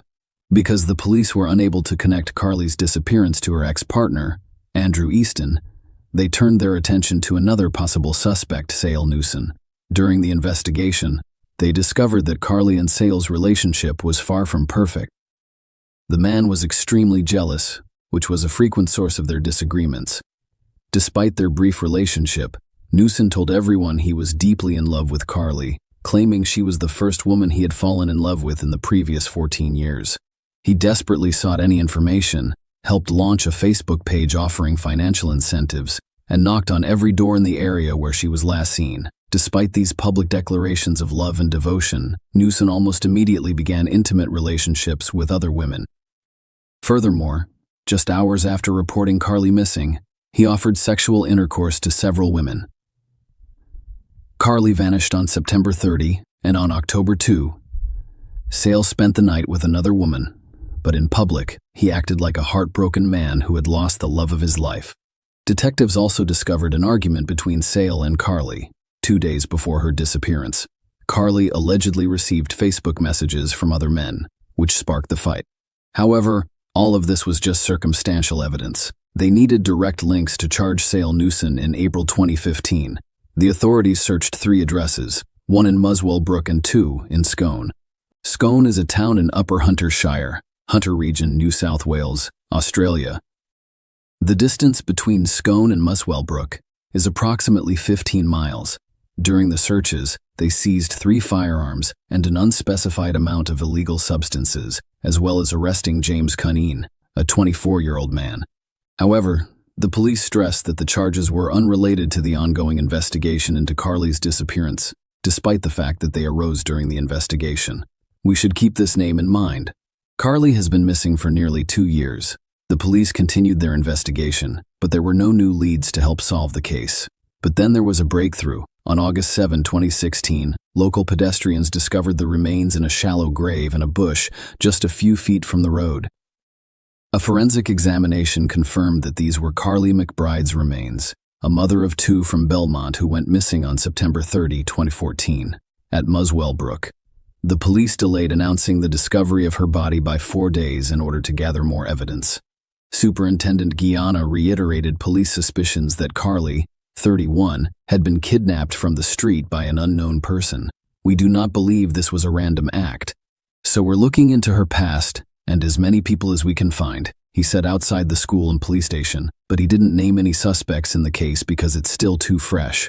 It took us 2 years to achieve this breakthrough, and we have a large volume of new evidence that needs to be thoroughly evaluated. He stated that we have worked very hard on this over the last 2 years. The team here is eager to resolve this for Carly's family, and we now have so much new evidence that it will require a significant amount of work. But we are well underway. He stated that the heartbroken parents had expressed their desperate need for answers through tears. Please come forward with any information, Lorraine sobbed. We still want to know who did this to my baby. The couple stated that they now have some closure after her body was discovered, and they are extremely grateful to the police and public health for finding their last daughter. The investigators worked for 10 months before issuing an arrest warrant for Newson on June 19, 2017. He was arrested and brought to the police station. Newson denied having any involvement in Carly McBride's death. However, Sale Newson was not the only one who faced charges. Police suspected that 26-year-old James Cunning helped Newson dispose of the body. Carly McBride, Sale Newson, and James Cunning met at an alcohol and drug rehabilitation center. Each left the center at a different time and for different reasons, but they remained in contact. The trial of Sale Newson began in August 2018 and lasted several years because the police only had circumstantial evidence. Prosecutors say Newson met Carly after she left her ex-partner's house, struck her several times in the head and back in a jealous rage, and threw her body away. Forensic experts determined that Carly McBride died as a result of multiple blunt force traumas. She suffered 23 skull fractures, 13 torso fractures, including spinal and rib fractures. According to the judge, Carly McBride died as a result of blunt force injuries from Newson. Judge Arraes also mentioned that Newson told police during an interview that he was a skilled mixed martial arts fighter. His primary sport was boxing. I had 20 fights and 20 victories. I trained alongside world champions, but as I improved, I became too old. He informed the police that the deceased died as a result of severe brain trauma caused by a high level of force applied to his head. The judge stated, "I am satisfied that the offender caused death through the use of fists, feet, or both, or the use of objects." While looking for a Newson's house, the police discovered the map and a shoebox beneath the bed. This map featured a circle drawn around the towns of Muswellbrook and Scone. Carly's remains were discovered exactly within this radius.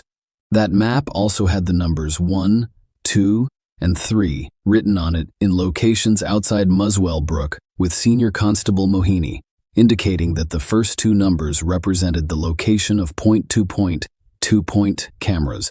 After the police discovered Carly's remains in 2016, Newson contacted her father, Steve. During the conversation, Newson mentioned that the found skeleton lacked hand bones. However, the police never disclosed this information. The only people who knew about it were the police, Carly's parents, and the Department of Forensic Medicine at John Hunter Hospital, as the authorities assumed Newson knew because he was familiar with the crime scene, and he was the one who left Carly's body where they discovered it 2 years later. Furthermore, the clothes on Carly's remains matched those she wore on the day she disappeared. It appeared she died shortly after leaving her former partner's home. The police couldn't find her phone. When police investigated a suspicious mobile phone, they discovered that he had deleted Google location services between September 18 and October 2, 2014. During the trial, the investigators discovered that the photo of Carly that Newson took on the way to Muswellbrook and later used in missing person flyers was edited and cropped before the police received the report of Carly's disappearance. When the search for Carly began, Newson offered a $20,000 reward for information on her location. However, his bank account showed that he was broke, implying that he offered the reward solely because he knew no one would ever find her. Thus, he would not be required to pay. Newson jumped right into the police investigation, attempting to deflect suspicion onto others and gathering information about where police and other emergency services would be searching. He also searched the surrounding streets for CCTV or witnesses, which the police claimed was done not to find information, but to suppress it and determine whether anyone had seen him intercepting Miss McBride. And while volunteers and police searched for her in Muswellbrook and distributed missing person flyers, Newson was in city messaging friends about how he was driving an Audi R8, as well as that Newson claimed to know the area where Miss McBride was found, like the back of my hand, and described it to Carly McBride's father, Steve McBride, despite only seeing footage of a police-staged crime. The images you're seeing now are not from a real crime scene, but rather a staged one that the police used to get a nuisance reaction from. The more investigators dug into Newson and interviewed him, the more they looked through his Facebook messages. The more he listens to his phone calls, the more he reflects on himself. After reviewing his internet search history, investigators discovered that he was looking for instructions on how to delete Facebook account. His account remained active, but Carly's account was deleted soon after. Although all of the evidence was circumstantial, the prosecutor stated that there were puzzle pieces that, when assembled, revealed a picture. These pieces eventually came together to form an irrefutable case, ruling out any other possible explanations for Carly McBride's disappearance and the discovery of her body approximately 82 feet from the side of the road. The judge concluded that the brutal and unplanned attack on Carly was motivated by nuisance jealousy. When he picked up Carly from Muswell Brook, he discovered she had spent approximately 90 minutes with her ex-partner rather than spending time with her daughter as planned. Carly's daughter was not home at that time, and being alone with her ex-partner for an hour and a half allegedly resulted in Noose attacking Carly in a jealous rage. Lorraine Williams, Ms. Zenz, McBride's mother, told a sentencing hearing that she had lived in a state of grief and anxiety for 2 years while waiting for her happy, gorgeous, and outgoing daughter to return home to her 2 young children. Instead, the next time she saw Carly, she was in the morgue. She described the worst day of her life with tears. Carly should be present, living her life with her children. Her sister, her father, and me, Ms. Williams, stated that after today, she will never hear, speak, or see the man who killed her beautiful daughter again. He no longer has the power to harm me, and I refuse to think about him anymore. Ms. Williams said she will miss Carly every second of her life, nearly 7 years after he reported her missing. Newson, 43, was found guilty in December 2021. He was sentenced to 27 years in prison, with parole eligibility in 2038. Following the sentencing, Newson turned to the judge and reiterated his innocence. "I understand that the verdict is final," he said, "Your Honor, I am innocent.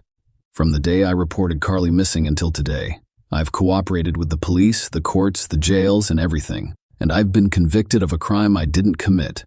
Someone out there committed this crime, and it was not me. It was not me. And now I have a difficult task ahead of me in trying to clear my name through the courts." James Cunningham, who assisted Newson in disposing of Carly McBride's body, denied any guilt. However, in July 2022, a jury convicted him. According to the judge, Cunningham lied to police during 3 interrogations to create a false alibi for nuisance and deleted data from his phone to cover his tracks. Unfortunately, I couldn't find his photo. However, it is known that when Cunningham was charged in the Carly McBride case, he was already in prison for possessing illegal weapons and prohibited substances. In November 2020, the 31-year-old Cunningham showed almost no reaction when he was sentenced to 7.5 years in prison with a 4-year parole period. Following the trial, Carly's parents stated that, while justice had been served, no matter the outcome, nothing would ever return their daughter. Share your opinion with us in the comments and subscribe to the channel for more.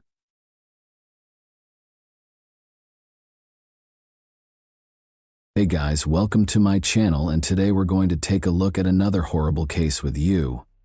The community was rocked in 2010 when several women's bodies were found along Gilgo Beach. While some victims were found that year, others were found in 2011, all of whom had evidence of ruthless murder. Despite conducting a thorough investigation, police were unable to find any leads or suspects, and the bodies were left in appalling conditions. The identity of the murderer and the full scope of the crimes were left a mystery for years. When a sample from a pizza crust that the suspect had thrown away was discovered to match hair on one of the victims, it was a breakthrough. Who was responsible for these horrifying killings, and how many victims remain unaccounted for? Let's investigate this matter. The hunt for Shannon Gilbert was the first step in the investigation into the terrible deaths of multiple women close to Gilgo Beach, Long Island. She was a 24-year-old woman who escaped from a client's house and disappeared in May 2010. Following the discovery of human remains along Oak Beach's Ocean Parkway on December 11, 2010, her disappearance became a crucial component of a more extensive and ongoing mystery. In a heartbreaking 23-minute 911 call, Gilbert said, "They are trying to kill me." After she vanished, Suffolk County Police Officer John Malia searched the gated community where Gilbert was last seen with his cadaver dog Blue. But even after a rigorous search during the summer of 2010, they were unable to locate any leads. Malia carried out a fresh search on December 11 with an emphasis on the area around Ocean Parkway. They forced their way through a thin layer of snow and dense vegetation. The team discovered Melissa Barthelomew's remains, wrapped in rotting burlap, after the dog detected a scent. 3 more bodies were discovered by the police as they searched further. These victims were later identified as Amber Costello, Megan Waterman, and Maureen Brainerd Barnes. All of them were discovered within 500 feet of one another. Suffolk County Police stayed committed to cracking the case and increased their search and resources as the bodies were found along Ocean Parkway.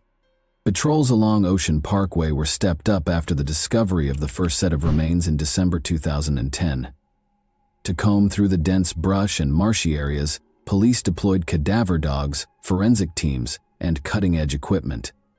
Police stepped up their search along the same highway in March 2011 after finding additional remains, including those of Valerie Mack and Jessica Taylor. They broadened their scope to include Nassau County and even inspected neighboring beaches. In pursuit of hints that might help them find the murderer, officers endured long hours, inclement weather, and challenging terrain. State police, the FBI, and local authorities were among the law enforcement agencies that collaborated on the investigation.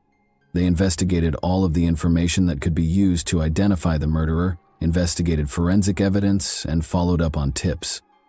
Police provided the public with updates as the case became more complicated and even offered a $25,000 reward for information that might result in an arrest. Despite these tenacious efforts, the case continued to garner attention for reasons other than the discovery of new bodies. Unexpected developments in the investigation included the December 2011 discovery of Shannon Gilbert's remains, which sparked further inquiries about whether her passing was connected to the others. Some thought Gilbert's death was an accident, while others suspected foul play. Every lead was taken seriously by the police, who kept looking for answers. Gilbert's disappearance went unsolved for more than a year. However, a breakthrough happened on December 13, 2011. About half a mile from her last known location, her remains were discovered in a marsh. Her clothes and other possessions were also found close by. Gilbert's death was initially feared to be connected to the Long Island serial killer. Authorities concluded after a thorough investigation, however, that her death had nothing to do with the other killings. Mary Gilbert, Shannon's mother, publicly insisted that her daughter was a victim of the same murderer who left the bodies along Ocean Parkway in spite of this conclusion. The pressure increased as more bodies were discovered, but these were only dead ends. The police remained committed to providing the victims and their families with justice, in spite of the difficulties. Internal conflicts within the Suffolk County Police Department were one of the many difficulties the investigation into the Gilgo Beach murders faced. The department struggled for years with leadership, especially under James Burke, the former chief of police. As investigators ran into one dead end after another, these issues slowed down progress and caused frustration. With so few leads, how were they going to proceed? Only on December 10, 2015, did the FBI formally intervene to assist. Although they had helped with searches in the past, they hadn't taken over the case completely until now. How come the FBI didn't get more involved sooner? The investigation was difficult, even with the FBI's recent involvement. Police continued to encounter dead ends after years of frustration and little progress, when it seemed like there was no way to solve the case. How could they? Clearly something needed to change. Geraldine Hart, the Suffolk County Police Commissioner, took the risky decision to reopen the investigation in 2020. She released important evidence to the public on January 16 in an attempt to spark fresh leads. An image of a belt discovered close to the crime scene along Ocean Parkway was one of the items made public. Initials, either HM or WHF, were stamped on the belt, but none of the victims were identified by them. To whom did it belong? Is this the hint that ultimately reveals the truth about the case? In addition to releasing the evidence, the police department declared that they were analyzing current leads using new scientific techniques. They started the website gilgonews.com to keep the public informed, allowing anyone with information to come forward.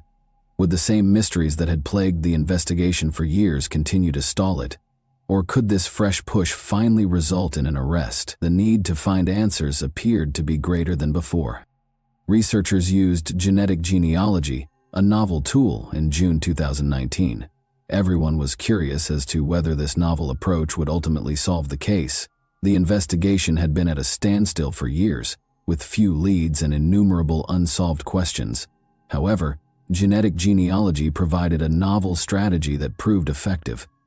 Authorities recognized Jane Doe number 6 as Valerie Mack in May 2020. Her remains had been found in fragments for years, but using this new technique, they were able to match her DNA to her family and finally give her a name.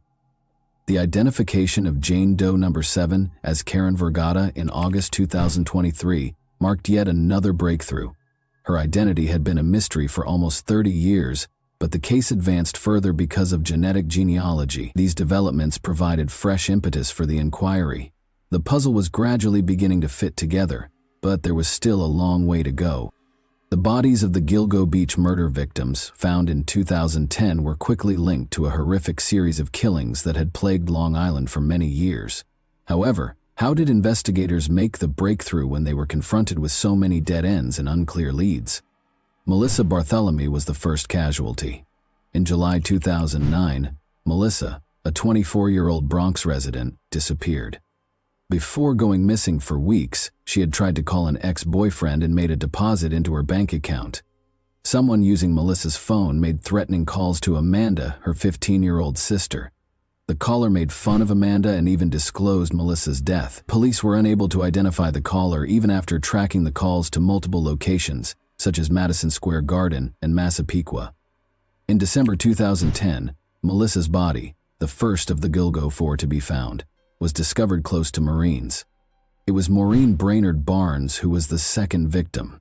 After telling a friend she was heading to New York City, 25-year-old Maureen from Connecticut was last seen on July 9, 2007. She became a mother of two and used sex work to help support her family, but she later went back to it after experiencing financial difficulties. Maureen never came back after setting up a meeting with a client. In December 2010, more than 3 years later, her remains were discovered. One of the leather belts used to bind her body was found to contain DNA that would later be connected to the murderer's wife. Megan Waterman was the third casualty. Megan, a 22-year-old Maine woman, posted escort ads on Craigslist and vanished in 2010. She was under her boyfriend's control and had fallen victim to sex trafficking. When Megan neglected to check in with her daughter, who was 3 years old, her family filed a missing persons report. In December 2010, her body was discovered close to the other victims. Investigators were unable to establish a direct connection between her death and her boyfriend, even though he was arrested on trafficking charges. Amber Lynn Costello was the fourth casualty. After meeting a client who offered her $1,500 in exchange for her services, Amber, 27, of West Babylon, New York, vanished on September 2, 2010. Through the Chevrolet Avalanche he drove, the client, a man who had called her multiple times, would subsequently be connected to the murderer. At first, Amber's family didn't know she was involved in sex work and thought she had entered treatment. Her heartbreaking tale brought to light the precariousness of those caught in the sex trade and addiction. 2011 saw the discovery of additional remains as the search for victims went on. The bodies of Jessica Taylor, Valerie Mack, and an unnamed toddler named Baby Doe were among 4 additional sets of remains found close to Oak Beach and Gilgo Beach. The mystery was only made more complex by the discovery of these extra victims. What other numbers were there? More unsettling remains were discovered when investigators extended their search into Nassau County to the east. Remains of Peaches and her child, Baby Doe, were among the most eerie finds. In 1997, the dismembered torso of an African-American woman named Peaches was discovered. She was later identified by investigators as the mother of Baby Doe, after DNA testing linked her to the remains discovered in 2011. Both victims' identities are still unknown, and there are still unanswered questions regarding how they died. Then, in 2010, the remains of a young Asian person named Asian Doe were discovered close to the first 4 bodies. Although the victim's identity is still unknown, it was thought to be a transgender woman. Even with all of the technological advances, it was not easy to identify these victims. The case appeared unsolvable due to the lack of leads and persistent dead ends. How could detectives, who were already having a hard time identifying so many victims, ever hope to catch the murderer? The Gilgo Beach murder investigation took a dark and complicated turn with the discovery of new remains, leaving the public and police with more questions than answers. With no leads and numerous dead ends, The Gilgo Beach murder investigation seemed to be going in circles for years.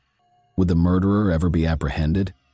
John Bittroff, a suspect, was briefly regarded as a person of interest in 2017, but Bittroff had a history of killing sex workers and was a convicted murderer.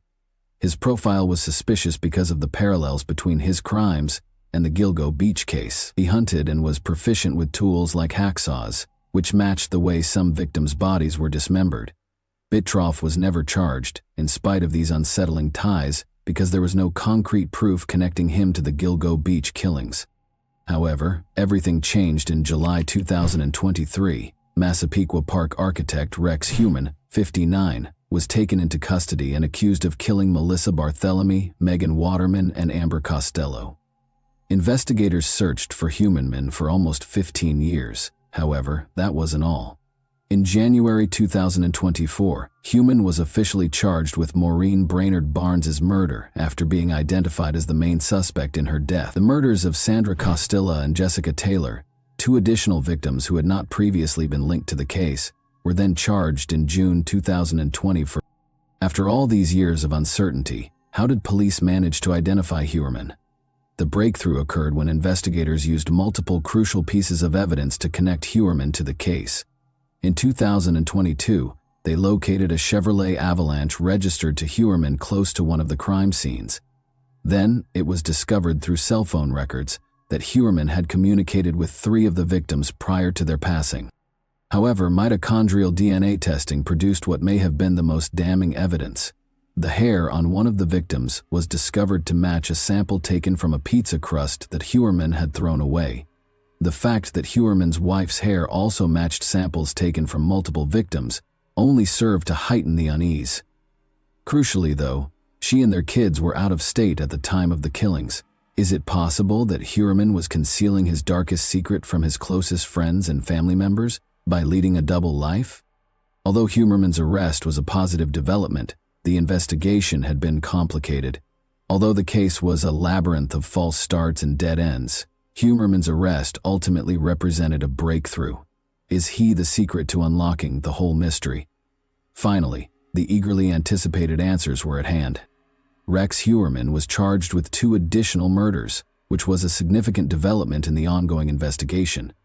After months of diligent work, investigators spent a significant amount of time searching a wooded area in Manorville, Long Island, and going through the evidence gathered from Heuermann's family home. The new charges are related to the 1993 murder of Sandra Costilla, whose remains were found in North Sea, Long Island in 1993, and the 2003 murder of Jessica Taylor, whose remains were found in March 2011 close to Gilgo Beach. According to court records, Heuermann is currently facing charges for both offenses. Prosecutors claim that DNA evidence, including a hair discovered beneath Jessica Taylor's body, connected Heuermann to the killings. Heuermann's link to the victim was established by this DNA match, which turned out to be a significant discovery. At first, it was thought that John Bittroff, a different suspect who had been connected to other killings in the neighborhood, was responsible for Sandra Costilla's death. Recent developments in DNA technology, however, have shed new light on the case and identified Heuermann as the real murderer. DNA evidence discovered at the crime scene has now been verified by prosecutors as linking Heuermann to Costilla's murder. The case has advanced significantly with these new charges, which broaden the scope of Heuermann's alleged crimes and raise the possibility that his murders may have taken place over several decades. The number of additional victims Heuermann may have been linked to is still unknown in light of this new information. Even more unsettling information is being revealed by the ongoing investigation. Since Rex Heuermann's criminal charges were revealed, his family is going through a very difficult time.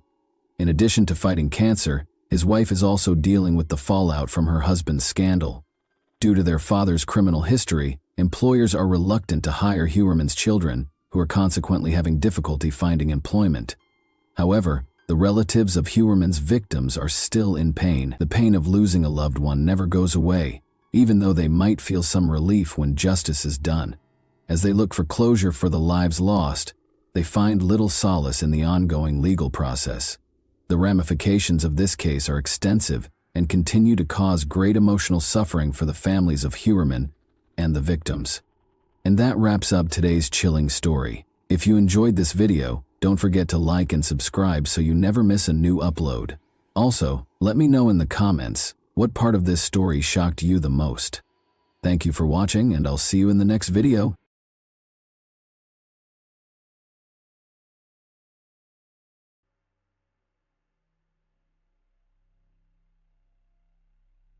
A freshman at a prestigious university vanished without a trace after a sporting event, leaving her car and keys in the parking lot.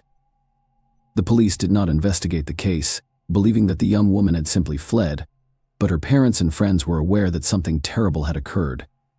The mystery remained unsolved for 12 years, and it wasn't until the end that the truth was revealed.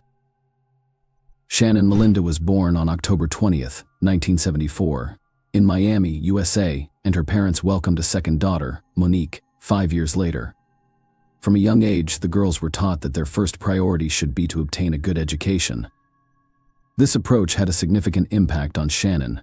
She excelled academically from the start of her school career while also making time for various clubs and sections, where she outperformed her peers in every way. Shannon made it clear in high school that she wanted to pursue a career in politics or law. She led the school debate club and, in her final year, even gave speeches in the United States. Congress and the General Assembly of the United Nations are part of special training programs. Following these events, she decided she wanted to work for the Supreme Court. To achieve this goal, she required a solid legal education. Shannon submitted applications to several of the country's top universities.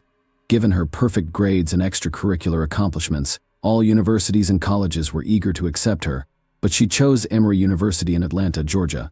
In addition to being one of the top 20 universities in the country, Emory offered her a $15,000 annual grant for the first 4 years of study, which covered the majority of her tuition. She moved to Atlanta after graduation to pursue a degree in political science. The university made a strong impression on her. She quickly adjusted and made many friends. Shannon was able to find a part-time job despite receiving the grant. A few kilometers from her dorm was a softball field that needed employees, and her responsibilities included keeping track of the game's score. Shannon was forced to quit her job on March 26, 1994, due to an error made by her supervisor. That morning, another employee was supposed to keep score, but Shannon was accidentally added to the roster and agreed to work the game. Shannon arrived at the stadium around 8:40, and her shift ended 4 hours later. Usually after work, the young woman would stop at a nearby gas station to get a soda. That day, she also left, but no one saw her again. The stadium management had expected her to return after halftime to turn in her scorecard, but she never did. Her friend and roommate, Athena, was the first to sound the alarm. Shannon's absence from her dorm in the evening initially alarmed her. She had no other place to sleep and was unlikely to stay with anyone after not waiting for her roommate. The next morning, Athena decided to call Shannon's parents and see if they had heard from her in the previous 24 hours. Shannon's parents were at work at the time, so Monique, her younger sister, answered the phone. Monique informed Athena that she hadn't spoken with Shannon in a few days and promised to ask their parents when they returned home. Athena became increasingly concerned and told 2 mutual friends about Shannon's disappearance. They decided to look for her on their own. They got into their car and drove around campus. They eventually made it to Shannon's stadium, where they were met with a disturbing discovery. As they approached the stadium, they noticed a gas station nearby and were surprised to see Shannon's car. Her parents gave her a black Nissan 280SX as a gift. When they arrived at the gas station, they found the car empty, with the keys in the ignition and the doors unlocked. Shannon would never leave her car in such a state, which added to their anxiety. Her friends called the police because they suspected something terrible had happened. Unfortunately, the officers who arrived did not take the situation seriously. They took a quick look at the car and determined there was no evidence of a possible crime. Because there was no blood or signs of a struggle, the officers told the friends not to worry. They did not even collect fingerprints from the steering wheel or doors. Furthermore, they asked Athena to drive the car to the university parking lot, which she did. The officers spoke with the gas station attendants, who confirmed seeing Shannon around noon the previous day, but saw nothing suspicious. Shannon had most likely fled at the age of 19, according to the official police version. The case was not treated seriously. Shannon's parents decided to travel to Atlanta right away to join the search for their daughter. When they discovered that the police were unwilling to investigate, they did everything they could to change the situation, and their efforts were successful. Shannon was accepted into a non-profit organization by former President Jimmy Carter as a result of her connections after speaking in Congress. Shannon's parents had brought her disappearance to his attention. Carter and Senator Bob Graham secured FBI involvement in the case.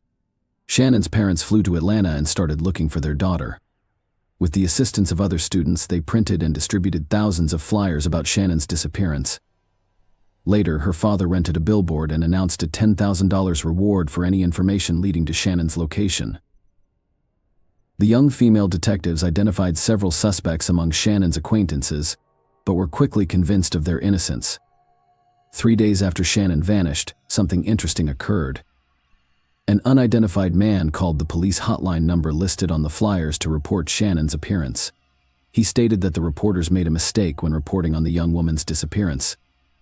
Shannon was said to be wearing green shorts on the day she went missing, but they were actually blue. Furthermore, the caller stated that he had Shannon and would keep her as long as he wanted.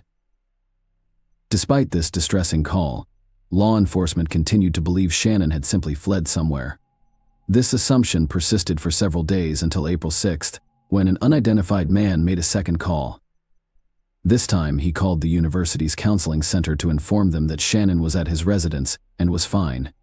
He promised to call later and demand her return. Finally, he stated that he would leave Shannon's ring for the police near where he was calling to confirm his statements. This time, the FBI quickly traced the call and discovered that it originated from a payphone near a Burger King restaurant in suburban Atlanta. When detectives arrived at the location, they discovered the ring in a cloth baggie wrapped in duct tape. Shannon's parents confirmed that the ring belonged to her. This news brought them relief because it gave them hope of seeing their daughter alive again. Since then, they had been waiting for the perpetrator to call back and make his demands. This event prompted law enforcement to reclassify the disappearance case as a kidnapping. The police department appointed a new lead detective, who immediately pointed out his predecessor's lack of professionalism. He said that almost all of their actions were flawed. They did not take Shannon's fingerprints and instead asked a stranger to drive her car to another location. They also did little or nothing to investigate the case, believing that the young woman had simply run away and would return shortly. With this in mind, the investigators decided to rework every possible lead from scratch. The first thing they looked for was the softball field where Shannon was last seen the day she vanished. The fact that the young woman had been missing for several weeks added to the confusion. In addition, a championship game was held on the field that day, bringing the total number of visitors and participants to over 100. The detectives attempted to question as many people as possible, urging them to recall any suspicious incidents during the game. To their surprise, many people shared the same story. The only oddity in that game was the referee's behavior. According to the players and stadium staff, he was extremely dismissive of his job and was constantly distracted, even during important events. Instead of doing his job, he kept trying to talk to Shannon and ask her out. The referee's name was Calvin Hinton, but he preferred the nickname Butch. The 33-year-old man worked as a mechanic for Delta Airlines and refereed matches as a hobby. He had a wife, taught Sunday school at the church, and appeared harmless. The detectives dug deeper and discovered that Butch had left the softball field around the same time as Shannon. After speaking with his co-workers, they discovered another strange detail the day before the game. He had asked the other umpires to fill in for him because he was supposed to have a date. They were all aware that Butch was married, but he explained that his wife was out of town for a few days. When all of his co-workers said no, he called his boss and requested to leave the game early, explaining that his brother's wife was in the hospital and they had no one to leave the children with. Butch returned to the stadium 2 hours after leaving, still wearing his officiating uniform. He went into the locker room, changed, and then left. 3 hours later, he returned to the stadium and was spotted by a colleague. When asked what he was doing there, Butch explained that he had forgotten to deliver his paycheck to the accounting department, but he didn't have it with him. Furthermore, Butch asked his colleague if he had seen where his car was parked for a man who had just arrived at the stadium. That question seemed strange. Investigators questioned Butch, who denied any involvement in Shannon's disappearance. He said that after leaving the stadium, he went straight home. As proof, he showed detectives several outgoing phone calls made within 40 minutes of leaving the stadium. He agreed to a polygraph interview, but failed. Almost all of his answers were found to be false, but they were insufficient to warrant his arrest. It was, however, enough to obtain a search warrant for his home, which was conveniently located near the Burger King where the police discovered Shannon's ring. Detectives discovered 2 additional intriguing facts. His neighbors claimed he lit a fire in the early morning hours following Shannon's disappearance. Later, Butch called his father and requested a handsaw, claiming that a tree had fallen on his car. Detectives went to his house with their service dogs but found no evidence of Shannon's presence there.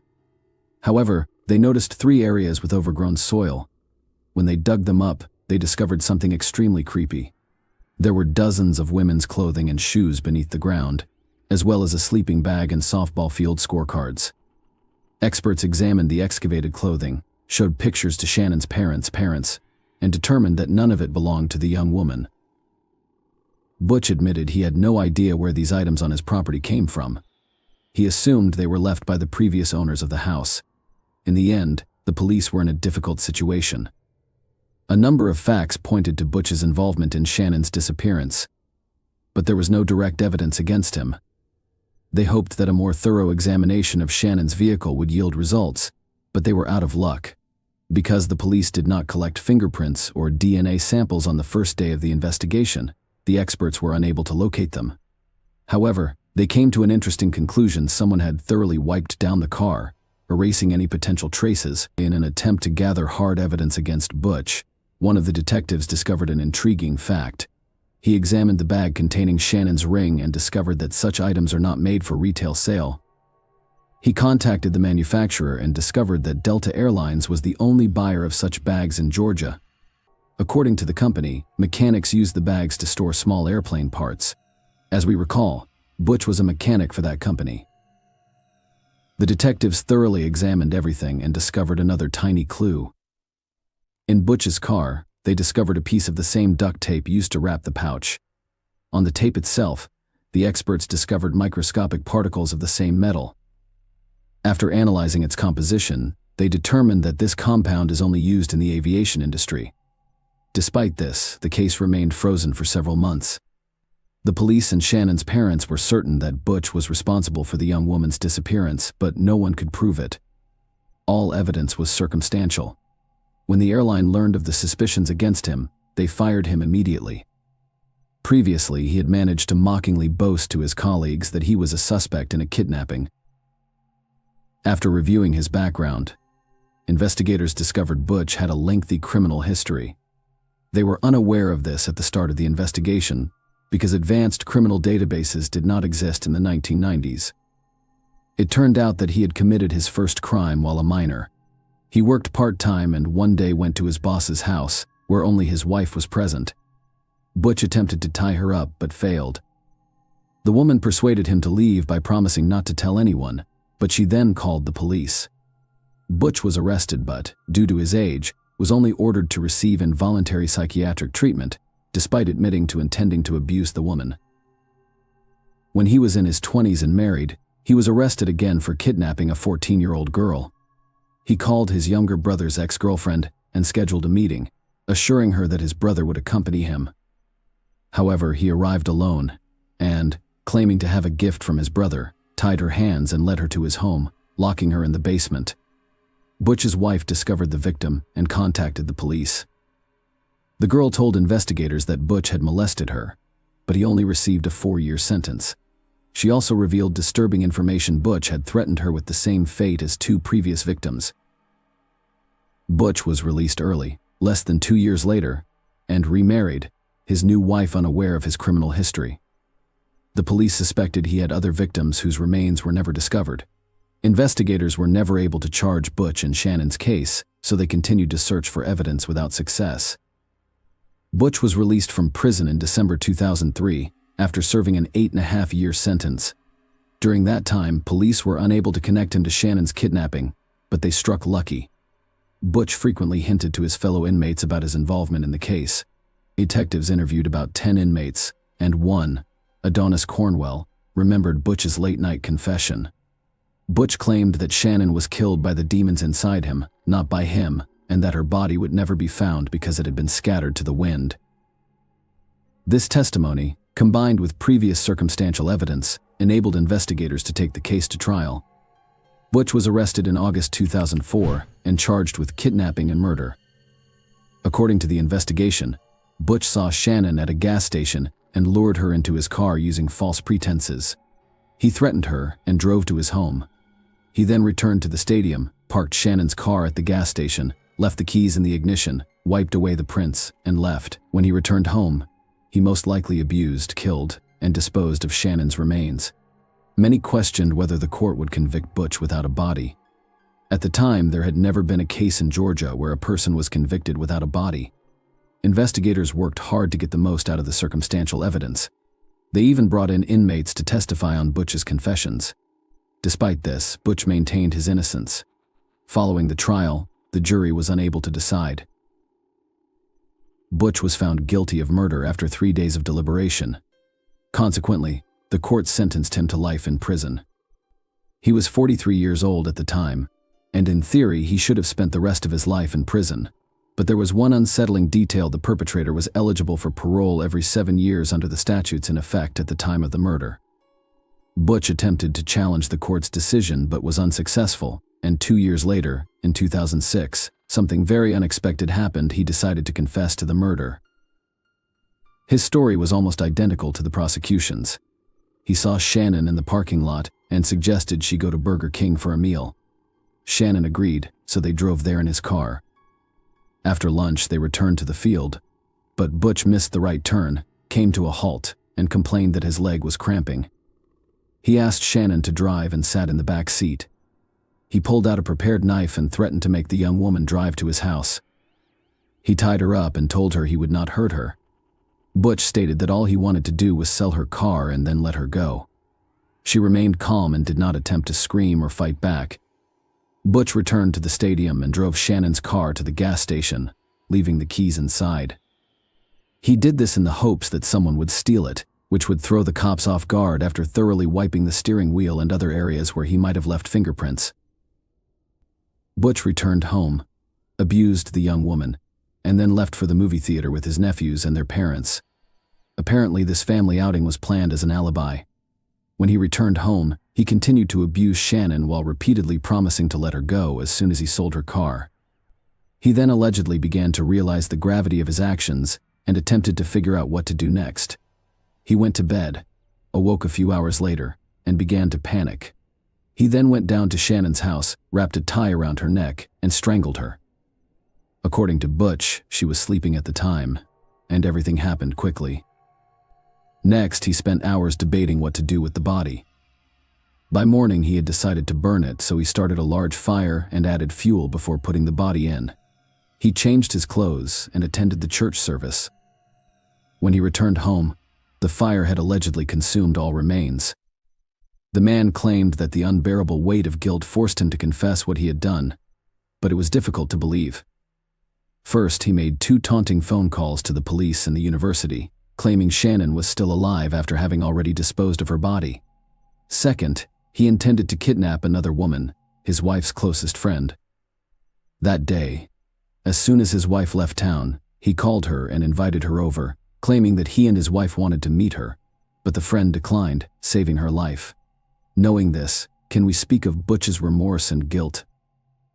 In addition, he claimed that the fire reduced the body to ashes in a matter of hours, which appears impossible. The man stated that when he returned home from church, there was no trace of Shannon. He allegedly waited for the ashes to cool before gathering and dumping them on the railroad tracks. Most likely, he lied and needed to bury the remains, including the bones, somewhere. But why would he do this? Butch's only option was to realize he might never be released and play the remorse game. However, if he had pointed out where the body was buried, his sentence could have been altered, denying him the opportunity to petition for release. Despite the fact that experts discovered traces of fuel, he continued to insist that the fire in his house was caused by a broken vacuum. He is currently in prison, and his next petition for parole can be filed in 2025, when he will be 64 years old. Shannon's parents are still fighting to prevent his release. The only question that remains for investigators to this day is whose belongings were buried in Butch's backyard. Was he involved in the deaths of other young women? Possibly in the dozens? Please leave your thoughts on this story in the comments, and thank you for watching.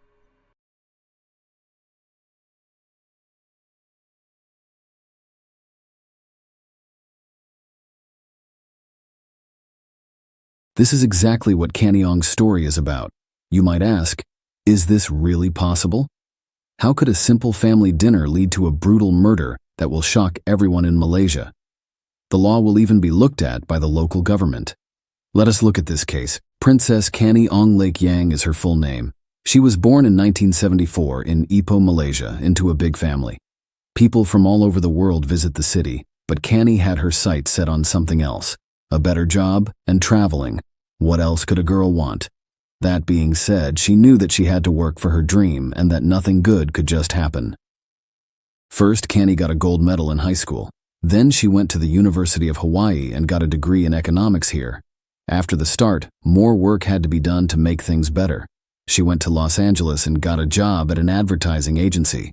She was already living on her own. The City of Dreams helped the girl see herself as an expert in her field.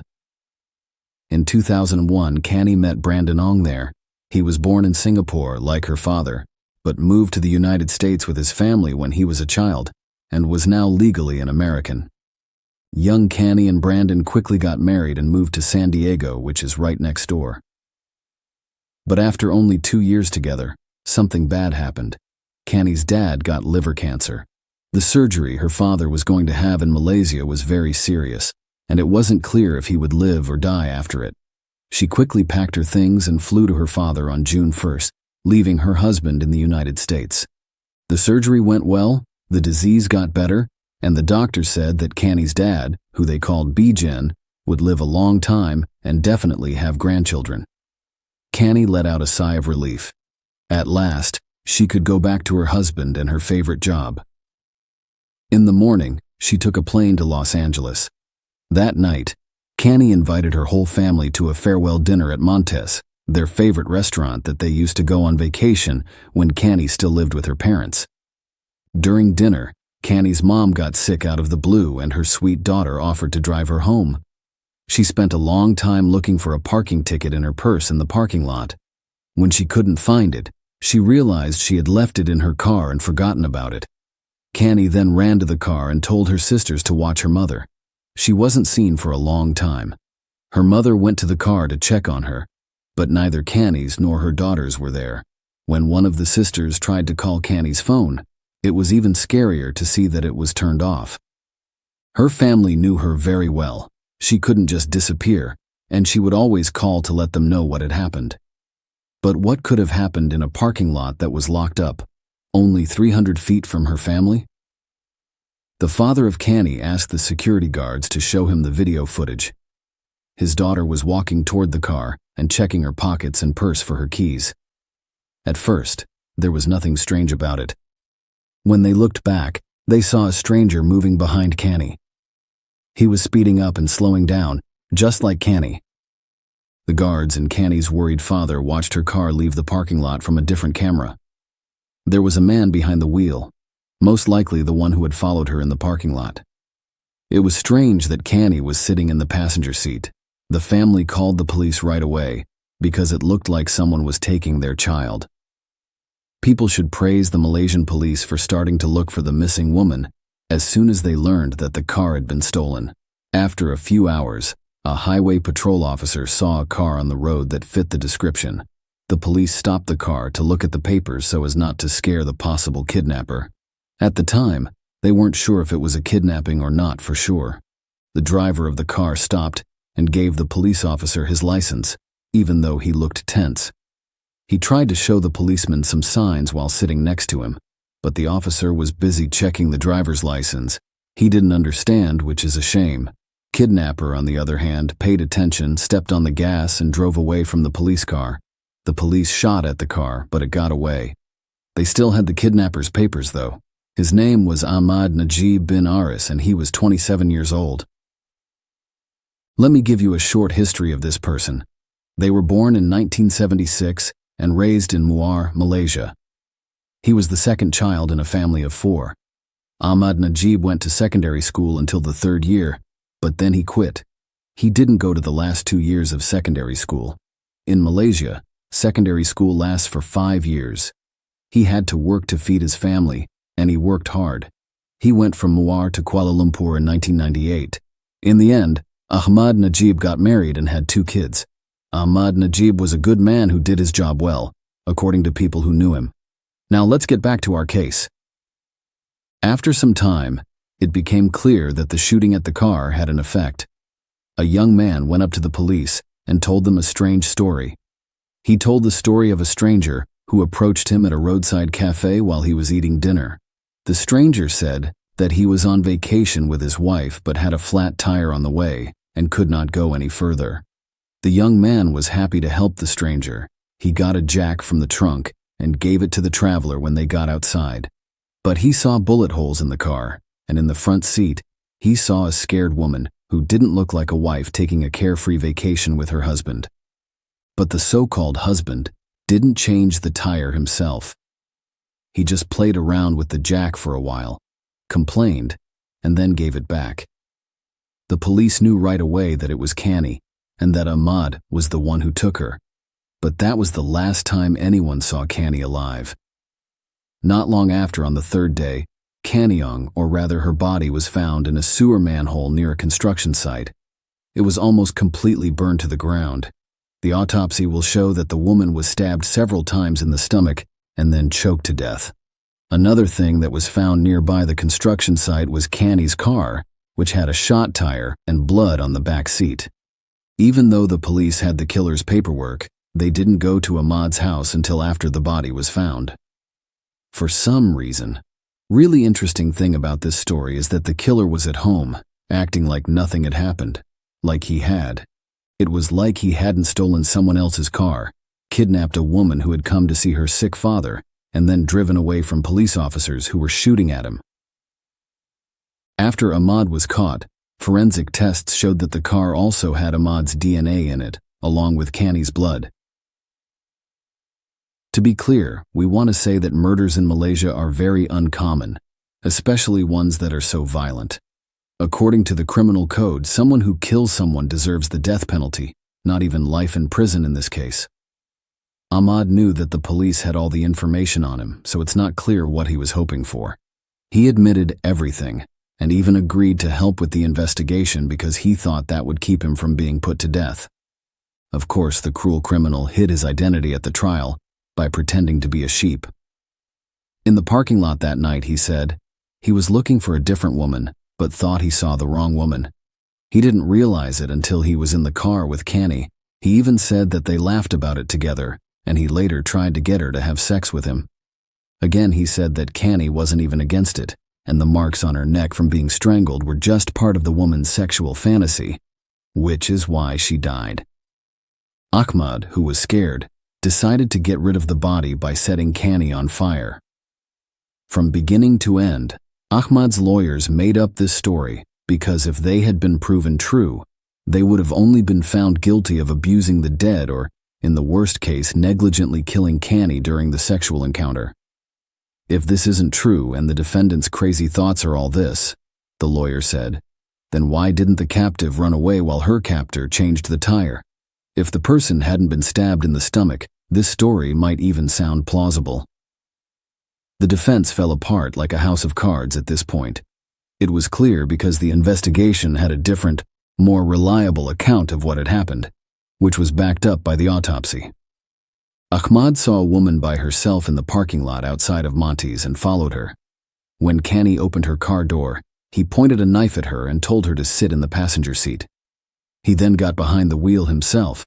After the incident with the police and the failed attempt to fix a flat tire, he took the car to a place with no one else around, put Kani in the back seat, and used her more than once. When Kani tried to fight back, she was stabbed several times in the stomach and then strangled with a coat belt. Ahmad took her already dead body outside, threw it into the first manhole, and then put tires over it so no one would find it.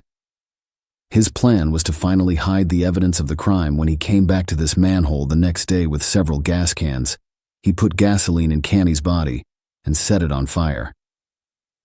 It turned out that Ahmad had also raped 4 women, luckily none of whom died. They did not report it to the police because they were afraid of being caught, though. After what seemed like years, the court finally found the murderer guilty on February 23, 2005. Among other things, they gave Ahmad 10 lashes.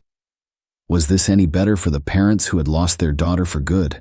Ahmad tried to appeal his sentence while he was in jail. He even wrote a letter to Selangor, the head of state, asking him to release him, but he was turned down. Ahmad got what was coming to him just 13 years after killing Kani. He was hanged in his cell on September 23, 2016. As I already said, this case got a lot of attention in Malaysia. People in the area were scared, not so much by the brutality of the murder and Ahmad's seemingly false belief that he would not be caught, but by the fact that it is not hard to kidnap someone in a busy shopping center, even if it's in a parking lot. To make sure this didn't happen again, the Malaysian government started to put up as many CCTV cameras as they could all over the country. They also hired more security guards for shopping malls and even made parking spots just for women. For these reasons, it is very sad that the life of an innocent woman who flew from tens of thousands of miles away to be with her father for 2 weeks had to be sacrificed. Share your opinion with us in the comments and subscribe to the channel for more.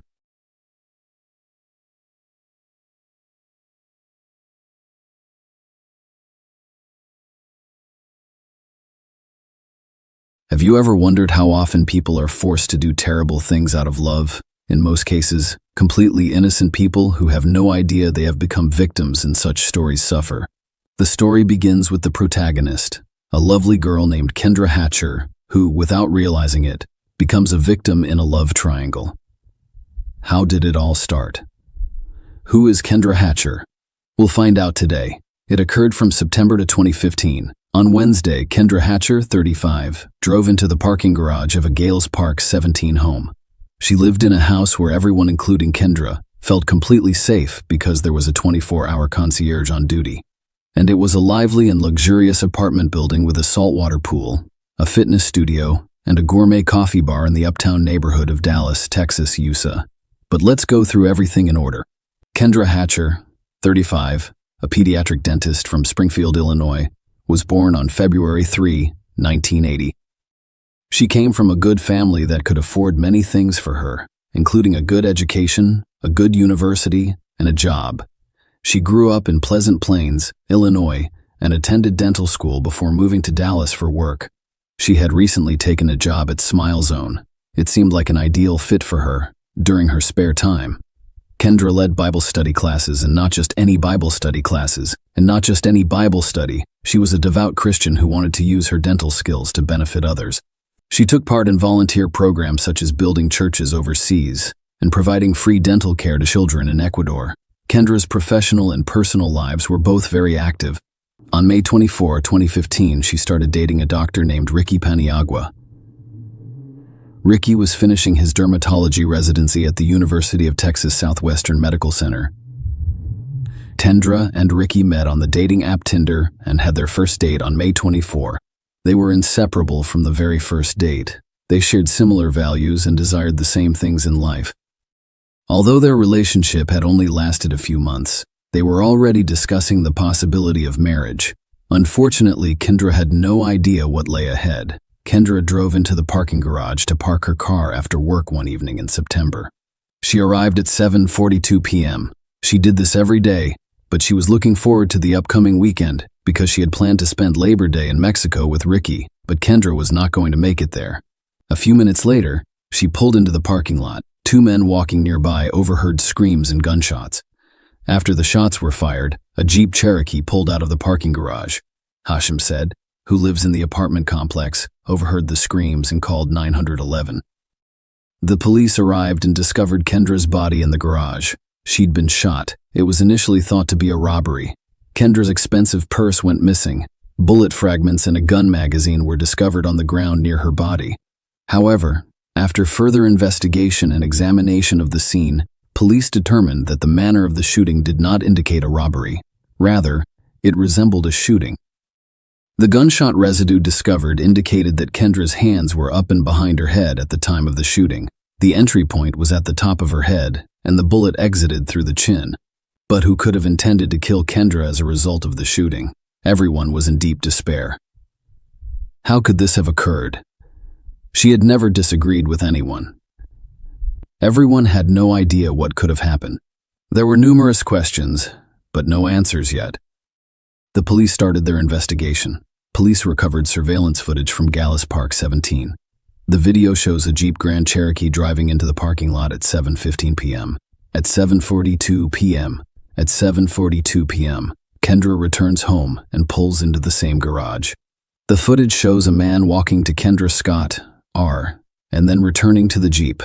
Police believe this is the man who shot Kendra. The video showed that there was another person involved. The driver of the Jeep was a woman, and she drove out of the parking lot as soon as the man returned to the Jeep, but they could not be identified.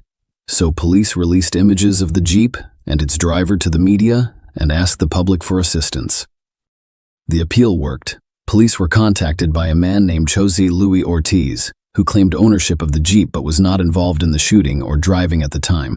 Jose stated that on September morning, two of his friends, Brenda Delgado and Crystal Cortez, approached him and asked to borrow his Jeep. They explained that Crystal was having car problems, so they left the car at Jose's house for him to fix, and he loaned them his Jeep. They were supposed to return the Jeep to him that evening after work. Instead, Brenda requested that he meet her at Chili's that evening, and he agreed that Crystal was not at the restaurant, nor was his Jeep. Jose told police that he was at the restaurant with Brenda when the shooting occurred. Later that evening, the Jeep was returned to Jose's residence.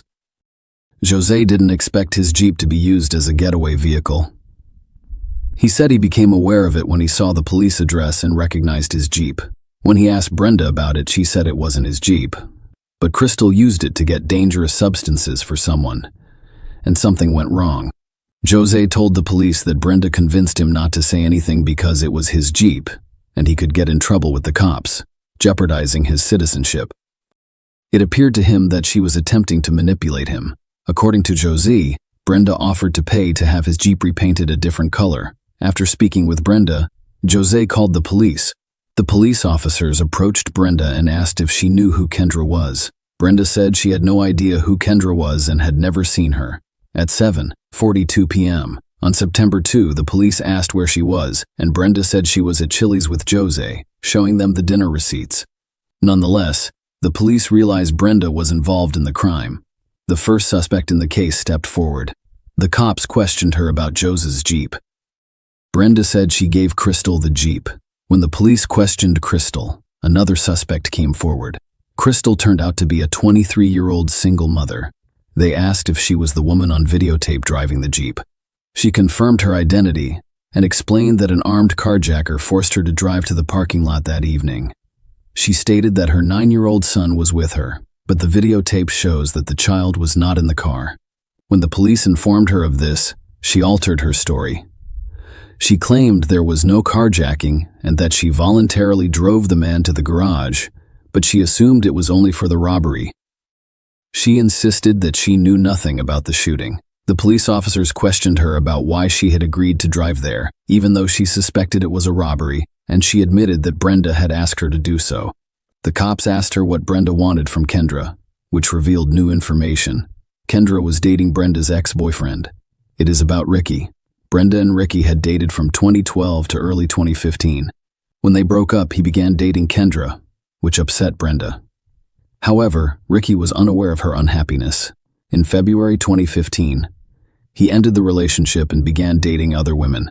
When he met Kendra in May, he realized things were serious, and as a courtesy, he sent Brenda an email informing her that he was in a serious relationship. He didn't tell her Kendra's name, and Brenda seemed fine with it, saying she hoped to stay on good terms with Ricky as the interrogations continued and evidence piled up. Crystal sought a plea bargain and agreed to testify in exchange for a lesser sentence. She told the police that Brenda wanted to kill Kendra and that the murder was her idea. Crystal claims that within 2 weeks of meeting Brenda, they began planning to kill Kendra. Brenda was not simply upset that her relationship with Ricky had ended. According to the police, she was obsessed with him and desperately wanted him back. She pretended to Ricky that she was content with their friendship, but her life began to unravel. She was ready to hit rock bottom, so she began missing work. Brenda decided to make it her full-time job to bring Ricky back. She stalked Kendra and Ricky on social media, hacking Ricky's email and discovering their plans and travel arrangements. She started to hate Kendra even more. She believed Kendra had taken her place. In other words, she determined to get rid of Kendra Hatcher. Brenda asked Crystal if she knew of anyone who could help, and Crystal agreed to assist. They started devising a plan to kill Kendra. They met multiple times and devised various plans. Initially, they intended to inject Kendra with an illegal substance or sedative before discussing shooting her. Brenda asked Crystal if she could find someone to do it or if she knew anyone, as she was from a low-income neighborhood. They drove around the neighborhood asking people if they could help. Later, they met Christopher Love. He agreed to assist, and they started talking about different ways to kill Kendra. They decided that shooting her would be the most effective way to kill her because it was quick. Crystal told the cops that Brenda had agreed to give her $500, and she agreed to give Christopher both the money and the illegal substances. Crystal told police that they decided to kill Kendra on September 2 because they knew she and Ricky had plans for Labor Day weekend and would leave Dallas for a vacation in Mexico on September 3. Brenda felt they should have finished it sooner. Brenda was aware of all their plans and activities after learning that they intended to relocate to San Francisco upon their return. Brenda told Crystal that because she had downloaded Ricky's iPhone account to another phone and used it for snooping, she wanted the murder to appear to be a botched robbery. To determine where to commit the murder, Brenda and Crystal decided to follow Kendra to see how she got around on her typical day. They followed her to work. They sat outside the Salvation Army store and used binoculars to observe her movements while she was working. Brenda didn't realize Ricky's obsession with her head had turned her into a terrifying person, and Crystal didn't discourage her friend, instead assisting her for money. After work, they followed her and discovered the best way to get into the parking lot. They realized they could easily get in by parking in the visitor spot first and then following another car into the garage. They followed the same procedure for several days to ensure that nothing changed. They were confident that they knew exactly what Kendra would be doing from September 1 to the day before. Brenda, Crystal, and Christopher completed one last check and clocked in. They took gloves, syringes, disinfectant spray, and wipes from Kendra's workstation. The murder was planned to be committed by Crystal and Christopher alone the following day, September 2. Brenda and Crystal picked up the Jeep from Josie's early in the morning, before meeting Christopher at Jack in the Box. Brenda was dropped off at the Carrollton Library, while Crystal and Christopher went to Kendra's apartment complex alone. They waited across the street for about 30 minutes before driving to Kendra's place of employment. Crystal left to get her son and nephew from school and dropped them off at her grandmother's house. She drove back to Kendra's workplace and followed her as she left. They lost her in traffic, but returned first, so they pulled into the garage and waited for her there. When Kendra arrived, Christopher got out of the car. He was wearing gloves, approached Kendra with a gun, and shot her as she exited the car. Crystal stated that she heard the shot rather than seeing it. They left and Crystal collected her son after dropping Christopher off at home. Later, she met Brenda at Josie's house, where she returned his Jeep. Under the terms of the agreement, Crystal Maid would be the prosecution's star witness. There'd be 2 trials. Christopher and Brenda were charged with capital murder and tried independently. Crystal received a 35-year prison sentence in exchange for her testimony and guilty plea to murder charges. The police discovered a gun in the side compartment of Christopher's car. The gun had been used to shoot Kendra. Because of this, Christopher was prepared to speak. He told the police that Brenda had promised to pay him in illegal substances and money, and that she had hired him to shoot Kendra. Christopher was found guilty and sentenced to death. Brenda had been on the run for nearly 7 months before being brought to trial. She was even listed as one of the FBI's 10 most wanted people. She was arrested in April 2016 in Torreon, Coahuila, Mexico. Mexico agreed to extradite her on the condition that she not face the death penalty. When she was extradited back to the United States, she was officially charged with capital murder. Brenda's family and Ricky initially refused to believe she was involved in the crime. They recognized her as a loving woman of good character, with a good family and Christian values. Ricky told the police that they remained friends after their relationship with her ended. He even texted her the night Kendra was shot. letting her know she offered to help in any way she could. Brenda didn't plead guilty or not guilty, and her defense claimed she wasn't with Kendra at all and had an alibi and receipts proving she was at Chili's restaurant at the time of the crime. However, the prosecution claimed that Kendra was killed as part of a contract killing scheme orchestrated by Brenda. Brenda did not have to be present during the shooting to be convicted of the crime, and she could still be found guilty because she planned and organized the entire event, and she hired Crystal and Christopher to commit the murder. Brenda's motive for wanting Kendra dead was revealed in court. She saw her as a hindrance to getting what she desired. She wanted to get back to Ricky.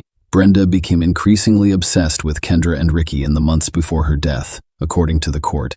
Several people who knew Brenda testified in court about her obsession. Brenda's cousin, Moses Martinez, testified that she was depressed after ending her relationship with Ricky. He testified that she promised him a reward if he hit Kendra with a baseball bat. He refused to do so. Brenda's friend Jennifer Escobar testified that Brenda was obsessed with Ricky and was angry when he ended their relationship. She testified in court that Brenda read all of his emails and tracked his movements on her phone. She told the jury that Brenda kept a copy of his house key and had access to his bank accounts. Jennifer testified that Brenda asked her to eliminate Kendra Hatcher. She told the court that Brenda wanted her to either give her a lethal injection or hit her with a bat and leave her in a coma. Jennifer also confirmed to the court that Brenda offered her $2,000, a car, and illegal substances if she agreed to do it. Jennifer discussed the offer with her parents and then declined. The prosecution believes Brenda asked several people to assist her before finding one who agreed. They believe she used Crystal's to her advantage. Crystal was a single mother earning $11 per hour, and she admired Brenda, a woman with her own apartment and money, and aspired to be like her. The court learned that she gave Crystal $500, and police discovered an ATM withdrawal receipt in her belongings. She had also paid Christopher, who received the money, as well as $600 to $300 in illegal substances. Brenda was at Chili's restaurant the night Kendra was shot and left immediately. However, the jury was shown video footage from a surveillance camera installed at Josie's neighbor's house on the night of the murder. It also revealed that Brenda had gone to Josie's house after leaving Chili's. She was there with Crystal, and they exchanged their Jeep for a car. Cell phone data revealed that she was with Crystal and Christopher prior to the murder, and Brenda and Crystal communicated 99 times between August 22 and September. After only 30 minutes of deliberation, the jury found Brenda guilty. She was sentenced to life in prison without parole. Brenda was imprisoned and will not be released again. As a result, 5 people's lives were destroyed. First and foremost, Kendra, who had no idea Ricky would never get over it. Crystal, a single mother with a 9-year-old son, and Brenda's obsession have all had serious consequences. Unfortunately, a strong emotion like love can have such devastating consequences. It's times like these when you need to pause and let go. Share your opinion with us in the comments and subscribe to the channel for more.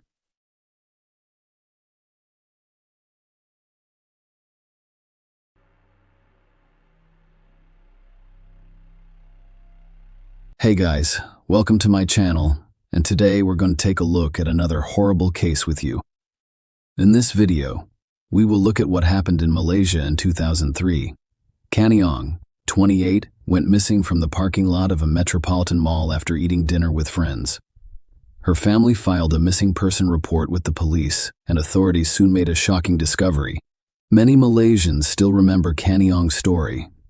This tragedy has shaken the country not only because it was so terrible and absurd, but also because it occurred in a well-known and prestigious mall with surveillance cameras.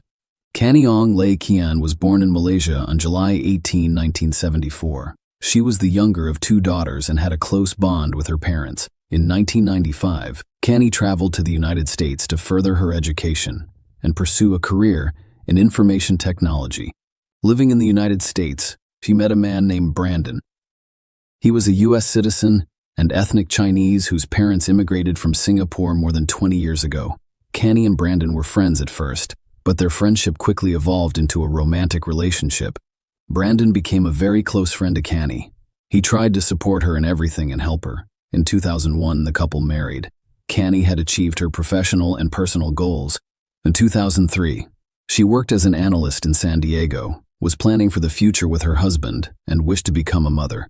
However, that year, a series of events culminated in horrific events. Canny's father, B. Jeng, was diagnosed with cancer in 2003, so she decided to return to Malaysia to see him and support her family during this difficult time. The date was June 1, 2003. Canny arrived in Malaysia with Brandon. Brandon returned to the United States in a few days, while Canny remained in Kuala Lumpur and spent the majority of her time caring for her father, who was receiving treatment at one of the capital's clinics. Every day, she spoke with Brandon on the phone for hours. They discussed everything, including their 2 cats, and she chastised him for overfeeding them. It almost sounded like they were discussing their children. His father had his kidney removed, but fortunately his health was improving. He was recovering. That is why, on June 14, 2003, Canny planned to return to the United States. The day before her flight, she invited her mother Pearlie, sister Elsie, and close friends to a farewell dinner at a restaurant in one of the popular malls. That evening, June 13, 2003, Canny and her mother arrived at the designated location later than others. I couldn't find a parking spot on the street in front of the mall. Canny had to drive through the underground parking lot, which was not free, but Canny's mother was concerned about something other than the fee. However, the parking lot was not well lit. They left the car and went up to the second floor, where the restaurant was located. Canny was delighted to see her childhood friends. She hadn't seen some of them in a long time, and they had plenty to talk about. In a few hours, she started to notice that she looked tired. She asked her mother if she wanted to go home. Pearlie responded that she had a very busy day and did not mind leaving, assuring her friends that she would return soon. Canny rose from the table with her mother and sister, Elsie. The 3 of them went to the machine to pay for parking. The payment terminal was on the first floor of the mall, and, as I mentioned, the parking was underground. Standing in line for the terminal, Canny realized she had left a parking ticket in her car. She instructed her sister and mother to remain in line and went down to get the ticket. The terminal queue was gone, but Canny hadn't returned in 10 minutes, so her sister started calling her. The first call went unanswered, and the second was directed to voicemail. Something was obviously wrong. Elsie and Pearlie arrived in the parking lot. Surprised, they discovered that Canny's car was no longer there. They circled the parking lot several times. After that, they were certain that Canny had vanished with the car. Pearlie was certain that something had happened to her daughter because Canny wouldn't drive off without saying anything. The parking lot was poorly lit, but surveillance cameras could provide some answers. The mall security initially refused to show the footage to Canny's relatives, but eventually gave in after her mother begged for assistance. Around midnight, Pearlie and Elsie sat in front of a monitor, watching the footage that shocked and confirmed their worst suspicions. The footage showed Canny's car exiting the underground parking lot at high speed and breaking the barrier, while someone else drove it. The video quality was not satisfactory. However, it was clear that the person in the driver's seat was most likely a man, and Canny was sitting next to him in the passenger seat, her body tucked against the door, trying to keep as far away from the driver as possible. Pearlie went to the police station right away after seeing the footage and filed a report of her daughter's disappearance and kidnapping. The police launched an investigation, and Canny's family and friends drove all over Kuala Lumpur, hoping to find her car, a purple Proton Tiara. Meanwhile, Brandon, Canny's husband, began to realize something was wrong. He called the wife several times but was unable to reach her. He called her mother, and she told him what had happened. Canny's disappearance shocked Brandon. Pearlie overheard him crying over the phone. Only at dawn did Canny's friends and relatives return home. Unfortunately, their search was unsuccessful. The police were spreading information about the disappearance and conducting their own search, which did not provide any hope. The footage from the mall parking lot where Canny was kidnapped did not help identify the man driving the car. It's been more than 72 hours since his loved ones last saw her. The authorities knew that if Canny Ong had been kidnapped, it was not for ransom, because if money had been the motive, the kidnapper would have come forward long ago and demanded ransom. And this situation did not look good, as evidenced by a sinister discovery made by the police the same day. Canny's car was left on a city street. The front right tire was in such bad shape that it was safe to assume the car had been driven with a flat tire for quite some time, and as a result, it was literally ripped apart. In the back of the car, on the passenger seat, there was a big red stain. Forensic experts collected scrapings from the back seat, fingerprints from the steering wheel, and other car parts. There was plenty of evidence in the car. I'll talk more about it later. Canny's family and friends have not given up hope, and we hope she returns home safely. Unfortunately, the next day, after the car was discovered, all their hopes were dashed. On June 17, a road worker detected a strong, foul odor emanating from a manhole near a highway. When he lifted the lid, he discovered a body that someone was attempting to burn with 2 car tires and sticks. A team of leading forensic experts from the Royal Malaysian Police arrived on the scene immediately and discovered car tires filled with concrete that had previously been used as road sign stands lying on top of the body. Whoever hid it was trying to make it difficult to identify. The family's worst fears were confirmed after the body was discovered, but it was stated incorrectly that she will not believe her daughter is dead until she receives confirmation. Until they do, we will continue to hope she is found alive. She said the family was going to the morgue.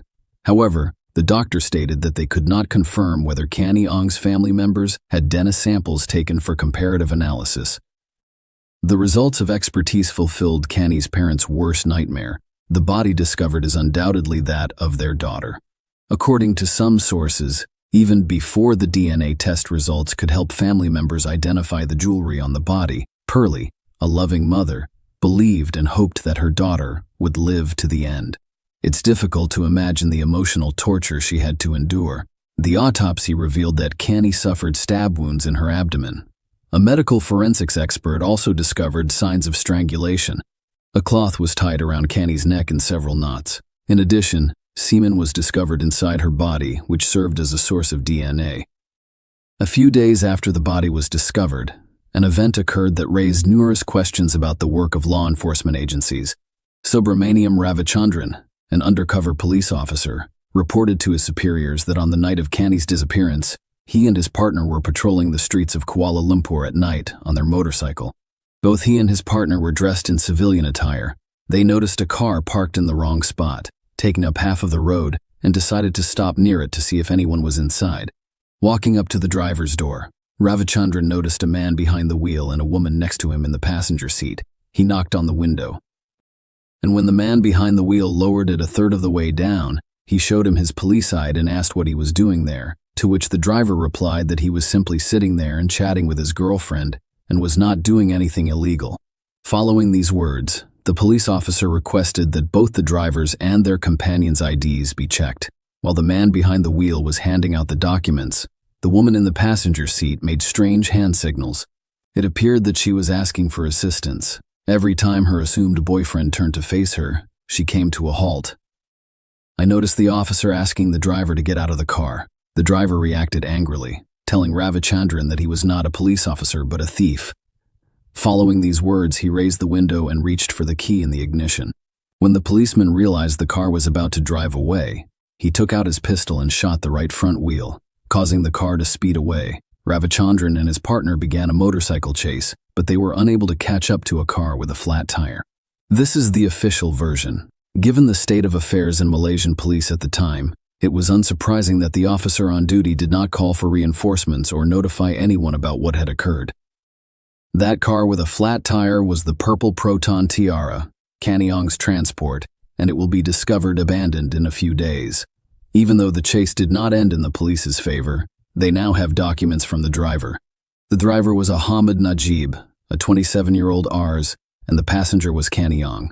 And if the officer in that situation had behaved differently, perhaps Canny would still be alive. Unfortunately, Ravichandran informed his higher-ups about the situation.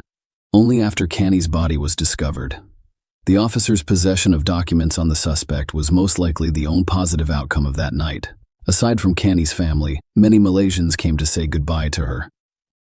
Brandon was devastated by the death of his beloved wife. Meanwhile, police began searching for Ahmad Najib. As it turned out, he never lived at the address listed on his documents. But his name was real, so there were several ways to find him.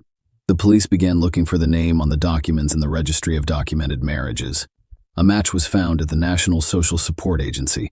Ahmad Najib bin Aris was born and raised in Muar, Malaysia.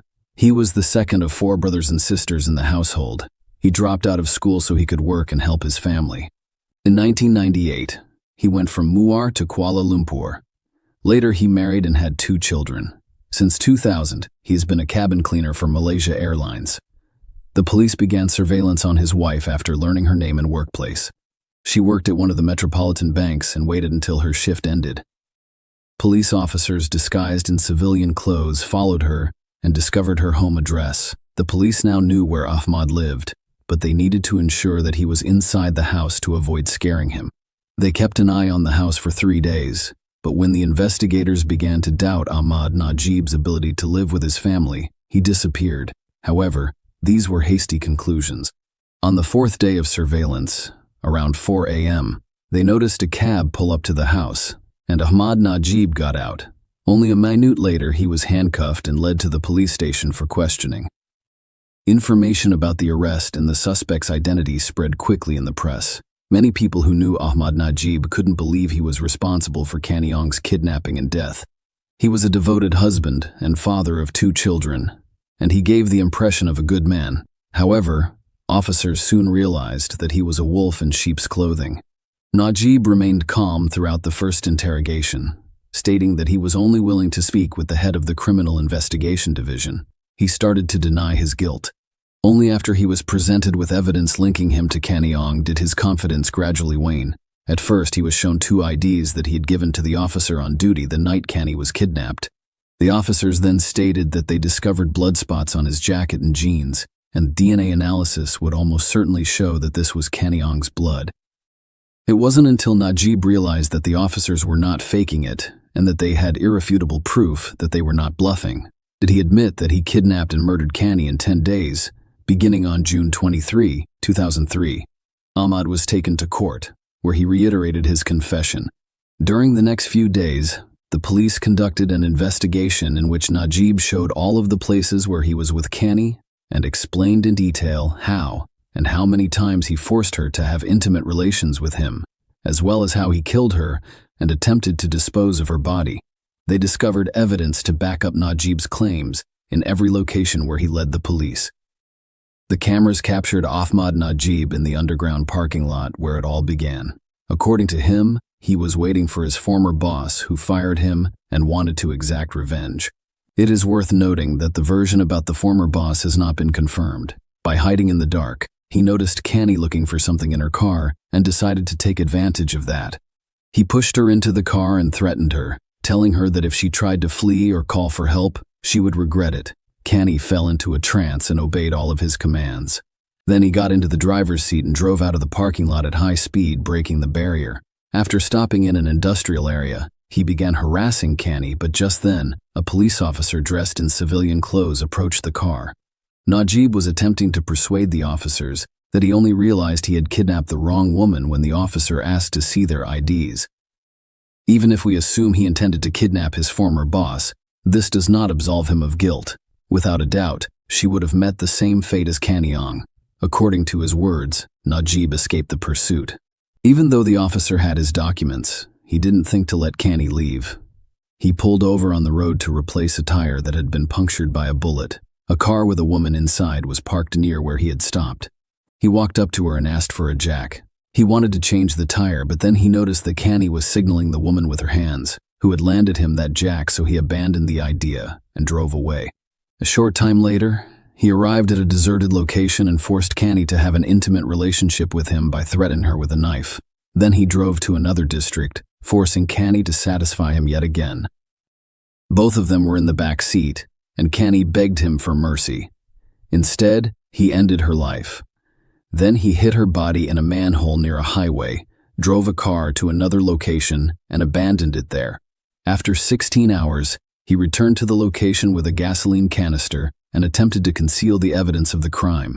DNA testing confirmed that the cement discovered inside Kanyong's body belonged to Ahmad Najib Ben Aris. His DNA and fingerprints were also discovered in the car, providing additional irrefutable evidence of his guilt. The experts also determined that the blood found on his jacket and jeans belonged to Kanyong.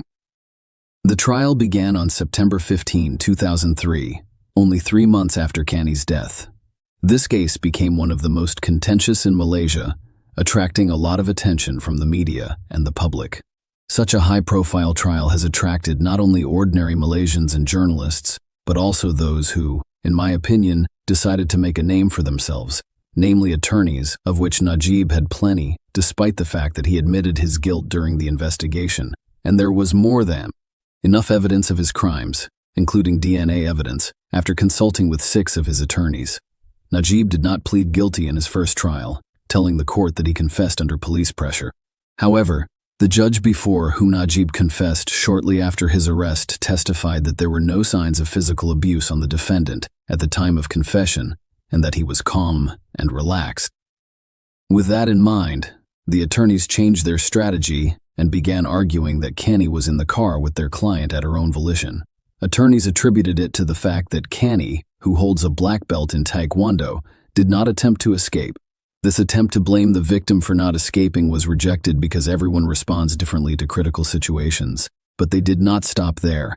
Then they came up with a new version, claiming that Canny became intimate with Ahmad Najib voluntarily and died of strangulation, which was used to heighten the sensations during the intercourse, but this version was challenged and denied by forensics experts. The cloth around Canny's neck was tied in multiple knots, indicating that Najib had no intention of loosening it. In fact, the cloth was tied so tightly that the skin beneath it was the only part of the body unaffected by the fire. But that is not all. The cloth was designed for wiping plane windows, and given that the defendant worked as a cabin cleaner, this linked him even more to the crime, not to mention the fact that the lawyers couldn't explain the stab wounds on Canny's body. At that point, Najib's attorneys ran out of ideas and advised him to remain silent and not testify. Many people wondered why Canny didn't get out of the car when she had at least 2 chances to do so. Sadly, we will never know the answer. Maybe she just froze in fear and couldn't run away. On February 23, 2005, Ahmad Najib Ben Aris was found guilty of all charges. The judge stated that the evidence points to only one person committing the crime against Canny Ong's sexual integrity. Najib received the maximum sentence under Malaysian law, 20 years in prison and 10 chain strikes, but he was also sentenced to death for killing her. Those who frequently watch these types of videos about real crimes are aware that, for example, in the United States, criminals are executed via lethal injection. However, in Malaysia, the process is quite different. They use ropes instead of expensive drugs. Ahmad Najib's attorneys attempted to appeal the sentence twice, but both times were unsuccessful. In 2010, Najib wrote to the head of state, requesting that his death sentence be commuted to life imprisonment. In his letter, he pleaded not guilty yet again, but his clemency request was denied. Ahmad Najib, 40, received his sentence on September 23, 2016, more than 13 years after Canny Ong died. Share your opinion with us in the comments and subscribe to the channel for more.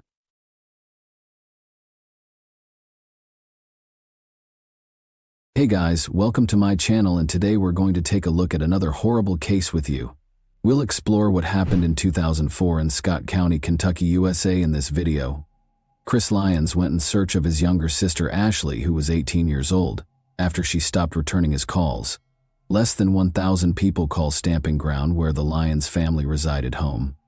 Although it looked like a nice spot to raise a family, the events of January 7, 2004 permanently altered the Lyons family's course in life. On July 21, 1985, Ashley Renee Lyons was born. She was a Scott County native and the youngest of her parents' 3 children.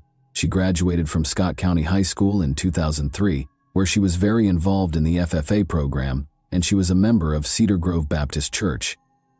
Future Farmers of America is represented by the letters FFA. Through agricultural education, FFA is a vibrant youth organization that transforms lives and equips members for success in the workplace, personal development, and premier leadership. Chris, Ashley's brother, was just a year older. They owned a modest auto repair business. They grew up fixing everything with an engine, even cars. Ashley enjoyed fast cars in particular. Ashley's best buddy, Bobby Gibson, however, was aware that Ashley had other interests outside cars. Roger Macbeth was the object of her affection. Although they remained close friends, the infatuated youngsters broke up soon after the prom. Ashley continued to believe that Roger was the greatest despite their breakup. When she graduated from high school, she was ecstatic because she thought a better life was ahead of her. Nevertheless, young people's lives don't always go as planned. Ashley discovered that Roger was the father of her unborn child. She told her relatives about it. Her entire family was behind her, anticipating the birth of the child. But January 7, 2004 was a life-altering day for many. Although the day began flawlessly, it ended terribly. Ashley learned she was expecting a son at her doctor's checkup. Sharing this news with her mother, Carol, made her joyful. She even decided on a name and intended to give her son the name Landon. Ashley was eager to tell everyone about this wonderful news. She showered and did her hair and makeup after giving her mother the ultrasound image. Ashley announced her trip to Lexington to her mother, Carol, and brother, Chris. Based on the map, Lexington is roughly 20 miles away from Stamping Ground, and it would have taken Ashley 35 to 40 minutes to get there. She mentioned that she was going to a restaurant there to meet Roger and his folks. Ashley was going to present the ultrasound image to them.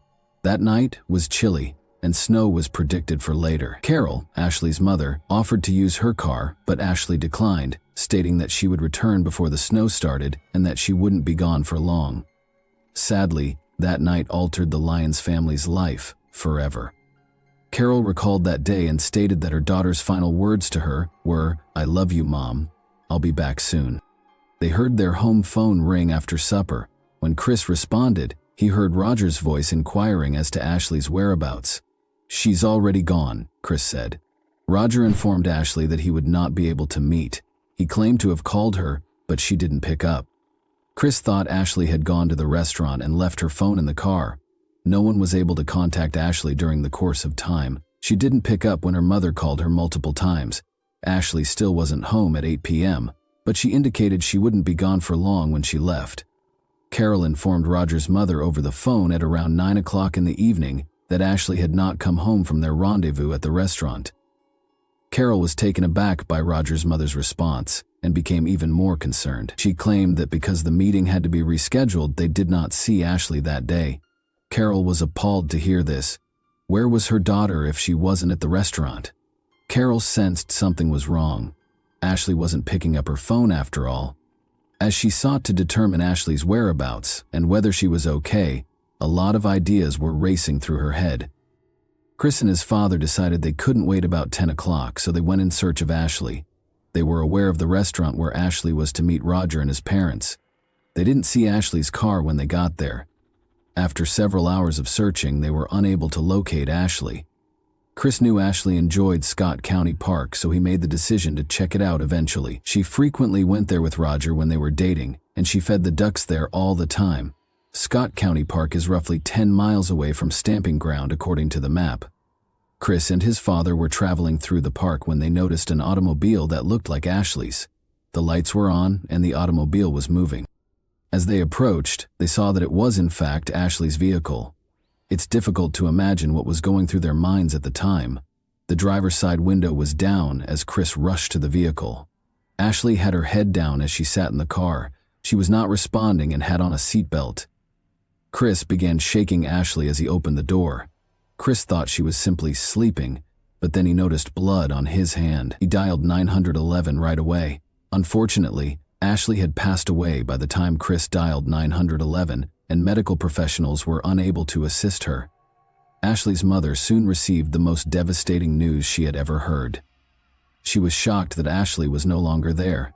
The investigators arrived at the crime scene while Ashley's family was in the throes of grief. Ashley's body was left in the car until the detectives looked over the scene for any evidence, because she had already passed away before the ambulance came, and it was clear that a crime had caused her death. The driver's side window was down, the radio and heater were on, and the engine was running when they initially arrived on the scene. Ashley's cause of death was promptly ascertained. On the ground beside the vehicle were 3 shell casings measuring 9 millimeters. Ashley suffered head and neck injuries from bullet wounds. Despite searching the area, the authorities were unable to locate the weapon used in the crime. It said a lot that Ashley was shot through her car's open side window. The window was down, which seemed suspicious because it was cold that night. She was sitting in a way that suggested she was not attempting to flee or defend herself. After combining all of this information, the investigators came to the conclusion that Ashley was acquainted with the shooter. Ashley slid down the side window when someone she knew came up to her car because it was cold and the heater was on. Beside the driver's door was the person who had shot her. The detectives instantly ruled out the notion that it was a robbery because her phone, wallet, and purse were all in the car.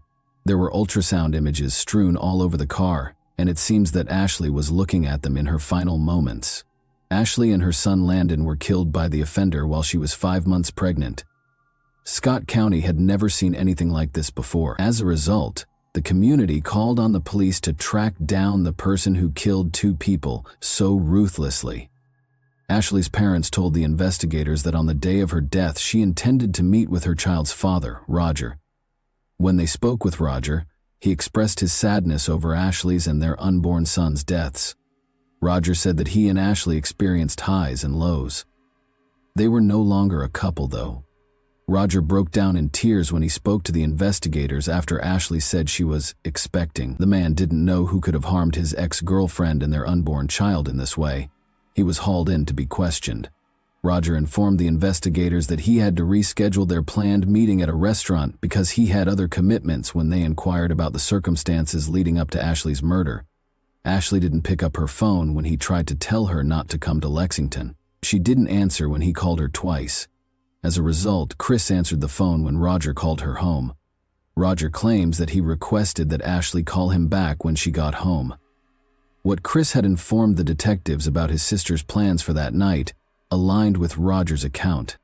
Carol did not think Roger could be connected to this incident until she learned that he had been questioned by the police. According to Carol, Roger was a kind man. Their families got along well. Roger always assisted in clearing the table after supper at their residence. When he and Ashley were dating, he was frequently at their house and got along well with Chris. As a result, nobody thought Roger could have killed Ashley and Landon. Ashley's family attempted to determine who might have done it while the investigators looked for clues in a suspect.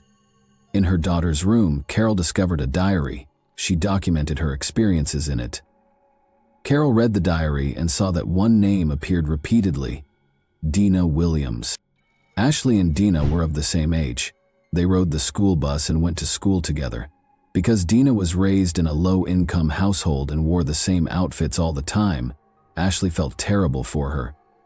In talks with her friends, Dina confirmed the claims that her parents mistreated her and even physically assaulted her. Dina and Ashley were initially friends, but it soon became clear that Dina was envious of Ashley and desired everything Ashley owned, especially Roger. Ashley reported having multiple arguments with Dina in her diary. Carol discovered something new from this diary. She was unaware that Ashley and Dana were having issues together. Carol began to accuse Dana Williams of being involved in Ashley's death as a result. Dana dated Roger right away after Ashley and Roger split up, and maybe she was concerned because Ashley became pregnant with Roger's child. She didn't want to tell anyone else about Roger after all. Dana desired to have him exclusively. Perhaps this would have forced Dina to take an irreversible action. Ashley's diary was given to the investigators by Carol so that all of the entries could be examined. Carol was certain that the diary's pages held the secret to solving this case. Ashley's description of her friendship with Dina piqued the curiosity of the investigators when they looked through her journal. Dina Williams was subsequently brought to the police station. She denied having anything to do with Ashley's ordeal. Dina had an alibi because she worked at a bank and said that on the night of the crime they attended an office party. Dina made no effort to conceal from the investigators her animosity toward Ashley. The fact that Ashley was pregnant really annoyed her. Nevertheless, the detectives let Dina to leave after the talk because it was insufficient to file charges against her, because she had no feelings over Ashley's death. In the meantime, the ballistic examination findings were received. Ashley's wounds, the posture in which she was discovered, and the location of the casings were all examined by the experts. They were able to estimate the shooter's height based on the angle at which the bullets entered Ashley's body. They estimated the offender's height to be around 5 feet and 10 inches. Dina Williams was probably not the one who shot Ashley because she was only about 5 feet and 5 inches tall. Nevertheless, Thomas Williams, Dana's twin brother, was as tall as the accused offender. Rumor has it that Thomas had questioned multiple people about how to induce a miscarriage a few months prior to Ashley's passing. Additionally, it was reported that Thomas fulfilled all of his sister's requests. Thomas Williams was questioned by the detectives after they got interested in this, but he denied any connection in the crime and was freed because there was no proof of his involvement.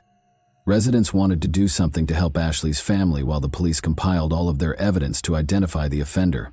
They used candles, teddy animals, and flowers to make an impromptu monument. 2 crosses were presented, one bearing Landon's name and the other Ashley's. Ashley's family was getting ready for the funeral while the investigators searched for fresh evidence.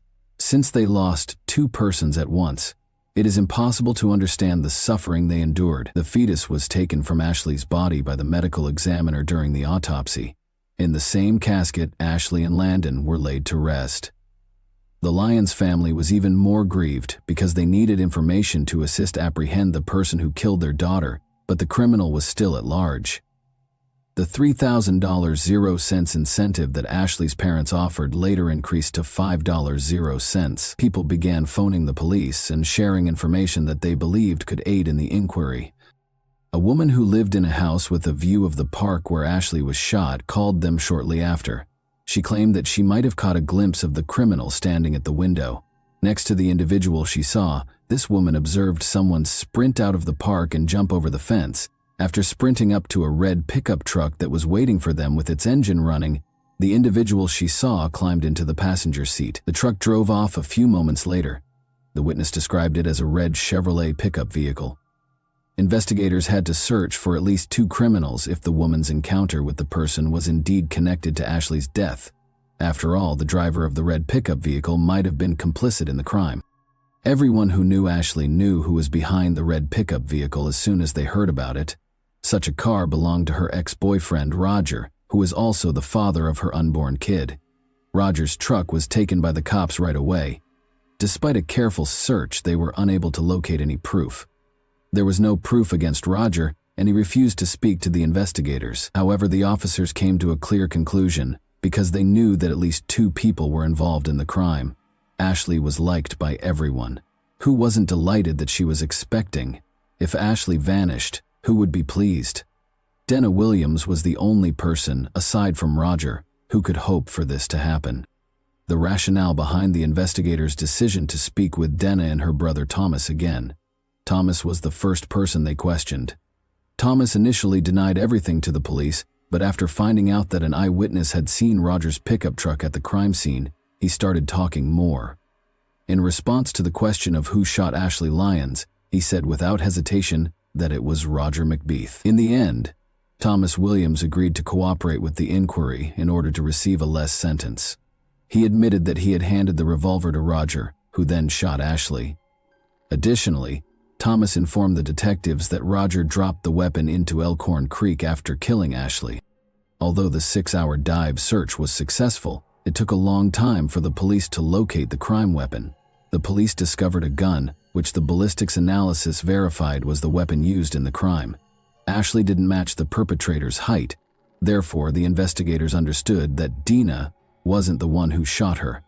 But when they asked her again, she admitted to being the getaway driver. Roger McBeath, Denna Williams, and her twin brother Thomas were taken into custody by the police on the night that Roger committed the crime. Ashley was pleased, but it soon became apparent that Roger did not want her to have the child. Her family encouraged her to have this child since she wanted to become a mother. Roger therefore devised a cunning scheme. To entice Ashley to Scott County Park, he asked her to join him and his parents at a restaurant. After being driven there by Dina Williams, he approached Ashley's vehicle brandishing a revolver. Ashley rushed into her purse to retrieve the ultrasound images after noticing the father of her unborn child. She was surprised that he shot her. Ashley and Roger's own son were killed when Roger pulled the trigger 3 times. Subsequently, he hurried out of the park, climbed into the pickup truck, and instructed Dina to press the throttle pedal.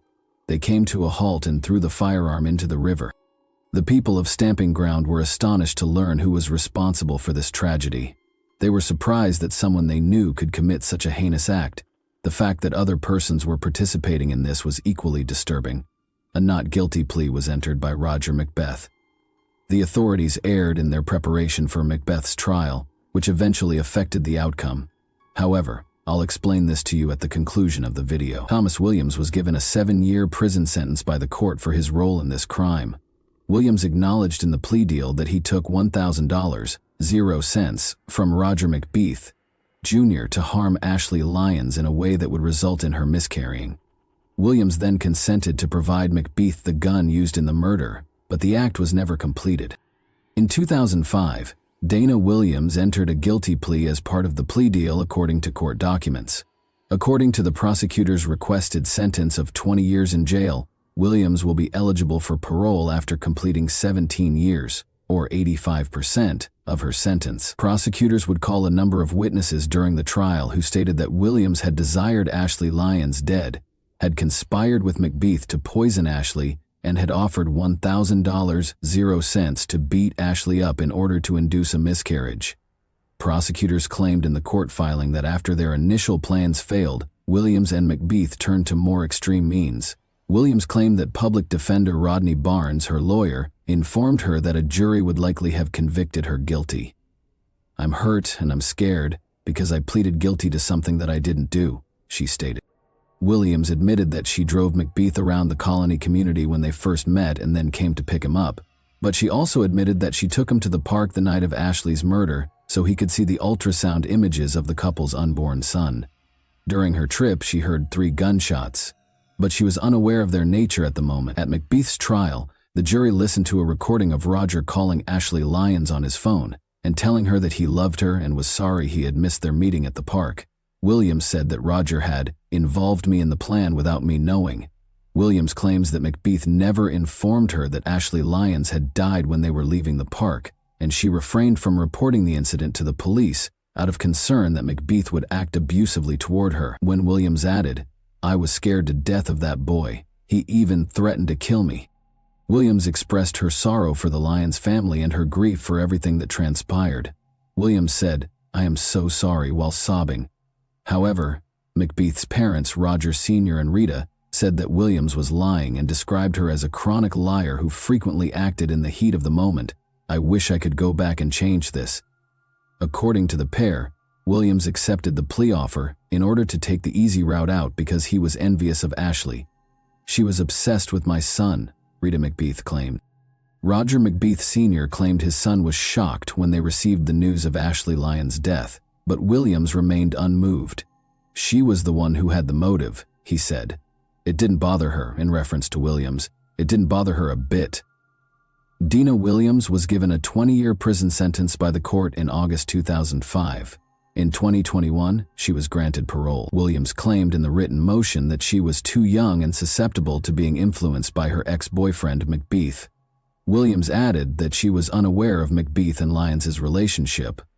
Williams added that she had already completed about 70% of her sentence for her involvement in the crime, and that she was not the primary perpetrator. In the court document, Williams stated that she had taken classes on anger management, resident legal aid training, landscaping, horticulture, and being a certified Braille transcriber, among other programs while inside.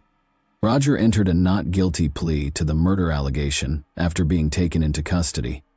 Although the jury found him guilty, he was able to get his conviction reversed by the Kentucky Supreme Court because the defense was not permitted to examine the jail informant, who had overreached himself by questioning McBeath about the shooting while he was in custody.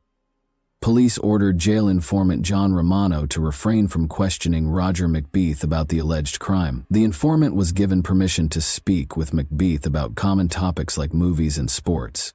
Without using leading questions, the detectives anticipated McBeath would begin discussing the crime on his own. In 2009, the Kentucky Supreme Court reversed the verdict, ruling that prosecutors had utilized unlawfully obtained evidence. Roger was retried and entered a guilty plea to tampering with physical evidence and involvement in murder. After that, the court sentenced him to 42 years in prison with a 16-year parole eligibility period. Alongside his prior sentence, the court also sentenced him to 5 years in prison for involvement in evidence tampering. In December 2023, McBeath's parole hearing was held. "She was my high school sweetheart. She was the mother of my child. She was someone I loved," stated McBeath. After declining his parole eligibility, McBeath told the parole board he was not interested in parole. "I'm not here to convince y'all to grant me parole. I know I don't deserve it," McBeath said. "But I do want to use this time to say that I'm truly sorry for what I did. I want to tell Ashley's family that I'm truly sorry for what I did, and there's not a day that goes by that I don't think about it." He is still incarcerated as a result. The Angel Garden at Scott County Park, where Ashley Lyons passed away, now features ceramic angel statues in her honor. Following Ashley's passing, Carol and her husband Buford Lyons assisted in enacting a state and federal statute against fetal homicide.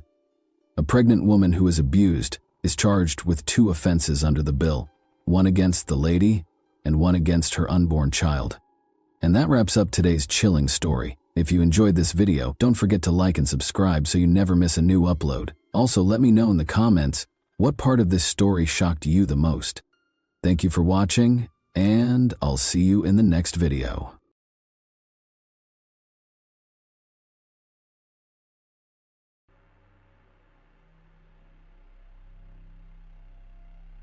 Donna Ellen Brown was born November 10, 1963, in Florida. Donna was the eldest of 3 girls. She was attractive, intelligent, and successful in her job as an operating room technician. She met nuclear engineer Mark Winger, and the two married in a traditional Jewish ceremony in 1989. Donna and Mark appear to be the picture, perfect couple. They were successful and had a nice house in a nice neighborhood. However, not every story ends perfectly from the start. On Tuesday, August 29, 1995, at 4:27 p.m., Mark Winger called 911 to report that a man was harming his wife, Mark, who lived in Springfield, Illinois. His 31-year-old wife, Donna Winger, called the dispatcher to report that he had shot the man. When the cops arrived, Donna was in critical condition after being hit in the head with a hammer 7 times. A 27-year-old man named Roger Harrington was found beside Donna in critical condition, having sustained 2 gunshot wounds to the head. Both victims were immediately transported to the hospital, where Roger died shortly after arrival and Darla died a few minutes later without regaining consciousness. The police secured the residence and discovered no evidence of forced entry. Mark, visibly distressed, told the police that he shot the man after witnessing the attack on his wife. Mark described how he was in the basement on the treadmill when he heard noises upstairs, prompting him to investigate. He found their adopted baby Bailey on the bed in the master bedroom, but no sign of Donna. When Mark heard more noises downstairs, he grabbed his handgun from the bedroom nightstand and headed for the dining room. Mark saw a man in the hallway wielding a hammer and assaulting Donna. Mark shot the man, and as he attempted to rise, he fired a second shot. The police discovered the bloodied hammer used in the assault, which belonged to both Donna and Mark. The house also contained a .45 caliber semi-automatic handgun, which Mark confirmed was the weapon used. When Mark asked about the identity of the man who had attacked his wife, the police confirmed that it was Roger. Mark then said, "That's the man who has been harassing my wife this week." According to Mark, Donna had traveled to Florida to visit her parents 6 days before. Her mother dropped her off at the airport, and a driver named Roger, hired through a limousine company in St. Louis, Missouri, drove her back to Springfield. According to Mark, Donna, Roger was excessively talking and flirtatious during the 2-hour drive, expressing a preference for older women and inviting them to intimate parties. The conversation took a dark turn when he revealed hearing a disturbing voice named Dom instructing him to harm others. Mark called the cops, saying the guy scared her. She stated that he was extremely frightening. He threatened to kill people, set car bombs, and mutilate them. Dawn has returned to Springfield. She informed her family about the unsettling encounter, expressing fear and discomfort as a result of the disturbing conversation and erratic driving. Mark told the police that, despite safely returning home, the situation persisted. Donna received several strange phone calls, and based on the timing, she suspected Roger was the caller. The police found a note in the house that described Donna's unsettling car ride. Mark also told the police that he reported the incident to Roger's employer, which resulted in Roger's suspension, which Mark believed could have exacerbated the situation. The police discovered Roger's car parked outside the Winger house, facing the wrong direction. They discovered various weapons inside, including a knife and a tire iron. Authorities concluded that Mark acted in self-defense, and they chose not to press charges due to the traumatic circumstances. The case was closed with an acknowledgement that Mark had already experienced significant distress. Mark appeared deeply affected by the events. Mark and Donna had moved to Springfield shortly after their wedding. where they discovered happiness. Donna worked as an operating room technician at Memorial Medical Center, and Mark was an engineer with the Illinois Department of Nuclear Safety. Despite facing challenges, such as Donna's initial distress at learning she couldn't conceive, their lives took a positive turn when a doctor informed them of a teenager willing to place her baby for adoption. On June 1, 1995, Donna and Mark happily welcomed Bailey, their adopted daughter. Following Donna's tragic death, Bailey, now responsible for the infant, chose to remain in the same house. To help with childcare, he hired a nanny, Rebecca Simic. Rebecca unexpectedly became pregnant a few months into her job and gave birth to a daughter named Anna. Mark and Rebecca married just over a year after Donna died. Mark decided to sell the house and sever ties with Donna's family. The new family, Mark, Rebecca, Bailey, and Anna, relocated to a different town. They gradually expanded their family by adding 2 more children, Maggie and Ben. Donna's close friend Donna Schultz told the police in 1999 that she had an affair with Mark while Donna was still alive, and that Mark made troubling statements that she remembered. Mark believes it would be easier for us to be together if Dawn had just died. All you'd have to do is enter and find the body. Donna also provided disturbing information that raised concerns with the authorities. When Mark learned about Donna's unsettling experience during the car ride back to Springfield, he allegedly told her that he needed the driver in his home. This revelation prompted the police to reopen Donna's case. However, they were disappointed to find that some evidence had gone missing. Mark filed a civil lawsuit against BART Transportation, seeking accountability for Diana's death as a result of Roger's actions. Roger's attorney requested access to the civil suit's evidence and files because he worked for BART Transportation at the time Diana died. Despite this, the police were able to save some files and access photos taken on the day of the incident. Donna and Roger are shown on the ground before being transported to the hospital. However, the positions of the bodies appeared to contradict Mark's earlier account, given to the police years ago. Mark told the police that he saw Roger kneeling beside Donna's head, assaulting her with a hammer, which prompted him to open fire. Mark claimed Roger fell backward, and in an attempt to get up, Mark shot him again. According to Mark's description, Roger's feet should have been near Donna's head, facing the opposite direction. However, after reviewing the photos taken by the police upon their arrival, it appeared that Roger and Donna were both on the ground, facing the same direction.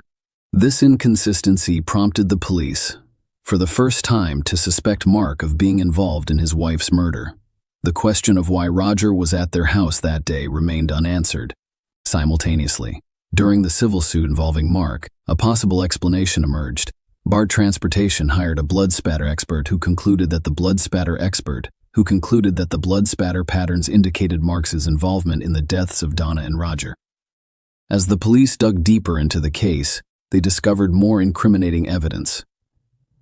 Susan Collins, Roger's roommate, informed law enforcement that she overheard Roger arranging a meeting with someone on the day he was killed. Furthermore, a note written on a bank deposit slip inside Roger's car was discovered, which contained Mark's name, address, and a time.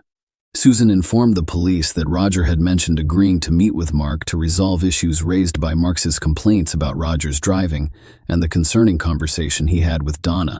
Roger left the house around 3:30 p.m., and the note indicated a meeting time of 4:30 p.m., which corresponded to the prosecution's belief that Mark had asked him to come to the house at that time. On August 23, 2001, Mark was arrested and charged with 2 counts of murder.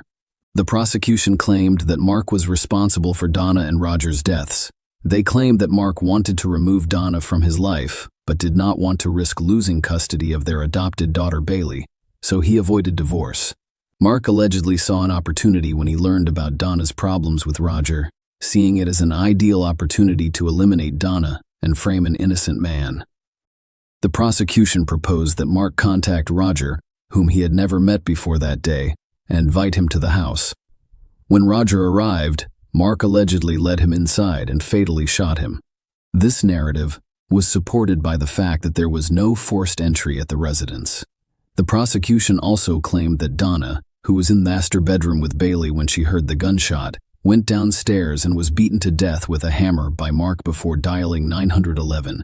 The prosecution used a note found in Roger's car, which contained Mark's name and address, to prove that Mark had lured Roger to the house. The jury discovered that despite having weapons in his car, Roger did not bring them into the house and instead used Donna's hammer to attack. This raised questions about Roger's intentions, assuming he had gone there with the intent of assaulting Donna. The court was also made aware of inconsistencies between the location Mark claimed Roger was in when he shot him and photos taken on the same day, which contradicted Mark's account. Dean's testimony was crucial in shedding light on Mark's alleged statements, expressing a desire for Donna's death. The court learned that on August 25, 1995, 4 days before the murders, Mark inquired with his coworker Candace Bolden about the fate of his adopted daughter if Donna died. Later that day, Mark complained to Ray Duffy, the president of the transportation company where Roger worked, about Donna's ride. Mark called back a few days later, asking for the driver's full name and expressing a desire to speak with him directly about the situation. During the trial, the court was informed of Donna and Roger's severe injuries. When the cops arrived at the house, Donna was found face down on the floor, with Roger on his back. Donna died from brain trauma caused by multiple blunt force injuries to the head, consistent with hammer strikes.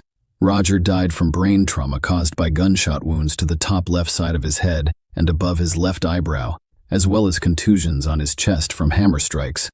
The defense argued that Roger's erratic decisions that day, such as his weapon choice and unusual parking, demonstrated mental instability. His behavior during the car ride with Donna supported the claim they made concerning the position of the bodies in the photos. The defense argued that while Donna and Roger were critical when paramedics arrived, they were not dead and they may have moved in an attempt to save their lives. However, the paramedics denied moving them before the photographs were taken, and Mark did not testify at the trial. Regarding Deanne's testimony, the defense claimed she was motivated by personal feelings of rejection. While Mark admitted to having an affair with Donna, he married the nanny he hired shortly after Donna died. The defense claimed Donna harbored resentment for not being chosen by Mark to marry. Despite the defense's arguments, the jury convicted Mark of 2 counts of first-degree murder and sentenced him to life without the possibility of parole. While still serving time for his first-degree murder convictions, Mark became involved in a failed murder, for-hire plot in 2005. He allegedly attempted to orchestrate attacks on Deanne for testifying against him, as well as on Jeffrey Gilman, a childhood friend, for failing to post his $1 million bail. Investigators discovered 19 handwritten pages that detailed Mark's desires for Donna. He allegedly wanted her kidnapped and forced to write a statement recounting her testimony, claiming Mark's innocence before plotting her death. Mark claimed in court that these notes were simply a fantasy he never intended to carry out. Despite Mark's assertion, he was found guilty of soliciting murder and sentenced to an additional 35 years in prison. Donna's mother, Sarah Jane, and stepfather, Ira Drescher, responded strongly to the evidence against Mark, emphasizing the brutality of Donna's murder. What makes it difficult to understand is how he murdered Donna in such a vicious and violent manner. Throughout the legal proceedings, Mark has maintained his innocence. Donna, who testified against him, was granted immunity and received no charges as a result. Share your opinion with us in the comments and subscribe to the channel for more.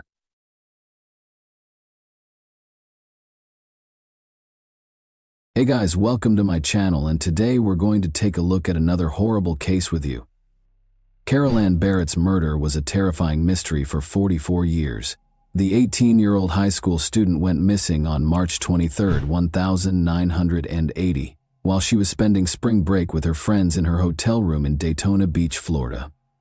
Later, her body was discovered left on a highway. Carol's family and friends were left without answers when the case went cold, despite the fact that a sketch of the suspect was made based on witness descriptions. However, in a startling turn of events, a serial killer who had been convicted came forward and confessed. What made this predator come clean after all these years? And who was he? Could Carol's loved ones finally find closure as a result of this confession? When 18-year-old Carol Ann Barrett jumped in to save her 3-year-old niece Claire Gilligan from drowning during a family pool party in Zanesville, Ohio, in March 1980, she demonstrated courage and quick thinking. In a 2019 interview, Claire recollected this event and explained how Carol had saved her life by performing CPR on her for 10 minutes. "My aunt was a hero," she remarked, highlighting their close relationship. Carol tragically lost her life under horrific circumstances just 1 week after saving her niece. and her murder remained unsolved for more than 40 years. Carol, a senior in high school from Ohio, had spent spring break in Daytona Beach, Florida, with 7 of her friends. 2 a.m., a stranger broke into the girls' hotel room on Sunday, March 23rd. With a gun in hand, he ordered the group to strip and threatened to murder one if they resisted. He chose to hold one of them hostage in order to guarantee his escape free from police intervention. The intruder initially targeted Carol's friend Pam, but he was provoked by her panic. Carol showed incredible bravery by offering to go instead. Before removing Carol, the attacker locked her friends on the balcony. Soon the police were called. A police sketch of the suspect was made after speaking with Carol's friends, who had all gone through the ordeal and seen the kidnapping. Unfortunately for Carol, it was too late. Carol's body was found dead in a ditch beside I-95 in Jacksonville, Florida, on Monday, March 24, 1980. The back of her head had been shot execution style. The Jacksonville Sheriff's Office was unable to identify the murderer despite the kidnapper's sketches. Although the case was still pending, Carol's family was deeply affected emotionally by the crime's brutality. Carol was a happy, intelligent adolescent who enjoyed collecting watches before her life was suddenly taken from her. In a 2019 interview, her niece Claire Gilligan stated, "I've held on to one of her watches like it's $1 million. I know it sounds weird, but I'd just like to have her things to remember her by." Carol's family was subjected to cruel prank calls following her death, with anonymous callers threatening, "You're next." This harassment added to their grief and made Claire more aware of the dangers in the world, which led her to pursue a degree in criminal justice. However, Carol's family was still plagued by the decades-long lack of answers. The unresolved murder of her aunt left Claire with a permanent wound. "I get so mad when I watch crime shows and they find the criminal. Those families have closure and I never will," Claire said. The mystery remained, despite attempts to rekindle interest in Carol's case, such as 2 stories broadcast by Action Newsjacks in 2017 and 2018, and the distribution of both computer-generated and hand-drawn sketches of the suspect. But the family remained hopeful that justice would eventually be done. Investigators and family members trying to solve the mystery of Carol's death had several important questions. What exactly happened before the break-in at the Daytona Beach hotel room? Were there any witnesses who might have seen the suspect before or after the incident, outside the group of friends? Was there any connection, even a shaky one, between Carol and the criminal? Would they be able to identify the murderer through sophisticated forensic investigation? Had there been any comparable incidents nearby that could point to a trend or offer clues as to the identity of the suspect? Could Carol's killer or someone with knowledge of the crime be connected to the spoof phone calls made to her family? Even as the investigation went on, the questions kept coming. Decades passed, but the murderer in the police sketch was never apprehended. Carol's murder was eventually deemed a cold case. The Jacksonville Sheriff's Office, JSO, obtained a confession from a convicted serial killer about the murder of 18-year-old Carol Ann Barrett in a startling turn of events that offered some closure to the long-running cold case. When the JSO Cold Case Unit made the decision to review the evidence, the case was brought back to life in August 2017. After a thorough examination, they ultimately determined that Billy Mansfield Jr. was a person of interest in 2022. In September 2022, Mansfield, already serving a prison sentence for a string of murders, acknowledged after several interviews that he was the person pictured in the police sketch. He admitted to taking Carol from her Florida hotel room in March 1980 and killing her soon after. Convicted serial killer Billy Mansfield Jr. had been hiding in plain sight the entire time. However, who was he, and how did he spend over 40 years avoiding justice for Carol's murder? The oldest of 5 children, William Mansfield Jr. was born in Grand Rapids, Michigan, in 1956. His home life was far from perfect, even though he was said to have had a good upbringing. William Sr., his father, was a convicted child molester who fostered his son's erratic conduct. Mansfield's decision to forge his birth certificate and leave school at the age of 14 in order to enlist in the Army was probably influenced by this dysfunction. Mansfield's problems only got worse while serving in the military. He started experimenting with drugs and became severely addicted to alcohol, which led to treatment at a Tampa Veterans Administration hospital. He married Phyllis Spilemaker in 1975 in an attempt to lead a normal life, but by 1979, things had fallen apart. Phyllis decided to raise their 2 children alone in Michigan. In her unsettling portrayal of Mansfield following their divorce, Phyllis claimed that he was a closeted bisexual who brought men home from gay bars and had sex with them in front of her. Mansfield's terrible deeds were made possible by his traumatic upbringing and destructive decisions. He followed a startling and repulsive path influenced by his past, abusing and killing women and girls. Mansfield was accused of sexual misconduct by a babysitter in Grand Rapids, Michigan, in January 1977. He received a sentence of 36 months of probation and 6 months in jail. However, he violated his parole and was sent back to prison shortly after his release for assaulting 2 teenagers in a rural part of the city. Mansfield was housed in the same cell as fellow prisoner Albert Lee III, who admitted to Mansfield that he had kidnapped and murdered 11-year-old Linda Vander Veen from a Grand Rapids school crossing. Later, after serving a year, Mansfield would use this information to testify against Lee in exchange for a reduced sentence, which led to his release. However, these prison terms had little effect on his desire for violence. Mansfield forced 18-year-old Pamela Sherrill into his van and abducted her on June 19, 1980. After driving her to a rented trailer, he attacked and hurt her. Mansfield was evading capture when Sherrill called the police to report the assault. Mansfield was arrested in Santa Cruz, California on November 23, but was later freed after posting bail. Mansfield was then released once more to hunt down his next victim. The body of 29-year-old Renee Saling was found dead in a drainage ditch beside Buena Vista Road in Watsonville, California, on December 7, 1980. The previous day was the last time her husband had seen Renee, a mother of 3. Her clothing was ripped when she was discovered, and there were obvious signs of assault. Her blouse and pants had been pulled down to her ankles. She had been strangled, according to the coroner's report. Police created descriptions of 2 suspects based on witness statements, young men in their 20s who were probably related to one another.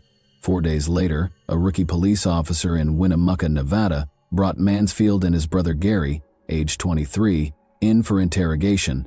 Despite lying about their identities and ages, they fit the suspect profiles in terms of their physical characteristics. The brothers were arrested at California's Humboldt County Jail. The Mansfield brothers were charged with murder in connection with the death of Renee Saling and were arraigned in a Watsonville court on December 16. They were known as the Bag Brothers by the media because they covered their heads with paper bags to shield possible witnesses' statements. On February 4, 1981, Justice John Marlowe ordered the Mansfields to stand trial for Renee's murder, despite their not guilty plea. The Hernando County Sheriff's Department in Florida secured a search warrant in mid-March 1981 in order to excavate the Mansfield family's Spring Hill, Florida property. After an informant claimed that a body had been buried on the property, this action was taken. After a protracted search and excavation, authorities finally discovered a real house of horrors. The first set of skeletal remains, which included a skull, was discovered in a shallow grave that was blanketed. These remains were sent for analysis right away. Dr. William Whitman, a pathologist, identified the bones as those of a female under 20 who had passed away approximately 5 years prior. Persuaded that the site contained more remains, metal detection specialists and other officers from nearby counties were called in to assist. Continued excavations over the next few weeks produced more upsetting findings. On March 24th, investigators found a small sack of human bones beneath the fireplace, after initially finding the bones of cows and chickens. Inspired by this discovery, researchers dug deeper and discovered more skeletons, all of them young women. 4 victims' remains were discovered interred on the Mansfield property in Florida. Elaine Louise Ziegler, a 15-year-old adolescent girl who vanished on New Year's Eve of 1975, was identified as the first body discovered at the property based on the skull, skeletal features, and a missing tooth. Elaine was on vacation with her mother and stepfather when she vanished from a KOA campground near Brooksville, Florida. Elaine is originally from Parkman. Elaine's parents filed a missing persons report after she was last seen leaving for the camp showers and did not return the following day. Initially thinking Elaine was a fugitive, the local police department and volunteers set up search parties to comb the area. Some said they saw a girl who fit her description riding a motorcycle, and when questioned, she said she was going back to Others claimed to have witnessed a girl who fit her description talking to a man in his 20s close to the shower area before he got into his car, which was a light blue Ford with Florida license plates. Among the remains was a young girl's skull, which Dr. Michael Charney, a now retired professor of anthropology, sent to Colorado State University for reconstruction. Jane Doe, the victim's tentative name, was believed to be under 13 years old.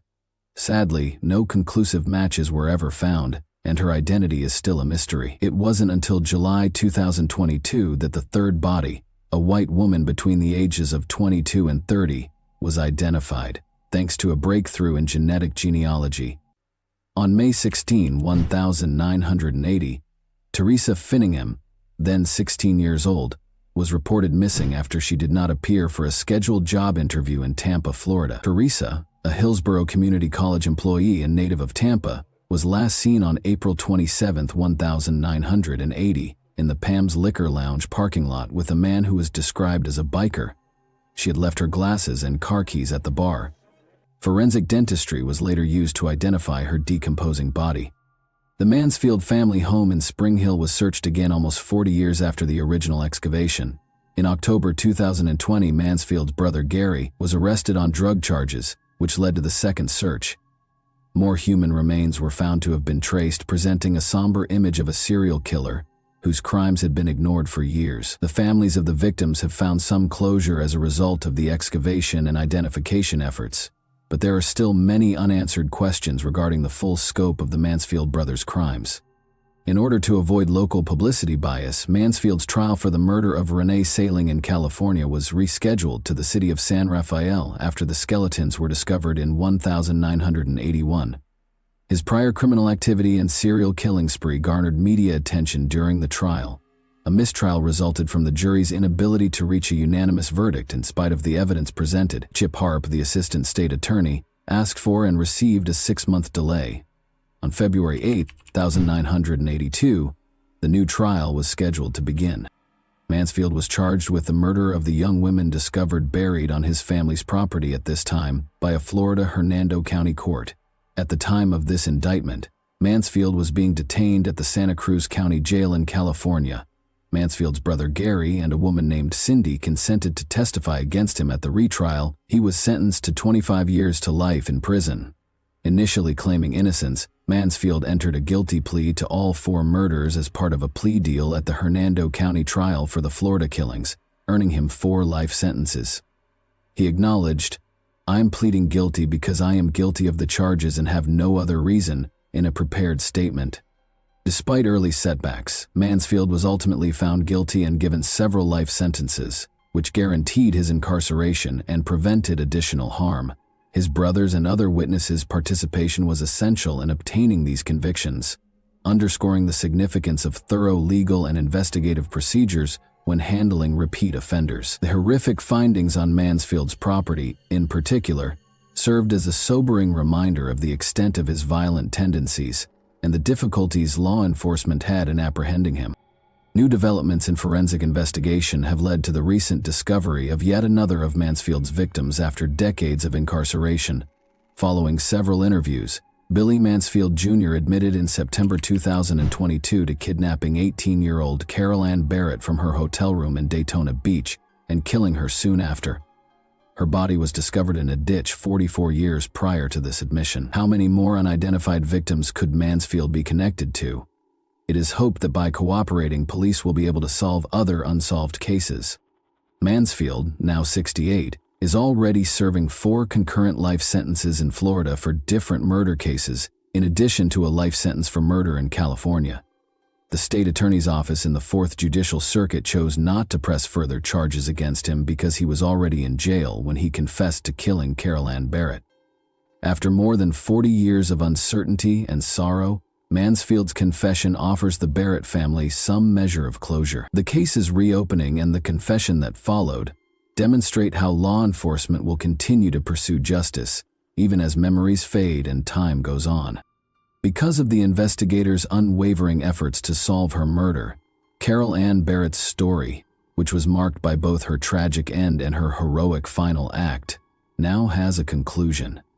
The events of that fateful night still leave us wondering what really happened as we reach the end of this incredible tale. What do you think of Carol's courage in offering to accompany Mansfield instead of her friend? Do you think there are more bodies buried elsewhere in Mansfield? And that wraps up today's chilling story. If you enjoyed this video, don't forget to like and subscribe so you never miss a new upload. Also, let me know in the comments what part of this story shocked you the most. Thank you for watching, and I'll see you in the next video.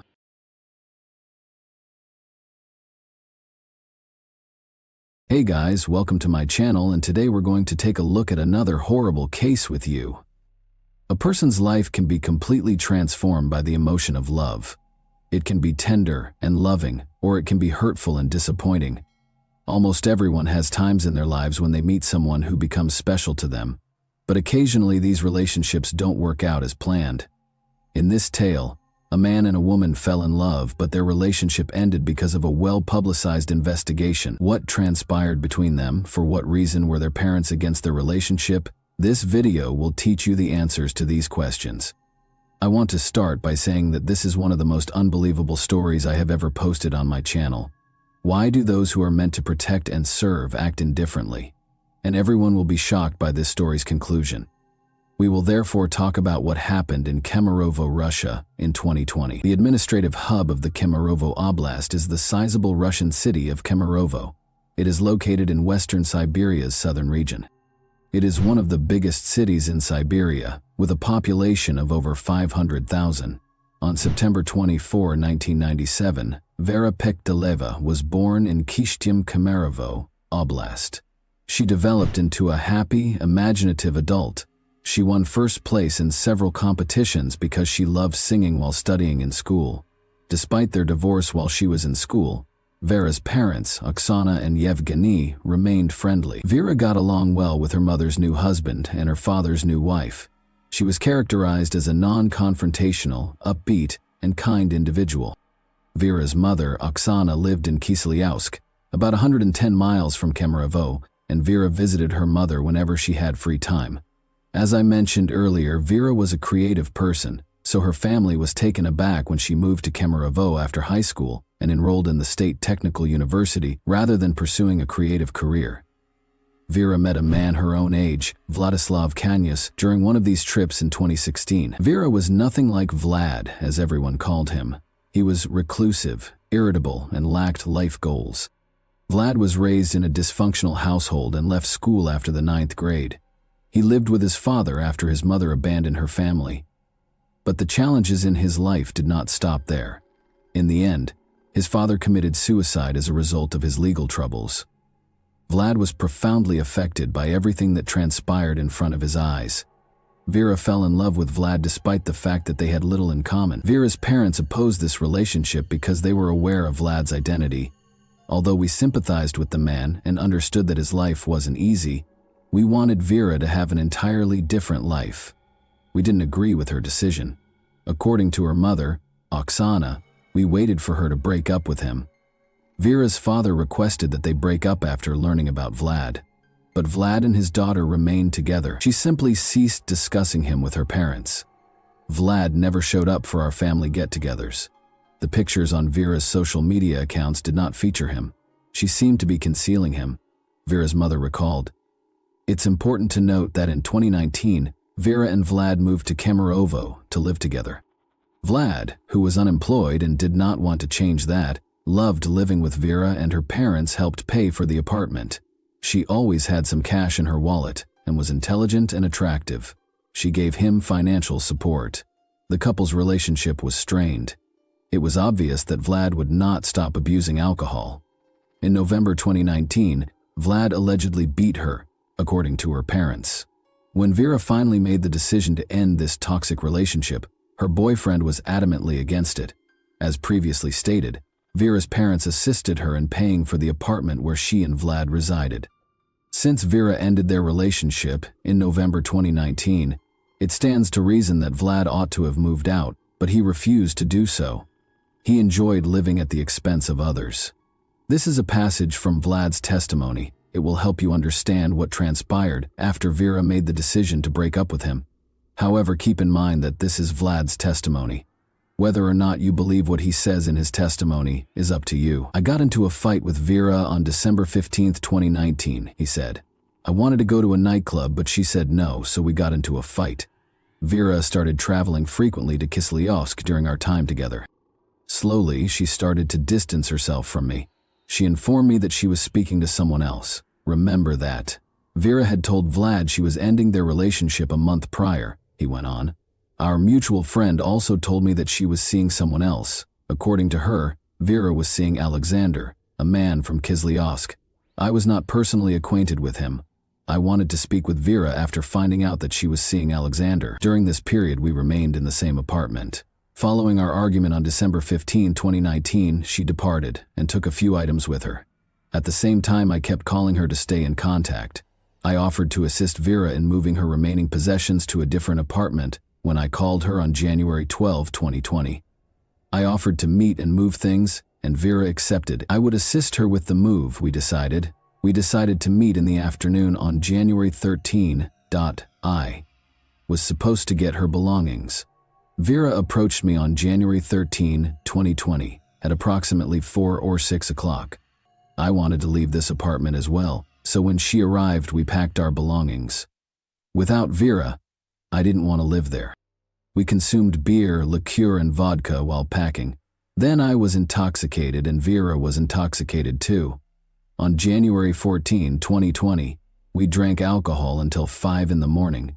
We had no arguments while we were drinking, but when I brought up our relationship and suggested that we get back together, I revealed that I knew she was seeing another man, which caused a rift between us. It was not to her liking. She then began to curse, insult me, and hit me. Specifically, she kicked me at least 5 times in the groin and struck me in the face with her palm at least 8 times. When she slapped me, I felt no pain. Vera began hitting me first, but I felt physical pain when she kicked me between the legs. It infuriated me. She lied and claimed she wasn't seeing another man at the same time, which infuriated me.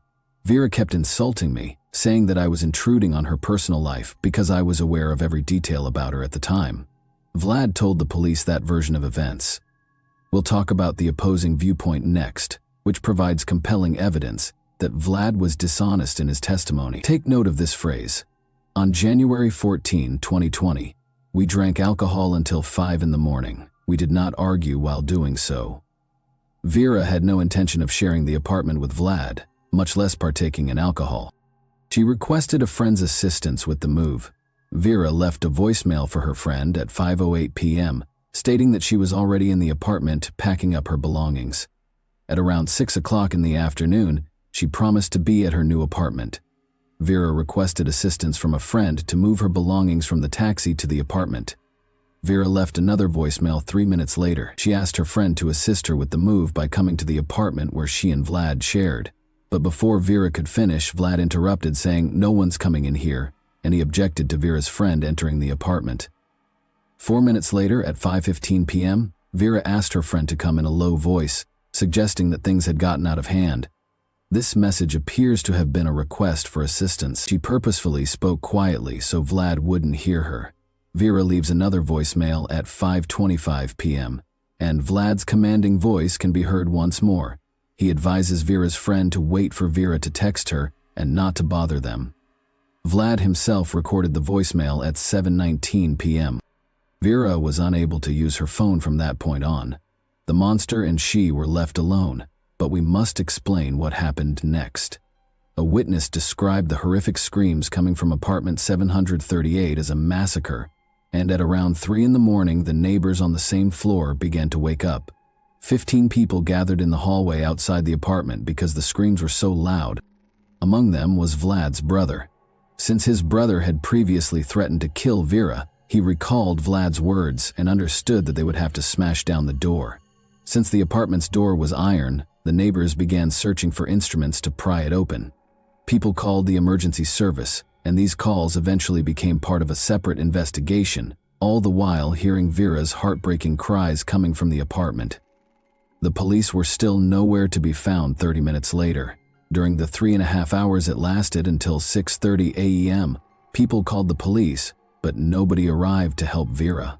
While Vera was fighting for her life, the witnesses called the emergency services 7 times, but no one answered. Vlad was the last person to speak to them from behind the door. "Forgive me, Vera," he said. "You have my undying love." Ultimately, the neighbors broke down the door using a crowbar they found in a nearby parking lot.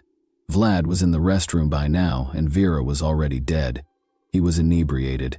While Vera was suffering a terrible death at the hands of her ex-boyfriend, and the neighbors were futilely attempting to contact the police for assistance. Operators were drinking tea, laughing, and discussing life in 112, and they were quite upset about being bothered. It was only after Vera's death that the police showed up. They will later allege that one car ran out of gas and that no officers were available because everyone was attending to other calls. Consequently, the police officers who were on duty that evening and the 112 operators were also put on trial. The police station video was released while the investigation was underway, but translating it into English is pointless. I can sum it up in one word: indifference, and even without subtitles, it's obvious. Recall that Vlad stated in his testimony that he and Vera had no disputes until 5 in the morning, but the forensic analysis revealed that he had lied. 6 hours prior to her demise, Vera sustained her initial injuries, at around midnight, that is. It indicated that she had been beaten and injured by Vlad Kanyas for 6 hours prior to her passing. Her nose and ribs were broken, and she had approximately 100 injuries total, including stab wounds. Additionally, there were marks from strangulation on her neck.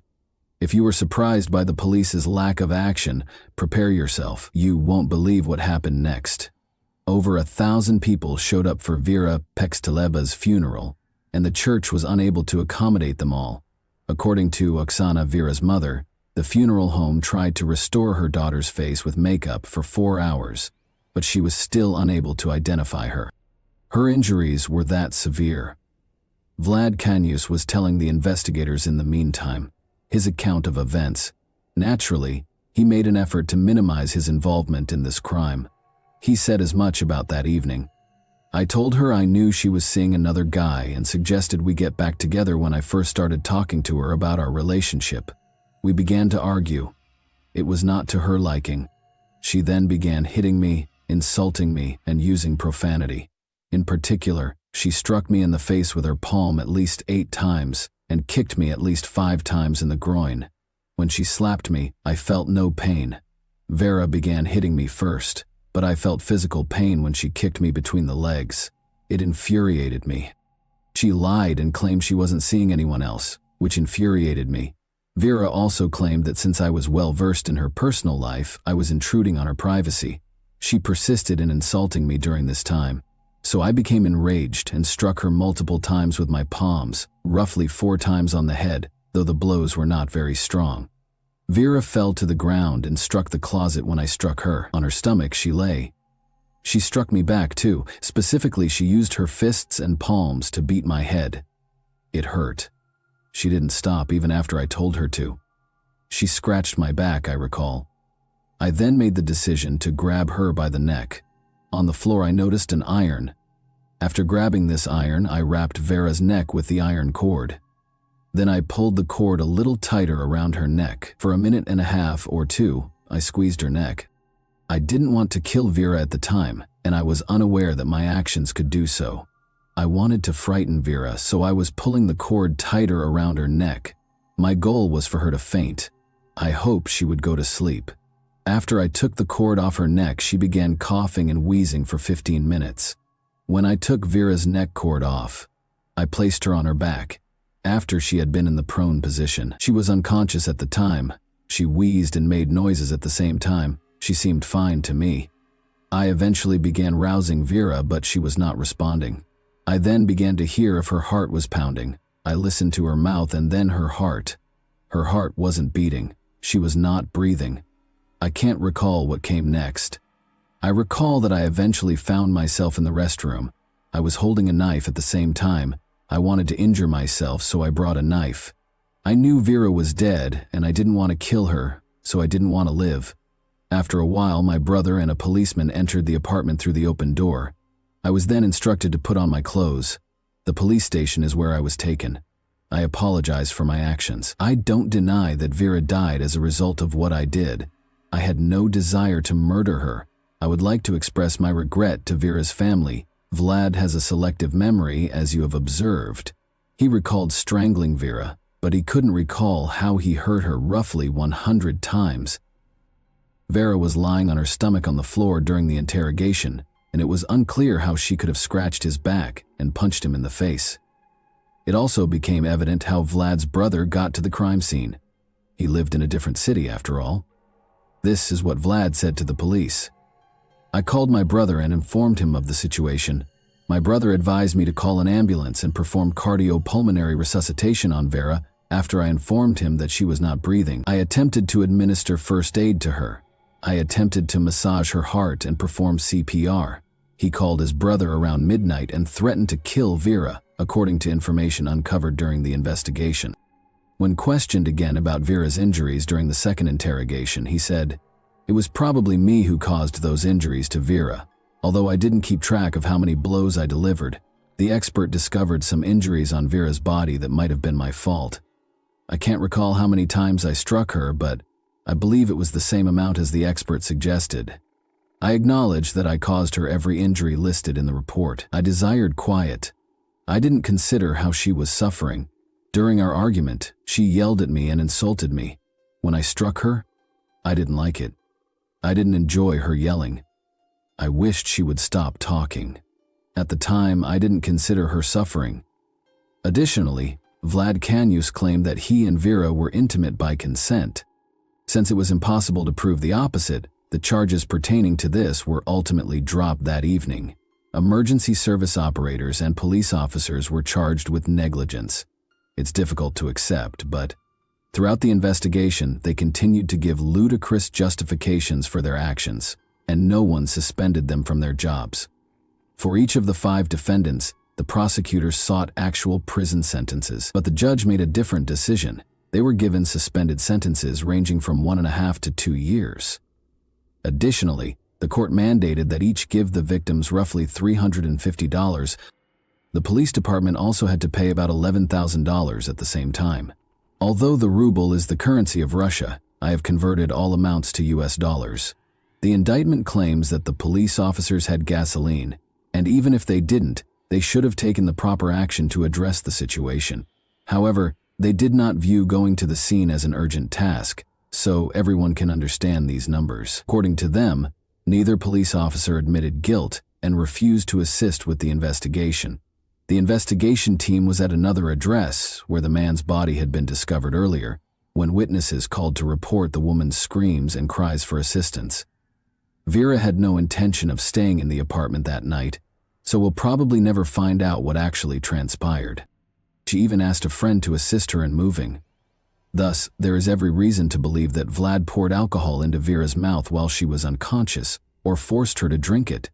He had time to devise a story that would demonstrate that everything that occurred was accidental. Vlad Kanius was given a 17-year prison sentence by the court in the summer of 2022. He partially acknowledged his guilt. Additionally, he was mandated to make a compensation payment of roughly $45,000. Vera's parents were shocked by what transpired next, since they felt that 17 years was a very light sentence for what Kanius had done to their daughter.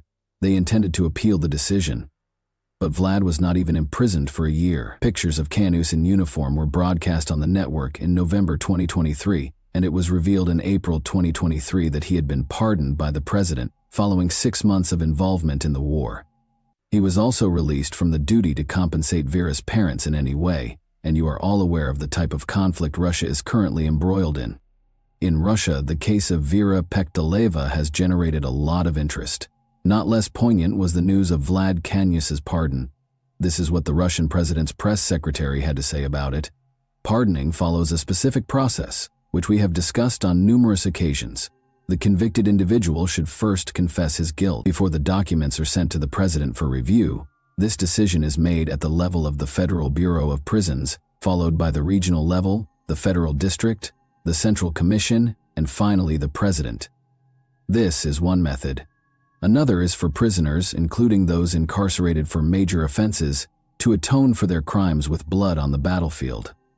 Blood under shells and bullets was how they atoned for their sins. When Vera's parents found out that the person who killed their daughter was free and could start over, it's difficult to imagine how they felt.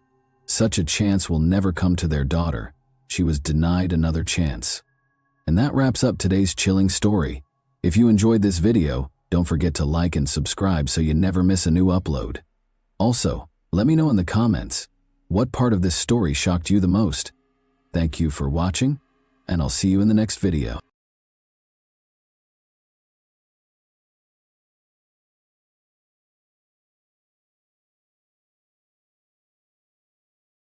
The mysterious disappearance of Maya Militi. In January 2021, the city of Chula Vista, California, had not been quiet for days. During lunch, office workers discussed city news. By late afternoon, they had consolidated what they'd heard over a family meal. Have you heard that? They stated that a young woman, a mother of 3, had mysteriously vanished, and each of them gave their own version of what had happened, but none of them wanted to be in her shoes personally. Maya Militi, a 40-year-old Filipino-American woman, disappeared from her own home on January 7, 2021. Outdoor surveillance cameras captured my return home. Outdoor surveillance cameras captured my return home around 5 p.m. Following that, the woman was not seen again.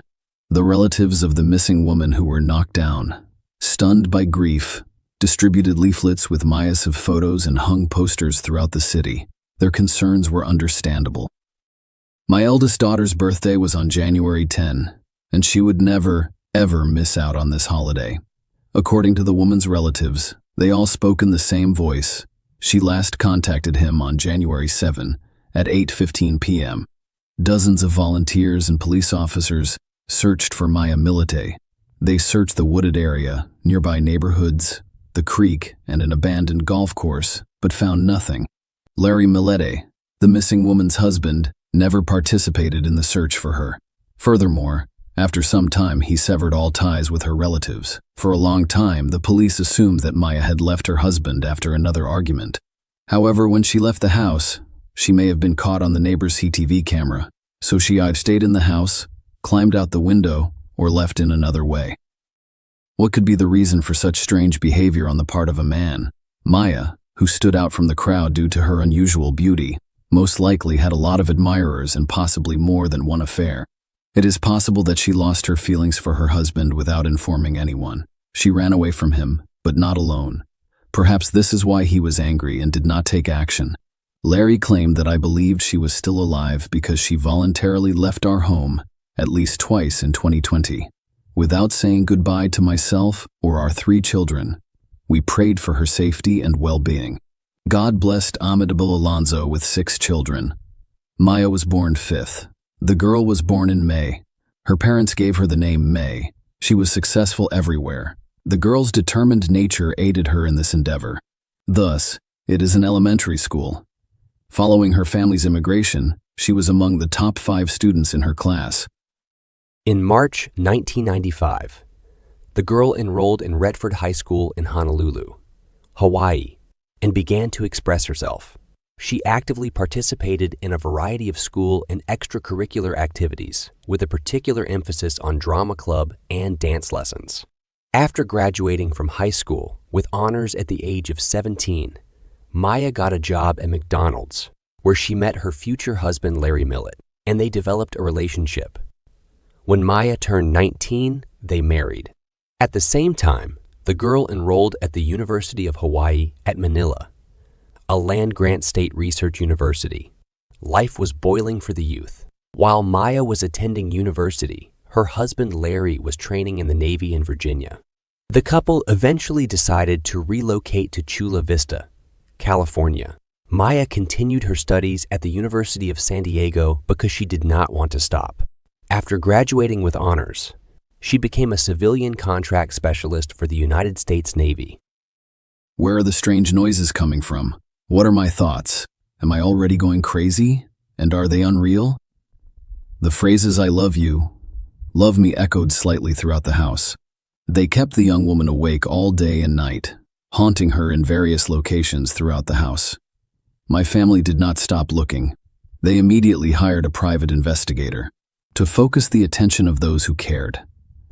The family repeatedly asked the public to assist them in their search for her. On February 5, 2021, the Chula Vista Police Department and the Millett family held a briefing to encourage as many people as possible to search for her. Soon after, skeletal remains of Maya Millett were discovered in Orange County. However, this was not the case. It was later claimed that the remains belonged to a man. It was later discovered that the remains were actually animal bones. Good Morning America covered Maya's disappearance on April 6, 2021. The missing person case sparked national attention in April 2021. My sister appeared on Dr. Phil's talk show to discuss the situation, and Maya took everything very seriously. Despite coming from a large family, she had a strong attachment to children. She was in no hurry to get them. She did not want to give birth until she and Mary had a consistent, stable, and high income. That is the American dream. After all, they had to give their children the best possible future in order to make it happen. They had to work extremely hard and diligently. The right moment arrived in 2010. Then my son Larry had a daughter, Laura. A year later, Milani, her second daughter, was born. In 2016, Maya was an excellent mother to her heir son Lazarus, Tristan. She dedicated all of her free time to her children, giving them her all. She attended all of their school events and accompanied them in her SUV.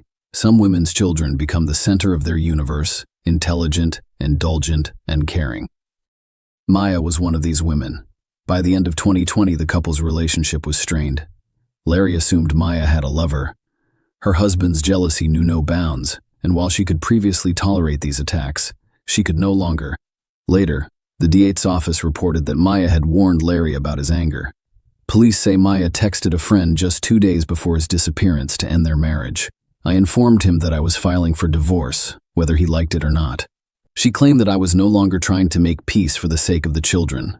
Larry frantically controlled his wife's every move. The jealousy was turning into complete paranoia. Larry could visit her office at any time to ensure that Maya was not alone with another man. Larry was also irritated by the fact that there were so many men on his wife's team. Larry once had the audacity to email my former boss, Derek Soft, and request that a male colleague be transferred to another division. He followed her around the clock and even got the kids involved in their arguments. Larry once hid a child's cell phone in his wife's car to track her movements. Larry became increasingly violent. He nearly strangled Maya after the couple separated, but not for long. Maya moved in with her brother in early 2020, but she and Larry rekindled their relationship after about 6 weeks. On August 12, 2020, Maya texted her brother, "Junior, he never left me alone. He checks all of my emails, messages, messengers, and Facebook updates. He even checks my Venmo app. And then what happens? He simply tightens the reins harder." Larry was not initially a suspect, but police are now very interested in discovering his identity. Investigators contacted my relatives, who stated that shortly before the disappearance, the couple had gone camping and spent the entire time fighting.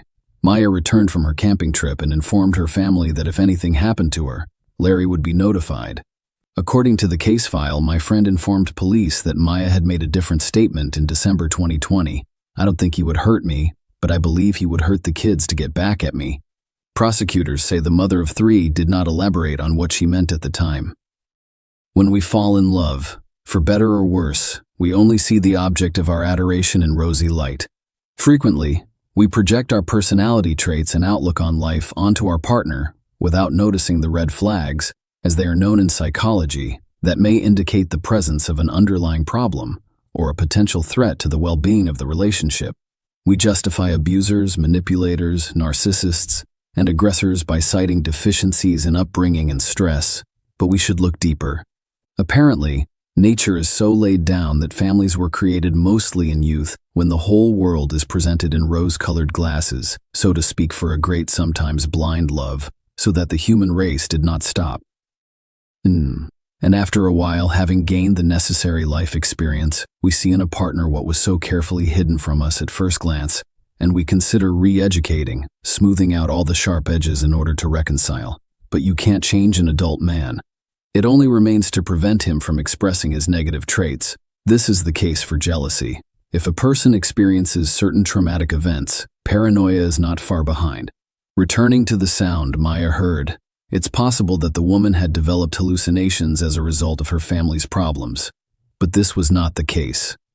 The situation took an unexpected turn. Maya remained sane, which is not the case with Larry. A police detective named Lorenzo Ruiz told the public the story of Larry's internet search, releasing screenshots of queries such as subconscious wife training and subconsciously training your wife to give pleasure. Larry began to exert influence over my subconscious mind after we were unable to reach an amicable agreement. By installing various devices throughout the house that produce this sound, Maya discovered Larry's cutting ruse. According to Matthew Grindley, an investigator for the San Diego County District Attorney's Office in late 2020, Maya sent Larry messages demanding that he stop playing audio messages that harm people's mental health. This is a type of influence that causes a person to take specific actions. Maya heard the sounds every day. My sister-in-law, Genesis Tab Alonzo, later told investigators that Larry had independently recorded all of these words and confessed to Genesis about it. Who could have motivated Larry to do such a thing? Perhaps the job specifics and the training he received while serving gave him the idea. The answer will astound many. The investigation discovered that Larry sent over 1,000 messages to various spellcasters and psychics between September 2020 and Maya's disappearance. He spent more than $1,000 with them on approximately 70 spell charms. During a home search, police discovered a book titled Magical Love Spells. Larry sent messages to similar witches and warlocks at least once a day. He requested a spell to cause Maya to suffer some kind of physical injury that would render her unable to move around on her own, possibly becoming disabled in general and completely dependent on her husband. Larry hoped that Maya would appreciate his concern at such a difficult time, as well as the fact that he had not abandoned her in her hour of need. After all, he is a very good man. This is what he wrote in his messages. I'd like a powerful spell to bind my wife Maya Milite to me forever, causing her to love me unconditionally as I love her. I hope you can cast a spell that causes bodily harm or maiming, but not killing.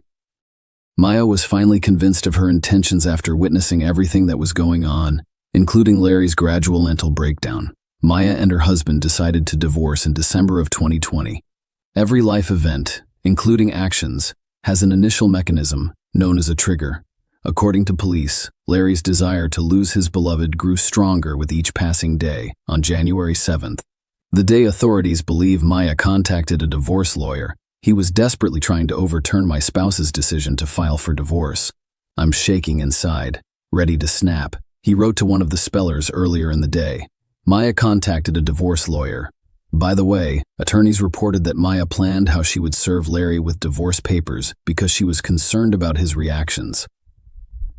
She considered moving elsewhere, then suing him, and even made a backup plan to stay in a friend's vacant apartment. However, Maya did not want to leave her children behind. When the defendant learned she was seeking a divorce, she did not want the children with him, according to prosecutors. Larry's extreme behavior, triggered by jealousy of his spouse, could also be attributed to the man's mental health issues, which had been dormant for some time. Perhaps he always behaved differently than others. Larry, on my end, did not put out the trash. Larry's behavior was increasingly reminiscent of a psychopath. Larry has an absolutely horrible temper. Maya sent a text message in June, according to the case file. In his own home, he built a small altar in the center of which he placed a joint photo with his wife. Larry smeared his own blood on the photograph and surrounded it with 4 candles. On January 23, police officers obtained a search warrant for the Millet family's home. They discovered 16 firearms in Larry's home, 2 of which were illegally possessed. Larry's 4 licensed guns were missing. When police officers asked where the weapons had gone, the man explained that he had loaned them to his friend and uncle. Larry received a restraining order for the weapons in May 2021, and he was required to surrender them to the authorities. This was justified by the fact that police discovered peace chairs and Larry's young son surrounded by guns in his home. It was possible that the children had access to it, so the court issued the order the day after my disappearance, around 6:45 am, out of fear that they would harm themselves. A neighbor's surveillance camera captured the Millet family's black Lexus GX 460 SUV. Larry drove the man home at around 6 p.m. Where he had been all that time is unknown. Another suspicious moment: the car was originally parked in such a way that the back of it was not visible to the neighbor's security cameras. As we mentioned at the beginning of this story, my family was planning a birthday party for her oldest daughter on January 10, 2021. So when Maya stopped answering calls and texts, one of her siblings went to Chula Vista to make sure everything was fine. When my brother met with Larry, the latter informed him that the night before, following their argument, his wife went to one of her rooms, locked herself in, and was not speaking to anyone. Larry took his son to Solana Beach, a coastal town in San Diego County. When he returned, Maya remained in the locked bedroom on the second floor. On January 9, Larry repeated the story about the locked room to my relatives, but no one believed him. The relatives demanded that Larry give them access. My family entered the room, and it was empty. Maya was nowhere to be found inside the house. However, her car was parked outside the house. Only her credit card and driver's license were missing. Following that, around midnight, Maya's older sister Chris filed a missing person report with the police. Larry Miller expressed concern about his wife's fate on January 15 after she missed his oldest daughter's 11th birthday. Furthermore, on January 8, the day after my aide disappeared, Larry did not text any of the psychics. According to prosecutors, on January 9, he requested that all spells on Maya be lifted and spells be cast on a man with whom Maya was allegedly having an affair. Maya was unlikely to have left her home. Otherwise, the security cameras would have captured it. On the unfortunate day, another strange thing occurred. Larry and Maya's children were playing in the yard around 10 p.m., which was noticed by the Millett family's neighbor. He was surprised because it was late and cold outside at 9:57 p.m. The neighbor's surveillance camera caught the sound of 9 loud bangs. Police speculated that they could have been gunshots.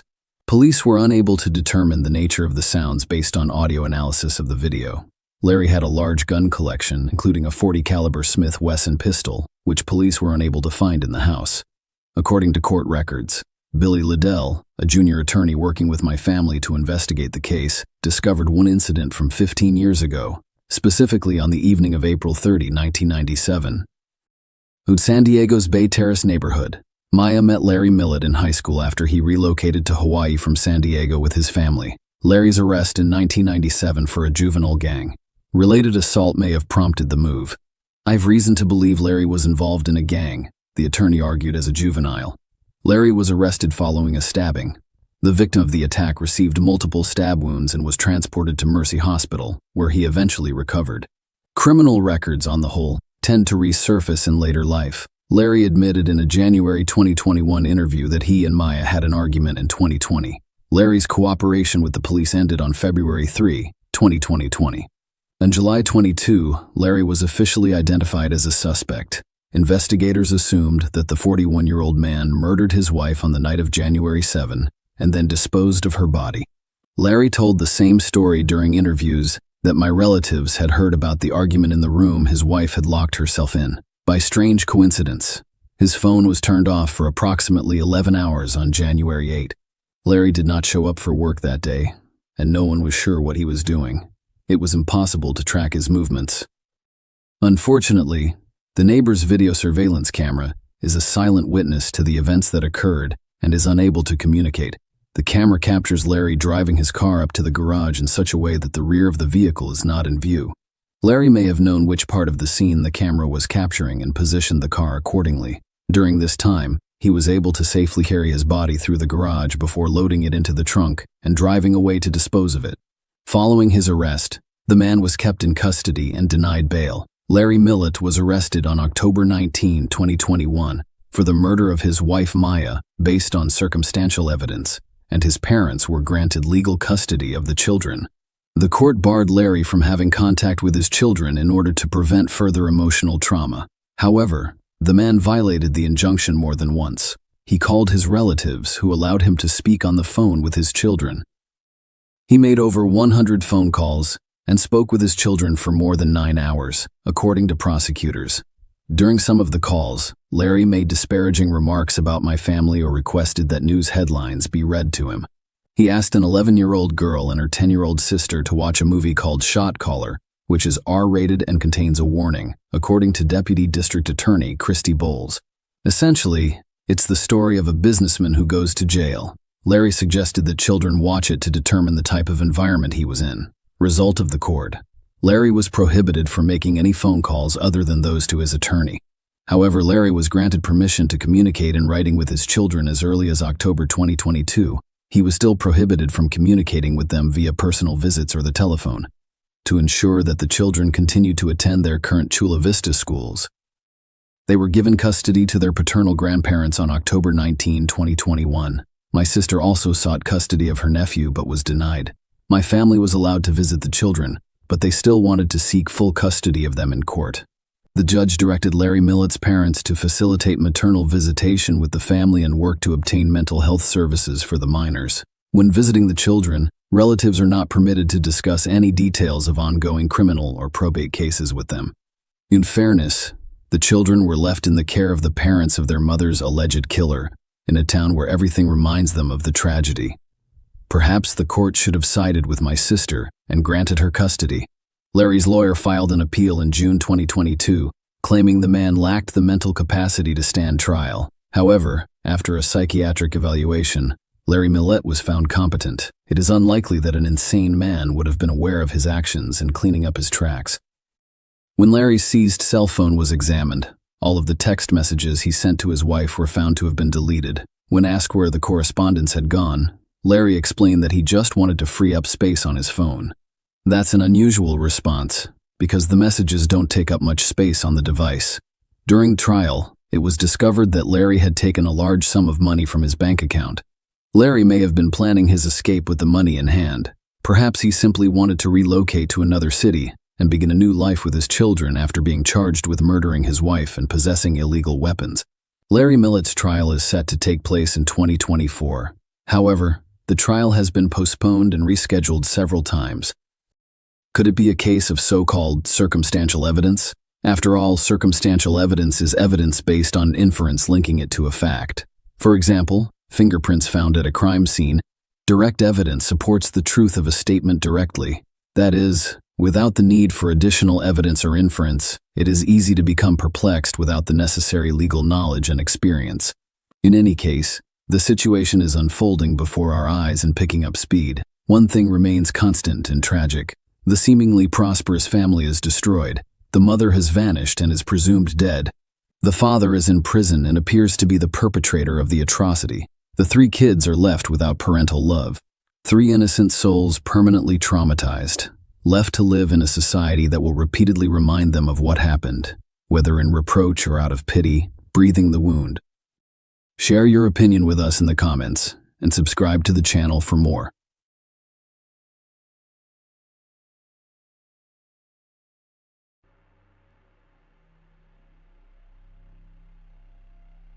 Cape Town is 400 miles away from the city of Port Elizabeth, which is at the western end of Algoa Bay, on the southeast coast of South Africa.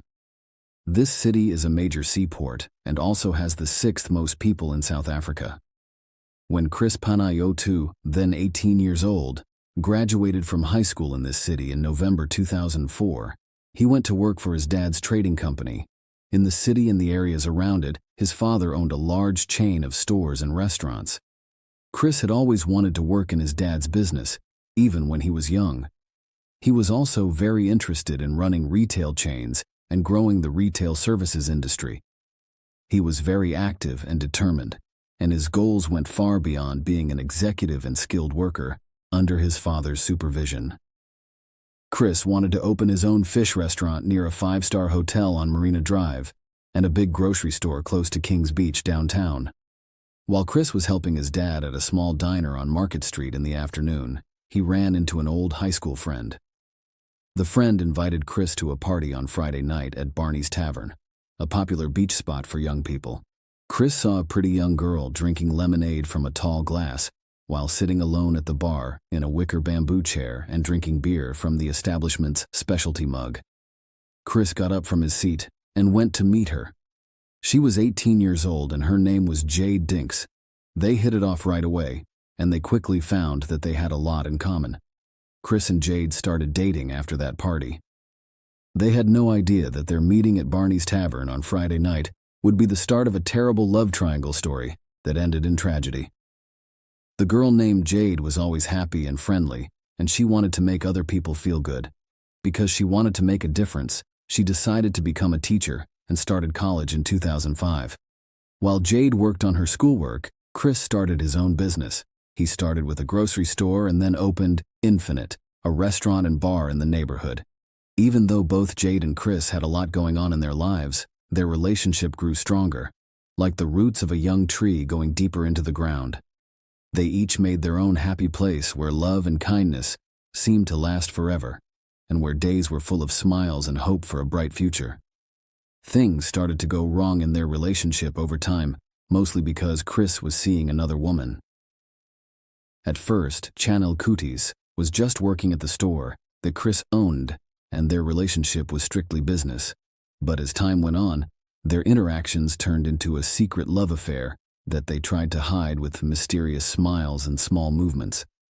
They met in secret in hotels in the area, and Chris even let Chanel stay with him while Jade was away. Chris and Jade seemed like a happy and successful young couple to their family and friends, especially after they got engaged and then married in 2012. Jade finished college and got a job at an elementary school, and Chris's business looked like it was doing well. However, Chris's relationship with Chanel continued, which made things difficult in their marriage. When Costa Panayotou, Chris's father, found out that his son was having an affair with a sales clerk, he was very upset and angry. He couldn't understand how Chris, who had been seeing Jade for 8 years and knew she was smart, kind, and moral, could act so badly. Costa confronted Chris at Infinite while he was celebrating his engagement with friends, which turned into a heated argument. Costa told Chris that he would lose his inheritance if he kept seeing Chanel. Chris told his father that he was ending his relationship with Chanel, but they were still seeing each other behind his back. During this time, Jade didn't know that her fiancé was cheating on her. Chris's finances got worse as he tried to balance his two different lives. He spent a lot of money on gifts for Chanel, fancy hotel rooms, and other unnecessary things. While Chris was away from Jade more and more over the next 3 years, it hurt his business and his family. Jade started to feel more and more alone and ignored in her marriage. She told her friends how upset she was and how she had tried but failed to get them back to getting along. In September 2014, Jade was at the point of losing her mind. She wrote a very emotional letter on September 21st about how much she wanted love, a normal marriage, and a caring partner. She also told him how annoyed she was with Chris's secrecy and the distrust and uncertainty it caused. 3 big men in a rented car pulled up to the gate of Staringlad Village on April 20th, 2015, in the early morning. This is where the young Panayotou couple lived. They saw a young woman who was well-dressed and impatiently waiting by the road. 2 of the men got out of the car, but the driver told them to stay inside. A black BMW pulled up next to her and they watched. When she got in the car, it took off quickly, making the people who wanted to take her hostage angry. Like every other day, Jade left her house at 6:15 a.m., waiting for her friend and coworker Cheryl to pick her up in her BMW for their daily trip to work. Cheryl was running a little behind, and she saw the car from the day before with tinted windows at the curb. When Jade reached for her phone to call Cheryl, she saw 2 people coming from the bushes next to the road. Cheryl was only 10 minutes late, but Jade wasn't there. Cheryl tried to call Jade's cell phone and knock on her door, but got no answer. Cheryl finally called the police, and by 10 a.m., Jade Panayotou was officially reported missing.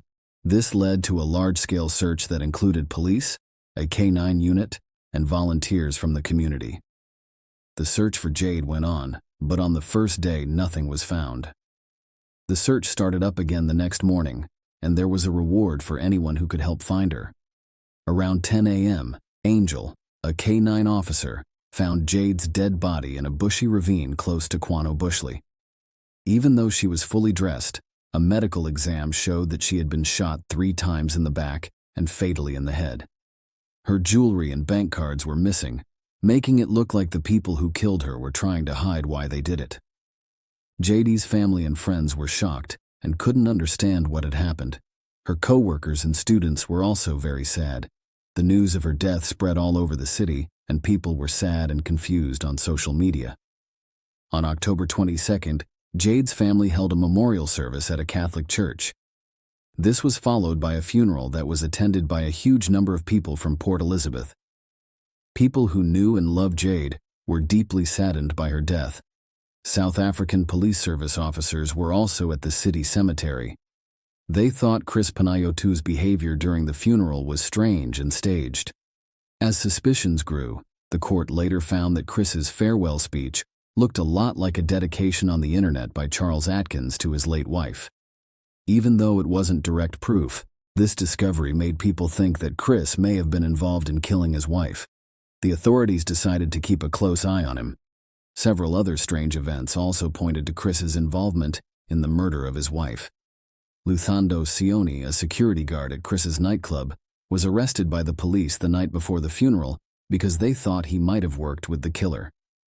Luthando said Chris had asked him to hire killers for his wife, and that Chris had already found 3 friends to carry out the plan. There was proof that someone tried to use Jade's bank cards on the day she was killed, and surveillance footage showed 2 men that Luthando identified as the hired killers. As a reward for his help, the police let Luthando go on the condition that he gather more evidence, including Chris's confession to killing his wife. Because he was told to, Luthando called Chris for a private conversation that was recorded. During the conversation, Chris said something that led to his arrest. After that, 3 more suspects were caught, and the crime's details were put back together. Hit men were sent by Chris to kill Jade Panayotu in the early hours of April 20, 2015. But because of an unplanned change in her plans, the execution was moved to the next day. On April 21st, Jade was taken hostage, taken to a remote area, and brutally killed. The thieves took her valuables and ran away. They tried to take money out of her bank cards but couldn't because the PIN they were using was wrong. The trial against Chris and the 2 mercenaries began on October 11, 2015, and was widely watched and reported on by the media. The prosecution said that Chris killed one of the women because he was having money problems that were made worse by his double life and his desire to kill one of the women. At the trial, different types of evidence were shown, such as Chanel Coutis's testimony, call logs, ATM videos, and photos. Along with the 2 hired killers, Chris was found guilty by the court and given a life sentence. On December 9, 2019, Chris's father, Costa Panayotu, died in a mysterious accident. This added another sad turn to the story. This made the story even more complicated and left a lot of questions unanswered. If Chris had anything to do with his father's death, it made an already scary story even scarier. Overall, Chris Panayotu's actions showed how far some people are willing to go to put their own needs ahead of the lives and well-being of those they care about. People are angry and upset about what he did, which led to the brutal murder of his wife Jade. It's still not clear if Chris had anything to do with his father's death, but he is now facing the consequences of his horrible crimes, which means he will never get away. Share your opinion with us in the comments and subscribe to the channel for more.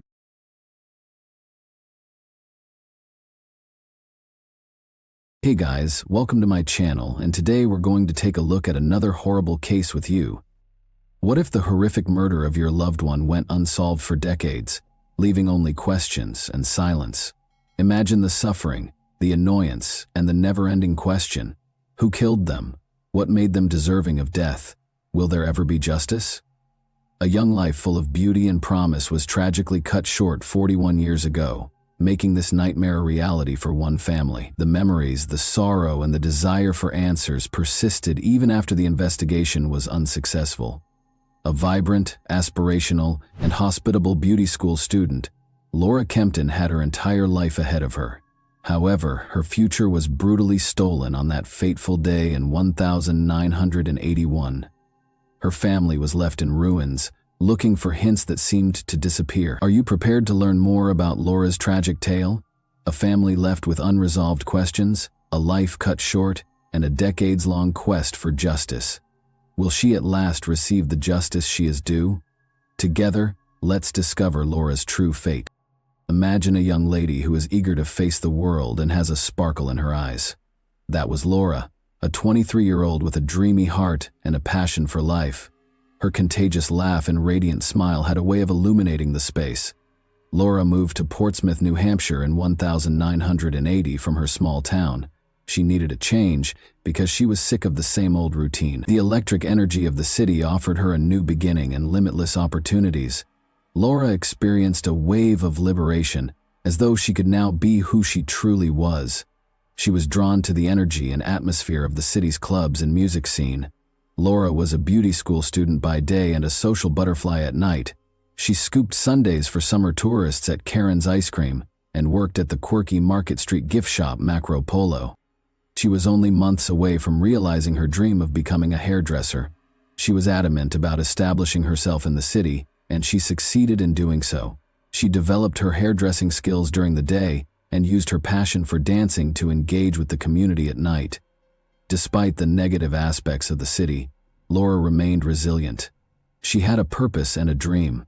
Her passions and her work provided her with solace. Laura believed she was changing the world, fostering relationships, and improving the city with each Sunday she scooped and haircut she styled. Laura was confident that she would overcome any obstacles and become even more radiant. She enjoyed dancing, laughing, and being present.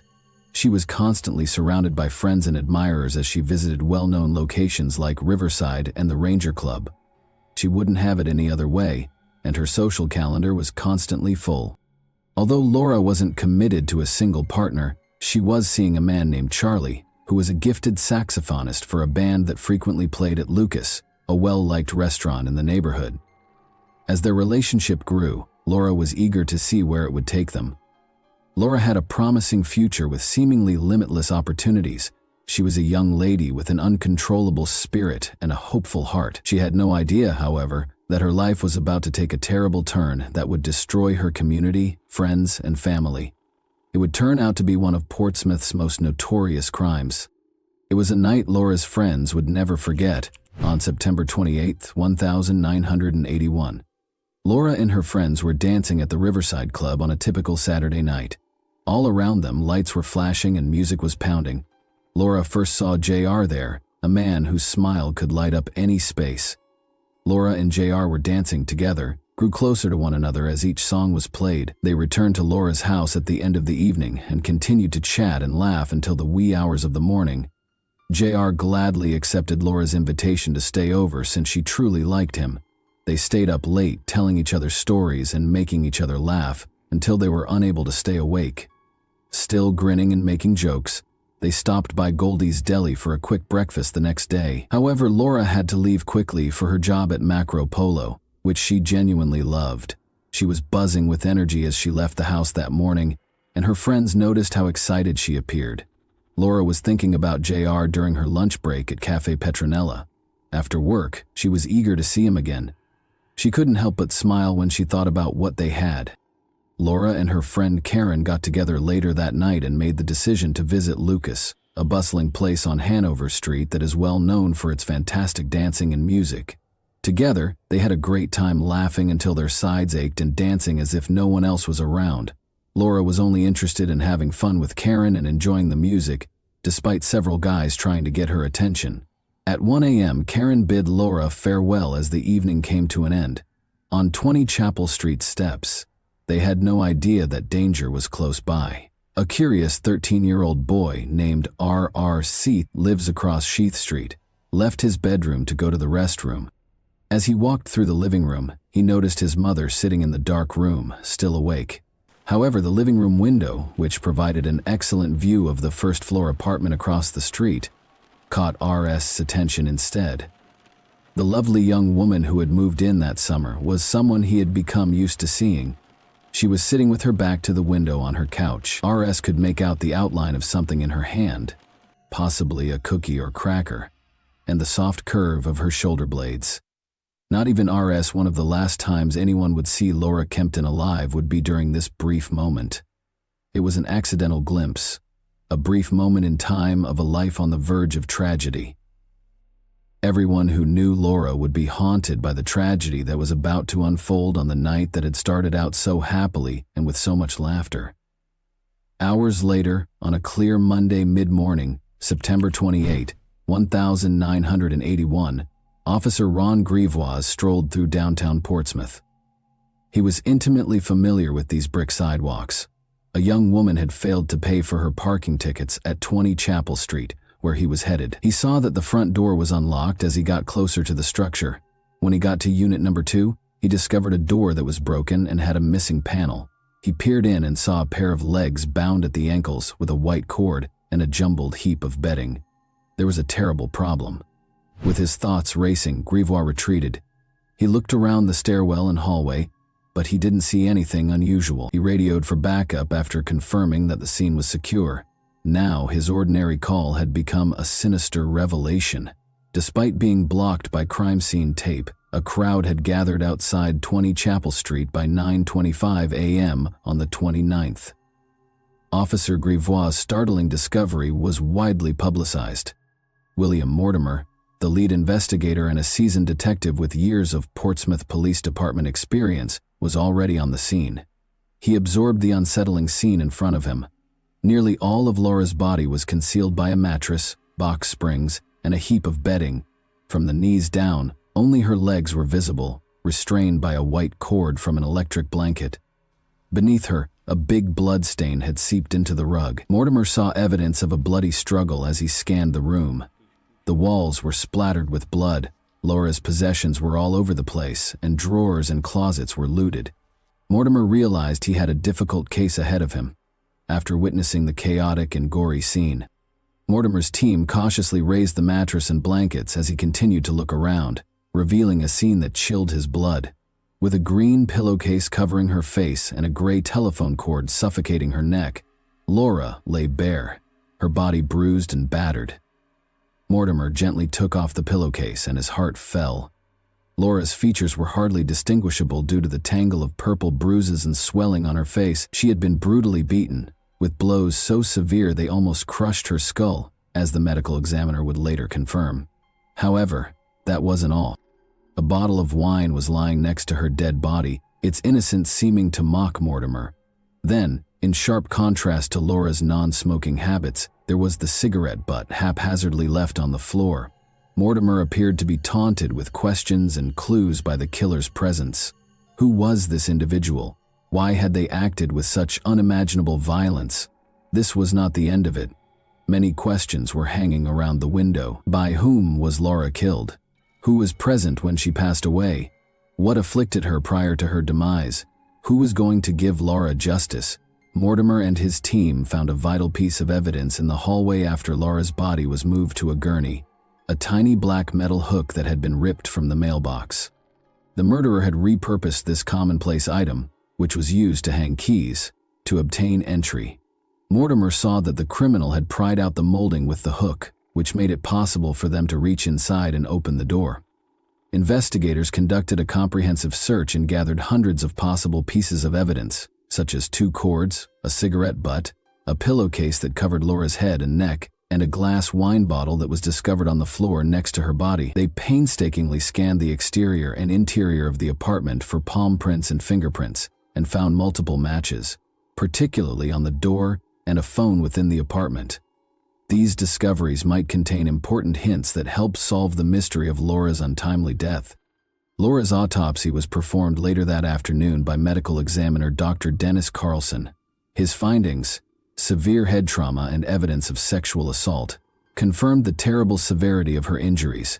Skin scrapings from Laura's upper left thigh, vaginal swabs, and swabs from the telephone cord around her neck were among the crucial pieces of evidence that Dr. Carlson gathered. Mortimer was determined to put the pieces together and determine who was responsible for her death, even though the investigation had only just begun. In order to question Laura's friends, family, co-workers, and classmates, basically anybody who might have had contact with her in the days leading up to her death, he assembled a team of detectives and police officers. These interviews painted a picture of Laura as a happy, gregarious young lady with a vibrant social life. It was hard to think anyone would want to hurt her. Speaking with JR was of special interest to the police because of his recent relationship with Laura. Before leaving for breakfast on Sunday, September 27, he affirmed that they had sex early in the morning and again later that day. Even though he took a shower afterwards, JR admitted that samples taken from Laura's body may include his semen. He gave some interesting information about Laura's habits and mentioned that she had no visible cuts or bruises from their time together. First of all, Laura always made sure to lock the door of her apartment, even when they left for a quick snack at around 3 in the morning. The Sunday, she questioned JR to make sure the front door was locked. Secondly, JR noticed that as they got ready to leave in the morning, Laura put a wad of cash into a plain envelope on her kitchen table. Although she didn't say so, the money might have been for rent or a utility bill. Later, it was found that the envelope and its contents were missing, most likely taken by the criminal. Additional information about what happened after Karen left Laura early on Monday morning was given by her neighbors. RS, and at around 1:30 a.m., his mother, who lived across the street, noticed Laura in her living room. When Daniel, a 40-year-old resident of Laura's building, got home about 30 minutes later, he saw that the ground floor hallway light was out. He suspected someone was fixing Laura's door, possibly following a break-in, after noticing a missing wooden panel and hearing sounds coming from inside her apartment.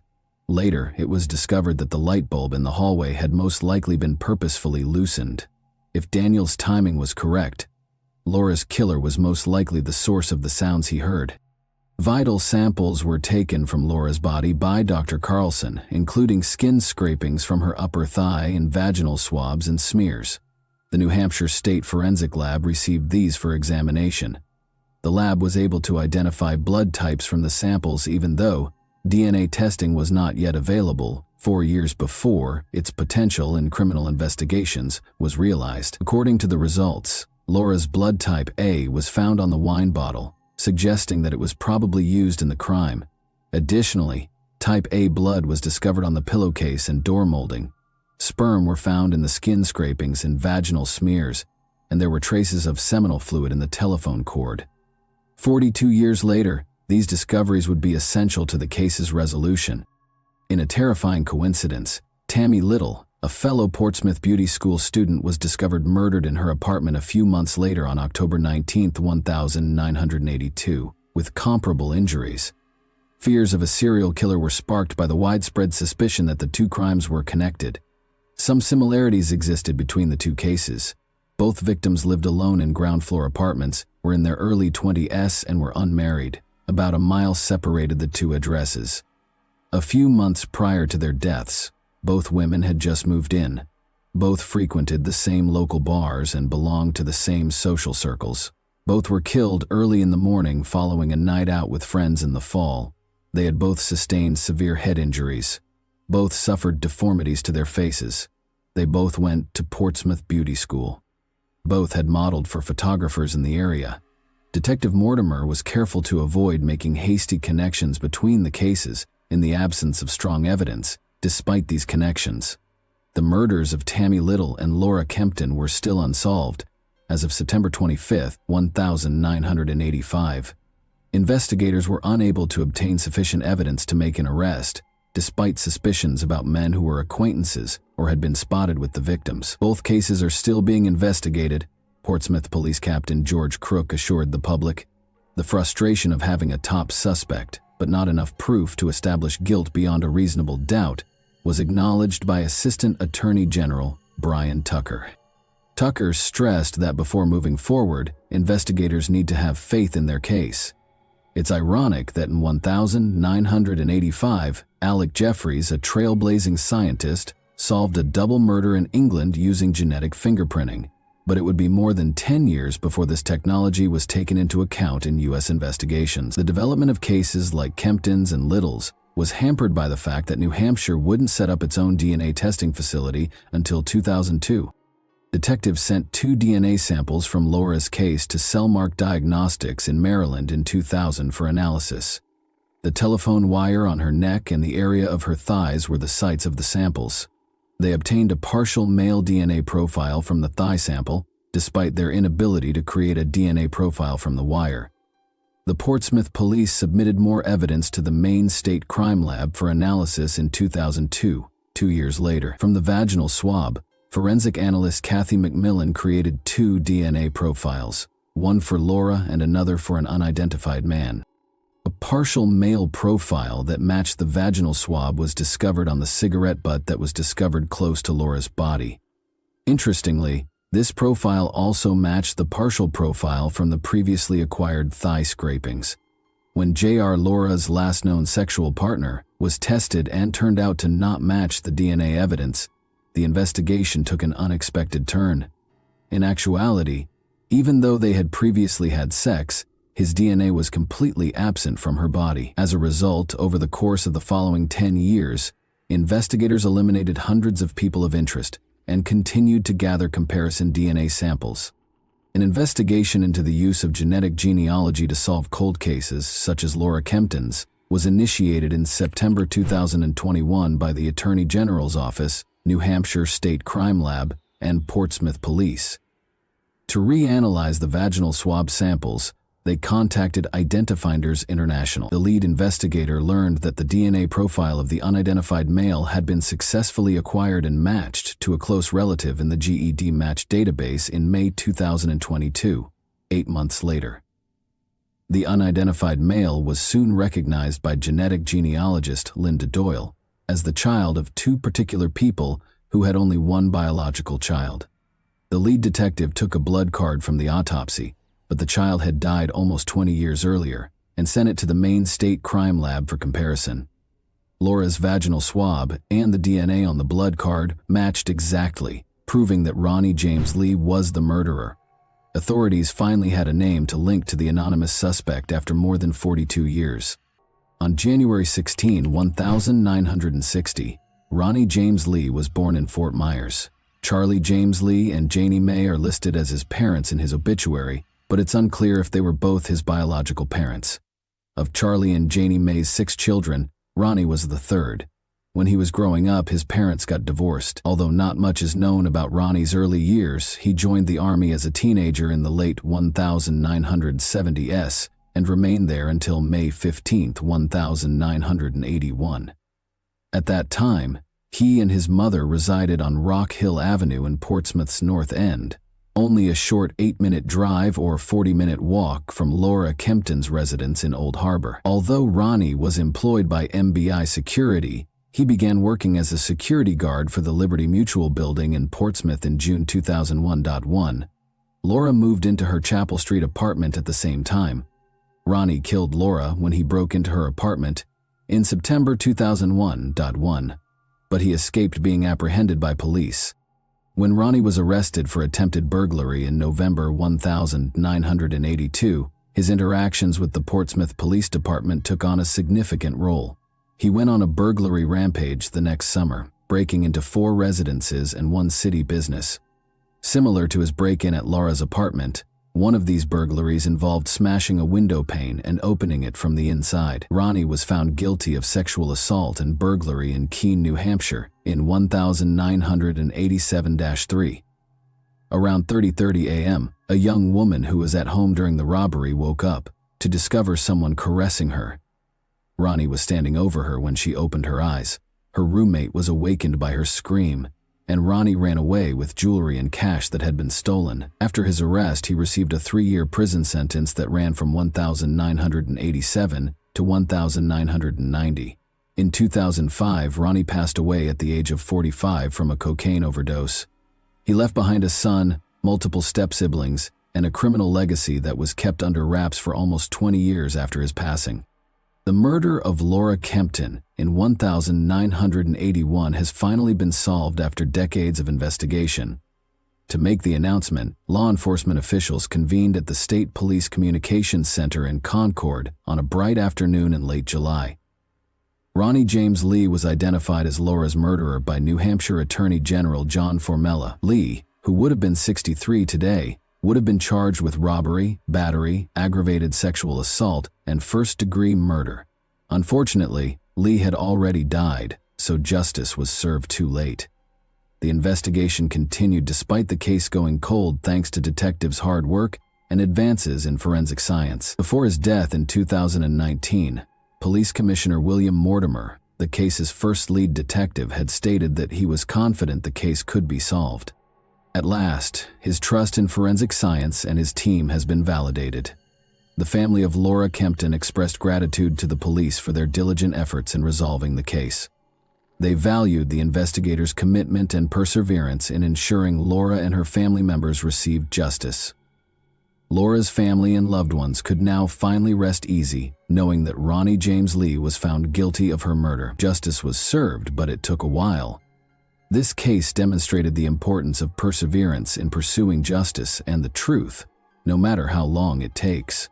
In the meantime, the evidence from Tammy Little's 1982 murder is still intact and is awaiting the identification of a suspect through scientific and genealogical advancements. And that wraps up today's chilling story. If you enjoyed this video, don't forget to like and subscribe so you never miss a new upload. Also, let me know in the comments what part of this story shocked you the most. Thank you for watching, and I'll see you in the next video.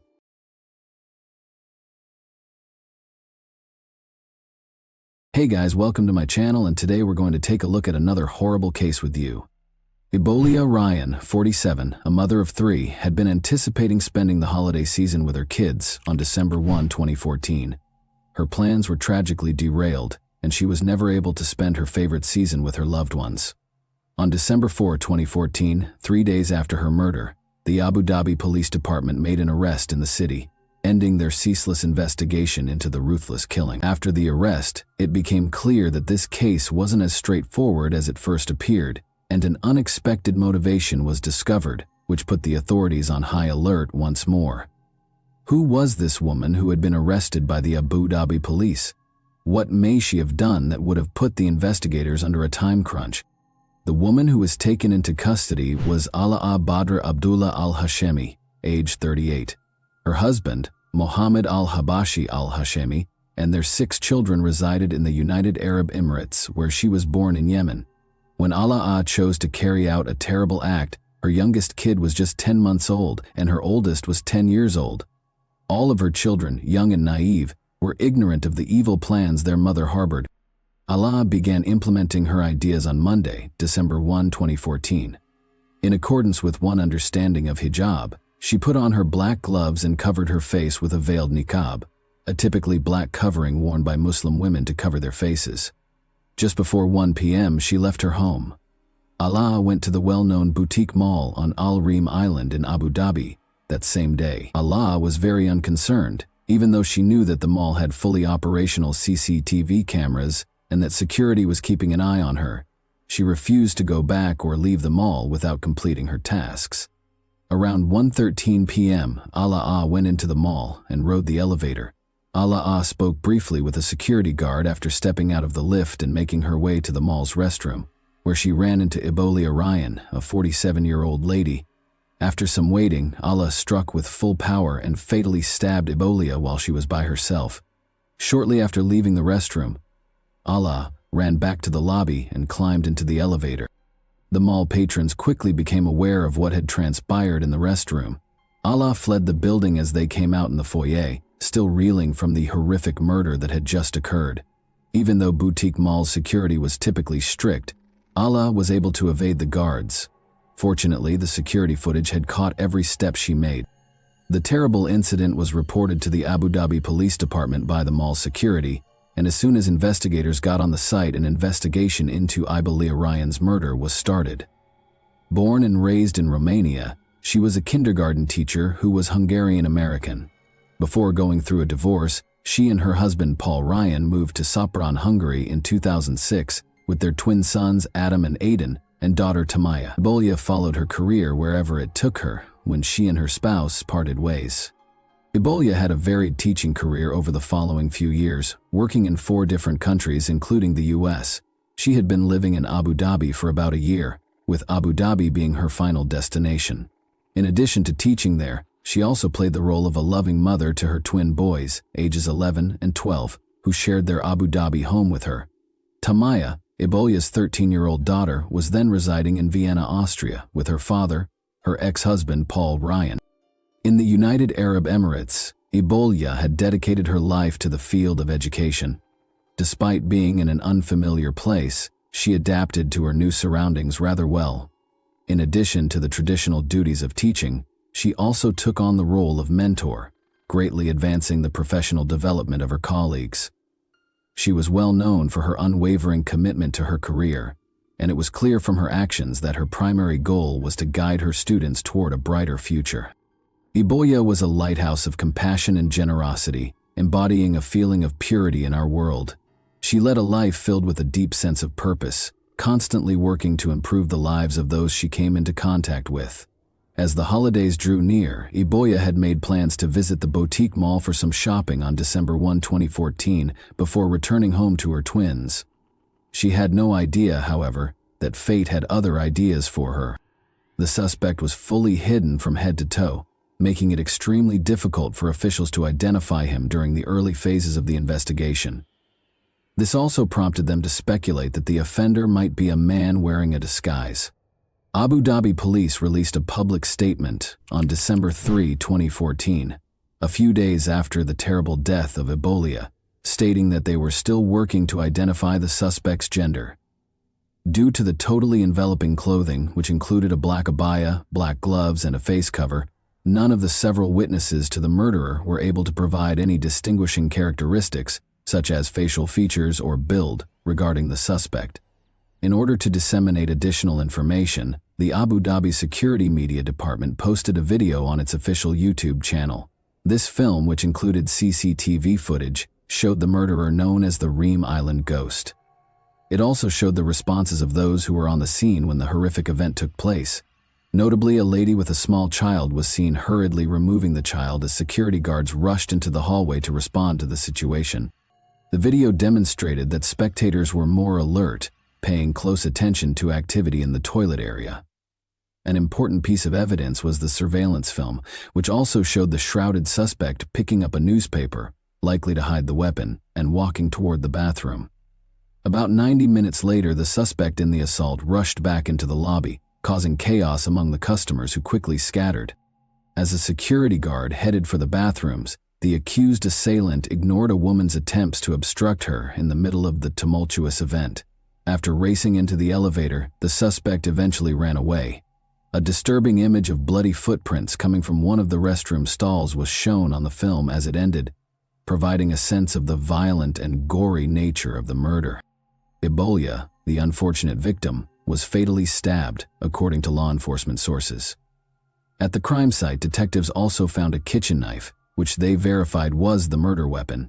When the detectives questioned the witnesses, they discovered that the two ladies had also argued violently before the murder. However, none of the detectives could tell if the attack on Ebola was premeditated or the product of an argument gone too far. Both the official police reports and the CCTV film gave a thorough description of the culprit after the initial offense was committed. The suspect, wearing a niqab, was observed going back to her car before leaving the area. Detectives were shocked to discover that the suspect had then moved on to a residence in the Abu Dhabi Corniche, where another disturbing series of events took place. The suspect entered the premises with a tiny black luggage, as seen by the surveillance cameras at this position. She continued on to the apartment of a 46-year-old Egyptian-American physician living with his wife and 3 children, who was only known as MH. She dropped the suitcase outside their house and hurried out of the building. Additional information about the suspect was disclosed by the police footage. Detectives could see blood on the suspect's driving wheel and the black suitcase, which was the same one she allegedly brought to the doctor's apartment in the video.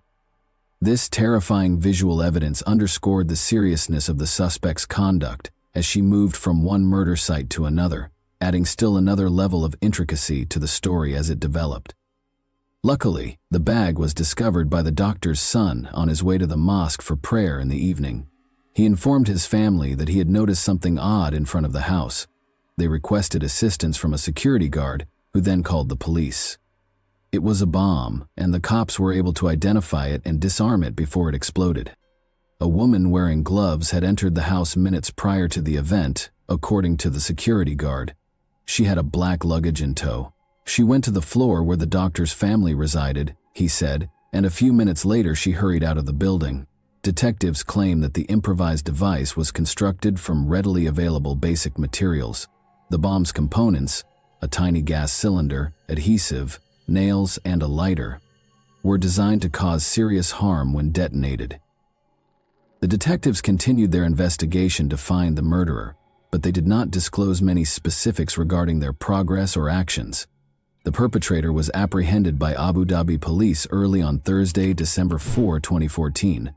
The murderer was found to be Ala Badr Abdullah al-Hashemi, 38. General Sheikh Saif bin Zayed Al Nahyan, the UAE's Deputy Prime Minister and Interior Minister, announced that the suspected niqab killer had been taken into custody by security and law enforcement for the savage murder of American teacher Ebolia Ryan. He emphasized that the perpetrator was apprehended within 48 hours after being identified in less than 24 hours, but the investigators wouldn't reveal how they were able to identify Allah. It was clear from looking through Allah's search history that she had developed radical views as a result of the things she viewed online and the individuals she followed. She wanted to harm someone from another nation at random, but she had no explicit plot to harm any American. Allah didn't try to conceal any information and was very direct when stating the cause of the attacks. Allah acknowledged that the only reason she picked Ebola and the doctor was that they were Americans.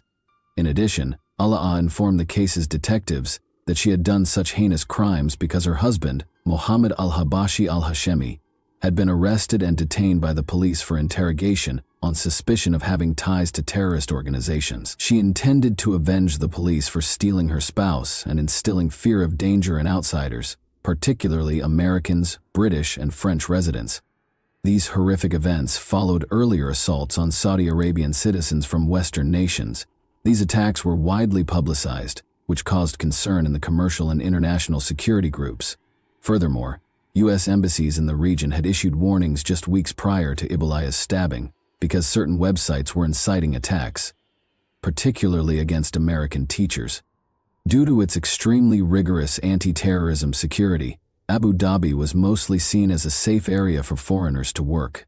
However, as a result of these incidents, foreign residents of Abu Dhabi started to get concerned about the rising crime rate against foreign nationals. According to the Emirates authorities, Ebola's death was the result of a terrorist attack carried out by a single individual who was swayed by extremist ideologies found online. Allah didn't know either of her victims, the police stated. She didn't have any personal issues, she just carried out those acts because of the victims' nationalities. Since terrorist strikes are rare in the United Arab Emirates, this caused anxiety among Abu Dhabi residents, both locals and visitors from other nations. When investigators discovered a statement from Abu Muhammad al-Adani in September 2014, speaking on behalf of the organization identifying itself as the Islamic State of Iraq and the Levant, they discovered even more concerning detail regarding Ebola's murder. Abu Muhammad al-Adani called on the Muslim community to target Westerners and those from any other nation who were responsible for the attacks on their group. Specifically, he said, "Hurt them in any way you can." Instead of being a clear directive from militant organizations, the attacks that followed this menacing speech were viewed as a part of a trend of violent acts motivated by ideas. The killing of a French tourist named Hervé Gordel in Algeria, the 2014 ramming attack in Saint-Jean-de-Luz, and other assaults on Americans and Danes in Saudi Arabia were more examples. Abu Dhabi officials did not take terrorist incidents lightly. A significant portion of the city's operations depended on the labor of several foreigners, and tourism sustained its economy. Security officials sent a clear warning to any other prospective terrorists in the UAE about the dire consequences of any planned strikes, in order to ensure that the violence stayed isolated. Prior to the attack, Allah had been browsing terrorist websites online, where she learned how to construct explosives and commit murder, according to an unnamed UAE security official who spoke to Emirates news agency WAM. Additionally, the investigators were eager to investigate the likelihood that Allah was not acting alone. In an interview with ABC News, the police stated that they had detained several individuals at Allah's residence, but they were unsure if they were directly responsible for the assault.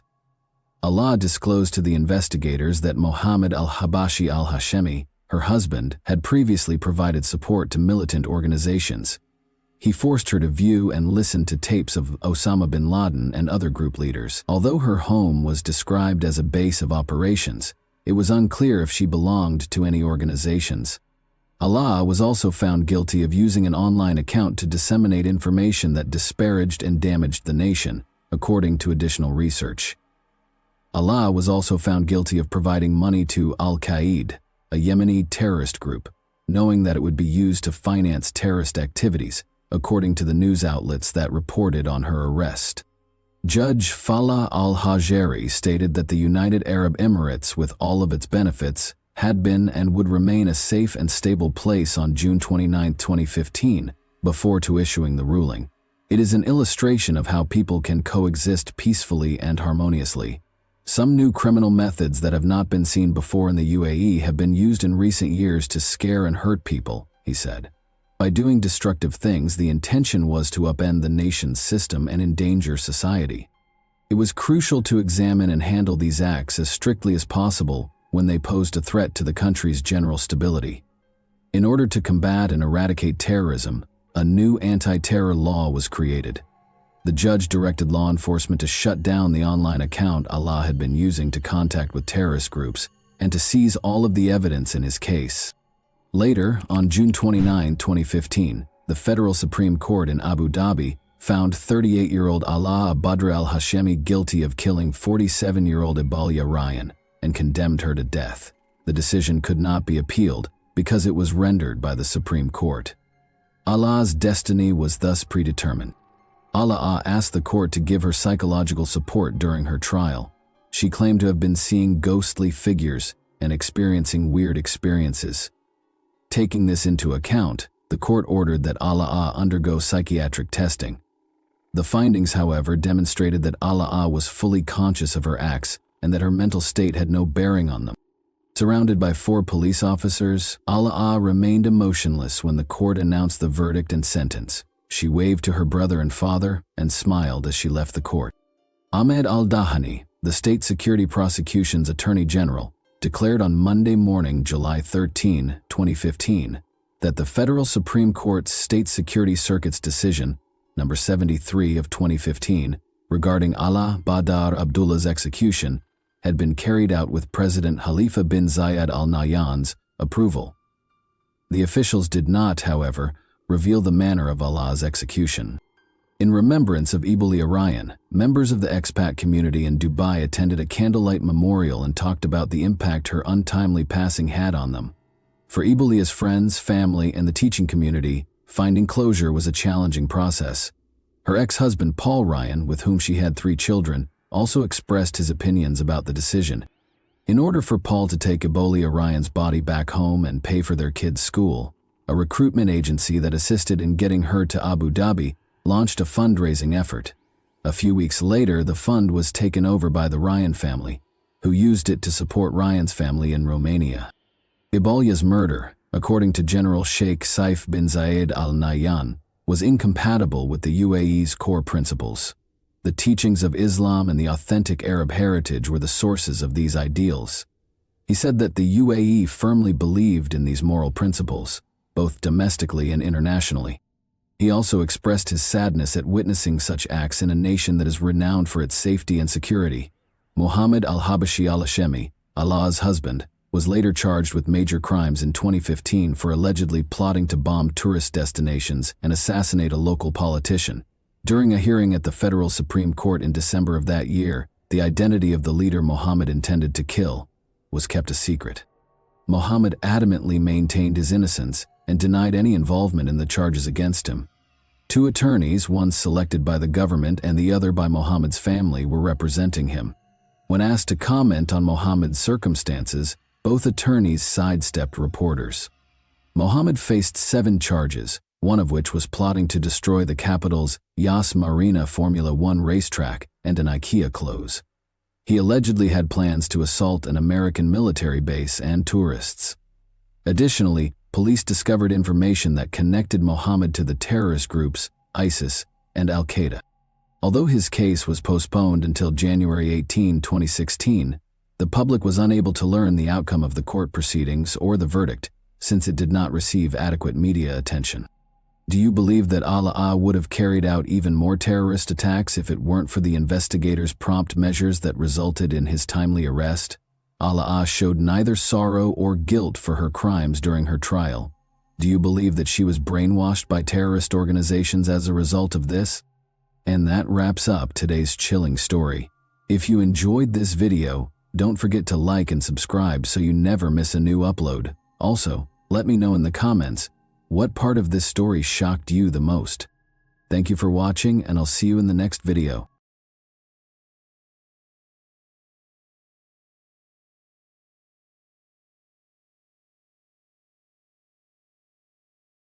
Michelle Despain was at work on Wednesday, August 24, 2011. However, she informed her colleagues that she would be leaving in the afternoon to attend to some bills at home. Michelle lived in Jonesboro, Arkansas, USA, with her 34-year-old husband, Mark Despain. They were married for 15 years and had 2 young sons. Michelle also had a teenage daughter from a previous relationship, whom Mark loved and helped raise despite their current affluent lifestyle. Their beginnings were humble. When they first met at the ages of 18 and 19, Mark's parents, Tiana and Jack Despain, helped them by providing a trailer to live in, while Mark worked for the family real estate company. After a few years, Mark started his own business as a property investor and real estate appraiser, which led to significant success and wealth. This success enabled them to upgrade from their original trailer to a luxurious home complete with a swimming pool. Mark and Michelle worked hard to give their children everything they wanted, including annual vacations to Jamaica and Cancun. Michelle handled the bookkeeping for Mark's company and also worked at a local bank. On August 24th, after finishing her work at the bank around 3 p.m., Michelle returned home to find the rear door unlocked. To her dismay, the entire house had been thoroughly ransacked. Drawers were left open, belongings were strewn across the floor, and broken glass was everywhere. The chaos had spread to the bathtub, where clothes had been thrown haphazardly, and the bedroom, where a jewelry box had been opened. As Michelle moved through the chaos, she made a heartbreaking discovery. Mark's lifeless body lay on the kitchen floor, the result of a fatal gunshot.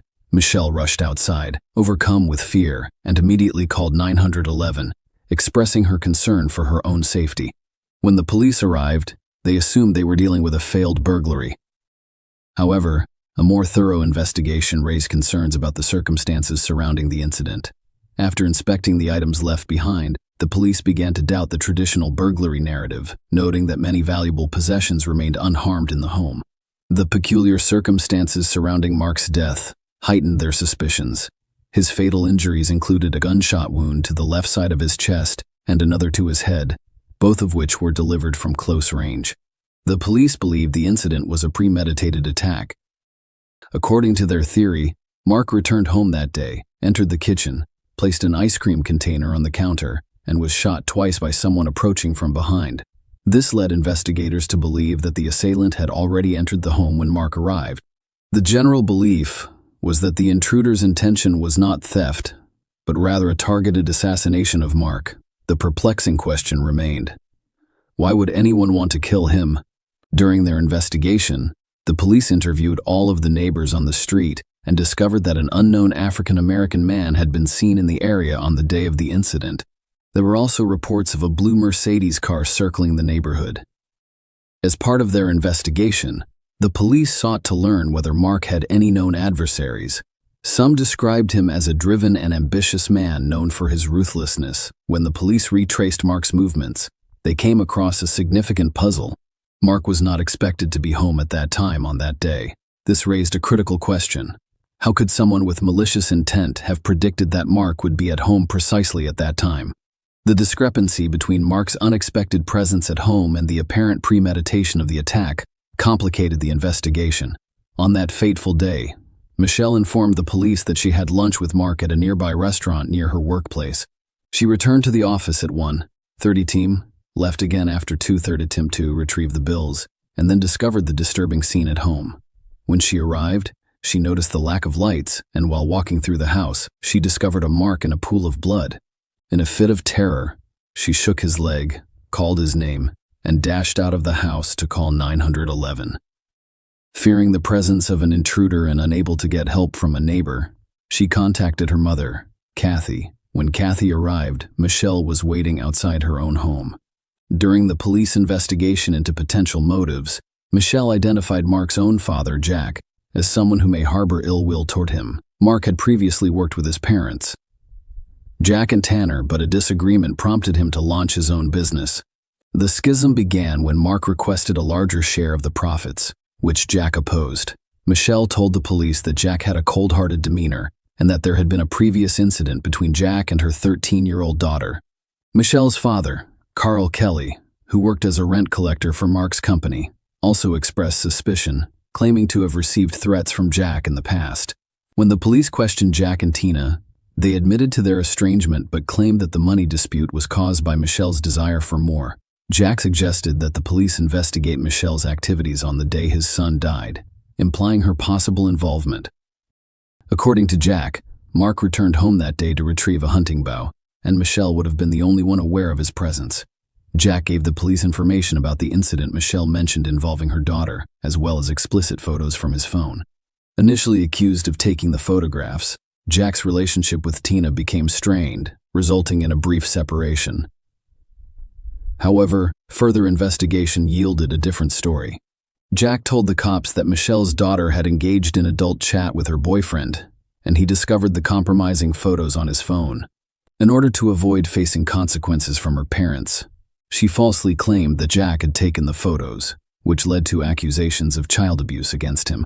Although no charges were filed, the false accusations caused significant distress for Jack Tanner, who reconciled with Jack after learning the full circumstances of the case. After checking Jack's alibi, the police cleared him of murdering his son. Jack is no longer under suspicion. Despite Michelle and Mark's apparent contentment, the investigation expanded.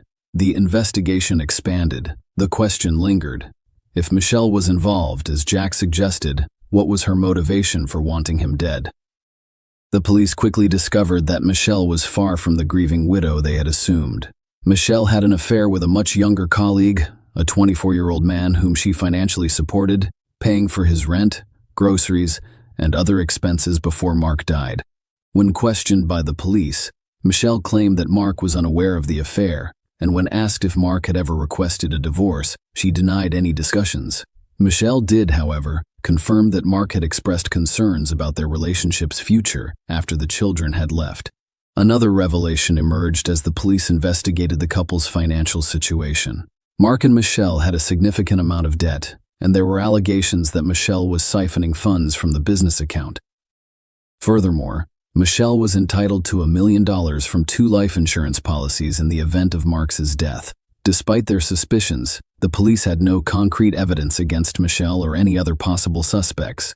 Michelle's alibi was confirmed by surveillance footage from the bank where she worked, which showed her with her father, Carl, at the time Mark was murdered. The investigation took a turn when the police received an anonymous tip. The informant revealed that Terrence Barker had boasted about murdering Mark. This new lead represented a significant development in the case, prompting police to investigate Terrence Barker's possible involvement in Mark's death. Terrence Barker initially denied any involvement in Mark's death while being questioned by police at the station. However, the evidence against him was convincing. According to eyewitness reports and cell tower records, he was near Mark's house and was seen driving a blue Mercedes shortly before the fatal shooting. When confronted with this evidence, Terrence eventually confessed to being the perpetrator, revealing that he had agreed to shoot Mark for a promised payment of $7,000 to $10,000. Although he had not yet received any money, further investigation led the police to Johnny Hubbard, the driver of the blue Mercedes. Now the question arose, why would anyone want Mark dead? The intricate details of the investigation began to emerge as Johnny Hubbard, who was known to have Mark as a tenant, informed the police that Michelle's father, Carl Kelly, had approached him about orchestrating Mark's murder. Terrence Barker's involvement came about when Johnny suggested a way to make some money, prompting them to meet Carl in a church parking lot to discuss the idea. Terrence agreed to carry out the shooting,